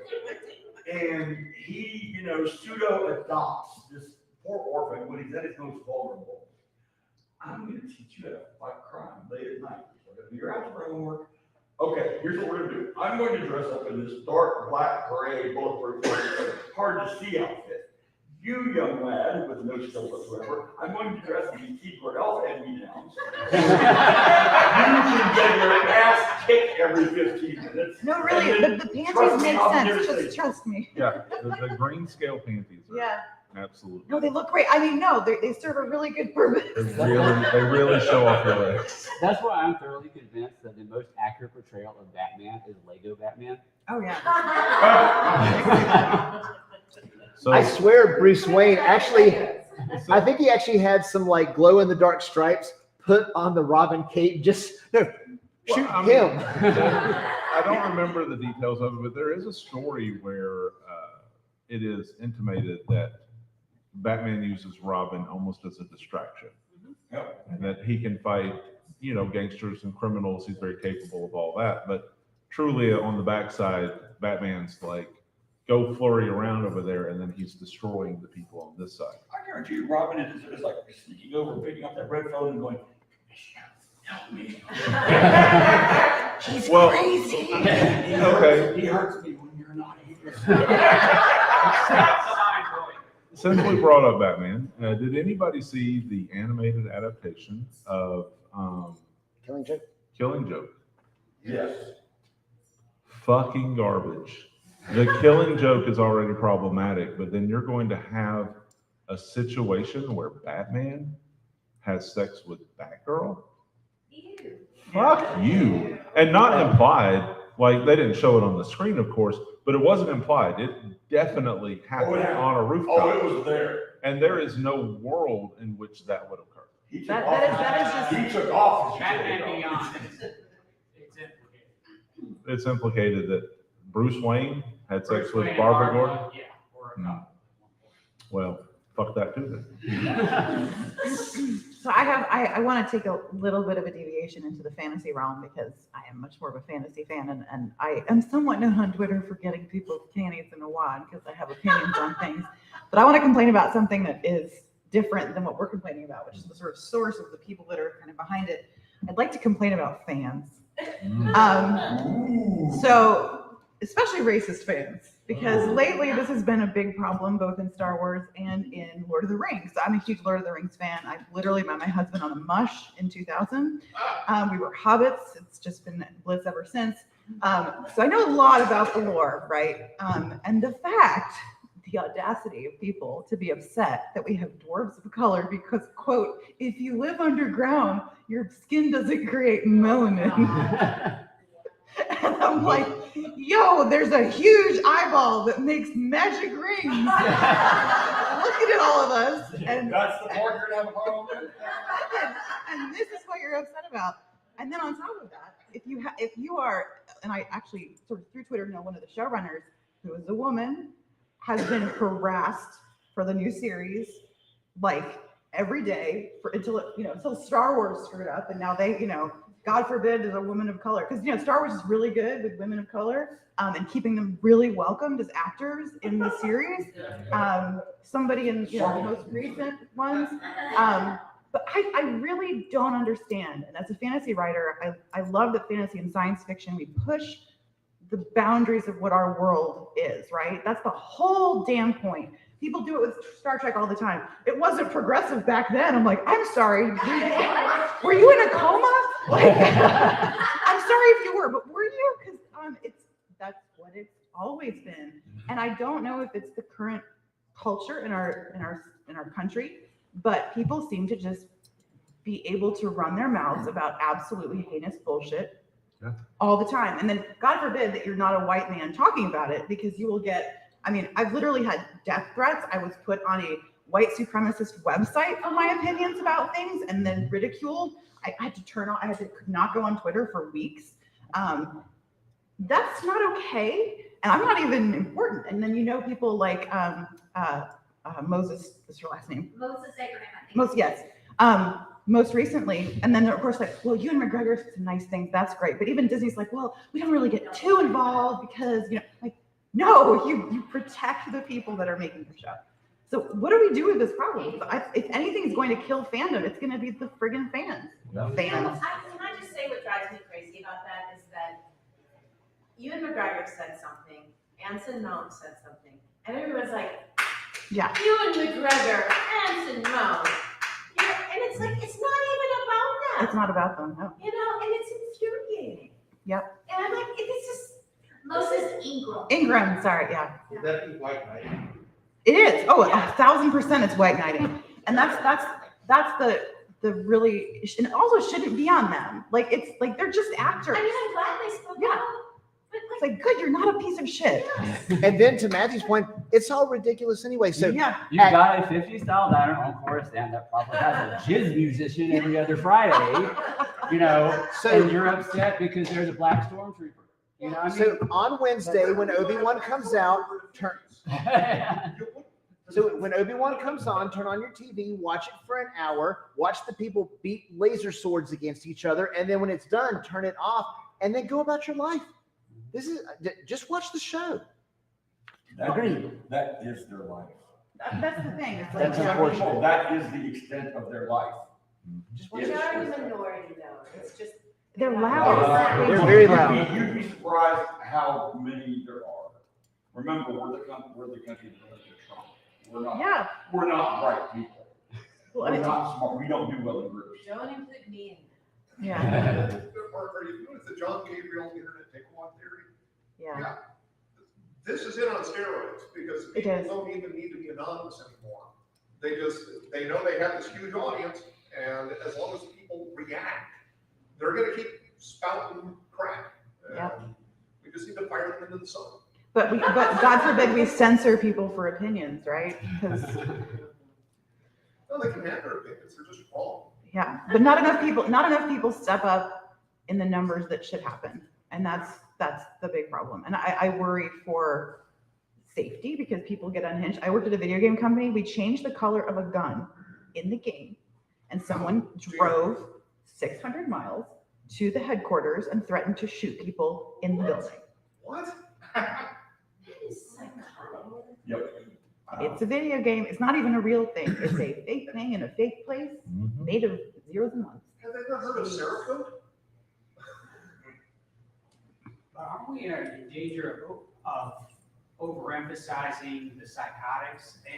And in a large enough population, it seems we're always going to run into those people, the people that will make those death threats or make those nauseous opinions while ignoring, the millions of others that will have positive opinions of something. So That's because the positive people don't come and shoot up schools. Yeah. Video game companies. The consequences of ignoring not those. that we should not take that seriously. It doesn't but sell. at It the doesn't time, sell clicks Should we online. really be seeing that as the majority, or we should be seeing that? I don't think we're seeing it as a majority. We're seeing it as a dangerous element that has to be paid attention to. Mhm. I mean, the very fact that she got death threats and worse is fucking out of control. Like, But that's a super common experience. it's a super common experience. Oh yeah. Yeah. And you dare to have an opinion about something that, especially Yeah. white men, find very, like you're talking about, like it's okay to know that something does not have to be explained, but for some folks, they are Luke Skywalker. you know, like that, the Mary Jane, I used to say, can we just call it, instead of Mary Jane, can we just call it Luke Skywalker? Literally, his name was George Lucas, and he named him Luke Skywalker, but we still have to say it's Mary Jane, like in Twilight. But it's the same things are not the same. I think the problem is that we allow it, and we're allowing it more and more and more as if those opinions are real and matter. And it has nothing to do with mental illness, because I have ADHD and I don't shoot people up and I don't scream at people all the time. Outside of this panel. You know, you need someone to scream at people, because that's my go-to. So yeah. Well, no, but what I'm saying is that, like, and I feel like more and more we're allowing it to happen, and more people go, oh, it's just what happens on the internet. It's just okay. Oh, she's never coming back. She's never going to be acting again. She's never going to be on Twitter. I mean, how many of that? And we were just like, oh, someone else is going to come along, and you know, we're allowing it more and more, and the discourse has turned. It's not discourse. Nuance does not exist online anymore. Like, I don't know if there ever was, but I went to graduate school, so we were talking about nuance, right? It doesn't exist in person either. I mean, you can't have a dissenting opinion in line at Target, for God's sakes, without somebody getting in your face. And the hatred, bigotry, prejudices that before there was some type of societal pressure to keep that shit inside, is suddenly it's open season. You can say what you want, whenever you want, to whoever you want, and the damn consequences, I matter, they don't. Well, The American way. It is. This is part of a larger discussion. We are not on topic anymore. But I am fucking here for it. But there is a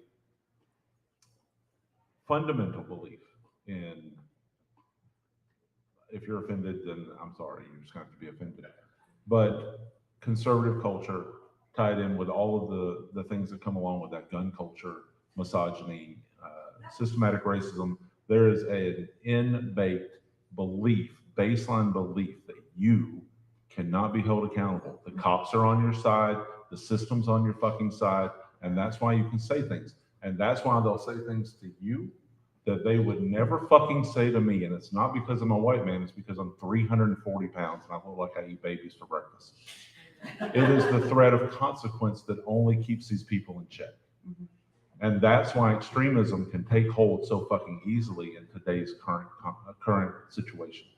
And you see it in unlikely places. And what I've found is that there's this echo chamber that, like, so it's like the small effect. Like, I'll say something off the cuff because I tweet all the time. I have ADHD. I need like a place for it to go, so I just send it out there. And many people. So Brandon Sanderson obviously celebrated whatever, all that stuff.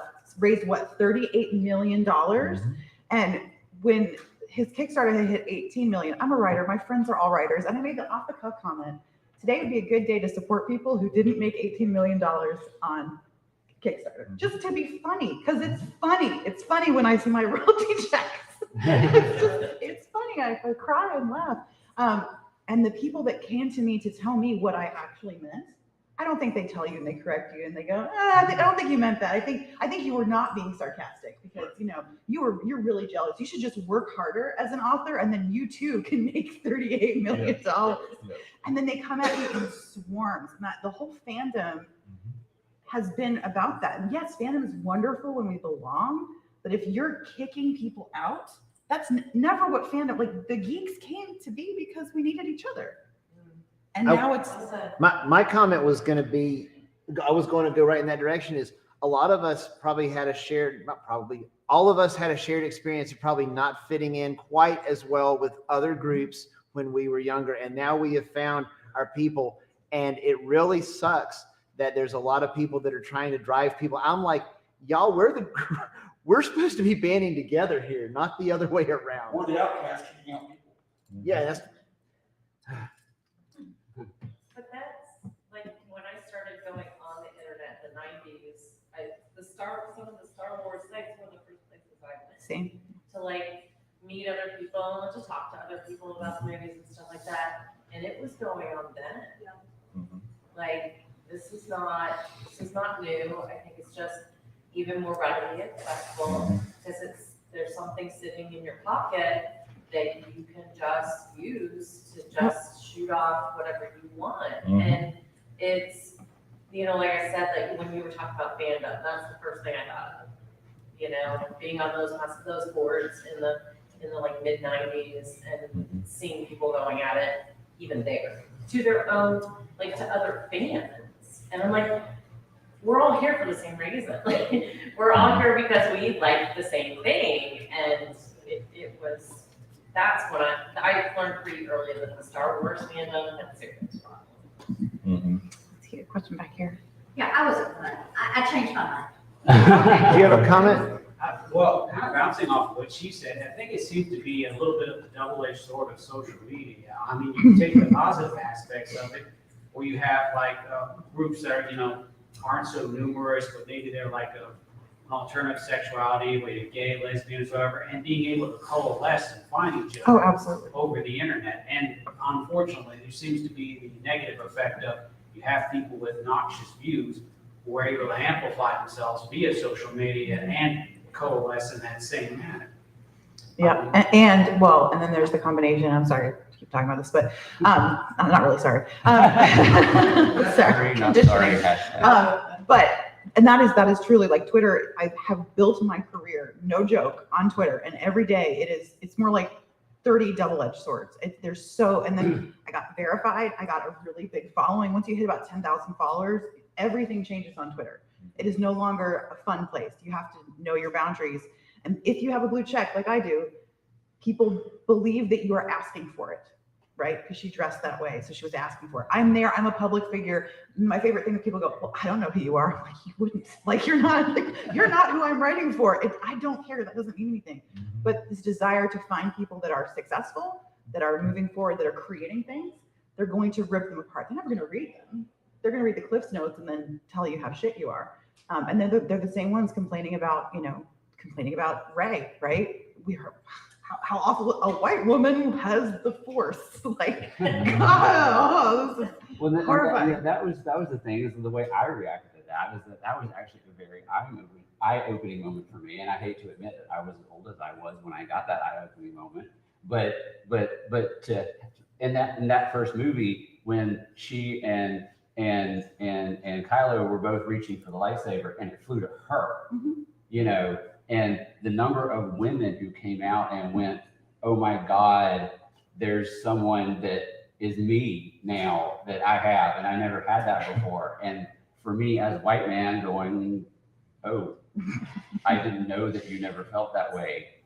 I'm sorry," you know, that was a very eye-opening moment for me. So it's, you know, so you don't have to react toxically to that. If you're not part of the group that's aimed at, you can say, "Well, that's great," you know, it's not pie.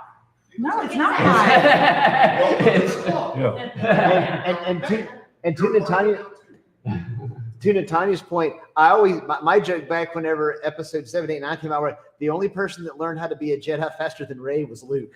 I mean, like, Luke's like, I can't see this thing, and then he blows up the Death Star. He goes to Dagobah, does 3 push-ups, and then he comes back and can like break into Jabba's palace. And I'm like, yeah, but that's the best training montage ever. But he did those push-ups with Yoda on his back, though. Because he's a backpack on your back. But there was it wasn't like he blew up the Death Star on Tuesday and Wednesday they went to Hoth. There was a time period in there. But if you're younger and you watch the movies all in a row, it did feel like that. Yeah. I think if you saw them in the theater. Would you stop making sense? It doesn't make sense. It doesn't make sense. But you can't say, how did Rey learn so fast, and watch the original trilogy and go, "Yay, Luke." You're like, it's that Office meme with her where she goes, "It's the same thing." Yeah. It's the same thing. It's the same movie. Pam. Like, Sorry, Pam. blanked on Yeah. Pam for a second. Well, and then Luke is Obi-Wan. Like, I mean, and part of that, it's cool. It's like cyclical. That happens in fiction all the time. But also, it was the same movie. Essentially, the same movie. But then you're like, why are y'all mad now? That's exactly what happened in the movies that you proclaim to love. But those were authentic. Those were from the source, from the font of. Well, it's like Star Trek. It's like, you know, and like with Discovery, oh, a black female, she's in charge. You know, like all the racism and the misogyny. Excuse me, where were you in 1967 when Captain Kirk had the first interracial kiss on television with Uhura? Where were you then? Did your head explode as a Right, we're not born is where they were. No. And well, same thing with Doctor Who fandom.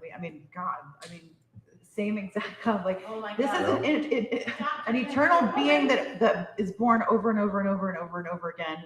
There's like, my quote was like, you're complaining about a black, potentially gay doctor, right? When there is a sentient strip of skin that asks for moisturizer.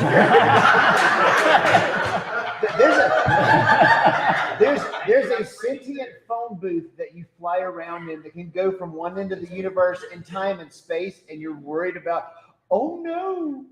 Yeah, you're like, what? It's just racism. I mean, like, that's the thing. It's like, that's all that it is. It's racism, and it's exhausting. It's more exhausting, obviously, for people who are watch the show. Just Or watch the show. Or don't watch the show. Or don't watch the show. Plenty of other people will. Because if enough people don't watch the show, it will go off the air, and then you win.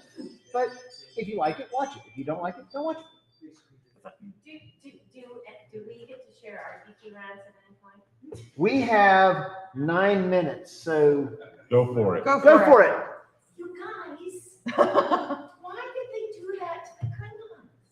Yes. Why did they change they were beloved. They were like cosplay. They were the freaking coolest. No. And they can't go back now. They can't fix it. They can't change it. They can't undo it. Why Oh, do the hell they can't. They're gonna do it by the It's Star Trek. I appreciate that they changed them from the original show to the Klingons in the new for like decades. But like, why? It's just, there was no reason. There was they wanted it to be darker and more edgy and more dangerous. And I don't even really have a particular problem with Discovery. I was gonna say, if you're mad about the next gen Klingons, don't watch Discovery because Jesus. No, I honestly, I actually really liked Picard. But like, I don't even have a particular problem with Discovery, but I'm like, why do that? Like every time I watch an older show now, I'm like, damn it! You know, like, why did they do that? It was licensing. Was that Yeah, it was merchandising. Oh, that is bullshit. Just like the first one. Yeah. Oh. So it's another example of who owns it makes things messed up. Oh, it's so bad.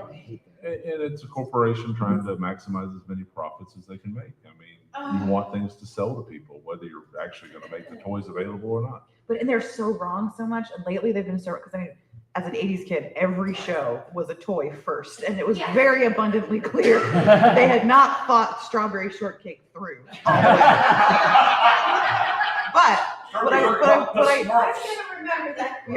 I do love is that they really they have underestimated my daughter's generation. Like with Encanto, they thought everyone was gonna love Isabella because she's gorgeous and she makes flowers and everything. But no, it was the big strong sister who even the animators fought to make her buff because they were like, oh, we can't have women with muscles. That's just weird. And it happened. I forget. There was another recent one as well where it was like they had to rush to make the character that they did not bank on. They don't know their audience. They're thinking that my daughter considers herself gender fluid, lesbian, whatever the day it is. She wants characters that are like her. And when she saw Luisa, right? Yeah. Who's literally like throwing rocks Hulk style. It's amazing. You don't, but it's still wearing like a little, flower in her hair. And that goes back to the whole beauty is myriad. That goes back to the whole Black Widow thing when the Avengers movie came out, and you're like, there's barely Black Widow action figures, but like on the packaging, all the Avengers but her on the packaging, like, there's 6 of them. I watched the little spinny thing many times. There's that 1, 2, 3, 4, 5, 6. You only got 5 people in the box. I need 6. And then you fast forward. Well, Natasha will get her due, and you get to the end of Endgame, and Tony Stark gets a 4-hour funeral, and then they go 14 minutes ago. And then somebody goes, I miss Natasha. And then the movie ends. And I'm like, my daughter, It happened to Ray with the toys. Yeah. Ray, yeah. Well, Yeah, and it was like Finn and Poe. what's his toes? yeah, Poe. Poe Cameron. Yeah, and it Daddy Poe. Sorry, what? Well, and that is all cyclical. You have you have the underrepresentation, which is caused by, Mhm. you know, systematic misogyny, and then that also reinforces that same systematic misogyny. Yep. And related to that, my daughter she loves the Marvel films. We watched all of them together. And after Natasha's death, she goes, "So do all the Marvel women just get thrown off of cliffs to die?" Because it's not the first time that it happens. And if you're watching the movies instead of years apart, just back to back to back, it's pretty egregious. And a more recent film had a similar, I can't exist anymore because I've made so many mistakes. But only women apparently in the Marvel universe can have any kind of self-reflection, and their only conclusion is not I can be a better person. Is That's what I must pull the building down upon myself. That's what got me about the X-Men movie, the Apocalypse. Yeah. The X-Men movie with Apocalypse with Magneto. You know, okay, so you did this thing to the Earth's magnetic core. You brought down all these buildings and all these bridges. You literally killed hundreds of thousands of people just now, but you rebuilt the X-Mansion, so you're good now. You're cool. You know, and it's just like, no. Well, he's a man, so. You're lucky your name's not Wanda Maximoff. And let's not get started on the new Doctor Strange movie, as much as I did enjoy it. Yep, there's some great stuff. They completely, you're right, took Wanda's character, who has already been through a villain arc to a hero arc, sort of a redemptive arc, and then they just said, "Fuck it, we'll do that again." Yep. With And no, there was- no character growth. And there was no reason for it. No. It's because they want to crank out content as fast as possible. But I didn't call it. Just constantly like feeding the baby bird. You Well, know? and oftentimes they do fine with the storytelling. When you start paying attention, you go, "Oh, yeah, you actually pulled that off." Like, okay. But when they mess it up, it is like egregious almost. It really is. And it is. It's like Lippy's amazing. Lippy's amazing. Well, Yeah. well, here's the other thing. While we're Wanda ranting, so there's 3 sets of people Wanda loves: her brother, who she's known her entire life, the man that she loved so much that she turned an entire town into a thing where he could be alive again, or 2 kids she made up. Which one is she upset about in this movie? I'm like, you didn't bring back Pietro, you didn't bring back Vish, you brought back the 2 kids who you kind of made up, and if you made them up, how do they even exist in this other place? Darren, the most honorable thing any woman can do in It's her have life is to children. have children. I know, but it's They're not complete until they Not have children. complete. I mean, we can talk about Yennefer in the Witcher. Same, Yeah. same fucking story. You know, you guys better never see a Disney movie. The first 4 minutes of every Disney movie, mom gets whacked. Yeah. I mean, seriously. Well, and listen, I wrote a series where, and it's the one that's for sale now, where the main character's motivation is that his family was killed. Like, I fridged the wife and kids. I fucking did it. And I'll admit that now. And it's like, you didn't see it when you were writing it, but now you look at the way, you know, stories are told. The reason I did it is because I grew up reading comic books where they fridge women all the fucking time.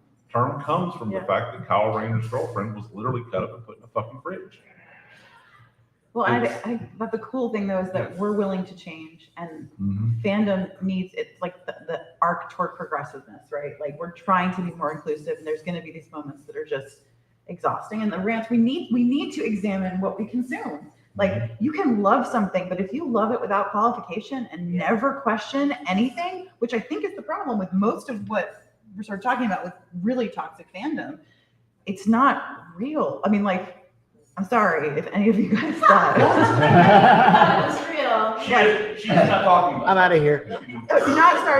Not Star Trek, but things can still be meaningful and still need to be better, and we can still push for better without ruining people who are the craze behind it. Because I know people who are in writers' rooms, they would love to have the shows that they want.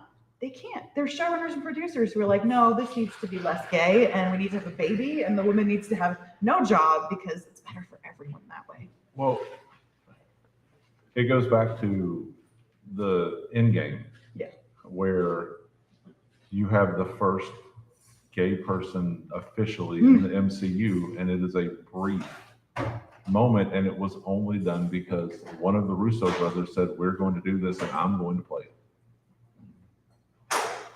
That's telling. That's really fucking telling. And that was one of the most powerful parts of the film. Absolutely. Was that little bit. Well, and Yes. again, the only way you had representation was the fact that it was a fucking tragedy.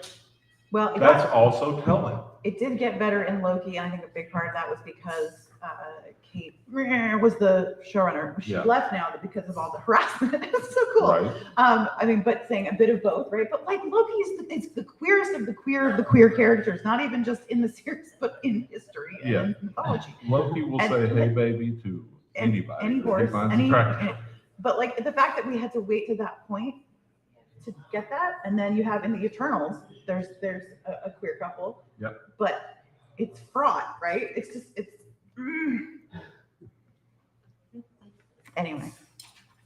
It is officially 7:30. Thank you so much. I think this may be one of the best ones we've done, Chris. Would you agree? It definitely went a different direction than it ever has before. And into. Sorry, not sorry. into the right- No, This was great. Because I think, and again, I think every crowd is different, every con is different, but I think the people here seem to engage in the discussion and want to think about and want to discuss these topics. I want to hear more about them. That's huge, and we've never done anything like that before with this. That's awesome. So I want to thank all of y'all for coming. I want to thank my awesome panelists because that was outstanding. And I want each of them to just very briefly say where you can see them and where you can buy their books. Go. I sell nothing. You can see me. I've got two panels tomorrow, and the most fun one is like the last little con. It's a persuade me Star Wars versus Star Trek, and I get to be the unbiased. You can pick up my books at the Falstaff Mothership. Again, they're the ones with the fabulous covers. And otherwise, I have a panel tomorrow about witchcraft. So we'll see how that goes. I'll be talking about chaos magic because fuck the rules. Natanya Barron, author and excellent cover designer for at least two people in this panel. Go. So yes, I have one more panel tomorrow called "How Smart is Too Smart" about technology and smart technology and how that's changing the geek culture in the whole world as we speak. My books are at a mix of presses, but you can find Queen of None and These Marvelous Beasts over at the Falstaff Mothership as well. I have other books. I have 3 books coming out this year. And I'm on Twitter at Natanya Barron if you want to follow me. Look at the comments. Don't look at the comments. So I have another panel tonight at 9 o'clock. We're actually talking about so that should be interesting. But yeah, so if you want to talk more about stuff, we're talking about mainly focusing on Disney Plus, but that's what we're going to do. J. Matthew Saunders, dark fantasy / horror writer. Buy his books, By the Escalator. Darren Kennedy, I'm out in the writing room. Thank y'all so much for coming. This was awesome.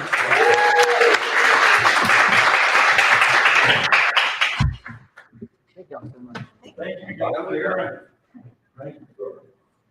Next year we should do a toxic fandom panel. There is a reason they couldn't do Natasha's funeral. Because by then she was a DC property. Right. She's part of the Suicide Squad. That's bad. That's bad. No. Did you see the green knight? Did you? I love like well the evil stuff, obviously. Like it was like everyone's right. And Oh my gosh, I hated it so much that I was offended by it. So it's not the kind of story I would write, but I can see where he found that story, and that's what I thought was really good. And the costumes were incredible. Okay. I will die for that yellow velvet cloak. All right, I will give it this much more credit. The Slippery Night story. That shit's Absolutely. It is. Well, the movie is fucked up. It's beautiful, though. It's weird. It's so I love weird. Green Knight. Is she I'd like to watch that because Emily and Sarah? You have to buy it. We had to buy it. We were in the mad. I was like so mad I wanted to buy it. When I heard you were the cover designer, I was like, oh, I didn't talk about her. One of my people liked my cover on my book so much, they go, you see the cover designer here, can I get her to sign the book? So if I see her again and you're around, I'm gonna get you. So, but she was like, I want her to sign my book. So, I've never done that before. I know, that's why I was gonna let you know. Hey, even let you sign on the cover. My father used to. It's beautiful. I love Beautiful it. work. I have these covers now too. So, you know, We're working on, I love the project where I get to do a whole bunch of them at once, and that was the cool thing about Sarah. Emily's books, the same thing, it was like, we have a When I theme, was on so those buses. Waterblade was like that too. Yeah, So right from Waterblade. the beginning, so everybody's coherent. and my first experience on the internet was on the ESPN in the 90s because I was stupid. I like sports, so I would, and I still do. But like one of the things I got into my first big internet argument over was they named 10 greatest athletes, and the fucking horse Secretariat was on there, and We no talk one, about the good guys.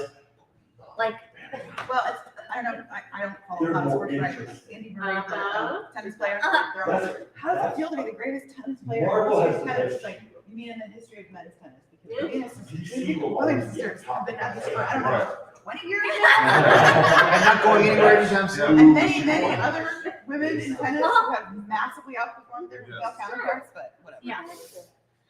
But so anyway, thank y'all for this. This was delightful. I took the whole thing where you're like, As usual, well, of course not, because then she wouldn't be a mother. I took real offense to that. I was like, of all the people, I was like, that's the fake kids is who she, I mean, I got it. Yeah, Natasha was devastated because she couldn't, why do we go for the womb? I just don't understand, like, literally, we talked about this in the panel, like, not only did they take That's a her, but question for legislators right this moment. they pull out the uterus and they show it on screen and then they burn it. And it's like, you never hear of a man going, well, I gave up my nuts for magic. But women, I gave up my womb for magic. Over and over. Even though historically, like witchcraft, mother magic, earth magic is like the most powerful. Yes. I mean, I have 2 kids. I almost died, like making both of them live. It's messed. Very few women really, that I know anyway, wake up going, my life is now complete because I have 2 children. And men don't do that either, right? Yeah. Or if they don't have children, go, I'm just not myself. But beyond just the whole misogyny part of it, it's you just did WandaVision to get Vision back, and so you're doing all this again. And he's and still around. At least you parts don't, of him are White still. one is Yeah. still you around. don't bring. So I really hope she's not dead. I was so pissed off at the end of that movie. Yeah. I love horror. I love what they did with the monster I character. can tell you what. I can tell you What why I she's. loved about it, but the way they treated Wanda. Can I tell you why she's not dead? Well, because she's Wanda. I mean, Well, like, that was like a temper tantrum. Because for her. because the end game Infinity War scene where Vision begs Wanda to kill him because he will now be responsible for destroying the world is going to be mirrored in another 7 years where Scarlet Witch begs Vision to kill her in the exact opposite. That's the mirror scene that's coming in 5 to 7 years. It's coming. Watch for it. I hope so. I mean, they nerfed her from the beginning. They're like, her character wasn't even Scarlet Witch until after WandaVision. But everyone's like, she could have killed Thanos. Like, she really could have killed Thanos. The only Like, 2 back people so then. far that could have killed Thanos were Wanda and Captain Marvel, and I was just like, But we had to make it about Cap because, I mean, I will die for that golden retriever of a man. Right. But there was room in that film to also have Carol Danvers and to have Wanda Maximoff do more than just get like, yes. I mean, ridiculous. Just. Right. Yeah. Now I'm mad. No, there was no need for everybody to defend the body of Vision while he did the thing. He was be like, Wanda, don't let anybody through. Yeah.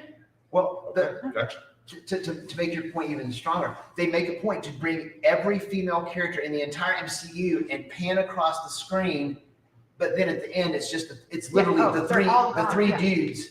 That's it. Yeah. So, Oh yeah. I felt that too. Yeah. Well, I mean, I think we're looking at it critically, but people are like, aren't you just glad that there's women there? No, Why do you have to that's not complain? good enough. Why? Because if a woman is just a plot point to further on somebody else's story, which is 99%. I read Arthurian literature. They're literally like, oh, you're stuck. There's a woman in the woods over there by that sign that might tell you where to go now. We don't know who. Maybe her name's Elaine. She's probably Elaine. There's a lot of Elaines. I'm used to that. But representation is not true egalitarianism in storytelling. No. And the first time I ever saw Guinevere, the only time I ever saw her in any type of agency type representation was in the Stephen Lawhead Arthurian adaptations. Yep. And it's like still to this day one of the few ones that I've seen. She's a hard character to write into. And my books are all feminist retelling, so she's there, but she's always, I've struggled with Guinevere most because there's this whole history of her literally being a plot point. Like she is the reason that everything falls apart, which goes back, of course, to Christianity, because as I once heard a pastor say, because Eve was the first one to eat of the apple, all women are sinners. More so than men. I mean, there are legitimate people who believe that because a talking snake, which wasn't a snake, convinced someone to eat an apple, which was probably a pomegranate, that gave them knowledge that all women suffer childbirth and all these horrible things and deserve what's coming to them. Well, and isn't that, no offense to religious people, but maybe if you're offended, fuck you. But isn't that kind of like the seed of all Christianity, is that the first sin was gaining knowledge instead of living in ignorance? And the only way to get over that was to be like Mary, who was sinless and got knocked up by a sky lizard. I'll take that a step further. You got retroactively made sinless in the 1800s. 6,000 years ago, someone said, what I'll do is I will tell you that you need to work for 6 days, and on the 7th day, you need to come and bring me 10% of what you made, and then you can go work for 6 more days, and on the 7th day, you come do that. And if you learn stuff, you're bad. But if you don't learn stuff and just do what I say, because I'm speaking for this guy, then you're good. And then you give me the money and I'm fine. Sounds like the original shyster. It is. Oh, 1,000%. The original shyster. And you hit it on the head. It is about knowledge. I mean, I grew up in an evangelical church. And they don't. I was a youth pastor for I was a youth group leader and a song band. I did praise and worship music. We were talking about this last night a little bit. I think before you came in, but like I was never Jewish or anything like that. But I'm still like realizing just how that's what it's called. That's what it's called. And just some things were just really occurred to me, like just in the blind of the story, you know, like there are things I said when I was like 15 or 16 to this day make me. I used to say, oh, that's what it's against God. I heard that. I didn't know any better, and I just it made sense. Just like I love Vacation Bible School when I was. I loved it. Why did they call it a vacation? Loved it. Because your parents got rid of you for 6 days. Just like standing there randomly one day, it's like, you know, pledging allegiance to the Christian flag is kind of fucked up. I remember walking up to my 5th grade Sunday school teacher going like, when God flooded the whole earth, the new world monkeys and the old world monkeys, one has prehensile tails and one doesn't. Did he like put them back where they belonged after they all died? And he just looked at me like, oh. I was the kid going like, okay, so if there's an ark and all this, can we still have unicorns? Because I feel like the Bible. No, they missed the ark. Remember that? Yeah. Story about how they. Well, you really will fuck up a Sunday school teacher if you ask them, well, how did the penguins get back to the Arctic or the Antarctic, wherever it's from? But how did that? How? I was in because they all got dropped off in Turkey, according to the mythology. Yeah, I was in college and got told off by a Sunday school teacher because I said, you know what? My pastor told me that I was too smart for my own good. It's and yeah. to lead to because you had knowledge. Yeah, that's the It same would thing. lead to self-destruction. They wanted me to go to very specific. There are colleges out there that will teach you. Wheaton College, a couple others. They wanted me to go there. I did not. And man, Liberty University. What got me? I graduated from Liberty. I support this message. But it's all about the money. Because if you become smart, you're going to stop giving me money, and you're going to tell him to stop giving me money, and then he's going to tell him to stop giving me money, and then all of a sudden you stop coming to my big building every 7 days and give me 10% of what you did the last 6 days. And so apparently God needs our money. I don't know. It's money, but it's control too, because the people that are behind things like women not being able to have credit cards unless their husband signed, which didn't change until the 70s or 1970, or in the 90s, where a husband could not technically rape his wife ever. or marrying children off in Missouri now at the age of 12. Yep. It's all about control, because if they can control a young woman from that age on, I know these women, I have met them, I grew up around them. There's not a lot going on in there except Bible verses that have no context at all. And you're like, so Lot slept with his daughters and just cool that? Like, nobody's like, that's weird. Yeah. It's brainwashing. I mean, it is It's 100%, brainwashing. it's a cult. Like, it is an accepted cult. And my dad is a devoted Christian who's become progressive. He's constantly changing. Amazing person. I love his faith. It's kept him alive, but he's no longer what that was. I mean, I was at a church where they literally tried to exorcise demons out of gay kids. At church camp at 2:00 in the morning, Danny Money and Kevin, what's his face, were trying to teach me how to speak in tongues at 2:00 in the morning. I never could get there. I was always like, I never did speak in tongues either. But I was thinking that scene was in at my church. I went down home from that, and Scene that was settings, where right? I finally said, There's the scene. I'm not doing this anymore. Because this is not real. Y'all are going, and I'm like, thank you. It's bullshit. You took this in the direction you needed to go. I had a bad day. I burst into tears during the prayer panel because I was talking about Matthew Shepard when I was in high school, and my kids just endured like all this crap, and all of a sudden I had this like, and then I had Columbine, and we were dragging gay boys to death, and I just had this like, I'm sorry, I'm gonna cry in front of 50 people, so today I just don't give a shit. Well, every time we've done this, it's been what we did the first half twice, and I liked what we did tonight because I thought that we did the geeky side and all that stuff, and then we made it real, and I really, I thought it was awesome. And I was telling you, there was a reason that the misprint happened, and you as his moderator, and they gave it to him, because I would not have had the courage to let it go where it went. I would have been like, oh, we got to stay funny, blah, blah, blah, be silly. Well, we can do both. Why not both? No, I mean, we did the silly, but then when you faced the exit to go that direction, he was brave enough to let it go. Yeah, well, And I don't think I would have been. So if we keep pretending that we can hide behind stories and the lore, God damn it! If someone you haven't read Lord of the Rings lore, I was like, dude, I was paid $3,000 in undergraduate school to write academic papers about Catholic symbolism in the Lord of the Rings. I know my shit. Don't lore quote me. I don't want to hear about canon about. I don't want to hear about a canon about a series of movies that started in May 1977 when Casey and the Sunshine Band was a thing. The flip side is I want stories to be consistent. No midi-chlorians, but that's just staying consistent to your own story. But come on. The cool thing, and I always bring this back to people I hate remakes. Remakes are the human condition. Yeah. And we're hopefully remaking them over and over again, and they reflect our time. Arthurian legends the same way. You didn't have Lancelot, you didn't have a round table, you didn't have swords until the French were like, let's make someone better than Gawain because he's getting all the attention, and let's have him sleep with Arthur's wife. It's great. He's French. And It really was because the French were hypersexualized. It was, and that's why I made my Lancelot and Arthur be lovers, because that made more sense to me. And the biggest Arthurian retelling opportunity that was missed should have been called episode 1, 2, and 3. Yeah. I wrote a paper about that. I wrote an essay all about Luke Skywalker and King Arthur. Yeah. No, Amidala's Guinevere.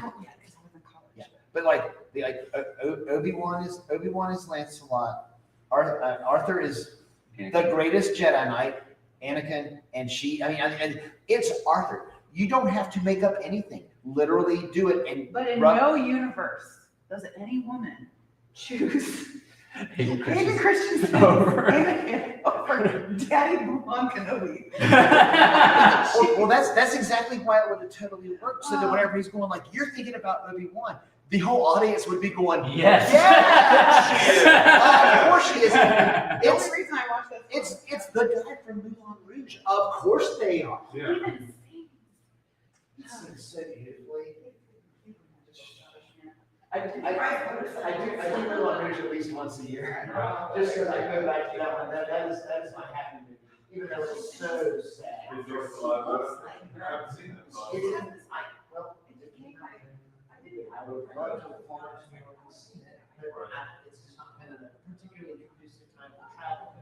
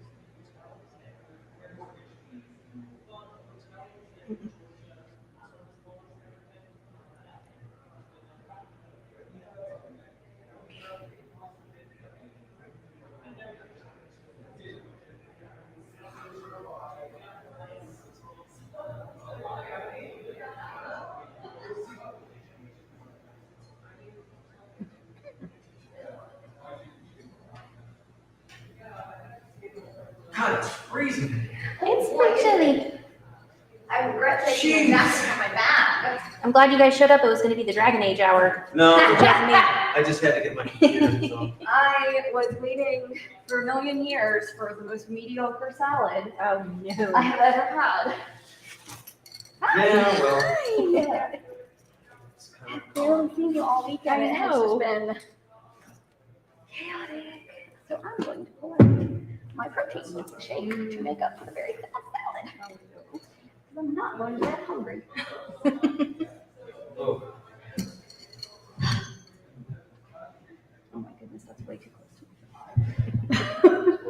Well, at least as of right now, the electric guitar has. There was a band playing over here, and we were in this room, and it was like it was in this room, and it was a lot.